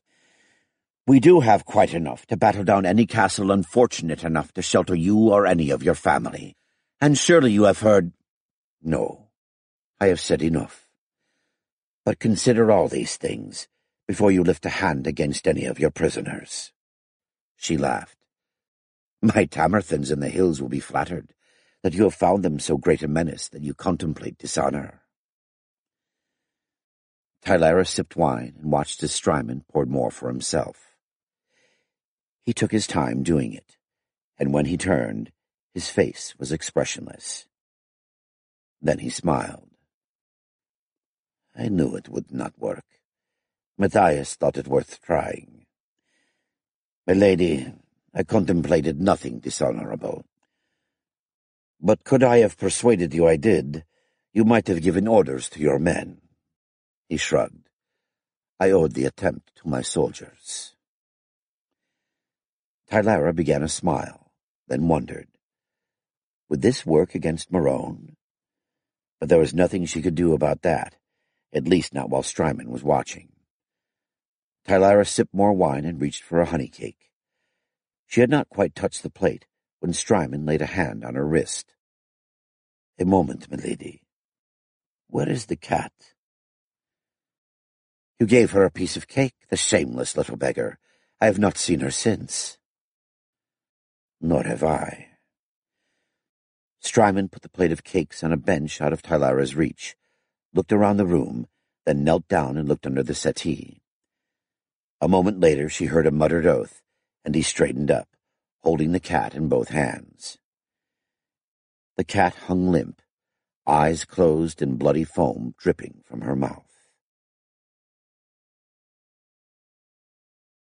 22.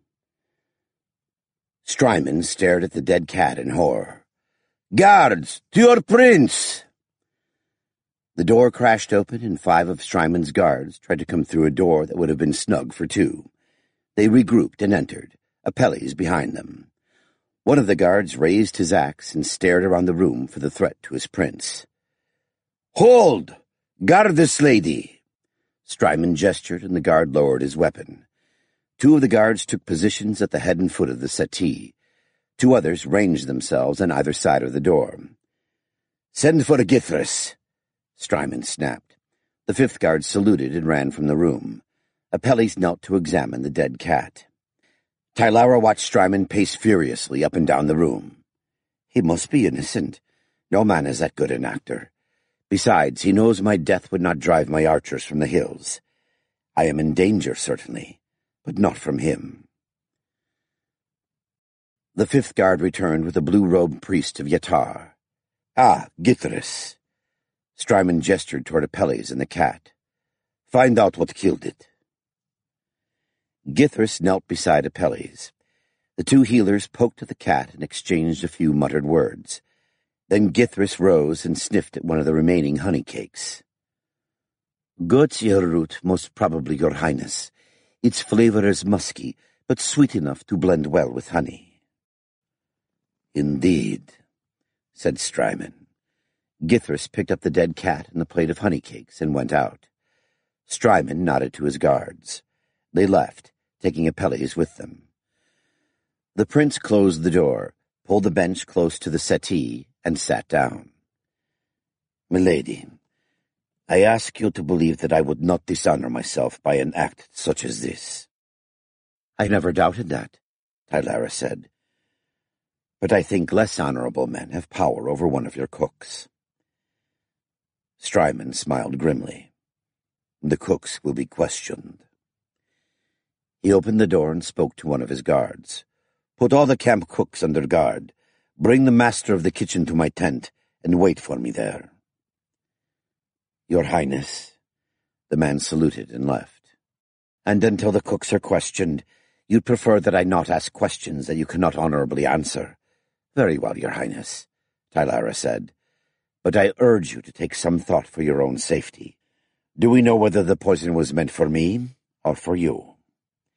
Strymon's expression softened, and Tylara smiled back. No man, prince or not, can entirely resist hearing that a fair woman prefers him alive. "Both of us, I think. Last night I made no secret that I would visit you this morning." Tylara nodded slowly. "Your Highness, if it is in your power, will you return my star weapon to me? The next attempt on my life will probably come with steel. I am a bedridden woman with only one hand fit for use, but with the star weapon in that hand, I may give a good account of myself. It's magic, let us call it."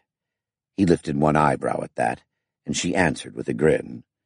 "Its magic is too weak for me to harm anyone outside this chamber. I could hardly injure your guards, let alone your host, and as for fighting my way out of the camp, I could sooner fly to Castle Draven by waving my arms." "You ask much. You risk much. If I am killed, you will never be free of suspicions." "True." He thought for a moment longer. "Very well. You may have your star weapon, with my thanks for the opportunity to examine it." Of course, Strymon would have taken the Colt apart.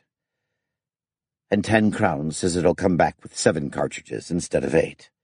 Ah, well, Rick always said it would not be very long before everyone knew the secret of fire-powder weapons, and victory would go to whoever made the best use of what everyone had."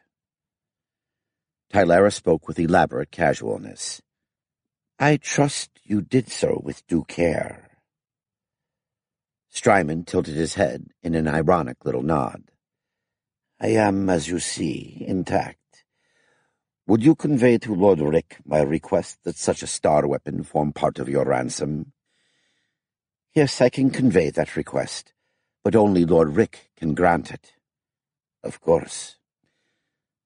"By Yatar and Vothan, your highness, I swear that none but your enemies shall face the magic of the star weapon as long as I am in your camp." Strymon raised Tylara's hand to his lips. There was a knock at the door. Strymon dropped her hand and stood, one hand on the hilt of his sword. "Come!" The door opened, and Apelles came in. "My lady, he began. "It's all right, Apelles. His Highness will grant us a few minutes so that you may tend my wounds." She smiled up at Strymon. "He will bring my star weapon to me after I have dined." "My lady." Strymon nodded and left, and Apelles began to loosen the bandages on her leg. "Tell me, Apelles, how soon will I be able to walk again?" "At least 7 days, my lady. Perhaps sooner, but I doubt it." Tylara sighed. She might need the Colt as more than just a symbol of Strymon's honorable intentions. The lamp hanging by the door had long since burned dry. Tylara's searching eyes found only darkness, yet she was sure she'd heard a sound, either from above or from outside the door. The sounds came again, above and outside. Tylara drew the Colt from under the furs and snapped off the safety. A round was already in the chamber. She had only 6 others. Yatar grant that she should need no more. The sound from above now sounded like the scampering of rats. Then she smelled smoke. Had someone fired the roof thatch? A moment later, "Fire! Fire! Guards! Save Lady Tylara!" The sounds outside turned into stamping feet and fists pounding on the door. Then, "No, Lady Tylara! Treachery! Treachery! Apelles shouted from outside. She could not let herself think of what might have happened to cut him off. She had the Colt raised and aimed as the door flew open, and 2 men in the colors of Strymon's guards plunged through. She shot the first man in the stomach, and he slammed backward into the second to knock him off his feet. Outside the door, a 3rd man was gathering himself to leap over the 2 fallen ones, when yet another man seemed to fall from the sky onto him. The last man left on his feet was unslinging a short bow when Tylara shot him in the face. Apelles staggered into the room. Blood streamed down one arm, but he held a knife in his good hand, and swore terrible oaths in most unpriestly language. A dozen and more of Strymon's host ran up to the door. Apelles examined each before letting him in, but even so the room was suddenly full of people. Tylara snapped the safety on the Colt. Her hand was shaking so badly she was afraid she might fire by accident. She did not stop shaking until Prince Strymon appeared in a sleeping robe with a sword belted on over it. Githris was behind him, followed by 2 servants laden with bottles and instruments. From overhead, the crackling of flames gave way to the hiss of water, and Tylara smelled steam instead of smoke. The 3 would-be murderers who could walk were led away. As Githris examined Tylara, Strymon kneeled over the 2 she'd shot. He frowned at the man with the belly wound, then went over to the one shot in the head. "Will the gods be merciful? I did not think." 2 of the guards held up the dead man. He looked as Rick had told her to expect, a bloody hole in front, and the back of his head nearly blown away, so that blood and brains oozed down onto his clothes. Githris turned away from his examination to stare. So did Apelles. Then Apelles took a stumbling step forward and toppled to the floor. Githris turned to him and muttered imprecations about priests who thought they were knights and didn't have the sense to admit they were wounded. When Githris had finished, litters were brought for both Tylara and Apelles. Githris mixed a sleeping draught and handed it to her. As the bearers carried her out of the house, she fell asleep. But it was a sleep troubled by nightmares, in which Prince Strymon kept turning into the High Rex Jetoris, into one of the Shalnuxis, and worst of all, into the Wanach Sirakos. It was the last that made her wake screaming, and stay awake until just before the rising of the true sun. When Tylara awoke, the walls around her were canvas without windows, and the door was a hanging now tied half back. It revealed a patch of trampled bare ground, with Strymon's guards standing practically shoulder to shoulder. Beyond them, she could see another tent striped in Strymon's colors. It was clear that she had been moved into the royal compound. She might not be as safe here as Strymon hoped, not unless Prince Theodoros and his people had been moved out of the compound. Still, this was more evidence of Prince Strymon's concern.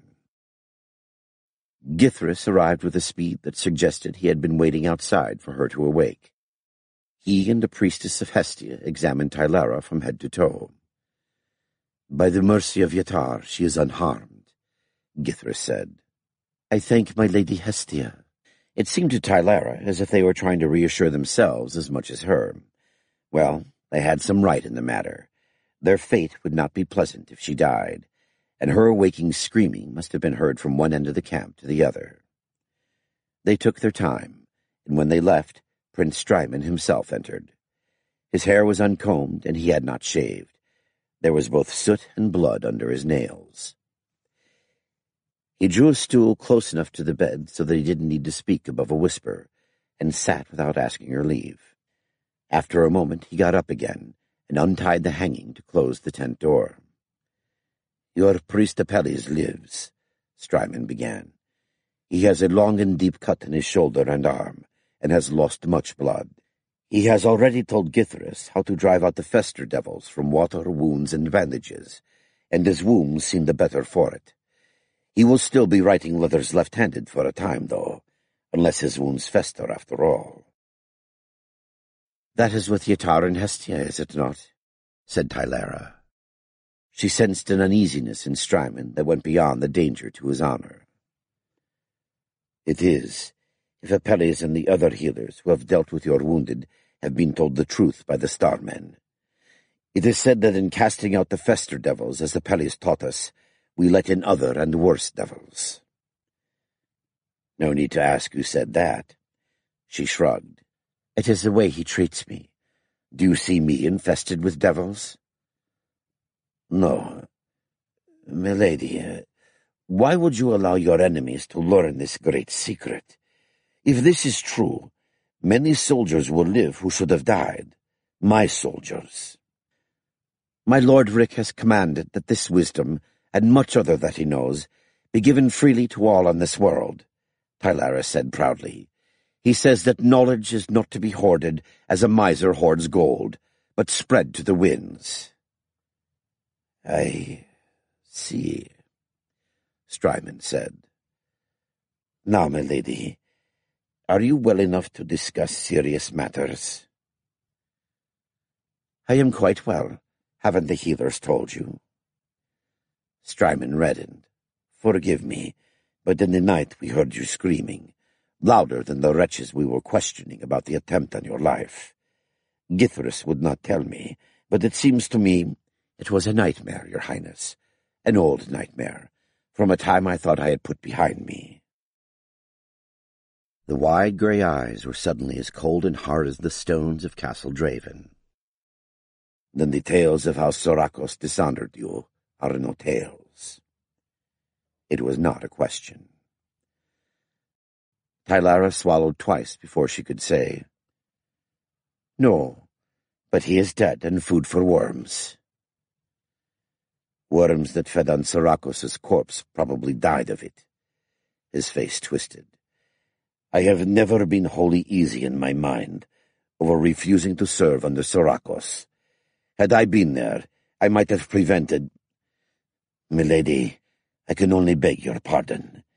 I gave too much thought to defending my own honor, and not to how I might defend that of others." "You could not have known that Soracos would be a fool as well as a brute," she began, but Strymon raised his hand to stop her. "I cast nothing on the Hierarchia, but his eldest son always behaved like one begotten in a kitchen midden. I cannot in honor say that I should not have known better." "Your own honor is as pure as fire, Strymon. That makes you less than the best judge of those who have none." Unbidden and surprising, but not unwelcome, an old thought entered Tylara's mind. How would matters have gone if Strymon had been willing to march against Drontos as a captain under Soracos? Rather ill for Drontos, she suspected. The horse and foot of Tal Miltimos would have given Soracos a third again his strength, apart from Strymon's skill. The contest in the field would have been foreordained. Yet without Soracos free to indulge his bloodlust and treachery, might not more of the men of Drontos have seen surrender as an honorable alternative? And her own fate, what of that? She might not be a widow at all, for Strymon would never have done to her Lamel as Soracos did, cutting his throat like a pig while a dozen men held him.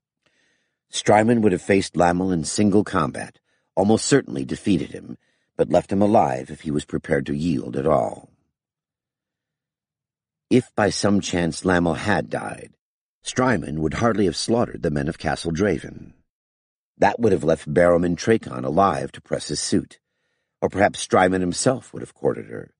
His first wife had died bearing him a daughter, the year before the war began. She could see herself captured a little at a time by his charm, his grace, his good looks, his concern for her honor as well as his own. And then what would have happened to the Starmen if she had not been in need of an ally to destroy Soracos and regain Chelm, and if Soracos had not been in need of someone like Colonel Parsons to put down the guerrillas in Drontos? Were the gods as capricious as that in sending fates to men and women?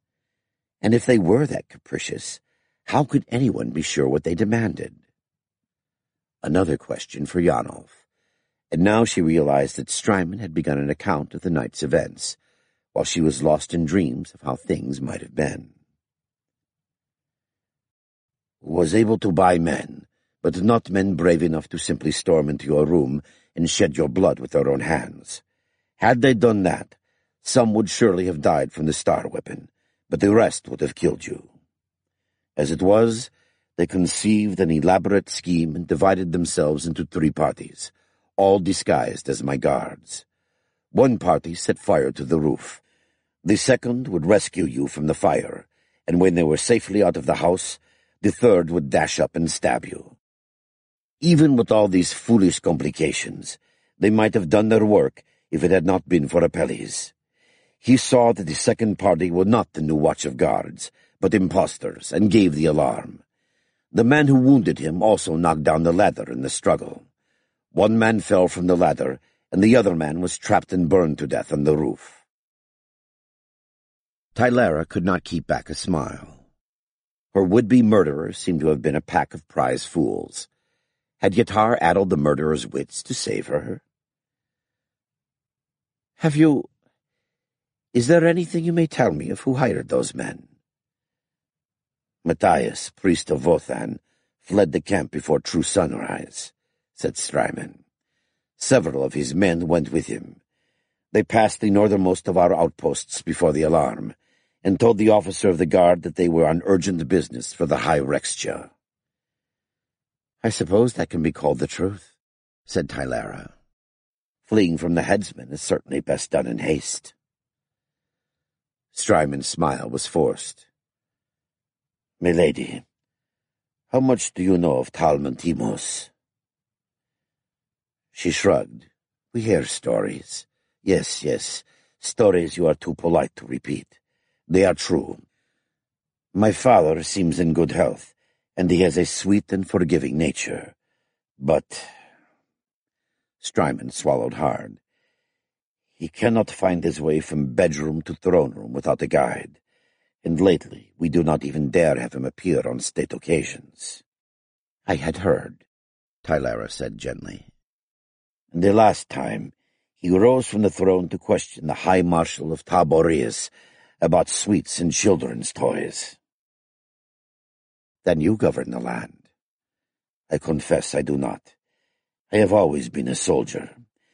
You must understand, until recent years, Wanax Palamon was as good a king as ever ruled our land. It was only when he changed that Taurus took new advisors, and the first wars between Drantos and the Five Kingdoms began. Your brother was much younger then. Lady Talmontimos is ruled by Chancellor Roros. He was sent to us by Isardos, and found much favor with my father during his declining years. Now he is sometimes— Lady, this is not easily said.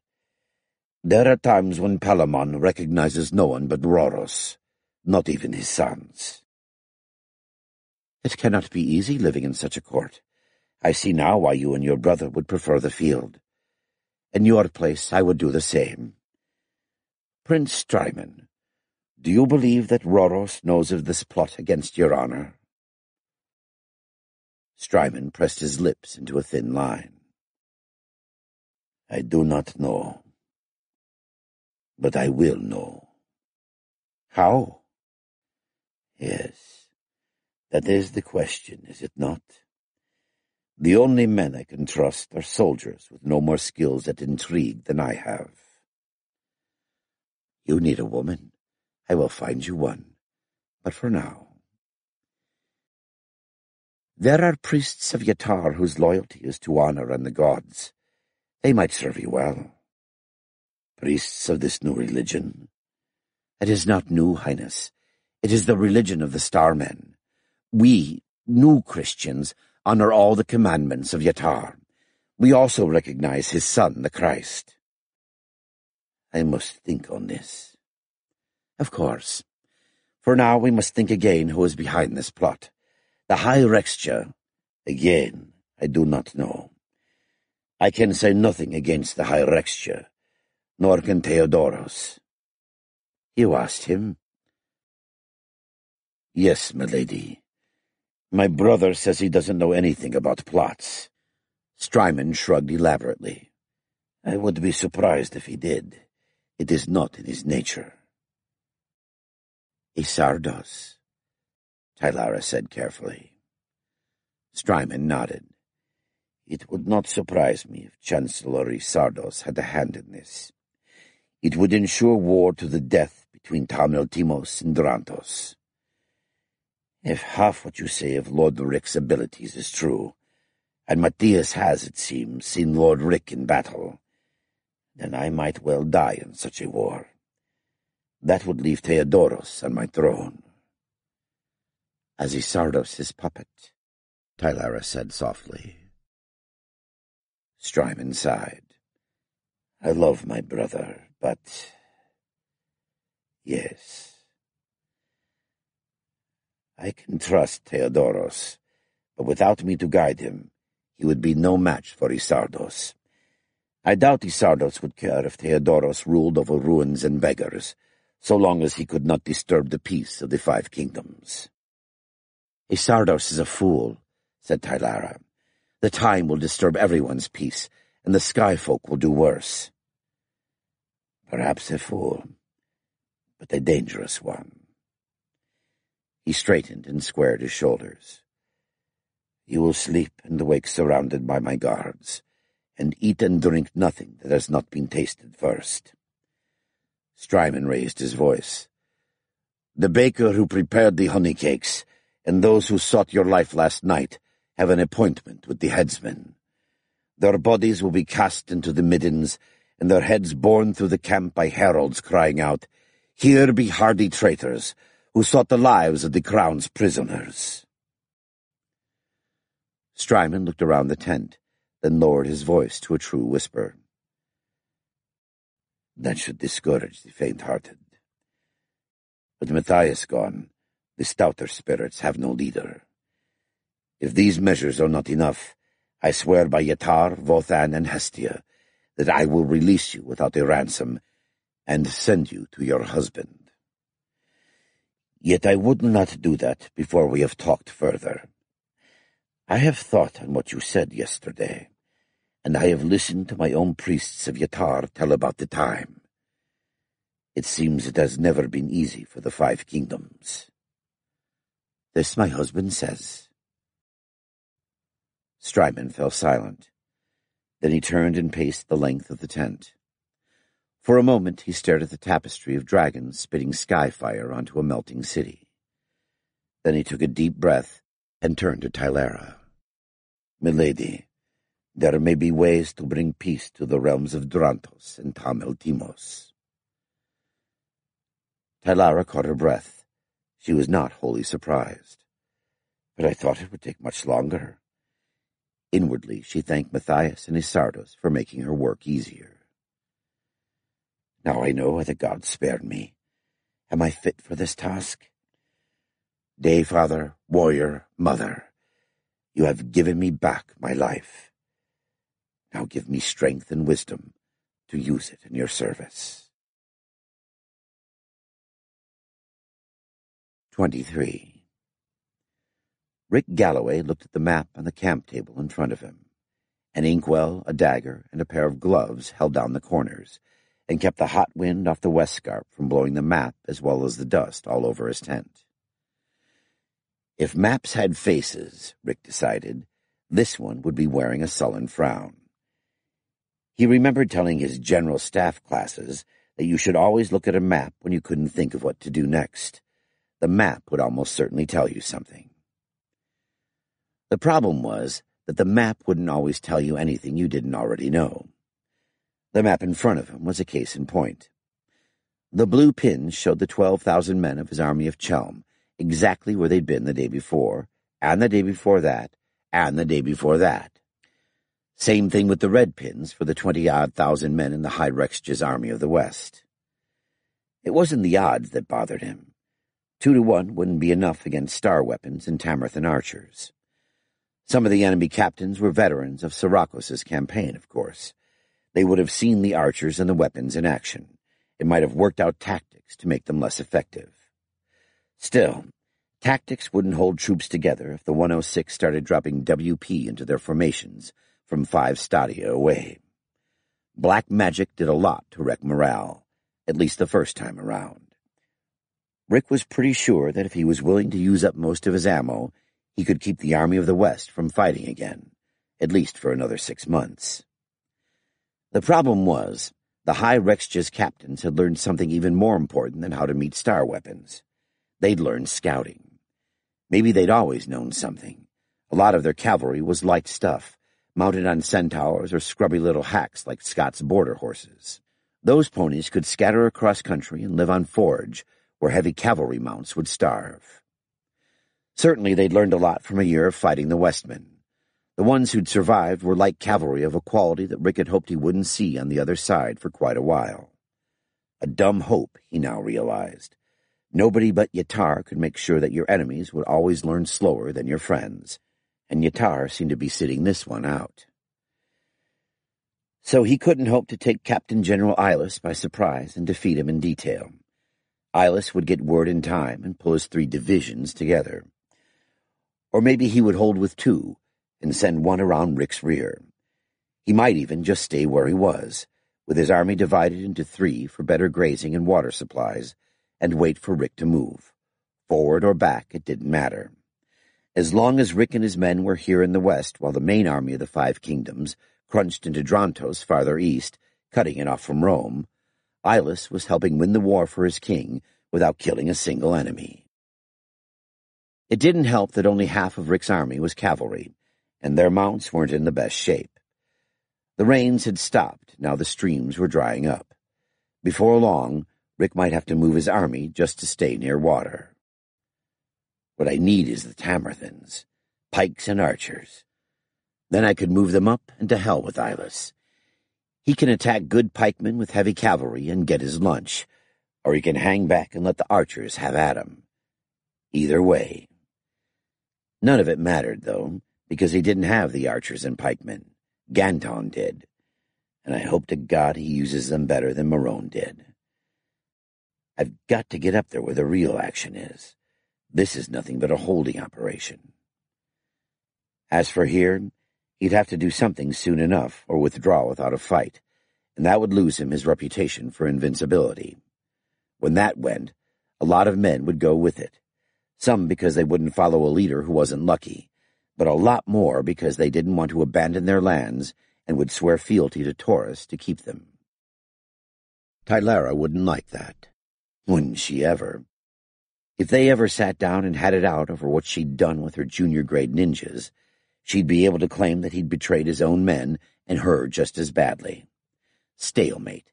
And from there, Rick could see things going in a lot of different directions, most of them labeled from bad to worse. He looked at the map again. Lost reputation or not, he'd better put the army on the move before it had to move to stay near water. Then there'd be too good a chance of Ilus cutting him off from water and doing to at least a part of his army what Saladin did to the Crusaders at the Horns of Hattin.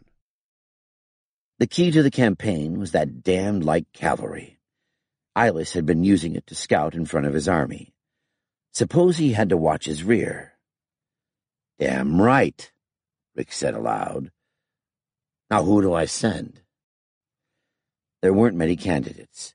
The striking force had to be all cavalry, and there was a good chance it wouldn't be coming back soon. That ruled out leading them himself, but the leader would have to know modern tactics and weapons, somebody who would be obeyed by both mercs and trans soldiers, and knew the territory well enough to make a small force do the work of a big one. Exactly one man matched that description. Jamie! His orderly appeared and saluted with a click of heels. Rick wondered how much of his income from bribes Jamie spent on new boots that would click properly. My compliments to Lord Murphy, and I'd be pleased to see him at once. Sir? Stays dry for another couple of days. The water in Dead Gunkel Lake will be down enough for us to march along here. Ben Murphy traced a line on the map with a forefinger. That's pretty close to Ilus's 2nd Division, isn't it? There's a couple 3 clicks of scrub and thicket just above the shore, between the lake and the camp. Even bandits don't go there very much. It's full of patches of quicksand and something that must be a wild cousin of madweed. Stinks like it, thorns like it, and it makes you crazy if you put the sap in booze. They could still get wind of your movement and put an ambush at Gorgon Pass to cut you off. Not if we have a couple of heavy weapons along. Blast 'em out with a mortar or the Carl Gustav, and pick 'em off with one of the LMGs as they run. He frowned. Mortar'd be better, I think. We don't have to have it in line of sight, now that I've taught some of the local kids flag signals. Sergeant Murphy, what the hell makes you think you're going to have any heavy weapons at all? Captain, I've been thinking it over. I know there's a risk of losing them, but if I don't get some of the big magic, my people might start wondering if they're being sent on a suicide run.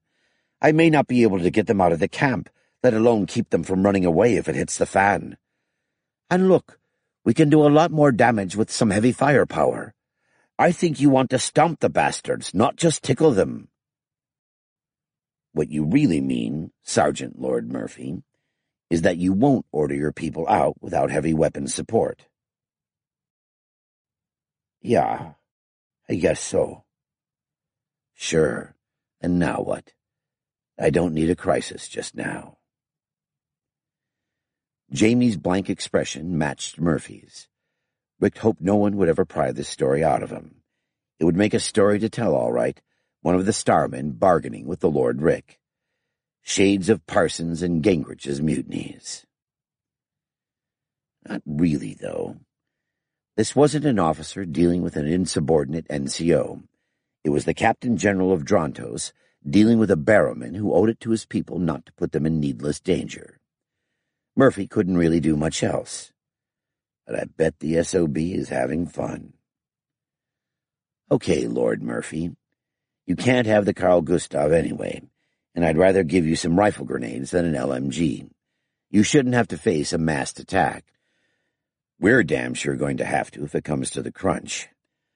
Captain, if you give me an LMG, I think I can beef up my force with Mad Bear's Westmen.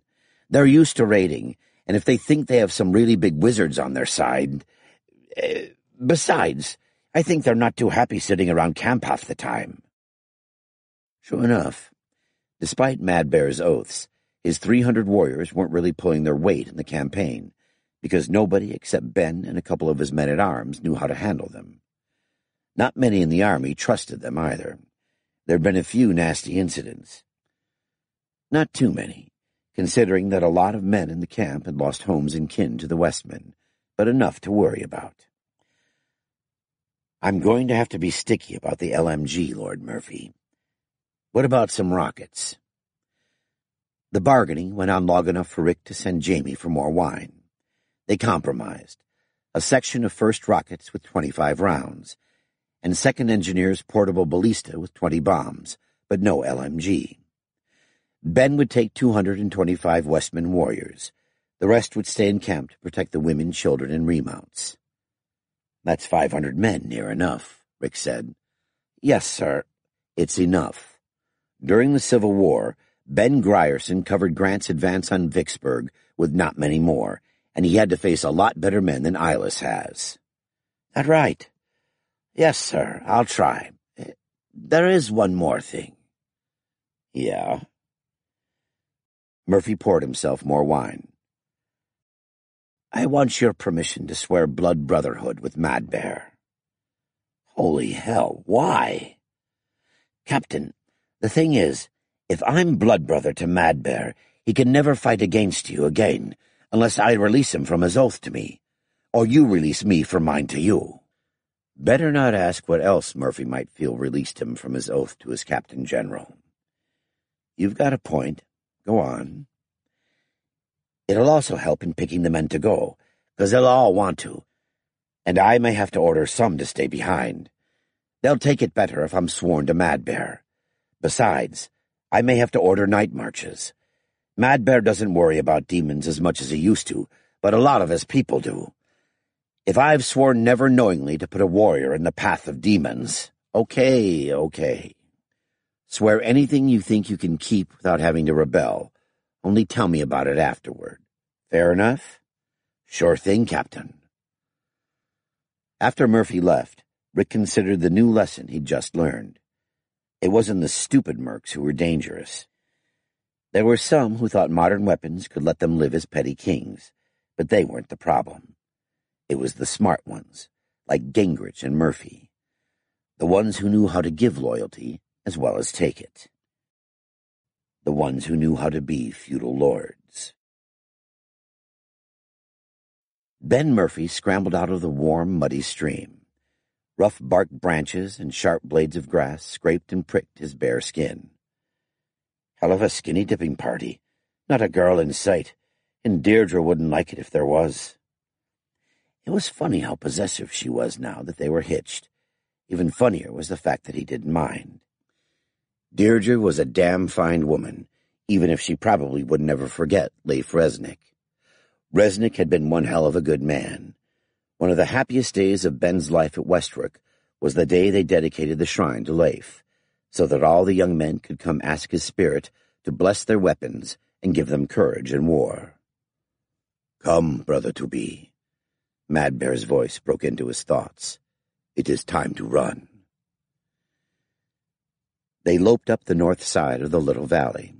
Ben gritted his teeth as the stones and scrub punished his bare feet, but pushed himself as hard as he could. He didn't want Mad Bear to have to hold back for him. By the time they reached level ground, Ben had worked up enough of a sweat to satisfy any reasonable god. Wouldn't old Father McCarthy have a fit if he heard that? He stumbled and nearly fell as a root snagged his left foot. He didn't need Mad Bear's warning cough to remind him that falling on his face now would bode very badly for their blood brotherhood. Murphy emptied his mind and settled down to the run. The fire stealer silvered the water of the stream behind them and gave enough light for Murphy to find a path through the scrub. Night birds called, but Murphy couldn't hear anything but his heartbeat, his pounding feet, and the rasp of his breath. "Benjamin Murphy, you're too damned old for these barbarian rituals." It was too late now. Murphy realized that he'd been heading toward this oath and tomorrow's raid ever since the day Mad Bear and his tribe rode into Westrook. It was the wives and kids that had done it. Murphy couldn't send them back with their men to be slaughtered by Walking Stone. He couldn't do that, any more than he could have said, "Sure, and I'll be glad to blow up a store full of grandmothers and children, as long as some of them are Protestants," when the two Provo gunmen came to reason with him. He was 3/4 through the run. Another half-click, then jump over the bonfire and enjoy the applause. Sure. I never was much for jumping. I hope I can get over it without losing something Deirdre might miss. Closer up, the fire was less intimidating. It was burning in a little hollow, and the light reflected from the sides of the hollow made it look bigger than it was. Murphy flexed his knees as he reached the raised lip of the hollow. "Holy Geronimo, here goes—" He sailed over the fire and landed on his feet. But the grass was slippery, and the hill sloped away under him. He overbalanced and went down on hands and knees in front of 24 Westmen. Mad Bear landed on his feet beside him, but the tribesmen were already hissing and muttering. "Not too swift, Murphy. Now what?" He remembered one of the captain's history lectures. He pulled up a clod of earth and grass with each hand, and held them high as he got to his feet. "I hold this land I have taken with both hands," he shouted. "None of the High King's dogs will drive me from it. With my brother-to-be, I will whip them all back to their kennels." From the corner of his eye, he saw Mad Bear grin. The hisses and mutters died away. They drank water from the same cup, and sipped fermented mare's milk mixed with blood from the same bowl. They ate from the same piece of bread sprinkled with salt. It was lousy bread, but Murphy didn't care. The ritual had called for him to fast from the setting of the father's sun, and now he was hungry enough to eat a lamel raw. Murphy took out his knife. Mad Bear's knife, actually. Aracor gave it to him while he was a prisoner. He held it high, then laid its blade against his wrist. A moment later, he handed the blade to Mad Bear, who did the same. They pressed the cuts together while someone started beating a drum. Someone else piled more branches on the fire, and Mad Bear began to chant. "Father, Son, Father, Horse, Father, Grass, see us." "They see us," responded Murphy. "We have crossed the water." "This we have done." "We have shed our sweat in the running." "This we have done." They recited how they had jumped over the fire, drunk water and milk, eaten bread, and mingled their blood. Finally, Mad Bear shouted, "Are we not brothers?" "We are brothers," Murphy yelled, and the Westmen joined in. "They are brothers!" A young boy handed Murphy another bowl of fermented mare's milk. "Even without blood in it, it'll never replace Tullamore Dew, but at least this time I don't have to hold my nose." Elliot was playing the part of Murphy's kinsman. He came forward with Murphy's coveralls and rifle. Elliot wasn't going on the raid. Jack Beasley, newly promoted to corporal, would be the senior man. Jack's a good guy. If it comes to a fight, he's got his head screwed on with the nose to the front. Elliot handed Murphy his M16. He slung it, sat down, and started in on a bowl full of raw horse meat and wild grass stew the youngster handed him. "A Savoy grill, this ain't, but we won't leave camp until just before true sunset tomorrow, and I'll probably be too busy to sit down and eat during the day." "Colonel, damn it, Art, I'm going. I don't give a damn what they say about Prince Strymond's honor. He's got my wife, and I'm going to go get her back." "And just how are you going to do that?" Rick laughed. "Good question. But look, I'm not doing a damn bit of good here. You can handle this situation as well as I can. Wait until Murphy draws off some of that cavalry, and keep the pressure on to take up the slack. This is a holding operation. We can't win the war out here." "No, but we can sure lose it here, Colonel." "Can, but won't. The worst that happens is you withdraw to Draven. You can do that. I can't, without everybody thinking I've lost my touch." Mason looked thoughtful. "You know, that just about makes sense. I'll tell you something else that makes sense. I know how to handle Tamerthan pikes and archers. Ganton doesn't, but he's got them." "Yeah, okay, I buy that. But damn all, Colonel, those Iron Hats won't obey me." "Sure they will, for all you have to do. Look, we sent all the big cheese types off to Ganton. All you've got to deal with are some minor barons and city fathers. They'll want somebody to tell them what to do. If you can't do that as chairman of a council of war, I've promoted the wrong man." "Maybe you—" "And don't give me that crap. Look, Art, all we're doing here is keeping Ilis from coming into Drontos by the back door, and at the same time making him keep his army here instead of going over to join Strymond's force headed for Edron. He wins just by existing, but so do we. And don't tell me you can't do that as well as I can, because I don't want to hear it. Colonel, Art, I'm taking a couple of squadrons and getting the hell out of here, and you're going to shut up and soldier." 24.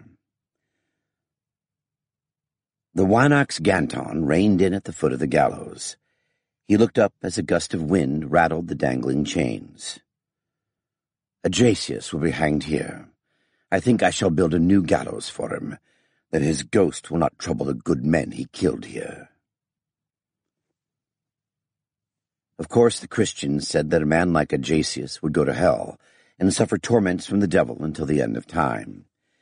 It pleased Ganton to imagine Adrasius spending eternity in the hands of a being like the Roman Questionare. "But does that mean I may take no vengeance on the wretched traitor myself?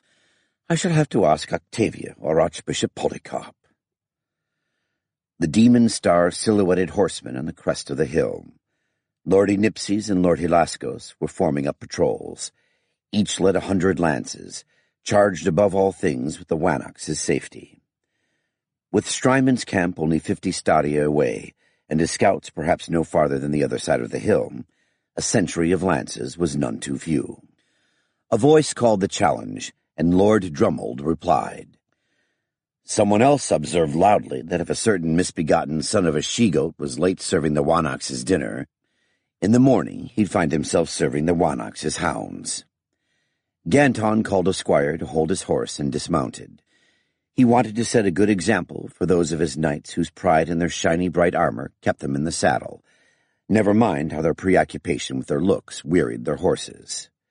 Hadn't the barrowmen and knights of the Wanax of Francia lost a great battle to the Wanax of Angeland by doing just that? Lord Rick had told him such a story, and his tales of battle rang true, even when he himself had not been in the field. To be sure, Lord Rick spoke of battles as though he had been in all of them. To have been in so many, he would have to be 300 years old. No matter. Those are fine stories for a winter night, and they give soldiers courage and trust in our Captain General. The Lord Rick is as wise in war as if he really had been a soldier for centuries, and so far he has freely given his wisdom to the realm of Drontos. Yatar, Vothan, and Christ grant that he continue. Food and Lord Drummold arrived at the same time. Ganton and Drummold drew a little apart and ate their sausage, bread, and cheese in silence. It was a cold meal. Ganton had forbidden fires with the enemy this close, at least until the 2nd Division arrived tomorrow and the army was complete. "Murgle," Ganton called softly. "My lord." "Go to the duty commander and have him send 2 squadrons of hussars to patrol the roads between the 1st Division and the 2nd. "You suspect my son may have forgotten?" Drummold asked. Ganton listened for any tone of resentment, but heard none. "Well, my lord, with the enemy so close in front, perhaps my lords Balcahane and Teuthrus have not given thought to the rear. We are all still learning the new ways of war.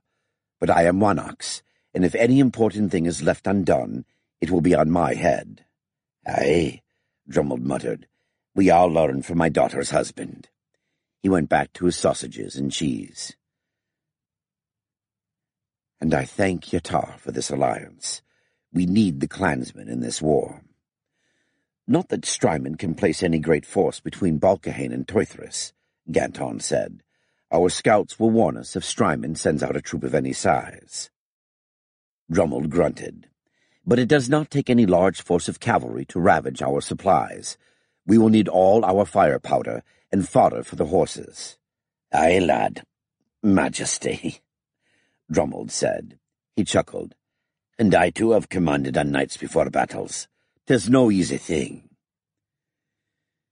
They heard the staff officer ride away to carry Ganton's orders to the hussars. Then moments later the sound of galloping hoofbeats reached them from the far side of the hill. Ganton stood and lifted his battle-axe. Drummold continued with his sausages. "Who is there?" the sentry demanded. "Messenger from Lord Balcahane for the Wanox Ganton." Indistinct mumbling, then several horses moved on at a trot.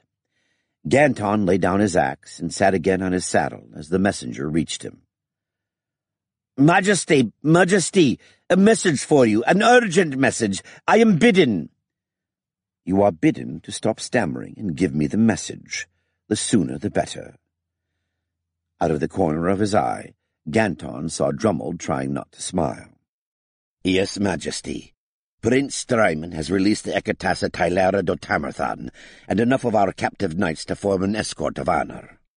They have met with our scouts. Lord Balcahane will furnish them with fresh mounts and send them to you guarded by a squadron of his hussars." Drummold opened his mouth and dropped a piece of cheese. The Wanox smiled to himself and turned away. "Give him a moment to compose himself. He has known for some time that his daughter was alive, and we heard from the priests of Yatar that she is well, but who can know? And there is the evil rumor that Tylera went alone to charge Strymon's cavalry at Pyro's Hill. That must be a lie, but it also must have given her father many sleepless nights. My Lord MacLellan Muir, will you ride with me to meet the Ekatasa?" Drummold's face gave Ganton his answer. "Was there any word of Lord Morone?" It was said he'd survived the battle, but wounds in captivity might have done for him. "I am bidden to tell you that the Lord Morone is alive and well, and giving honorable service to the realm." The messenger looked at Drummold, then at Ganton. "Your Majesty, this was for your ears only." Drummold swore and Ganton glared. "Pray cease insulting Lord Drummold, or have you some reason to suggest that his son should not trust him?" The messenger gulped. "Pardon, Majesty. Lord Balcahane says further that the Ekatasa brings an urgent message from Prince Strymon, heir to the Wanox of Tal Maltimos." "Indeed."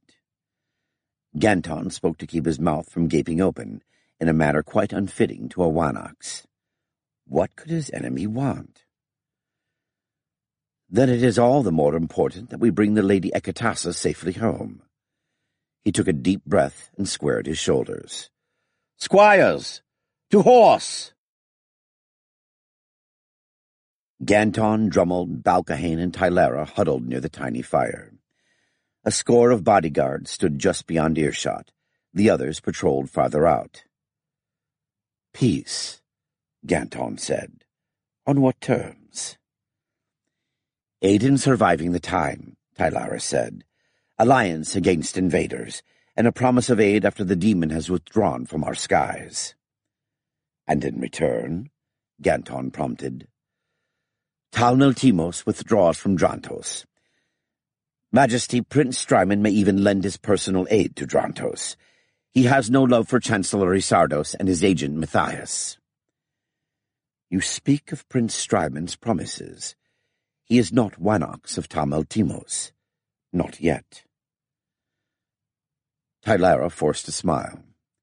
Majesty, Prince Strymon betrays neither Wanox nor father. The stories we have heard are true. Wanox Palamon has the mind of a child. Ganton shivered. Yatar grant me death before that. It seems that we must meet, Prince Strymon and I, and soon. The loss of Prince Strymon's army will do great harm to Taurus. Losing Strymon as a general will do even more, Balcahane said. That is so. Now tell me, Lady Tylara, why was Morone not released? Tylara sipped hot tea and brandy. He did not wish it, Majesty. Lord Morone said that my own release might be managed without offending the High Rexja's captains or exposing Strymon's suit for peace with Drantos. But Lord Morone could not honorably accept his own unransomed release without that of all the other prisoners. That would surely give the enemy more than a hint of our plans. We could do with a bit less of honor and a bit more common sense. Drummond spat into the fire. Ganton's face was unreadable. Tylara decided it didn't much matter whether she knew what he was thinking. One thing certain, there's very little of the boy about our Wanox. She found that thought oddly comforting. I continue to talk with Strymon, Tylara said. He fears no man, but he truly fears the time. As he should, Ganton said. As he should. Then we received word that the vanguard of Taurus's great host was on the march to join us.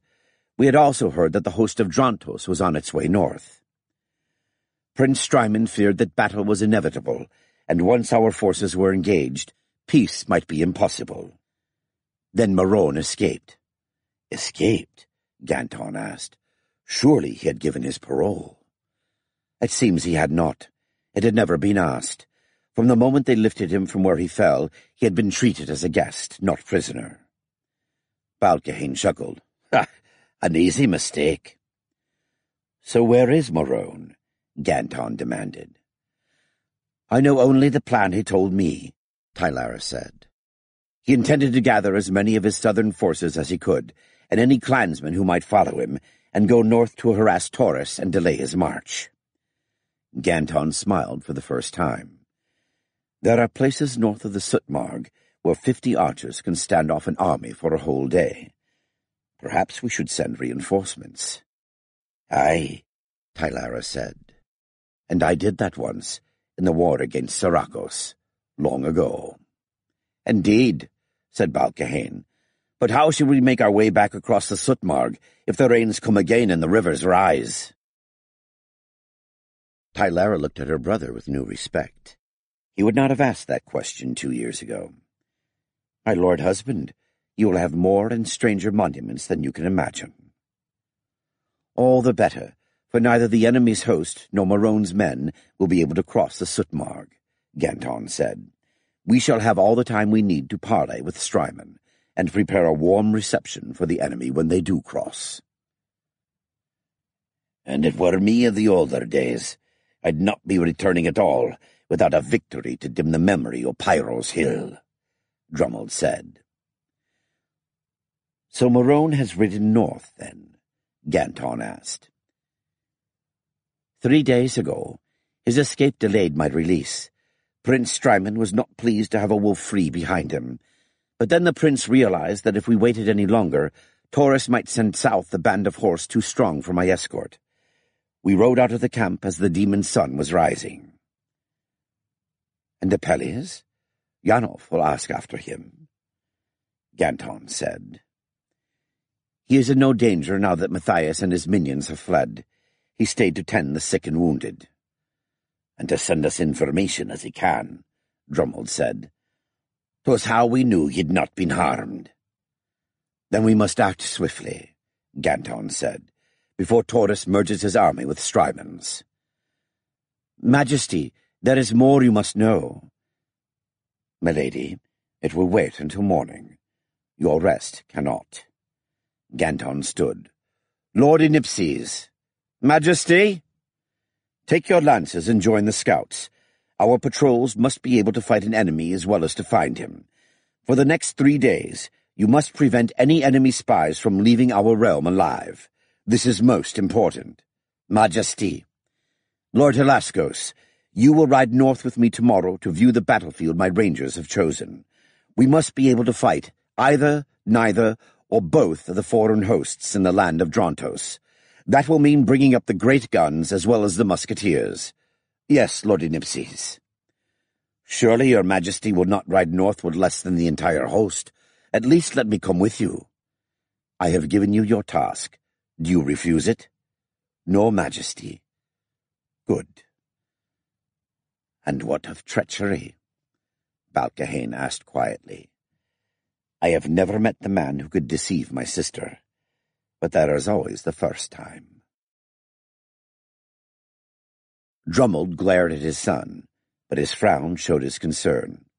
I know I was not deceived, Tylara said. In any event, I will go with your majesty. That you will not, Ganton said.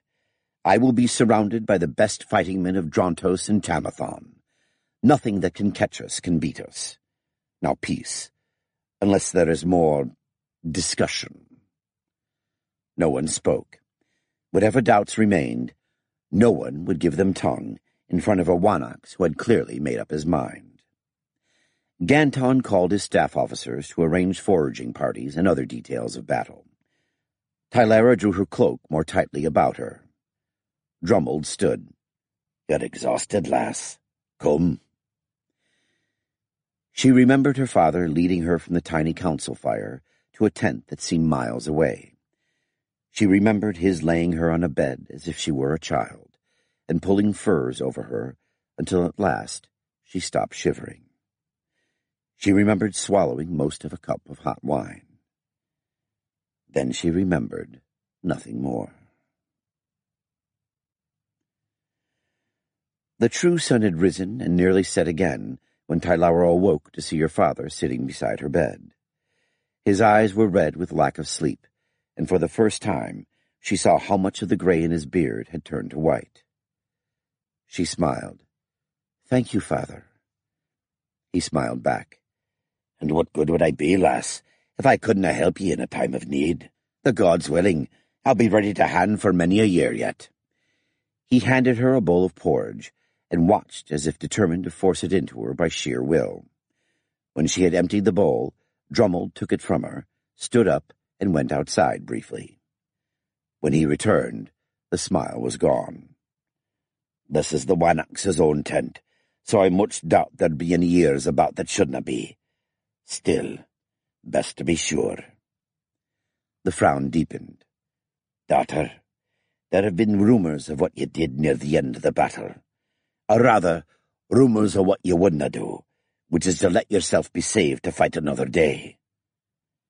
I ask ye for the truth. Tylara wanted to weep with sheer relief, to learn that her father had guessed so little of the truth, and that little something she could talk about freely. A moment later, she was weeping in her father's arms. When she was done, he found a cloth to wipe her face and pulled a stool close to the bed.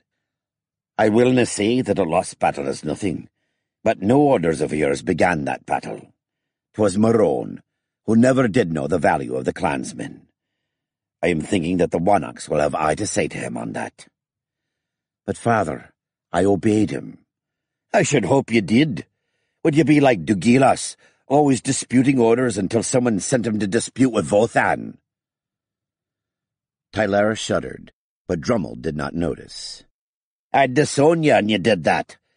Daughter, I've gone myself where you went the day of Piero's Hill. Aye, long before you were born, I led the clansmen against Roman slave raiders. I led them back too, but many fewer than I led out. I thought the gods had turned from me, and long I stood on the great cliff looking down at the sea. But I could no hear the gods' voices clear, only my own shame, and it seemed a coward's deed to run away from only that. So I walked away from the cliff, and when next I led the clansmen forth, the Romans bled as much as we. That was when I fought side by side with your mother's kin, and how ye came to be. But, hush, your luck's better than mine. I had to wait half a year to know my luck had turned. Ye charmed the very man who took ye prisoner, until now he's thinking after giving away his whole victory. It may be a false promise. Ha! Your brother said that. Who last fooled you? Lass, you must not think less of yourself than you are worth. Modesty is no virtue for those who lead good men to war. 25. The wide valley was green with maize not yet high enough to form ears. Tents stood at each end, green and white at the north, blue and gold to the south. As the true sun stood high overhead, a single trumpet sounded in the southern camp, to be answered by one from the north. Ganton mounted carefully. Vaulting into the saddle is all very well, but this is no time to break a leg, or be in pain. Drummond was helped to his saddle by Balcahane. "I like this knot," Helasco said. He glared at Drummond. Ganton ignored him. He signaled to his squire to raise the banner of the fighting man and ride ahead. Ganton and Drummond followed. "Be careful of the corn," Ganton said. Drummond nodded. "Aye, and this goes not well." "If this doesn't go well, there won't be anything standing here, or in a dozen other valleys." A party of 3 rode toward them from the other end of the valley. "We're out of range of their bows," Drummond said. "And the center is beyond range of both. But Drummond has a point. I wonder what orders he has given those clansmen of his." "By Yatar, he's brought appellees." "So 'tis no trick," Drummond said, "or Strymond's the greatest fool in 9 kingdoms." Ganton's squire reached the tiny flag the scouts had set 20 paces short of the field's center. He halted, and Ganton rode on ahead. Drummond waited with the squire. "Hail, Prince Strymon!" "Hail, Wanax Ganton!" "He dresses well." Ganton smiled grimly. His own armor was still stained with dust from the trail, and the golden helmet tied to his saddle had dents from battle. Despite the protests of his bodyguards, he'd left his axe and carried a jewel-hilted sword of state, not really fit for war, but otherwise he looked very much the commander of an army. If Strymon wore armor, he was concealed under his green and white surcoat and scarlet silk cape. His sword was hilted in amber, and he wore gold rings on fingers and ears. No helm or shield. Ganton relaxed. He unslung a flask from his saddle horn. "Wine, my lord?" He poured into the goblet that hung from his saddle, drank, and turned the goblet over to show it was empty. Strymon grinned. "With pleasure, Majesty." They came closer together. Strymon accepted the flask, drank deeply, and returned it. "Excellent wine. I should have my vintner speak to yours." "Thank you." Strymon's grin faded. "If the time leaves any grapes at all in our lands." "Your pardon, Majesty, but we have little time this day. The High Rextia's army approaches, and much of his vanguard will be in my camp by tomorrow night." Ganton shrugged. "Highness, your army is in my lands, not mine in yours." "Yes, I received my orders, and I obeyed them." "Whose orders?" "Yes, you know then. Orders signed by Wanax Palamon, but never written, never understood by him." In a word, orders from Taurus. "Orisardos," Strymon shrugged. "Does it matter? The question now is, can we come to terms we can both accept? I confess, Majesty, that I have always been a simple soldier. I am not accustomed to thinking like the Wanaks of Talmutimos. War has been my profession. Now I must think of my people. I see you have brought Apelles.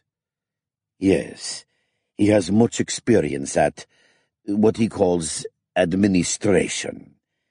I have learned much from him. Majesty, I know his true loyalty is not to me. Nor to me, Ganton said. Apelles serves Yanolf, who may be my chancellor, but who is first and always High Priest of Yatar. You could have chosen a worse advisor. Strymon shrugged. Except for the military officers, there is no one in my camp I can trust not to give first loyalty to Chancellor Roros or his master Isardos. Highness, if you wish the services of Apelles for the future, I am certain Yanolf will give his consent. He'd better. This is an odd moment.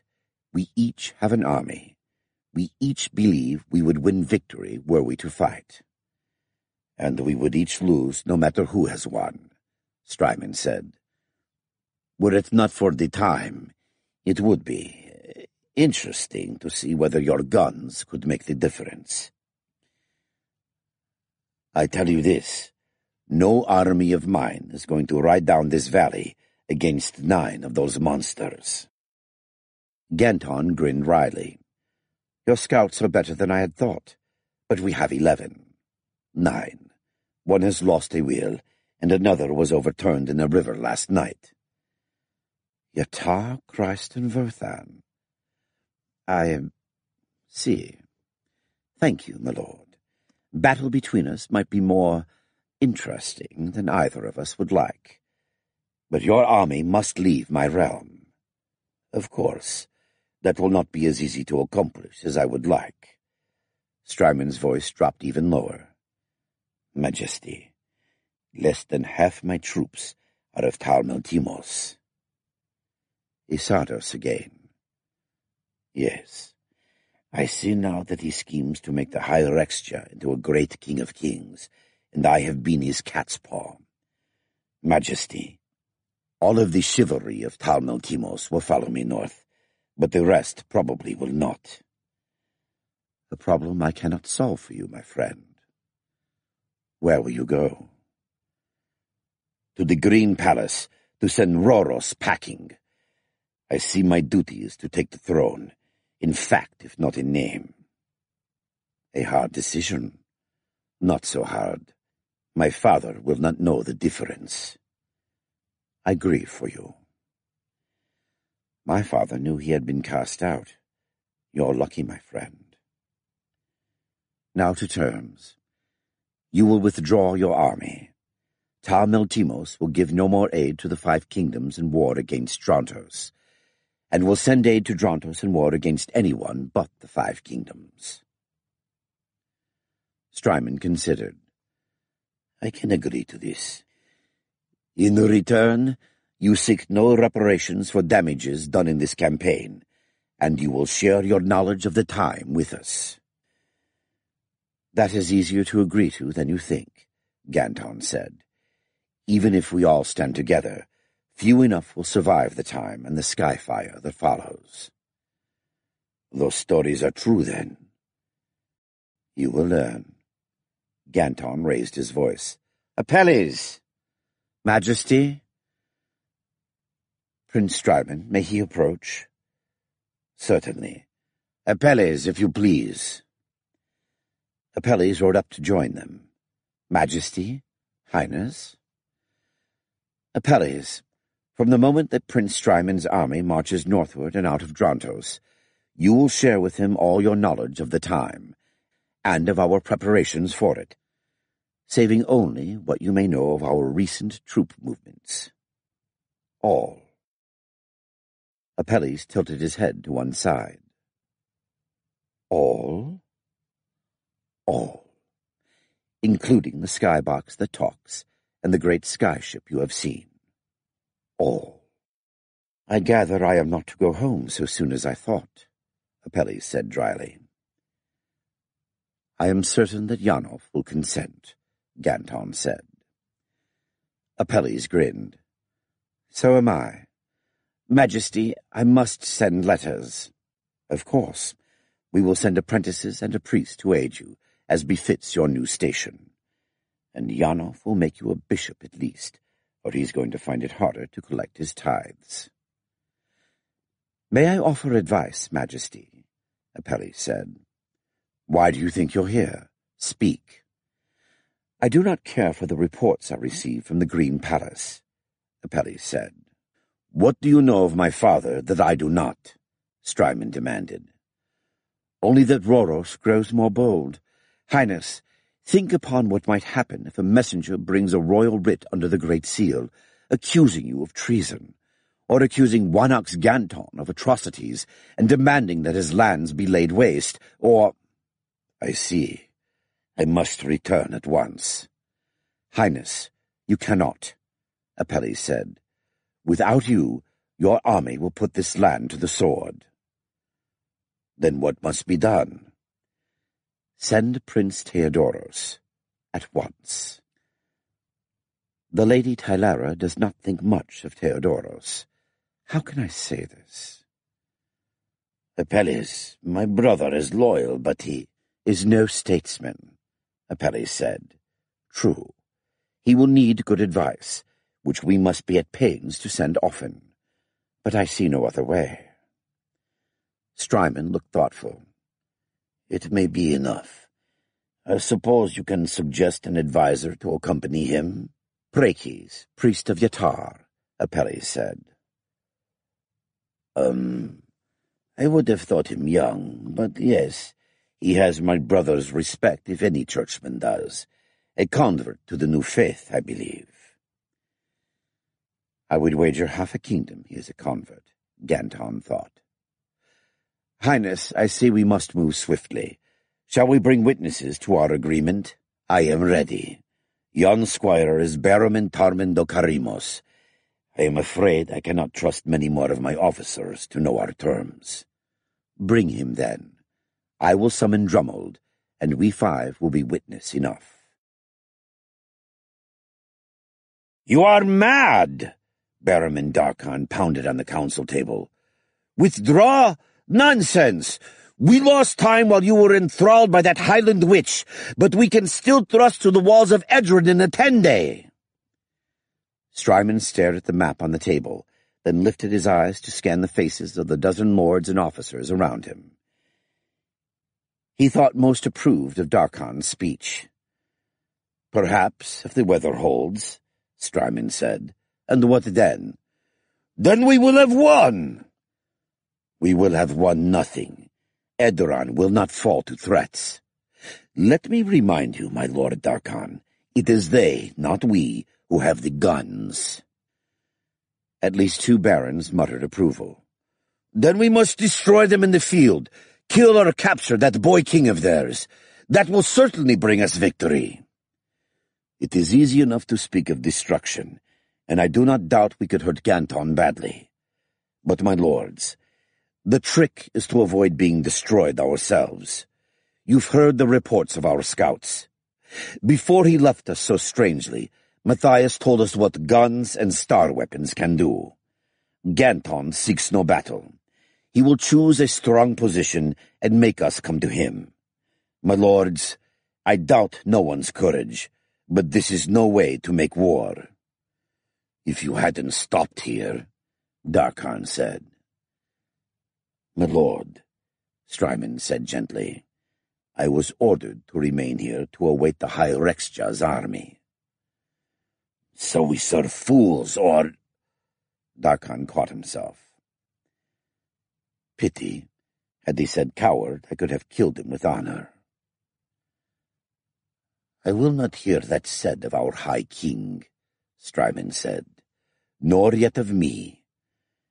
And I would be a fool to remain here facing the host of Drontos on its own terms.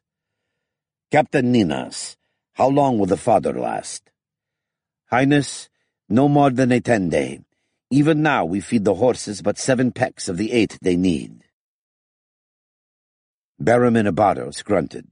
And meanwhile Ganton's tame wolf Marone rages through my lands. Whatever the rest of you do, I want permission to take my forces home and put a stop to that."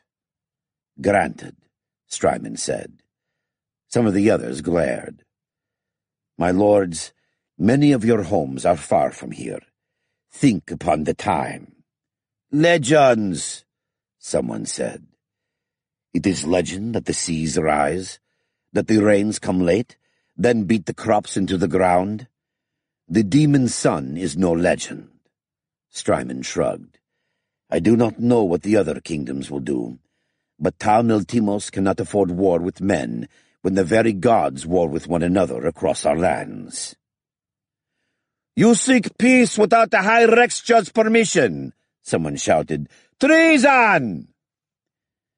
"The High Rexja is not yet great king," Strymon said. "And who here wants him to be? My lords, do you all wish to be slaves to Isardos?" "By Votan, it is treason!" Darkhan shouted. "Guards! Treason! Treason!" "My lord, I think you do not wish to shout so loud, lest my guards believe you threaten me," Strymon said carefully. Darkhan dashed to the tent doorway. "Soldiers, hear me! Prince Strymon abandons the High Rexja!" A dozen troops in the green and white of Ta Miltimos charged forward with drawn swords. Strymon held up his hand. "Let him speak," he said. Darkhan opened his mouth to shout, and saw that everyone within earshot wore green and white. "I see."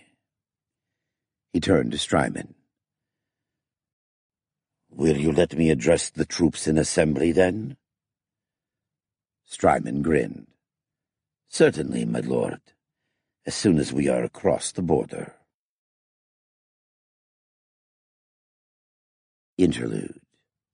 Luna. Agzaral sat across the table from the three Shalnuxis.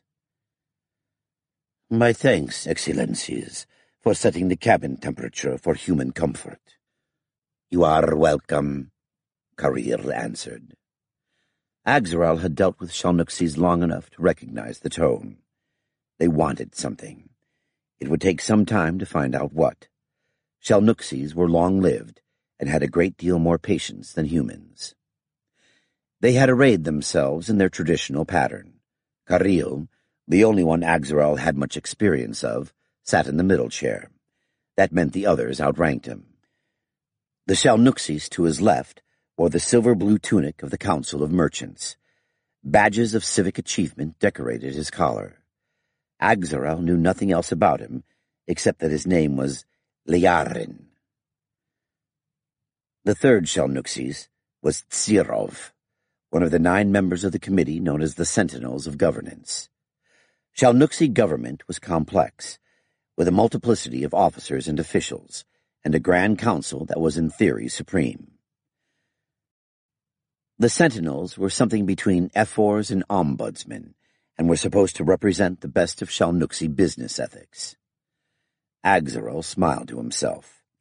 The best in business ethics did not prevent the Sentinel from coming to Luna to negotiate what was, after all, if not a criminal activity, then certainly one the Shalnuxis did not care to have come to the attention of the Confederation and its council. Tsirov was nearing the end of a long career, begun in the year Louis XIV of France died.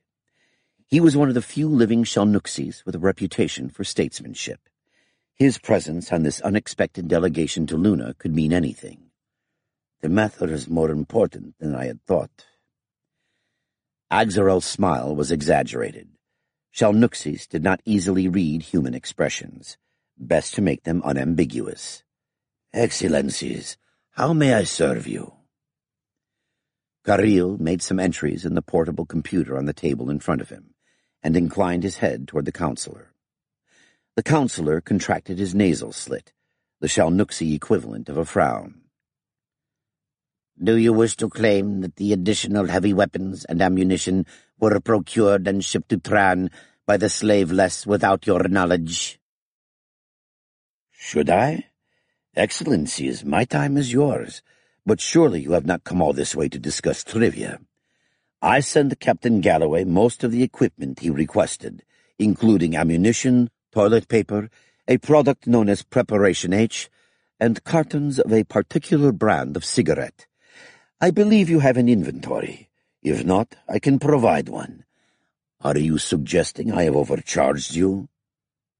Do not be hasty, Caril said. He exchanged looks left and right. We must be certain you are in control of what can be a delicate situation. Delicate. If the council officially hears of what you're doing, delicate won't begin to describe the situation, for you or for me.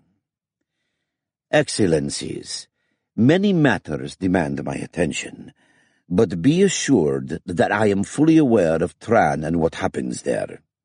As witness the fact that I have, here on Luna, more and better Serenomas than you have seen in your lifetimes. Ah! The three exchanged looks again. We knew we had made a good choice in you, Inspector. Thank you. You have arrived just in time. I was about to send the Serenomas to the usual place. Now you may collect it and save us all trouble. Thank you. That is, however, not why we have come. Indeed. Excellencies, I forget my manners. Will you have refreshment? I have a well-stocked bar, and the kitchen staff has been informed of your arrival. Luna is not the capital, to be sure, but I think our provinces are not entirely barren.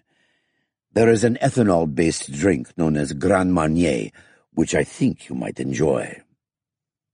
Perhaps a sip, Caril said, after our talk. As you wish, Excellencies. Inspector, I believe you are often invited to attend meetings of the High Commission. I have been, Excellencies. Not since I was sent to Luna, of course. You have agents there? Cyril spoke for the first time. Axeral kept his smile tiny and ambiguous. Excellencies, I have many friends in many places. We know the ways of important slaves, Cyril said. He looked again at Caril. Inspector, we have also heard disturbing rumors of the actions of the council, Caril said. Time to get down to cases. Yes, Excellencies. Actions that may affect our trade. Ah, Excellencies, are you not aware that no one of my rank is ever truly alone? He looked exaggeratedly at the walls. The three exchanged glances again. We trust your discretion, Serov said. We will speak if you will. How may I serve you? Caril flared his nasal slits, and the color of his eyes changed to a deeper shade of blue. Inspector, we are told that the Council is contemplating decisions regarding the development of Earth. Meanwhile, they have become much more strict about contact with humans. We have heard there was a motion to bombard Earth. Tabled by a large majority, Axeral said. But the suggestion was made. Inspector, how many in the council know of the existence of Tran? And now we have come to the point. More than one, not all. That is not a satisfactory answer. That is all the answer I have, Excellencies. I have given no information to the council. I know that at least one group of the Adoratil is thoroughly aware of Tran, but they seem as determined to keep that secret as we are.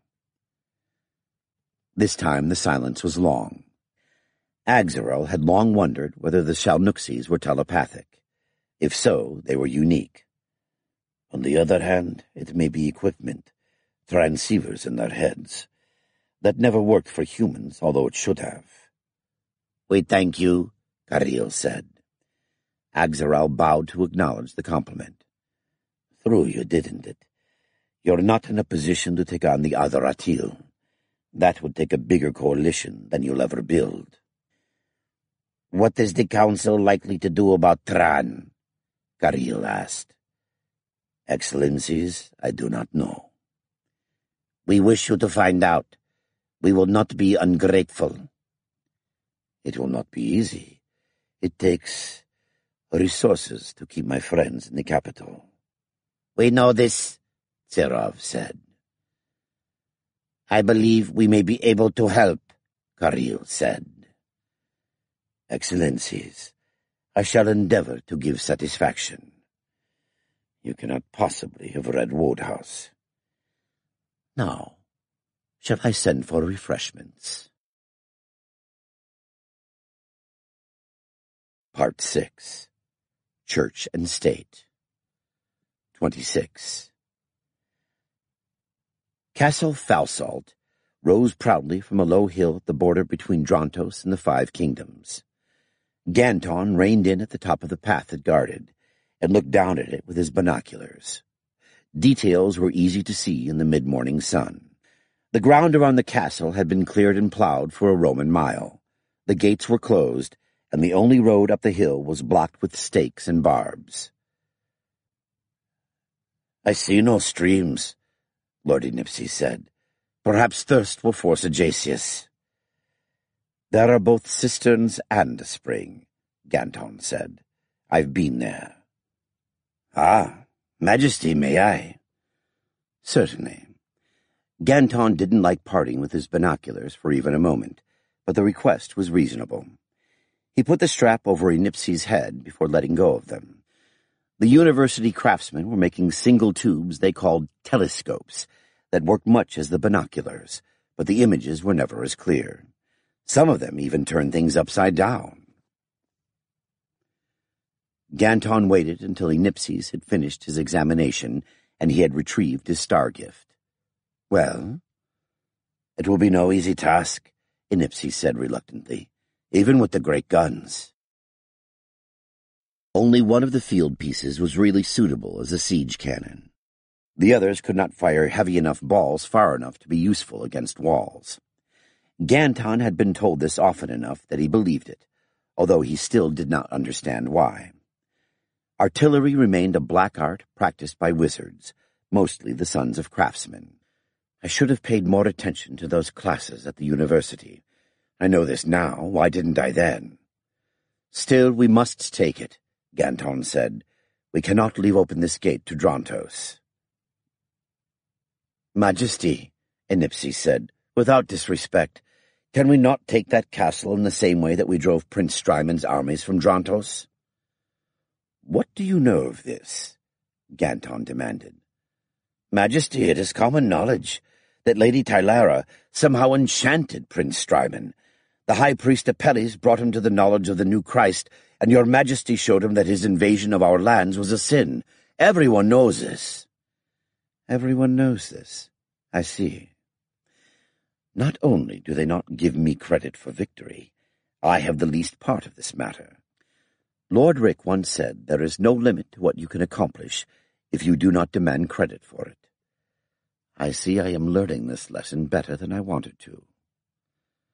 Does everyone also know how we are going to rest tonight in that castle?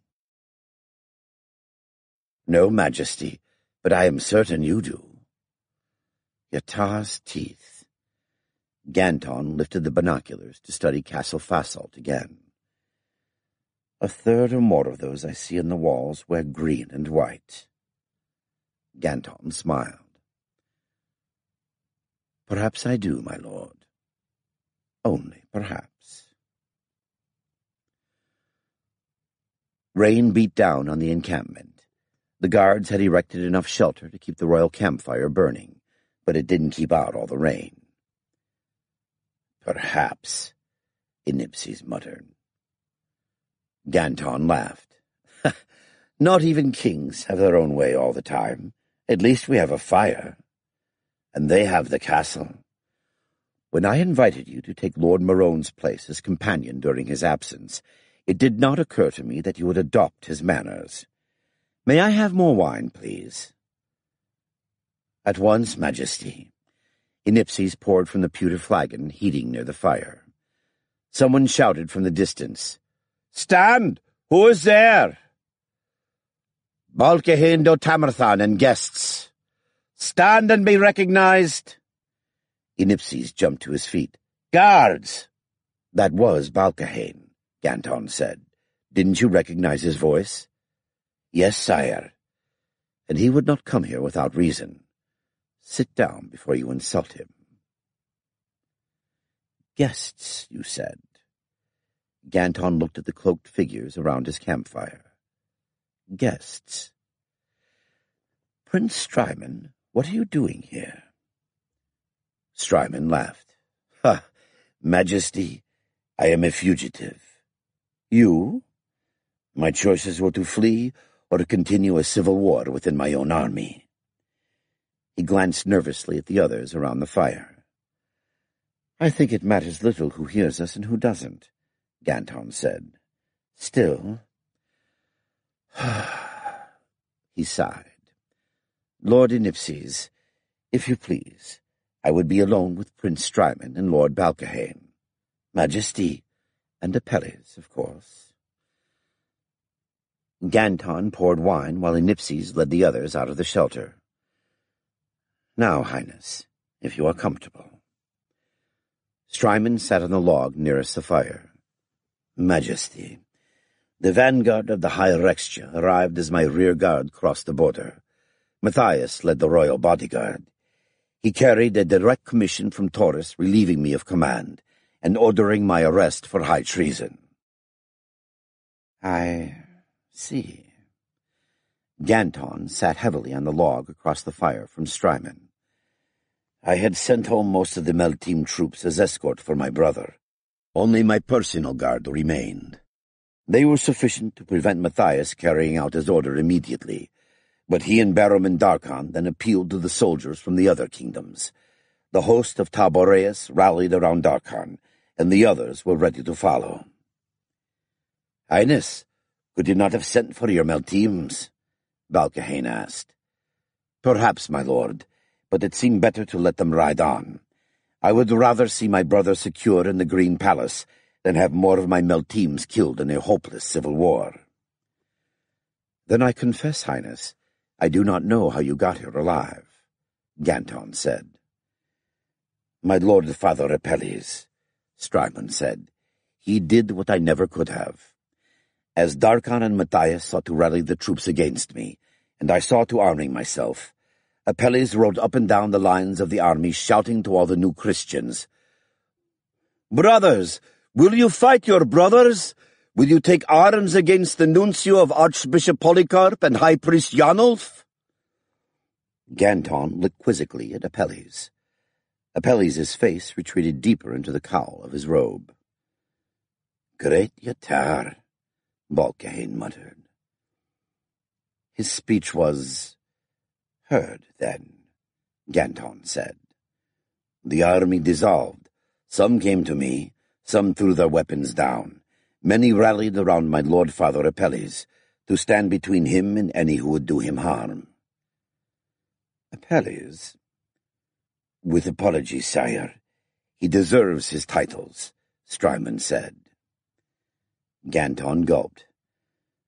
My lord father Apelles. Majesty, I think we will speak later. I also think High Priest Yanulf will have something to say. I have no doubt of it, Apelles said, but Majesty, I could think of nothing else to do, and soon Barum and Darkon approached Prince Strymon to offer him safe conduct from the camp. He ordered me out, Strymon said, and I was glad to go. How much of your army came with you? Ganton asked. Perhaps 1 part in 10. At least that many more simply went home. He has lost 1/4 of his strength, then. Of Prince Strymon's own soldiers, Majesty, Apelles said, and 1 part in 10 of those who came with Matthias have seen the true light. They await your Majesty's inspection at the perimeter of this camp. Lord Drummond is with them. Lord Rick always said there are better ways to conquer than battles in war. I should have believed him. My lord father Apelles, you have done well indeed. Prince Strymon, who will command our army now? They have sent for Prince Achillas. The heir himself? Syracus's brother? I think the army would follow no one else. He is said to be hot-headed, Ganton said. Is this why his father has kept him from command? Ha! Rextiatores sent the boy to me to learn the art of war. I think he has listened to too many of the tales of the prowess of his name hero. After a month, I sent him back to Teveron to organize reinforcements and supplies. He is intelligent enough, but young and impetuous. It is dangerous to trust such a one with soldiers who will follow without question. Something to remember. Lord Rick would do much with this knowledge. Perhaps I can as well. Well, in any case, Highness, welcome to my hospitality, such as it is. Strymon laughed. Ha! Why, Majesty, I thank you, but will you allow me to offer you mine? I know of a much drier place we can sleep tonight. The stamping feet of guardsmen sword dancers and the drone of pipes made the great hall of Lord Ajacius's castle Fasolt as noisy as a battlefield. The Wanox Ganton watched from the high table. Prince Strymon sat at his right, and the Lord High Priest Apelles at his left. Stewards filled their wine cups as fast as they were emptied. Ganton remembered the last time he had sat at this table in this hall. Well over a year ago. I received a letter from Octavia. I think it was then I knew we'd marry. On Lord Rick's advice, he had honored Lord Ajacius with a royal visit. It had been intended to uncover any plots Ajacius might contemplate and strip him of the gold he needed to carry them out. Perhaps the High Rextiatores sent more gold. Perhaps Ajacius was a greater fool than anyone could imagine. For whatever reason, this was one plan of Lord Rick's that hadn't succeeded. Ajacius had gone on plotting until he admitted Prince Strymon's army into Drontos. Thanks to Prince Strymon, the traitor cannot be hanged. It was a bitter thought. Before Strymon would order his men to eject Ajacius and open the castle gates, he made Ganton swear to exile Ajacius. In his place I could do no less, but the Lady Tylera is not pleased, and I think Lord Rick will be no more so. Yet what choice had I? It would take half a year to reduce this castle. My people are better employed growing food for the time. Ganton gulped wine, then grinned.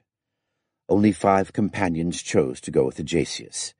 He will live without gold, without friends, in a foreign court. He may yet wish he had been hanged. At that last banquet, the Lady Cara, Ajacius's daughter and heir, had partnered the Wanox at dinner. Now she was in the custody of Lady Tylera. Morone had been king's companion and carved the stag. Now he led a ragged band of guerrillas, Yatar alone knew where. And Lord Rick had watched from his own table, instead of commanding the army of Chelm somewhere in the west. The shaggy head of Master Gunner Pinar loomed through the candle smoke. Prince Strymon stood and raised his wine cup. "Ho, Pinar, son of the smith!" Pinar made his way around the dancers and approached the table. He looked like a full-grown war-horse passing through a herd of yearlings. Even when he knelt, his eyes were on a level with Ganton's. "Your Majesty, Your Highness, I am at your service." "Indeed, and good service it has been. A full day of instructing me in the mysteries of the great guns. You have my thanks." "Highness, you are most welcome." Strymon laughed. "Matthias has left me little enough, but you deserve more than thanks." Strymon rose, and his chair went over backward with a clatter. He took a ring from his finger and gave it to Pinar. "Wear this, in token of my gratitude." Pinar stood and took the ring. It would barely pass the first joint of his smallest finger. "With your Majesty's permission?" "Oh, have it. Ganton waved his hand. "But I ask you, Prince Strymon, why do you presume to reward my master gunner?" "Is it so great a presumption?" "Great enough that I must demand satisfaction." Strymon laughed. Indeed, we never broke lances against each other. I'd rather regret that. I am as sorry as you, but I think that is a pleasure we need not be denied. One course with the lance, then on foot with my axe against whatever you choose. My sword, I think. Ah, what a grand spectacle it will be. We can have 3 knights from each host as judges, with Chancellor Yanov to cast a deciding vote if need be. You will not have Yanov, High Priest of Yatar and Co-Vicar of Christ on Tran, to judge this foolish combat, came a voice from behind Ganton. Strymon tried to turn around, caught his feet on his fallen chair, and fell on top of it. Ganton jumped, knocking over his wine cup. The wine dripped from the table onto his robes. I will not judge this combat. If you are determined on this foray, I shall stand in the middle of the lists, and you will have to ride me down. Ganton felt about 6 years old.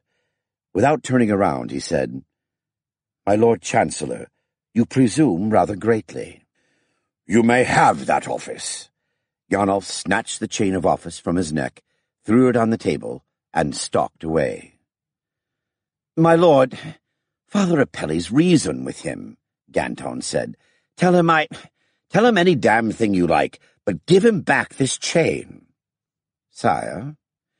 Apelles took the chain and followed Yanov toward the back of the hall. He'll do it, Strymon said. He tried to get up and fell against the table. Majesty, I think we had best postpone this tourney. I have pondered the matter, and I agree, Ganton said. He looked up. The first eyes he met were Pinar's. The gunner was still kneeling, with the ring in his hand. His face was the color of dirty chalk. Ganton hiccuped. Master Gunner, I think you will have tales to tell. Tell them well. You are dismissed. Majesty. Go. He looked down and smiled. Send Prince Strymon's body servants to carry him to his chamber, and when you tell this tale, be sure you say that Wanox Ganton walked to his chambers on his own legs. Enter, came Janos' voice through the heavy oak door. Tylara took a deep breath and opened the door. Rusty hinges screamed like demons. Her carefully gathered composure weakened. She walked into Janolf's chamber and pushed the door shut behind her. Janolf sprinkled sand on the letter he'd been writing and capped his inkwell. Greetings, my lady. How can I serve you? A second look at her face, and he rose, pushing a stool toward her. She sat down heavily. How fares the Lady Kara? Janolf asked. His tone was casual. We are grateful to you for taking her as your ward. You may be, said Tylara, amused in spite of herself. She is not. She has refused everything this hill-robber's daughter has offered her. Besides, she giggles. I beg you not to speak of this to anyone else, she added. My brother would be furious, and my father might not hold him back. I see. Janolf pursed his lips.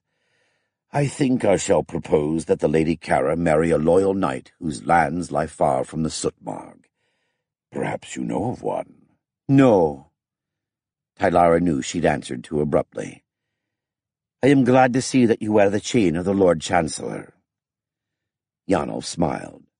Men will be boys, but I doubt you came to me to inspect my attire.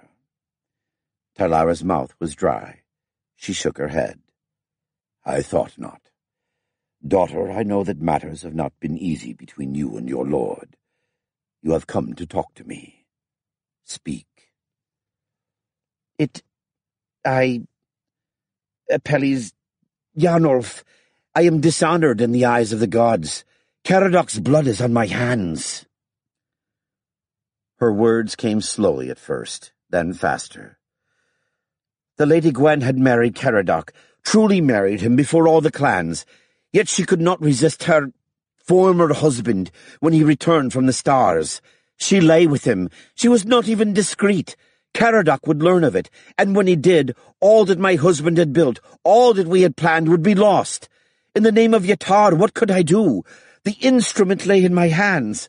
Father Yanov, I swear I had not planned that the children of Vothan be used that way. The candles on Yanov's table had burned to stubs before she finished. Come, my child. She knelt with her head on his knees. Yanov laid his hand on her shoulder and cleared his throat. I have no easy answers, nor do I think you expect one. Indeed, I think you decided there was no answer save your own death. Is that not so? Tylara shuddered. Yes, Father. Is that still your belief? As Yatar is my witness, I do not know.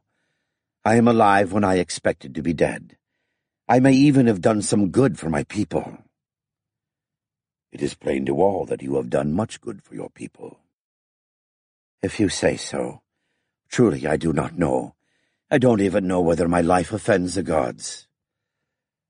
Apelles said that you swore not to lay hands on myself while I was in Prince Strymon's custody. That is so, and I kept my oath. Now I am free again. Tylara stared into the fire. Yanov's silence stretched on for minutes. I can't look at him. My fate will be written in his face. Penance. What? Penance. A rite of the Christians. One confesses one's sins to a priest, who is sworn never to reveal what he hears. The priest then orders one to perform certain charitable works. What sort of works? Prayers, pilgrimages, offerings, as he may discover through his own prayer and meditation. One performs them, and thereby is freed of one's guilt, in the eyes of man and the eyes of God. In God's, Yatar's eyes? Yes. Tylara, your fear is not for yourself. What you fear is the wrath of God against your husband and your children. It was fear for others that drove you to ride against the enemy. If you were as evil as you seem to think, you would be thinking only of yourself. You are not a monster, and neither God nor man will call you such if you open your heart to them. All the tears Tylara had been holding back flowed in a rush. But how can my husband forgive me? I never told him what I did, and now he seeks heirs by another. What makes you think this? He is cold. He is never alone with me. Yanov wiped her eyes. Tylara, have you never thought that he has discovered your secret, and that he is cold because he believes you do not trust him? No. I would be amazed if he had not.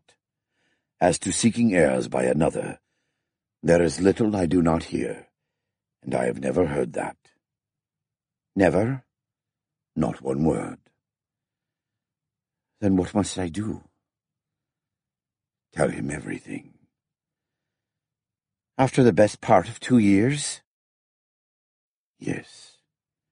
It is only your pride that fills you with doubts. The Christians show great wisdom when they call pride one of the 7 deadly sins.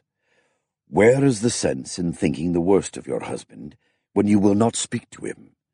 Can speaking to him be so much harder than speaking to me? You have learned much of the Christians' ways. Father Yanov, have you yourself been baptized? Child, I have told you nothing tonight that is not written in books. This penance, can it be offered to those who have not been baptized as Christians? Christians or new Christians. The faith of the new Christ holds confession and penance as sacraments. Then can you... You have already made your confession. Then what is my penance? Child, it is my turn to confess. This is new enough to me that I must meditate and pray. I know this much. You must make amends. I have stood as godmother to Caradoc's child. Not to Caradoc, to the children of Vothan. You have robbed them of their innocence. Tylara turned away from him. Tears streamed unchecked. I had not wanted to. They were lost, and... She waited, hoping that Janolf would interrupt, but he said nothing. They were lost, and I used them for my own ends. Father Janolf, what must I do? You must see that they learn new trades of honor. You cannot restore their innocence. What you can do is give them not pride, but faith in themselves. Trades of honor? They know no skills but death. Wait. Father, those who know the skills of assassins can also protect. What better dog to guard sheep than a wolf? Would that fulfill this penance? Lady Tylara, what are you thinking of? Prince Theodoros. I do not believe he will long be alive in the Green Palace. Unless... Janolf was silent for a moment. He fingered the great seal of Drontos on its chain. You still command the children? Yes, Father. Then I lay it upon you. A portion of your penance shall be to send those children to protect Prince Theodoros. Go quickly, and go with God. 27. Ben Murphy dipped his pen into the inkhorn. Task Force Murphy War Diary. Mission Day 23. Position 17 kilometers west-southwest of Shora's Rift, northern portion of the Sootmarg. Day's march 14 kilometers. Day's casualties 1 dead, sunstroke, 1 MIA, 6 horses disabled and abandoned. Strength 7 officers, 468 men. 29 WIA, 12 fit to fight. 513 horses. Ammunition remaining, 22% for star weapons, 40% for rockets, 50% for arrows.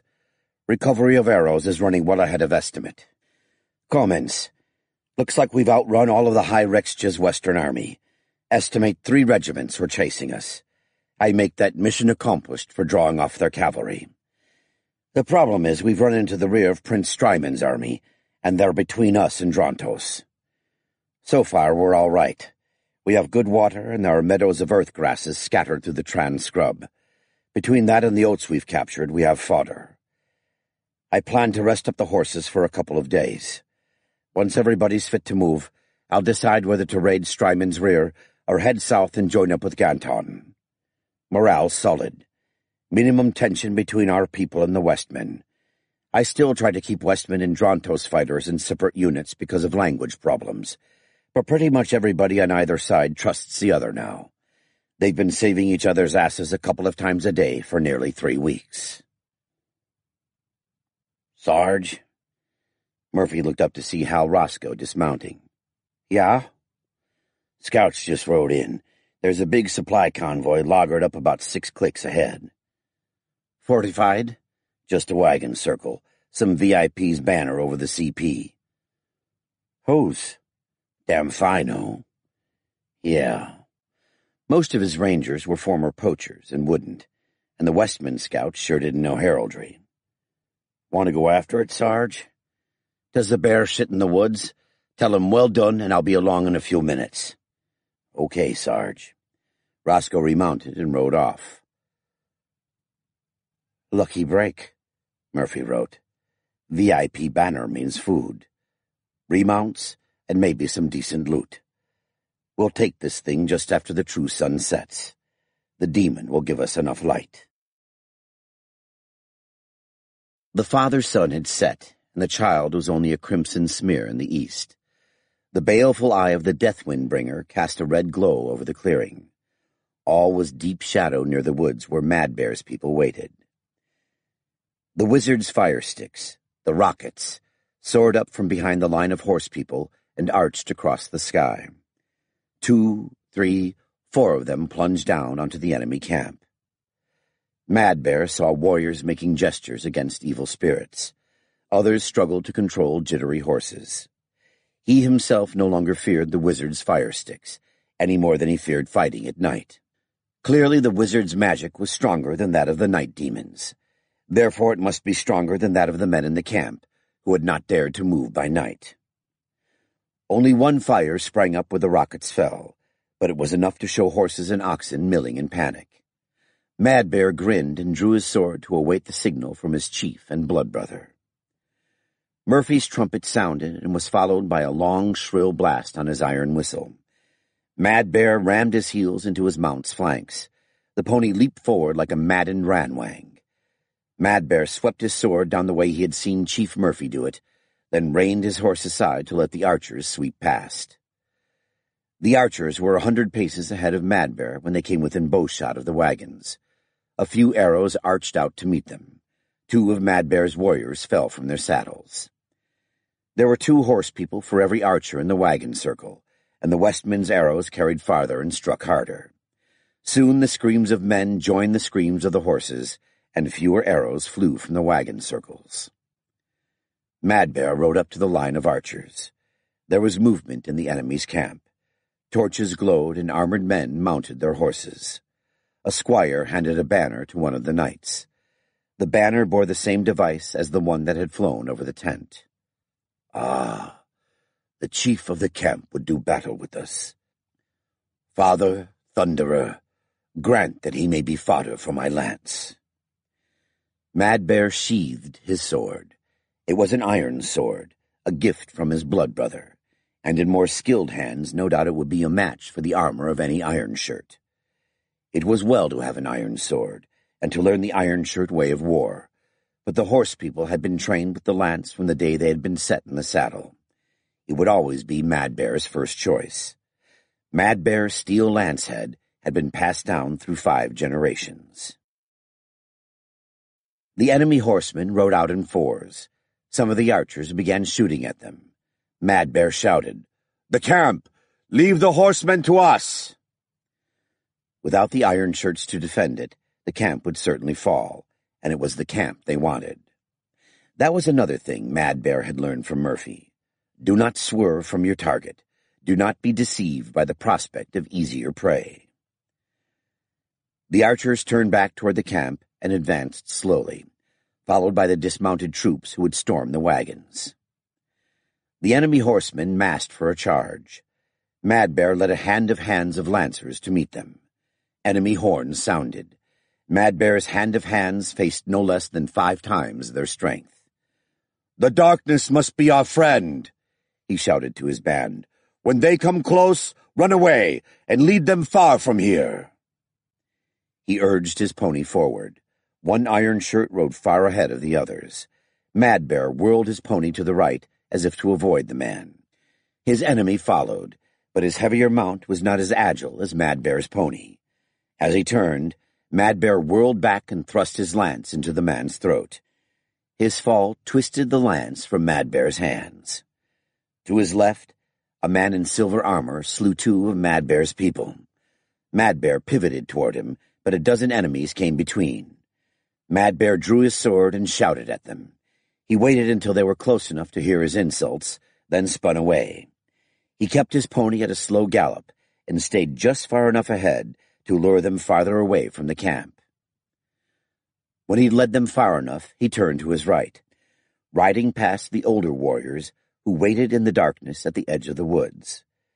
Then he gave them no more thought and wheeled back toward the camp.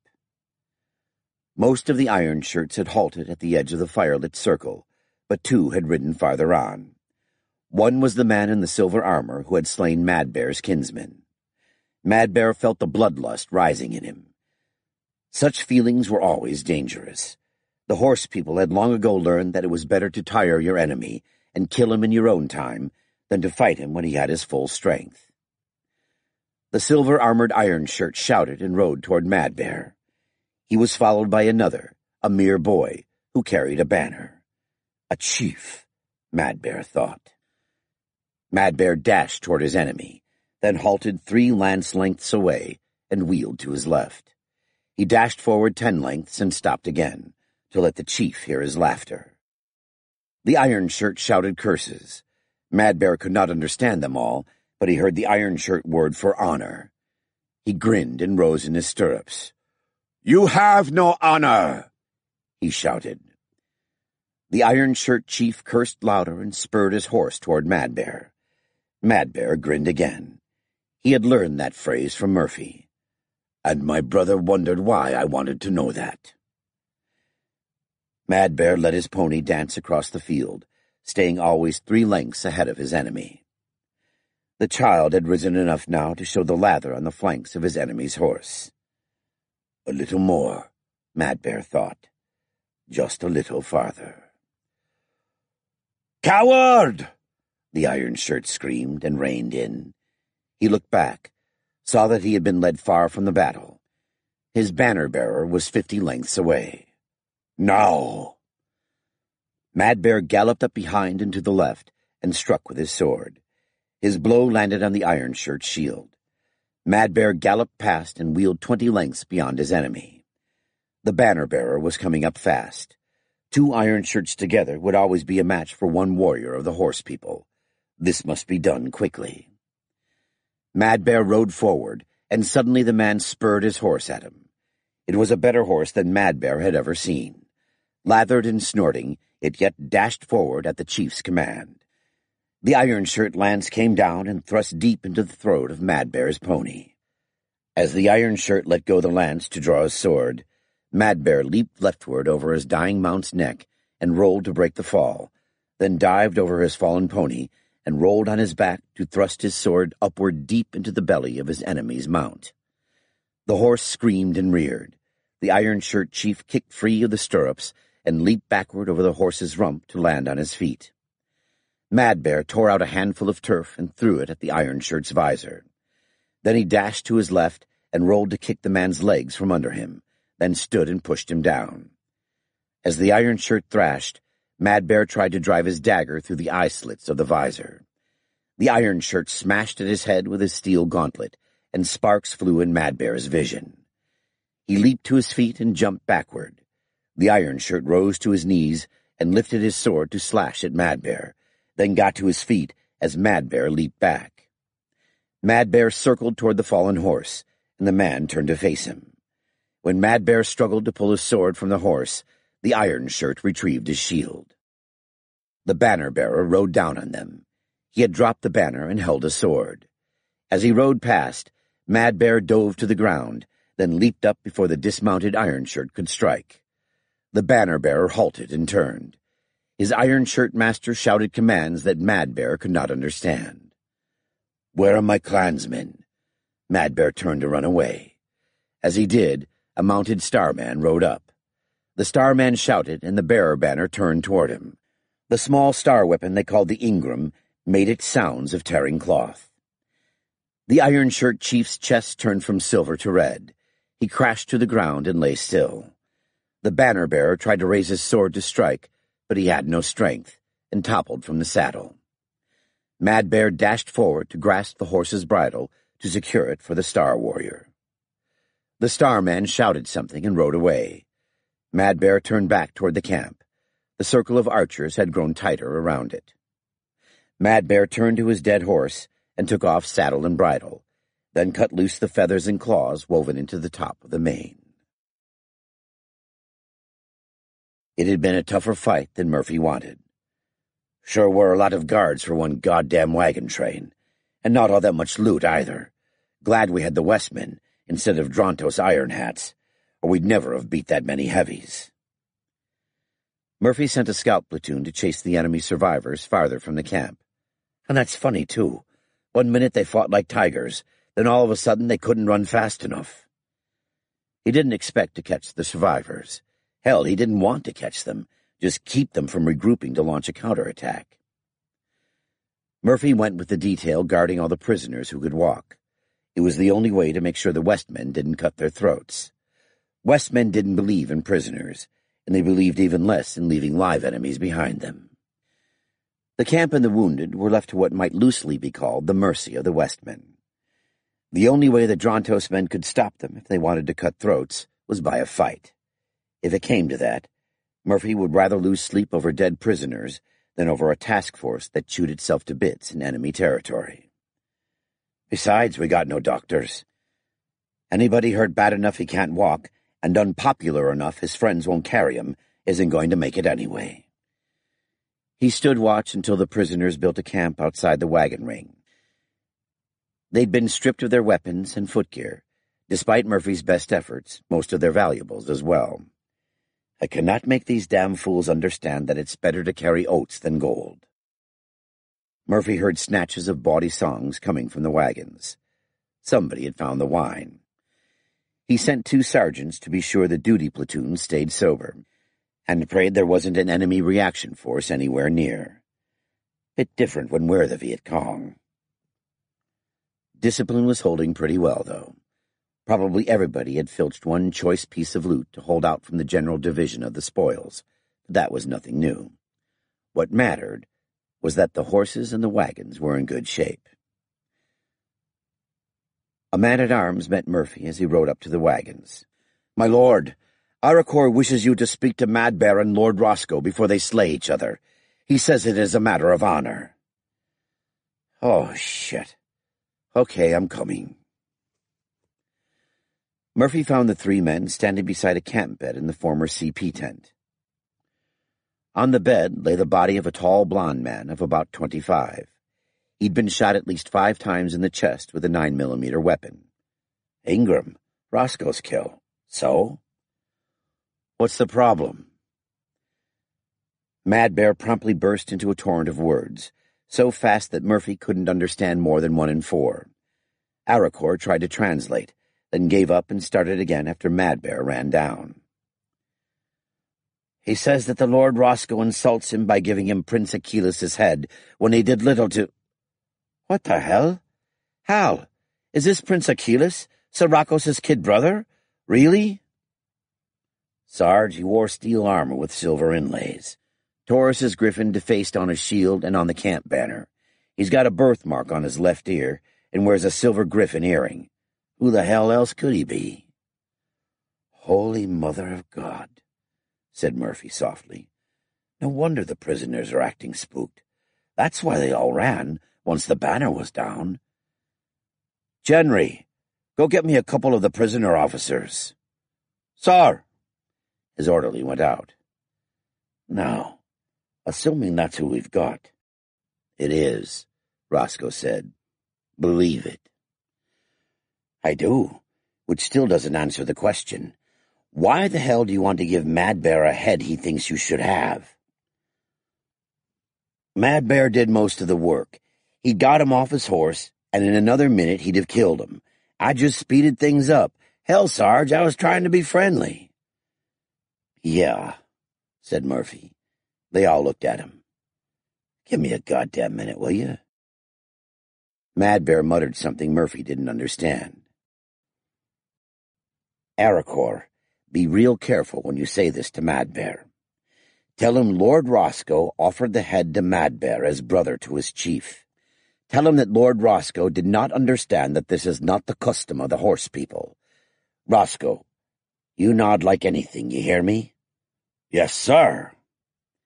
Aracor spoke rapidly. Mad Bear glared, then looked at Murphy, back at Roscoe, then at Murphy again. He grinned and spoke. Aracor translated. "He says he has been with you long enough to know something of the ways of the Starmen, and it will not be necessary for you to swear this is true." "Good. Now somebody send for some of that goddamn wine, and some of that mare piss my brother drinks."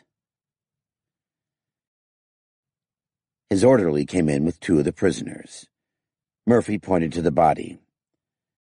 "Is this Achilles, son of Taurus?" he demanded. He waited a moment. "I see. Take them out. Fellows, we got ourselves either an opportunity or one hell of a problem." When the others had left, Murphy poured drinks for himself and Corporal Roscoe. "It all comes down to this," Murphy said. "Kings don't like people killing kings and princes unless they do it themselves. I'm going to buck this one up the chain of command."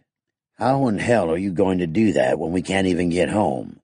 Roscoe demanded. "For starters, we take off this guy's head and pickle it. Keep the shield and banner, too. Then we give the whole goddamn mess to the first senior officer we find, and hope like hell that turns out to be Captain Galloway." "I'll buy that one," Roscoe said, "but it ain't likely. Danton's army is a hell of a lot closer." "Yeah, I know," Murphy said. "I've just been studying the best way to join up with him. Of course, it'd help if we knew exactly where he was." "You could send the Westmen out looking." "Could, but won't. We all came in together, and we'll go out together." Murphy unrolled a map. "Look, the last we heard, Danton was just south of Castle Fasolt. It ain't likely he's moved too far away. Tomorrow we'll go looking for him." "About time. Even with the stuff we took tonight, we're getting low on everything, especially horses. And your buddies have used up a lot of those ponies of theirs, too." Roscoe scratched his head. "Sarge, you gotta teach me more about getting along with those touchy little suckers." "Ha! When I learn, I'll tell you. I know one thing. You and Mad Bear did a hell of a night's work. You could get a goddamn knighthood out of this. You realize that with Achilles dead, Danton's the nearest male heir to the high throne?" "No shit. But I thought it wasn't exactly hereditary." Yeah, I know. That's so if the blood heir's an idiot, they can pick somebody competent to hold things together. So who's a better candidate than our Wanox, especially with his Roman connections?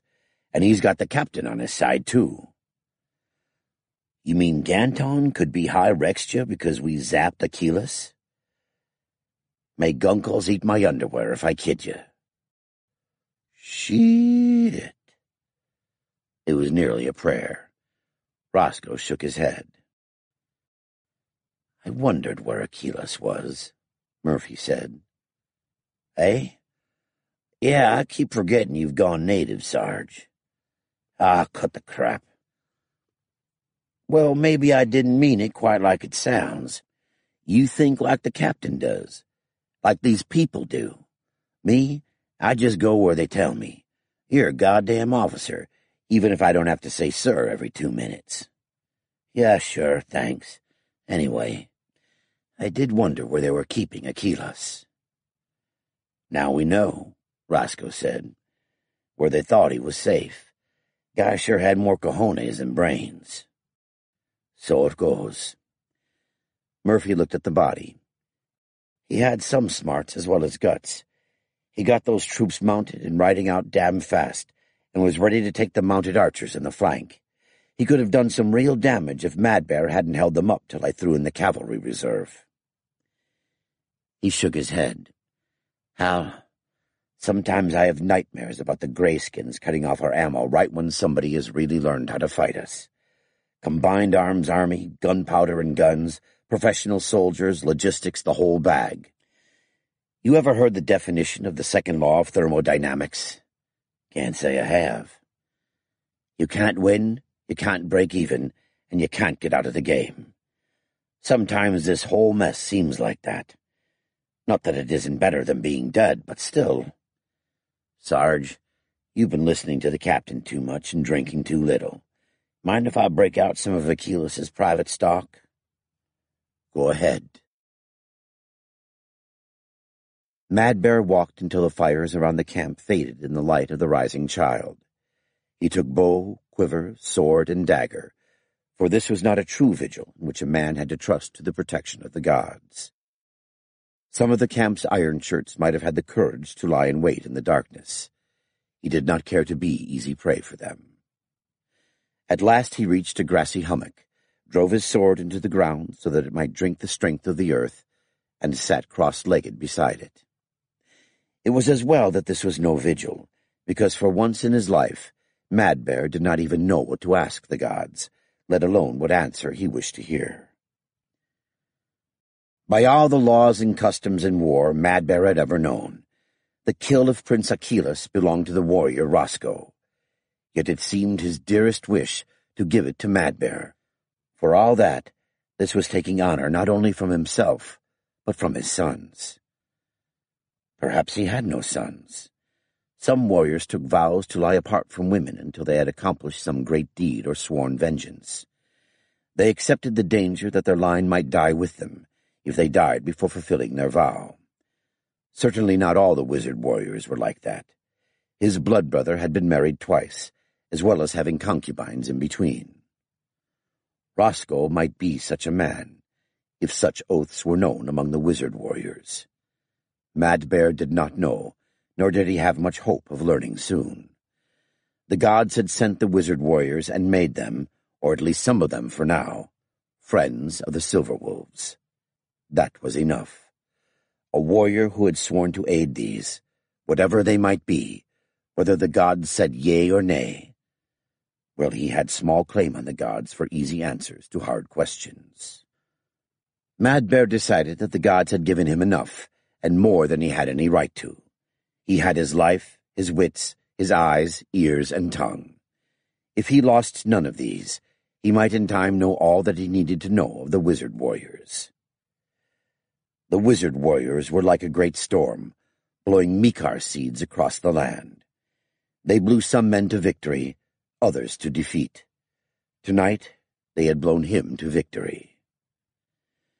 Madbear laid a captured sword on the earth beside his own, raised his arms to the sky, and began to sing his victory song. 28. Chief Captain Vololf entered the tent as Matthias was pulling on his gauntlets. "Good day, my lord. You are awake early." "I have been at my prayers, that Vothan might grant us his favor." In truth, Matthias had barely slept. Many things could happen in battle, and Vothan One-Eye was notoriously fickle, even toward those who defended his honor. He had always been so.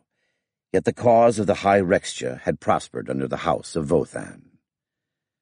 That was not all. This mad new religion, this fusion of the ravings of Roman scholars and the worst of the preachings of the house of Yatar, had driven many of the priests of Yatar to alliance with Vothan. Matthias had seen that happen in the Five, and even in Drontos. If they did no more than send information, they served. When the Ottarn bridge gave way and carried off 3 pack mules, Matthias had learned almost as soon as Ganton. "Captain, have you new reports?" "Only one, Honorable. In addition to Moron's band in the north, we have heard that a small band of raiders has come from the west. My scout officer believes it is the remains of a force sent to harass Captain General Eilis." Ah. Eilis held Ganton's western army in check. Poised to threaten the high road past Draven, Eilis was doing greater service by existing than most generals could give by a victory. "Nothing more than Moron?" "No, Honorable. Our supply trains now require heavier escorts, but Moron's raiders are more an annoyance than a real threat." "Good. When we have won this battle, we will deal with him." "Otherwise, Honorable, all remains as it was last night. We have twice Ganton's strength. Our light horse is spread across his rear. A mixed blessing, Honorable. We cut into his supply, and we can turn any retreat into rout. But the knowledge that we have forces behind him will make his men fight all the harder."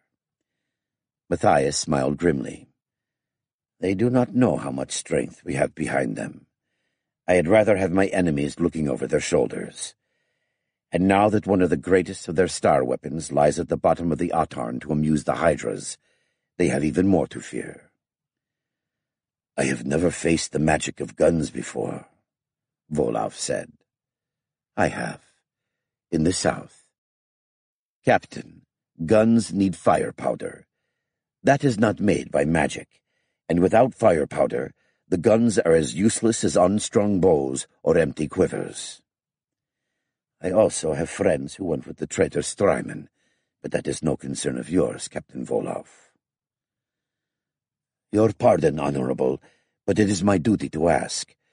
Are you certain we should begin this battle before Prince Achilles comes to lead the host?" It is your duty to ask. A moment. Matthias went to the chest that stood at the foot of his bed and took out a parchment. He unrolled it. You see the seal of Isardos. See this. Volaf read. I see. He shows great confidence in you. You mean that he shows less in the prince. Captain, we carry Prince Achilles' banner before us, and we give our orders in his name. The bards will say that he won this battle. You and I will know different. You and I, Volaf said, and Chancellor Isardos. Yes, of course. You will not be forgotten, Captain Volaf. I thank you, Honorable. Matthias waved his hand in dismissal. Is my horse ready? Yes, Honorable. I will be there presently. Ganton was watching the 2nd Division move into position when the messenger reached him. Majesty, a bearman of Taurus's host has ridden close to our front and challenges you to single combat. Indeed, Ganton said. And who might he be? Majesty, he gives his name as Roald of Cameron. He says that you are no true Wanax if you refuse in battle to hide behind wizard's magic. Indeed, Ganton said in a tone that made the messenger flinch. Lord Helaskos, have my squires bring my warhorse to Prince Strymond's banner. He put spurs to his palfrey. After a moment, he swallowed his rage and reined in the horse, so that his guards would not have to tire their own mounts to keep up with him. The fate of Drontos today might rest on how many fresh horses the host could command at the end of the battle. When Ganton reached Strymond's banner, he reined in and used his binoculars to inspect the area between the two armies. An armored man on a bay gelding walked his horse in a large circle. The red and white of his shield matched the pennon on his lance. Every time he completed a circle, he shouted, I am Roald of Cameron. I call the Wanax Ganton of Drontos to honorable single combat. If he comes not, I denounce him as no true Wanax, but a coward who hides behind godless wizardry. Ganton listened to this 3 times while waiting for his warhorse to arrive. Finally he pulled out his battle-axe, his only weapon, and wrapped the thong around his wrist. Your Majesty, exclaimed Strymon, you are not going down there as you are, with neither armor nor weapons nor warhorse, to fight a full-armed— Ganton whipped the battle-axe up and in a circle over his head. This is enough weapon for any man. Strymon lowered his voice. Ganton, my friend, it is not well done to call a Wanax an ally a fool, but— The more reason, then, for not doing it. I know what I am about, and I do not think Roald of Cameron does. At least let me take the challenge as your champion. No. It is not you that Roald calls a coward who hides behind wizards. My friend, you have told me that when one becomes Wanax, one can no longer act as one wishes. I believe this. Are you not being foolish to endanger the day in this way? I thought on this as I rode here, Ganton said. The Lord Rick is not here. We lost a star weapon when the bridge collapsed. The clouds are low, so that the balloon will not be useful. The army knows that we have little enough of wizardry today, and we face forces larger than our own. I think it can do no harm to show our men that their Wanax has not forgotten the old ways. Then be careful, my friend. I will. Be ready to avenge me if I fall. He turned to his staff officers. You will follow Prince Strymon as you would me. Sire! Silence. You have your orders. He kicked his horse to a walk. Go with Yatar and Christ, Strymon said. As Ganton rode down the hill, he shifted his Browning so that he could draw it with his left hand, and clicked off the safety. Tylara could not hear the conversation between Ganton and Strymon, but she could see Ganton ride out to accept the challenge. "He is no foolish knight, yet he acts like one. This is not the act of the Wanaks I saw in council." Her heart turned to lead. For a moment, all the assurances of Apelles and Yanov seemed vain lies. Not given the sacrifice they demanded, the gods were striking at those about her, starting with the Wanaks, whom they had just afflicted with madness. The moment passed swiftly. "He is in range of my best archers. No, half our knights would ride away if it appeared that the Wanaks had so little honor. I cannot even avenge him that way." She watched with dread as Ganton rode down the hill. When Ganton rode out into the circle Roald had trampled, the barrowman shouted and spurred his horse to a canter. "His horse is tired," she thought, "and Ganton has a fresh mount."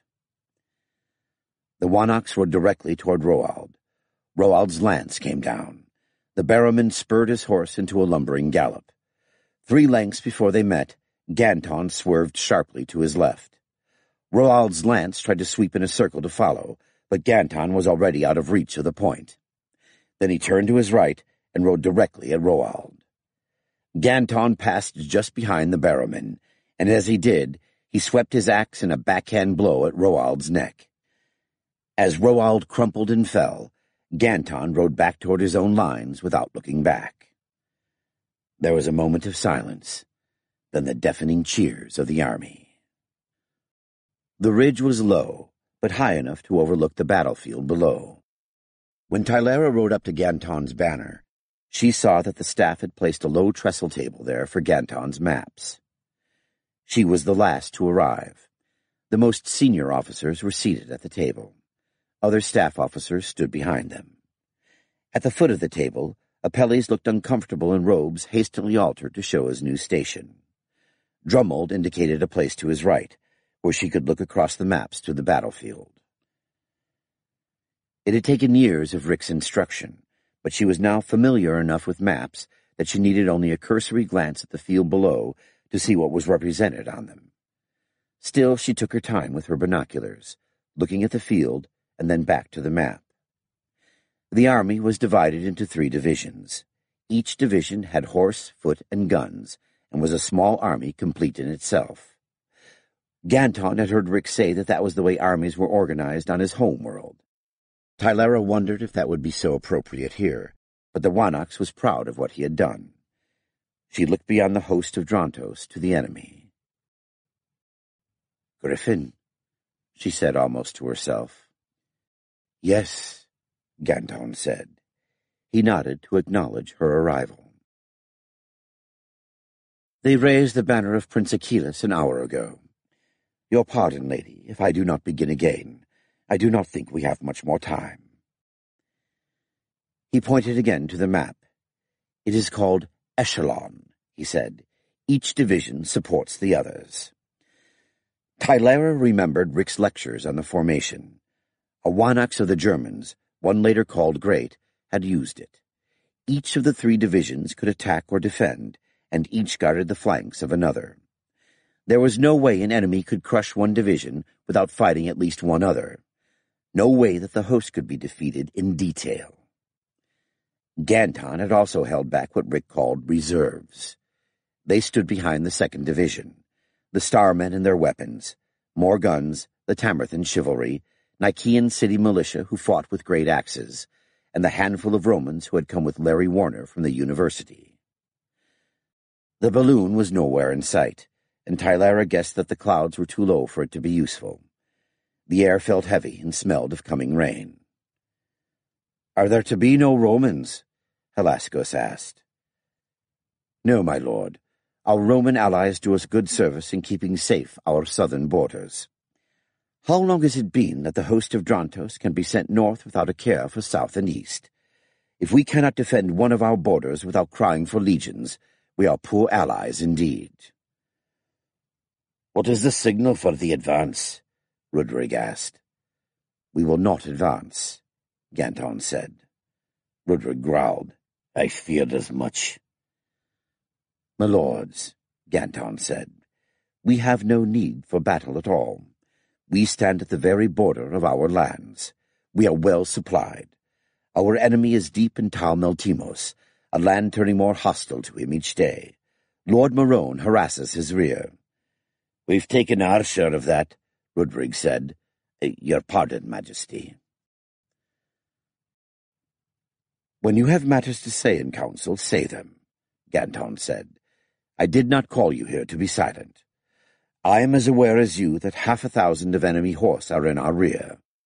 They are pursued by the local levies and our mounted archers, and I do not think they will be a threat for long.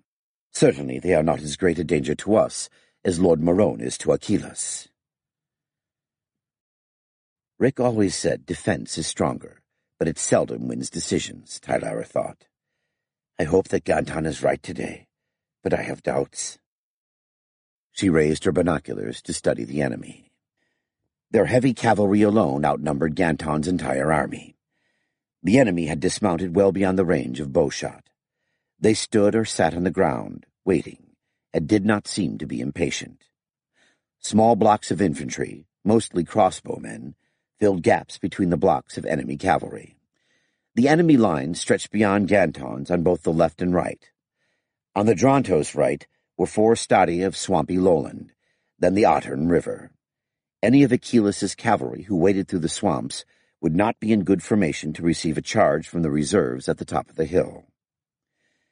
The Drontos left rested against a bluff. Tamerthan archers and Drontos levies held its top, and in any event, the sides were too steep for cavalry.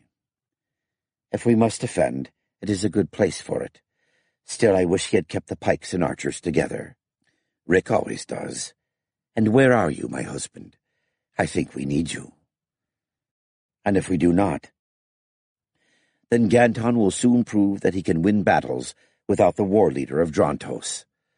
How long before Ganton takes that post for himself, or gives it to another? Horns sounded across the quiet field. The enemy soldiers stood. Cavalrymen began to mount. My lord Father Apelles, Ganton said, but please be brief. Apelles looked out at the bustle of activity below, then stood and raised his hand in blessing. Go with Yatar and Christ his son. Thank you. Now to your posts, my lords, milady. Go with Yatar and Christ. Ganton raised his hand high and brought it down sharply. The great guns roared. Before Tylara reached her hussars, the battlefield was dimmed with smoke. As the third charge retreated, Vololf rode up to Matthias. He plucked an arrow from his saddle and another from the gambeson covering his mail. Are you wounded? Matthias asked. I have felt worse from bees. No, honorable. The chooser has not yet called me to his hall. He has called more than I like. 1,000 and more of the host lay in heaps between the 3 great battles of the enemy. They were hidden by the sharp-smelling smoke that covered the low area. Or I, honorable. This formation of theirs is damnable. We advance against one group, and the others fly on our flanks, or shoot us down with arrows. And always there are the guns. At least we know this much. The guns are not wizard weapons. They are only machines. You saw it as I did. They are served by men, who fill them with fire powder and stones, and bring torches to make them shoot. Kill those men, and the guns are as useless as any other weapon. Vololf frowned in thought.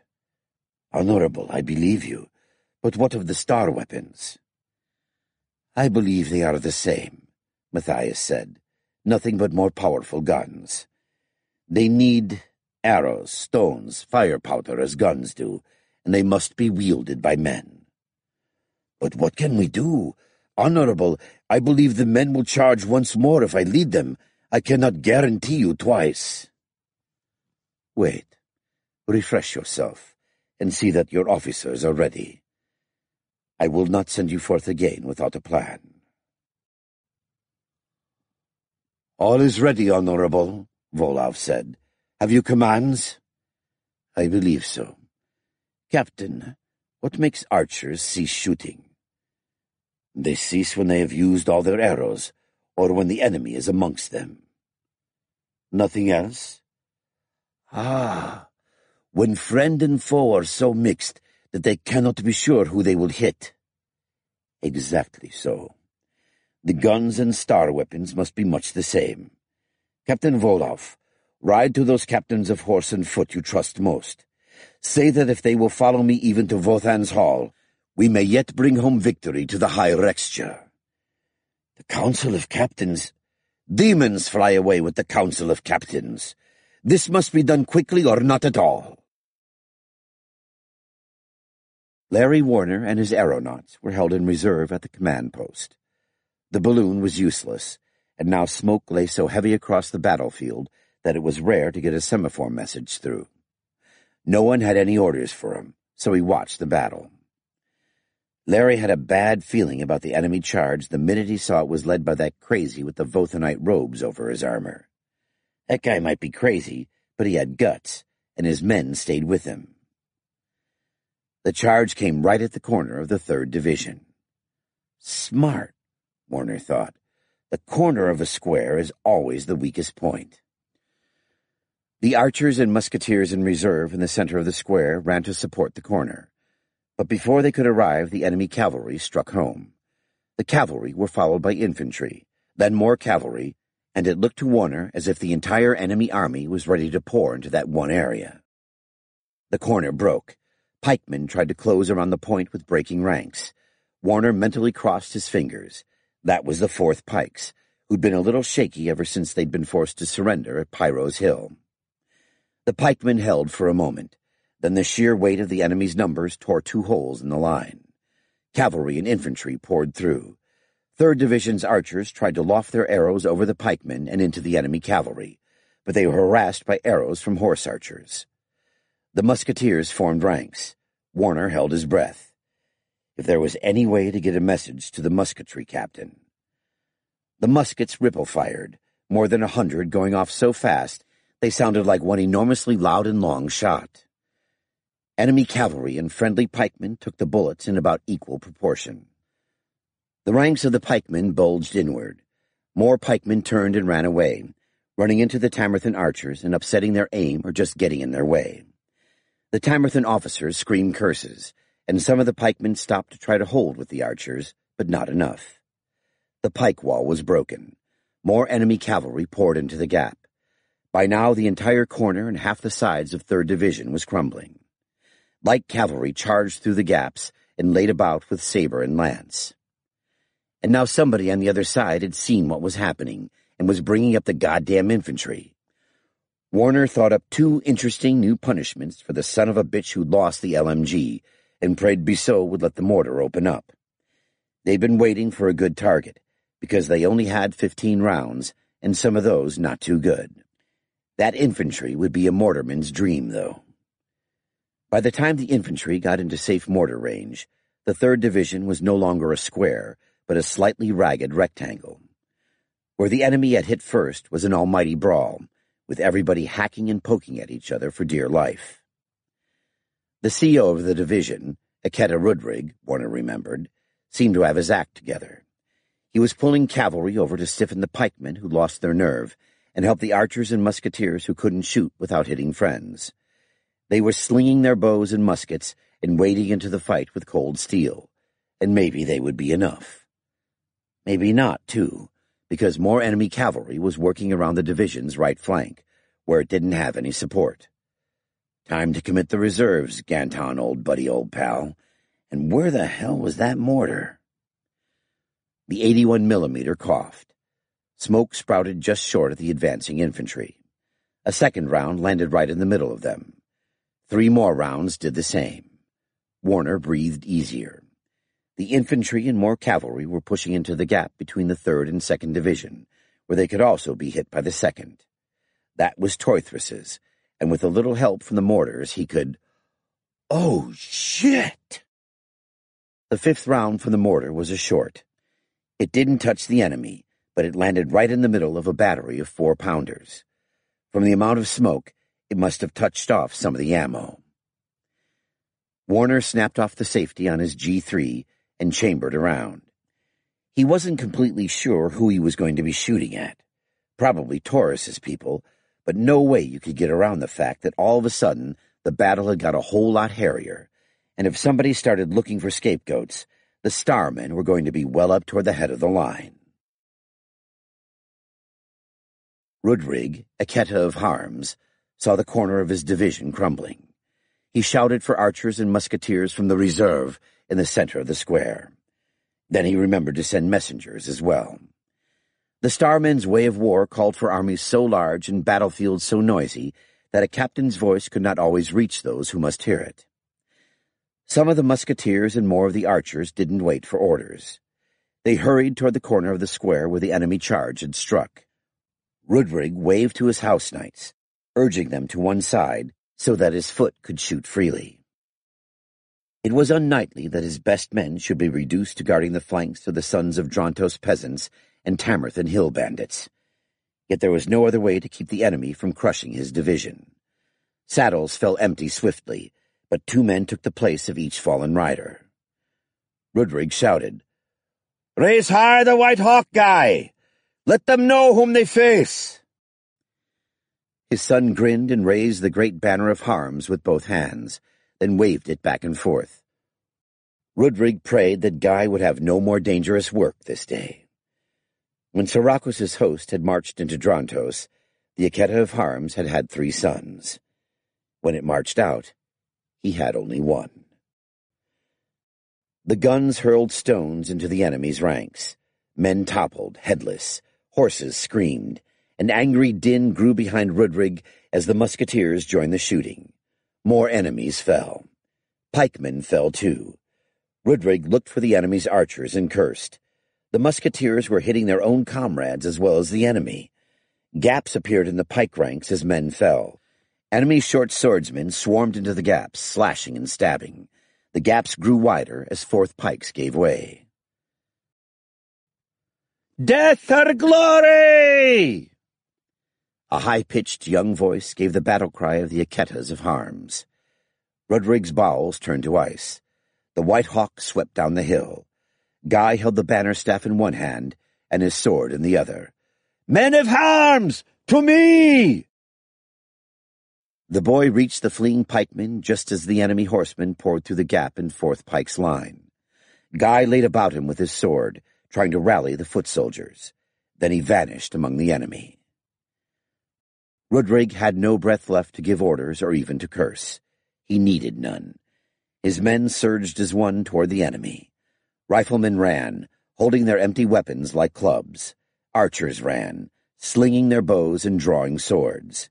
The Eketa's house knights charged toward the White Hawk banner before their lord could put spurs to his horse. 3 horsemen rose from the ground at Rudrig's feet. His lance flung one out of the saddle and broke.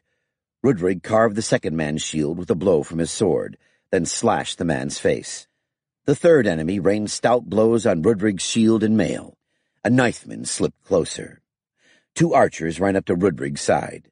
One clubbed the knifeman with his bow, and the other slashed at the last horseman's mount. The horse reared, giving Rudrig an easy target. He ended the fight with a sword cut to the man's neck. "My thanks!" Rudrig gasped, and charged down the hill. The archers and riflemen had closed with the enemy before the knights reached them. The fleeing pikemen were thick enough to block a horse, but men on foot could slip through. Now the archers forced the pikemen back into ranks at the point of their swords. The riflemen ran to either flank. The White Hawk was nowhere in sight. "Dear Father, grant me Guy's life, and you may have anything you ask of me." More enemy horse rode toward the Eketa, but this time his knights were there to meet them. 2 knights and 6 of the enemy went down. Tamerthans ran in to slit the enemy's throats almost as fast as they fell.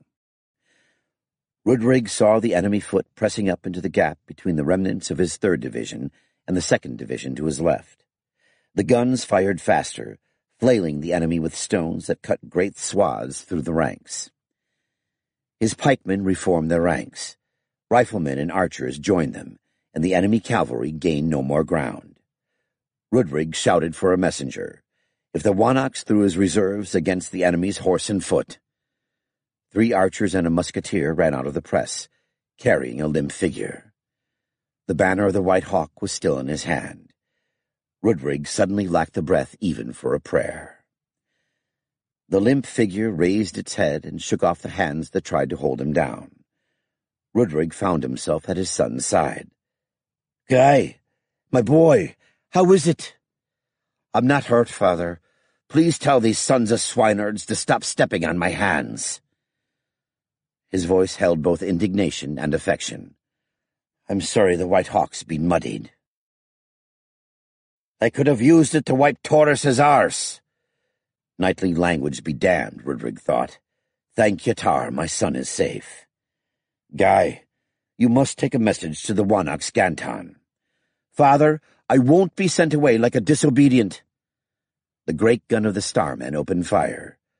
Rudrig counted 5 shots from the mortar. There was a crashing explosion, and a great cloud of white smoke poured up beyond the enemy.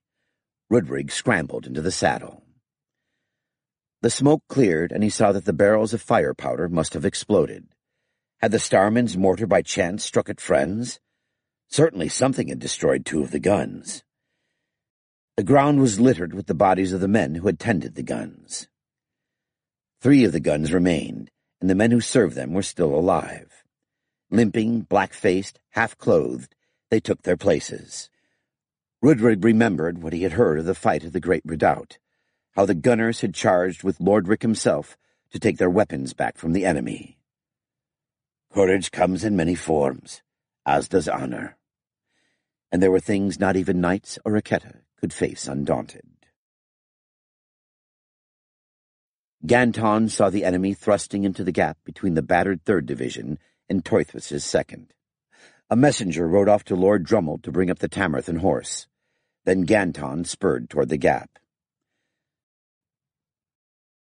Helaskos and the guards had just caught up with him when the Starmen's mortar opened fire. The first 4 rounds gave Ganton hope the enemy attack would never reach the guns. The 5th round dashed that hope. When the smoke cleared, 2 of the 5 guns were overturned, and many of the gunners lay on the ground. Ganton cursed. "Guards, halt! First squad, go tell the Starmen." "Tell them what? Not to kill our own people?" "Tell them to be careful. I'm going to rally the gunners." He sent a messenger to Lord Clavel and his Nicaean axemen. "Rally at once at the banner of the fighting man." "Where will that be, Majesty?" asked the messenger. "Among the guns," said Ganton, pointing downhill. The messenger swallowed, but his Wanax's glare froze any argument on his lips. He rode off as Barrowman Helaskos raised the fighting man, and the royal party trotted downhill. They reached the rear of the guns just as the enemy's foot recovered their courage and came on. The guards' musketeers fired from the saddle, a ragged volley that still couldn't miss a target the size of the oncoming foot. Their wine-colored tunics identified them as spearmen of Ta Kartos. The enemy surged forward. The guards dismounted to reload, use their bows, or hold horses. Master Gunner Pinar ran about, using a rammer to prod reluctant gunners back to their duties. The gunners seemed more afraid of him than of the enemy. From behind the enemy's foot, horse archers began shooting. With the short northern bows, few of their arrows reached hostile targets. A good many struck their own foot. The attack wavered again, then wavered still more as the musketeers of the 2nd Division opened fire. Ganton's horse was spent. He dismounted. Moments later, he was in the middle of another battle. Enemies were all around him. He drew his sword and lashed out. "Lord Rick would never approve. I am no more than a common foot soldier, and who commands now?" He tried to hack his way to the rear so that he could return to the command post. There was nothing to be done here. Helaskos fought beside him, holding the fighting man. A spearman ran at him and thrust him in the thigh. Helaskos brought the banner pole down on the attacker's head. A guardsman cut the spearman down, just as Helaskos staggered, then fell. A squire ran forward to lift the banner. "Hold it high! You are a knight as of this moment!" Ganton shouted. More enemies, with swords and iron-bound clubs for close work. Ganton's sword broke on the head of a club, but his guards were all about him. throwing their shields in front of him until they made a wall. Ganton drew his Browning and fired between the guards' shields. 5 of the enemy went down. Others heard the thunder of the star weapon and held back. More of the host of Drontos rallied to the fighting man, until his friends were causing as much confusion as enemies. Rudrig brought up the last of his cavalry reserves. They began their advance into the gap, not in a solid line, but picking their way forward in 2s and 3s. With swords and lances, they cleared the rear of the guns of enemies, then formed into 2 columns. 1 to the left, 1 to the right. They passed through the guns and into the enemy's foot. The Ta-Carto spearmen were neither armed nor trained as well as Lord Rick's pike regiments. They could not stand against cavalry and did not. They would have fled, except for their own horse pressing hard against their rear. So most of them died where they stood. Those who did not die under Dronto's steel died from the arrows and bullets of both divisions. The archers and musketeers of the 3rd had rallied. At last there was nothing in front of Ganton and the guns, save dead men or wounded, that the cavalry were finishing off with lance thrusts from the saddle. Rudrig had his knights well in hand. Ganton had no fear of their charging too far. When he'd seen Halaskos bandaged and carried off the field, he remounted and ordered the Nicaean axemen to the right of the 3rd Division. Their long-handled axes would do well against either horse or foot, as long as the 4th Pikes did not give up the fight. The guards reformed their shield wall. Some time before, the low clouds had broken into misty rain. One after another, the guns fell silent. Ganton had time to pull out the arrows stuck in his gambeson. None had penetrated the mail beneath. He reloaded the Browning. The rain would silence guns and muskets alike. Thick smoke from the fire powder lay across the entire battle area. Archers could not see 100 paces into the gloom, and had no targets. The battle would be won by whoever could bring home a charge, infantry or cavalry. There could be no strategy, and in this smoke, weapons that struck at a distance were useless. Vothan favors the side with the greatest numbers. Ganton had heard that as a child. Today, it might be true. The enemy trumpet sounded again. 29. Tylara watched the battle until the rain and smoke closed in. Then there was nothing to see.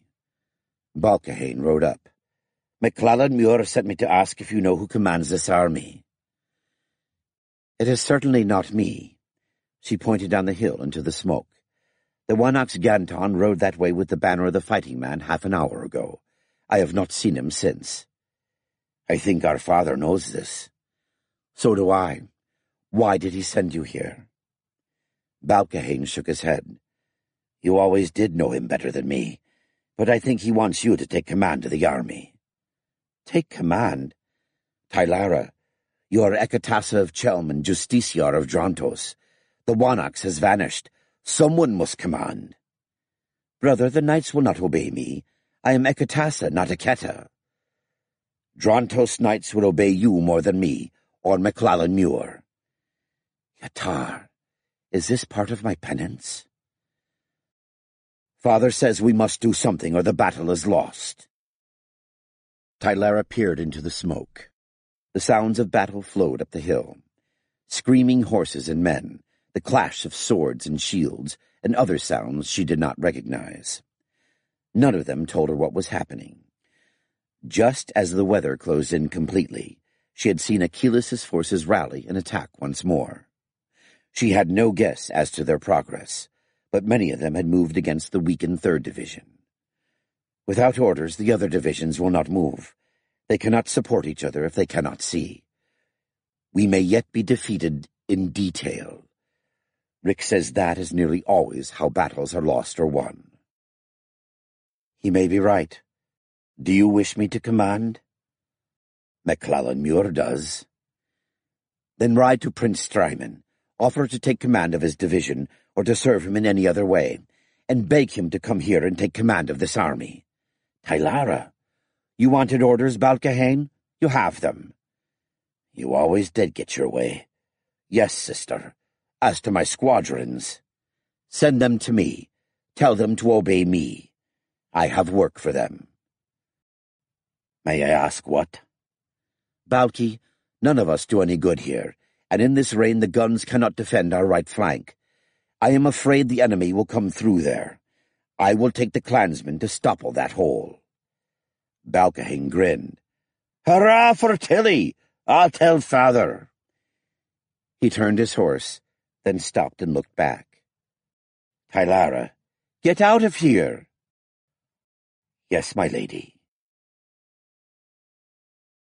The sounds of battle came over the hill. Rick stopped for a moment to listen.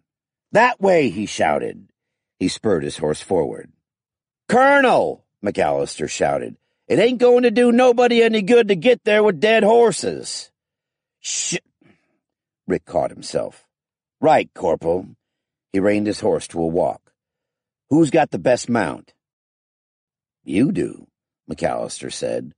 Colonel, we're all wore out, and you got to know it. Which didn't help a bit. Somewhere ahead was a battle. Rick looked at the sheaf of semaphore messages he had received. Tylara's ransom, Tylara's release, Strymon an ally, Castle Fassal taken, and now a battle in the Ottern Valley. Only that wasn't in any message. What in hell is going on? He said aloud. Beats me, Colonel, McAllister said. I just know it's time to walk the horses. Oh, shit. All right, Corporal. As Rick dismounted, he wished for a Honda tricycle. Tylara waited impatiently for Balcahane's squadrons. The rain was falling more heavily. It washed away the smoke from the guns, but still she could not see into the valley below. There were no more sounds of gunfire anywhere, but the other noises of battle were undiminished. Where are the starmen? More important, where was the king? Hoofbeats. Drummond rode up through the rain. I've brought the clansman, daughter. Your brother said you had need for us. That may be. Certainly we do no good here. She pointed to her right. There is a gap yonder between the 3rd Division and the village. Guns were to protect it, but in this rain they cannot fire. Does the enemy advance there, then? Father, I don't know. I only know that we do no good waiting here, and if Achillas brings his cavalry through there, we are lost. What is the ground there? Solid down the slope, then mud. Drummond grinned. So they come from mud to face us on solid ground? Before she could answer, 2 of her cavalrymen rode up the slope. They reined up, and the older one said, We have heard horsemen in the swamplands. How many? We cannot tell. The noises of battle are too great, but horsemen are advancing. Well done, Drummond said. My lady, should we not go to meet them? Father, lass, I am McClellan Muir, but you are Justiciar of Drontos. I await your command. She wheeled her horse and beckoned to her light cavalrymen. Follow me. She led the way down the slope. The sounds of battle grew louder. To hell with the horses. Rick remounted and spurred his mount into a trot. As the slope grew steeper, the beast dropped back into a walk. Rick cursed. One consolation, a walk's easier on my arse than a trot, and thank God Axeril sent the Preparation H. A banner showed in the gloom, green and white, a stylized Megaron device. Tom Eltimos? He took the sheaf of semaphore messages from his belt pouch and read again. There was no ambiguity. Strymon of Tom Eltimos joined a host of Drontos as ally. First time I've ever worried that somebody cracked the semaphore code. Let's go. Who is there? Someone challenged. Eketa Rick, Captain General of Drontos. And I ought to have your arse for letting me get this close. Take me to the Wanox. An officer rode up hastily. A dozen guards scrambled after him. The officer stared. My lord, your pardon. You are not expected. I sent the message by semaphore. We have received no semaphore messages for 2 days. Prince Achilles' cavalry destroyed the station south of Castle Fasolt. All right, I'm here now. Where's the Wanax? The guard officer turned away, then stammered. My Lord Rick, we do not know. What? How in hell can his guards not know where he is?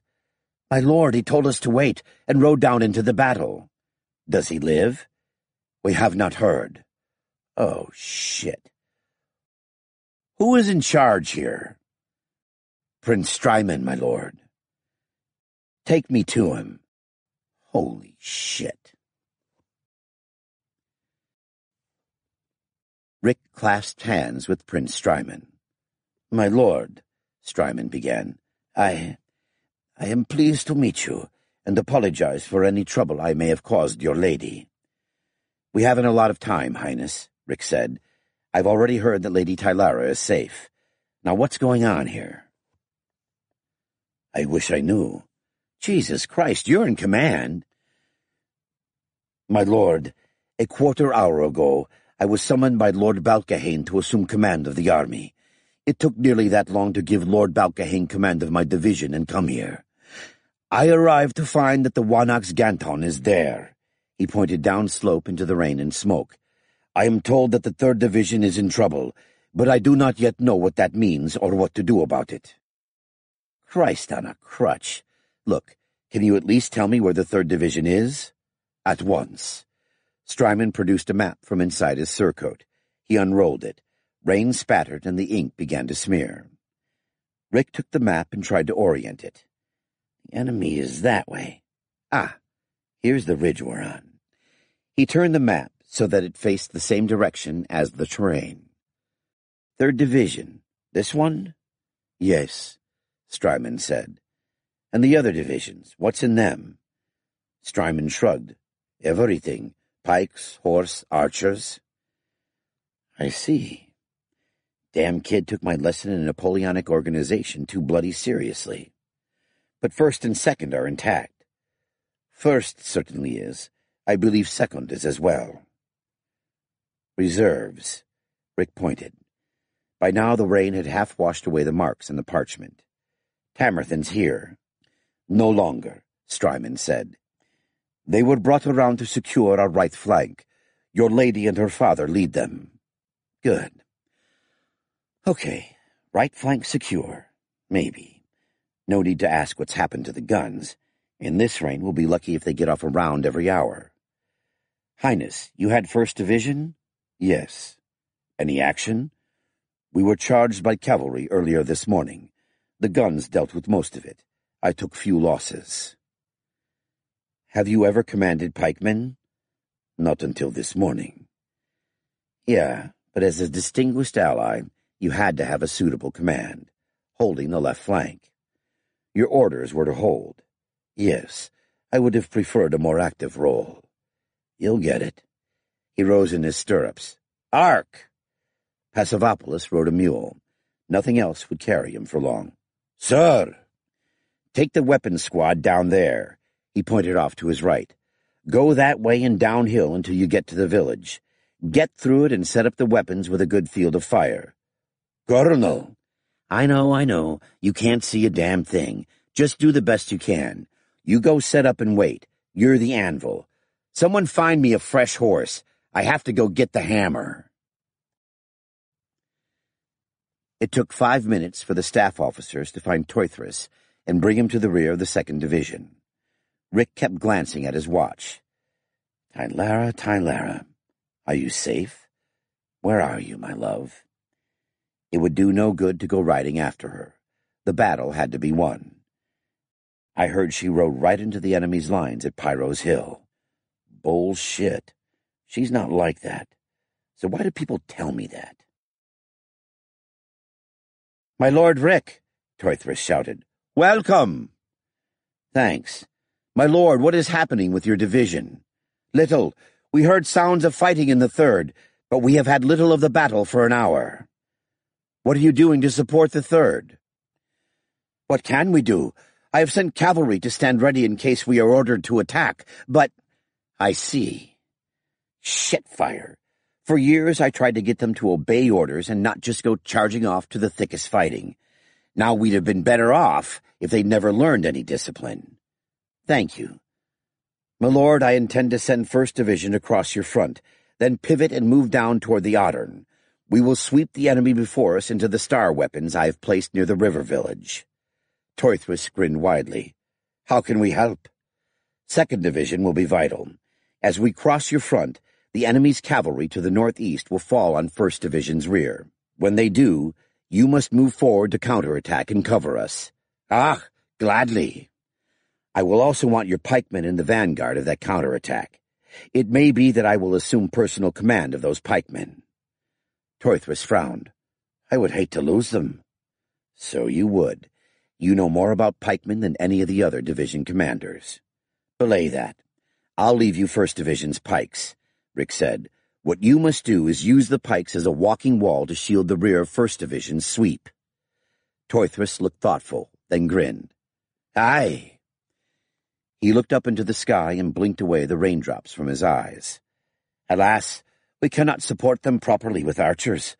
But then the enemy cannot attack the pikes with archers either. Lord Rick, where is the Wanox? Beats the shit out of me. Rallying 3rd Division. Ah, that's Ganton, in the thick of the fighting. Torthwis grinned widely. I had not heard you would be here, but welcome, my lord, welcome. Balcahane's shout of welcome left no doubt of its warmth. You have come to take command. More or less. I left Prince Strymon in charge at headquarters. Have you seen Tylara? No, damn it, and I can't go looking for her until I get things moving. Aye, what must I do? Good man. Rick held out the rain-spattered parchment. The ink had long ago blurred to meaningless smears.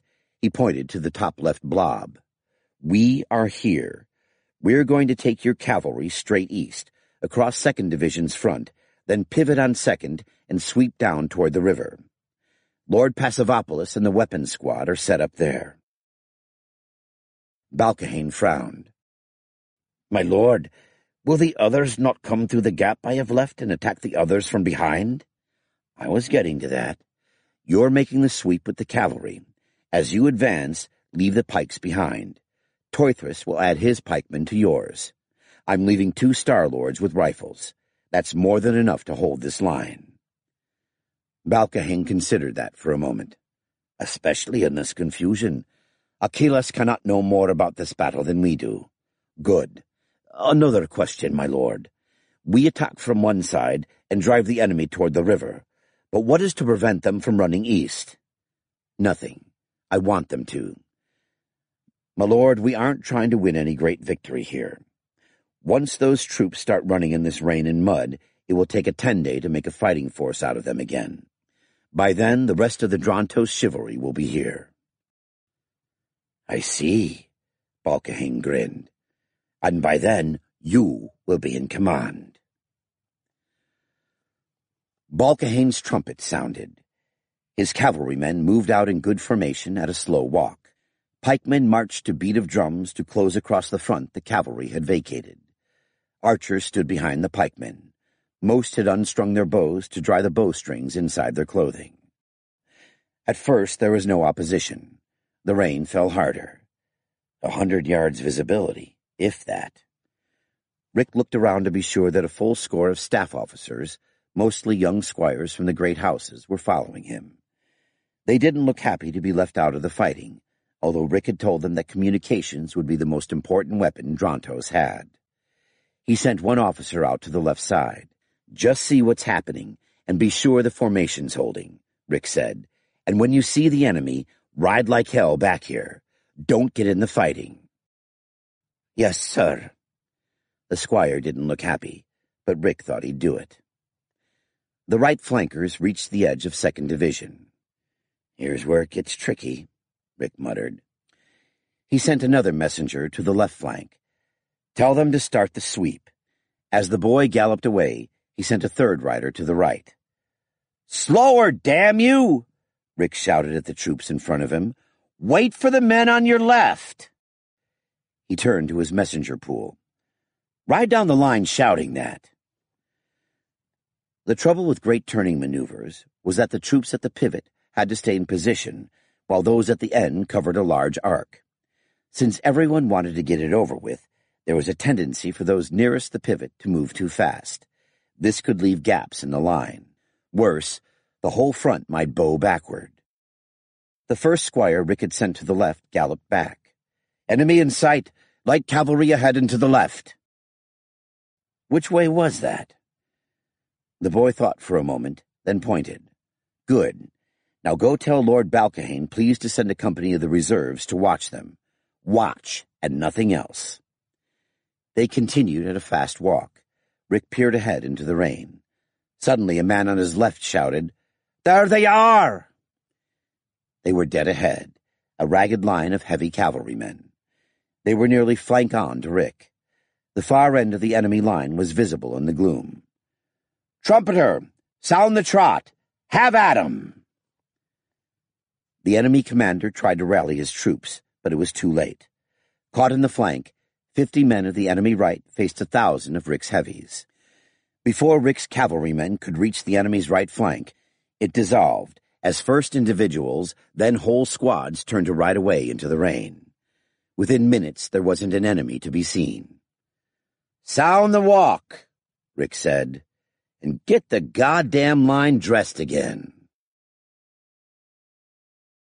"It's the waiting I hate," Drummond said. "Yes." Tylara cupped her hand behind her ear and listened. Definitely closer, she thought. There were at least 100 men out in the swamp. Probably many more.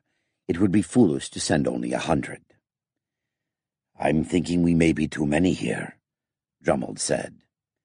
Tylara shrugged. "We can only guess." "Aye, I know." Drummond pointed off to his left front. "And that way the ground is solid enough, if it's needed that we join the main battle. I think you've chosen well." He hunched his shoulders and drew his cloak closer around him. "He looks old today." A rider came up behind her. "My lady, Lord Rick has come." "Rick?" "Prayers are answered, then. Where is he?" "My lady, he asked after you, then took command. He goes to bring the 1st Division down to the aid of 3rd. "I see." Tylara closed her eyes and brought up a mental picture of the battlefront. She could see 1st Division sweep around 2nd, move down and to the right. "Where are his star warriors?" "They were sent to hold yonder village." Tylara frowned. Why would Rick do that? She brought up her mental picture again. "Ah, to be certain the enemy does not get past us." "Well done, kinsman. Now, if you will, go find Lord Rick and tell him where we are and in what strength. Tell him also that MacLellan Muir and the Ekatassa of Chelm await his commands." Rick rode up to Balcahane and drew his horse to a walk. "The tricky part's done," he said. They'd run into 3 more enemy formations. 2 had run. The 3rd had a more able commander. He rallied his soldiers into something like a charge, but couldn't get them into a useful formation. They'd struck in driblets rather than all at once, and were driven away like the others. Rick pointed ahead. "Now all we have to do is go forward. Toithris can guard our rear. Our left is vulnerable, but not if we keep the reserves out there. The important thing is not to use up the reserves chasing shadows." A messenger rode up. "Lord Toithris says the pikes are now in line." "Good. Now go up and report to Prince Strymon. Tell him where we are and where the pikes are, and anything else you know." "Yes, sir." The boy rode away. "He'll be thinking this a strange kind of war," Balcahane said. "All riding and no fighting." "I'll be glad enough if we've done all the fighting we're going to do. We haven't, though. When we start closing this box." Another messenger came up. "Ha! That's the boy I sent looking for Rudrig. Report, lad." "Lord Rick, I bring commands from the Wanaks." "Well, I will be go to hell." What would His Royal Majesty like us to do?" "He said to greet you welcome in his name and say that you should come to his aid." "Thank you." "Generous of him," Balcahane muttered. I expect he's in trouble, Rick said quietly. He raised his voice. Where is the king? He said to say, I stand where the banner of 3rd Division stood as the day began. There are enemies 100 paces away. Aha. That would be near the center of the old square. Lord Balcahane, I think we must shift to our right. I agree. On a parade ground, I'd just say, right oblique, march. This is going to be a bit tougher. Rick called his messengers together. Enemy in sight! The shout went up from a dozen men at once as the rain slacked off. Well, my lord, we have found the fighting you wanted, Rick said. Balcahane grinned. They had reached what had been the corner of 3rd Division. Now it was covered with enemies, thousands dead, but many thousands more still alive and fighting. None faced Rick's force. Sound the charge! Balcahane ordered. Damn right. Go like hell. Nothing like surprise. Messenger, ask Lord Toythrus to send any cavalry he can spare. Have them come directly here. He drew his sword and rose in his stirrups as the trumpeters sounded the charge. Tylara heard the trumpet sound charge just as the rain stopped. To your horses! Drummond shouted. Ah, lass, now I truly believe your husband is here. Ha! I had not planned for our first meeting to be on a battlefield, but now I think it is well. Minutes later, enemy cavalry galloped into view. They veered off at the sight of the Tamerthan chivalry. Should we not charge? Drummond asked. I think not yet. Rick, where are you? I think there will be more soon, and it is best we wait. The enemy was out of sight in moments. Then suddenly, Tylara heard the sound of star weapons to her right. The light machine gun! Lord Rick must have brought another. Drummond raised the nasal bar of his helmet and grinned. Whoever was thrashing about in yon swamp will have good company, I'm thinking. I doubt we've aught to fear from that place now. Tylara smiled agreement. Few captains could get men to go forward through retreating comrades. None could make them do it against star weapons. It means, I think, that we are free to do whatever we think best, Tylara said. The rain had stopped, but she still couldn't see much. Far ahead and to her left were the pickets marking the rear of 3rd Division's area.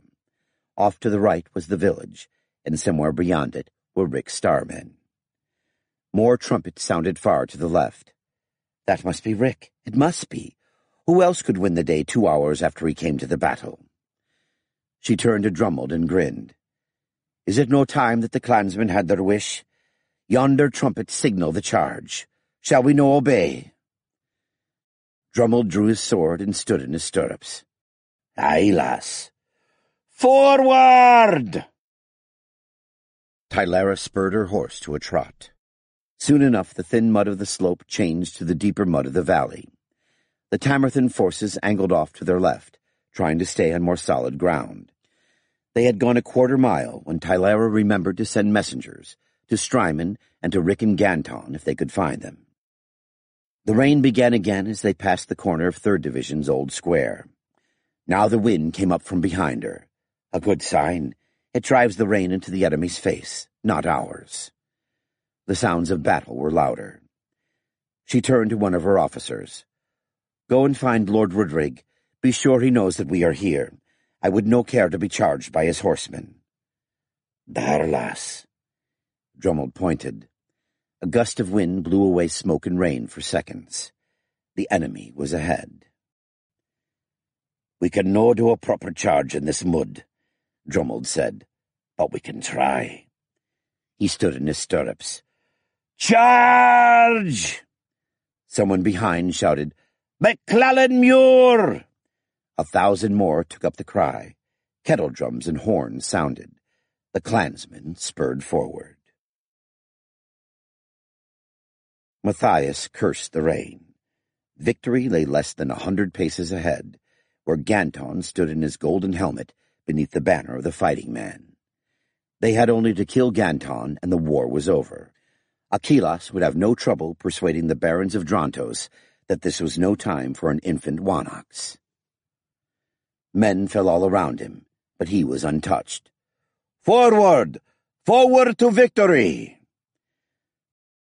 The spearmen of Takartos advanced.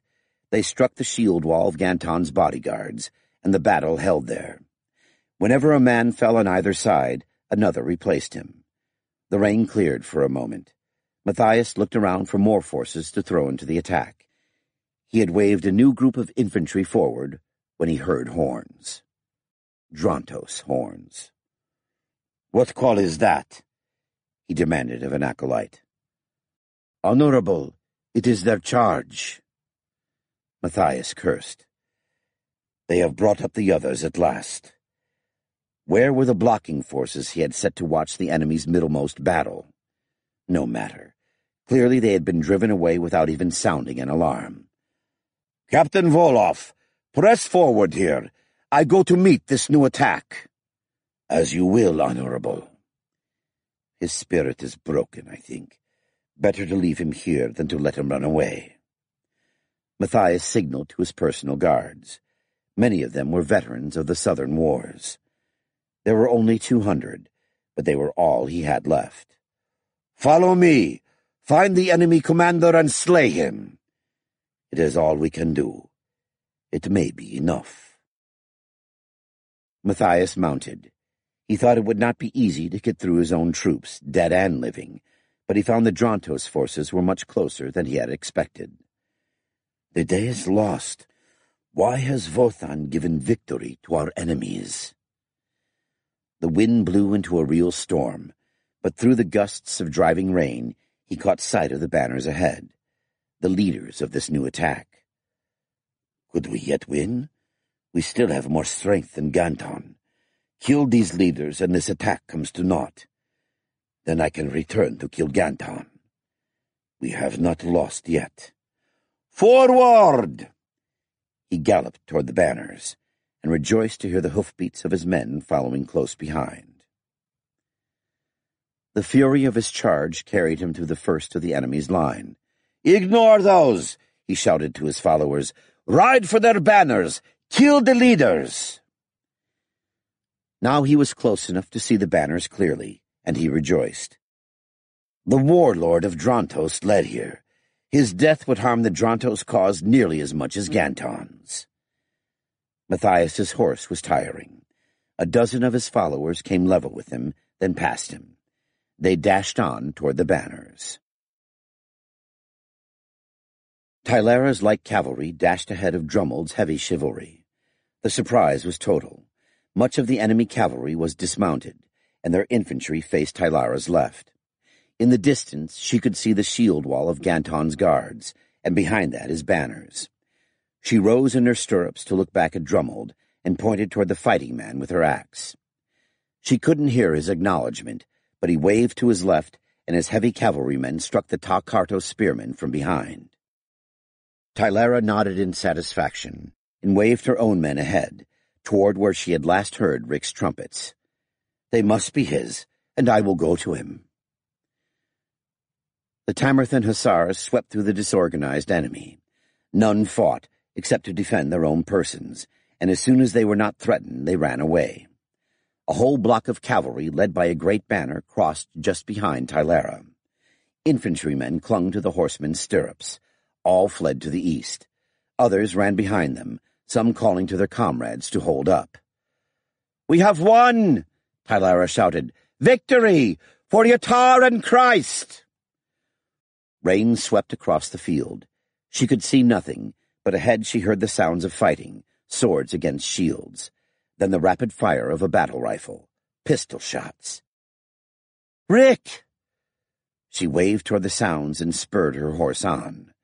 She slapped him gently on the neck. On, my wonder! If you live through this day, I will see you have apples every day forever. Drontos! For Yatar! Christ! And Drontos! There were cavalrymen ahead, a solid formation, in line. "Drantos!" she cried again. They answered, "Drantos!" More rifle fire to the right, and now 3 pistol shots, rapidly. Rick took out a flask of brandy and drank a hefty shot. Done, he thought. The enemy ahead couldn't run away fast enough. 1st Division's charge carried right through the enemy lines, such as they were. Anyone who didn't run away could be left to Torthus's cleanup squads. Now to find Tylera. Oh, and the king. He waved the troops forward at a walk. "Save the horses," he called. "Pass it on."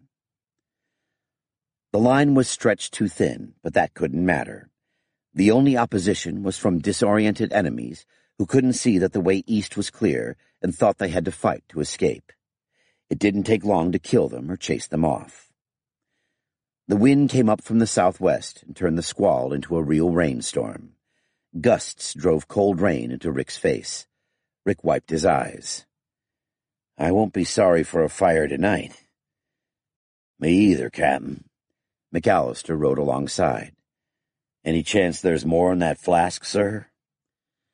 "I don't really encourage—" "Sure." Rick took out the flask and handed it over. "You didn't get much action today." "All I want, Captain." "Me too." Rick lifted his helmet and listened. "What in hell is that?" "Cavalry." McAllister unslung his H&K battle rifle. "Coming right at us, I'd say." "Who in hell?" Now he could see the galloping horsemen. Rick stood in his stirrups. "Drantos!" he called. "Holy shit!" McAllister shouted. "They sure ain't ours." He shouldered the weapon and fired, slowly and deliberately. The oncoming cavalrymen dropped one by one. Still they charged downward. "Jesus Christ, Captain, it's us they want!" Rick shifted his sword to his left hand and drew his Colt. He thumbed off the safety. "Wish I'd kept a rifle for myself. Never was much good with this." McAllister fired the rest of his clip. The oncoming enemy was no more than 10 yards away now. One group dashed at Balkahane. Henchmen rallied to him. Rick's first round took the lead man full in the chest. He wheeled to his right to avoid the second, then shot the man as he came closer. He wanted to use a 2-handed grip, but he didn't dare let go of the sword in his left hand, and there was no time to sheath it. He fired 3 times, rapidly, and prayed that McAllister would be able to reload in time. Then he was surrounded by enemies, and his pistol was empty. He managed to thrust the Colt back in its holster and shift his sword to his right hand. As he did, his orderly spurred forward to take his place on his left. "You're sealed!" Jamie shouted. Before Rick could take it, another horseman was on him. Rick parried the sword thrust, and the man swept past. Rick had no chance to see what happened to him. Ahead were 6 more of the enemy. The one in the center wore the robes of a priest of Vothan over mail, and carried a sword. He was screaming curses. Rick looked around for McAllister, but couldn't see him.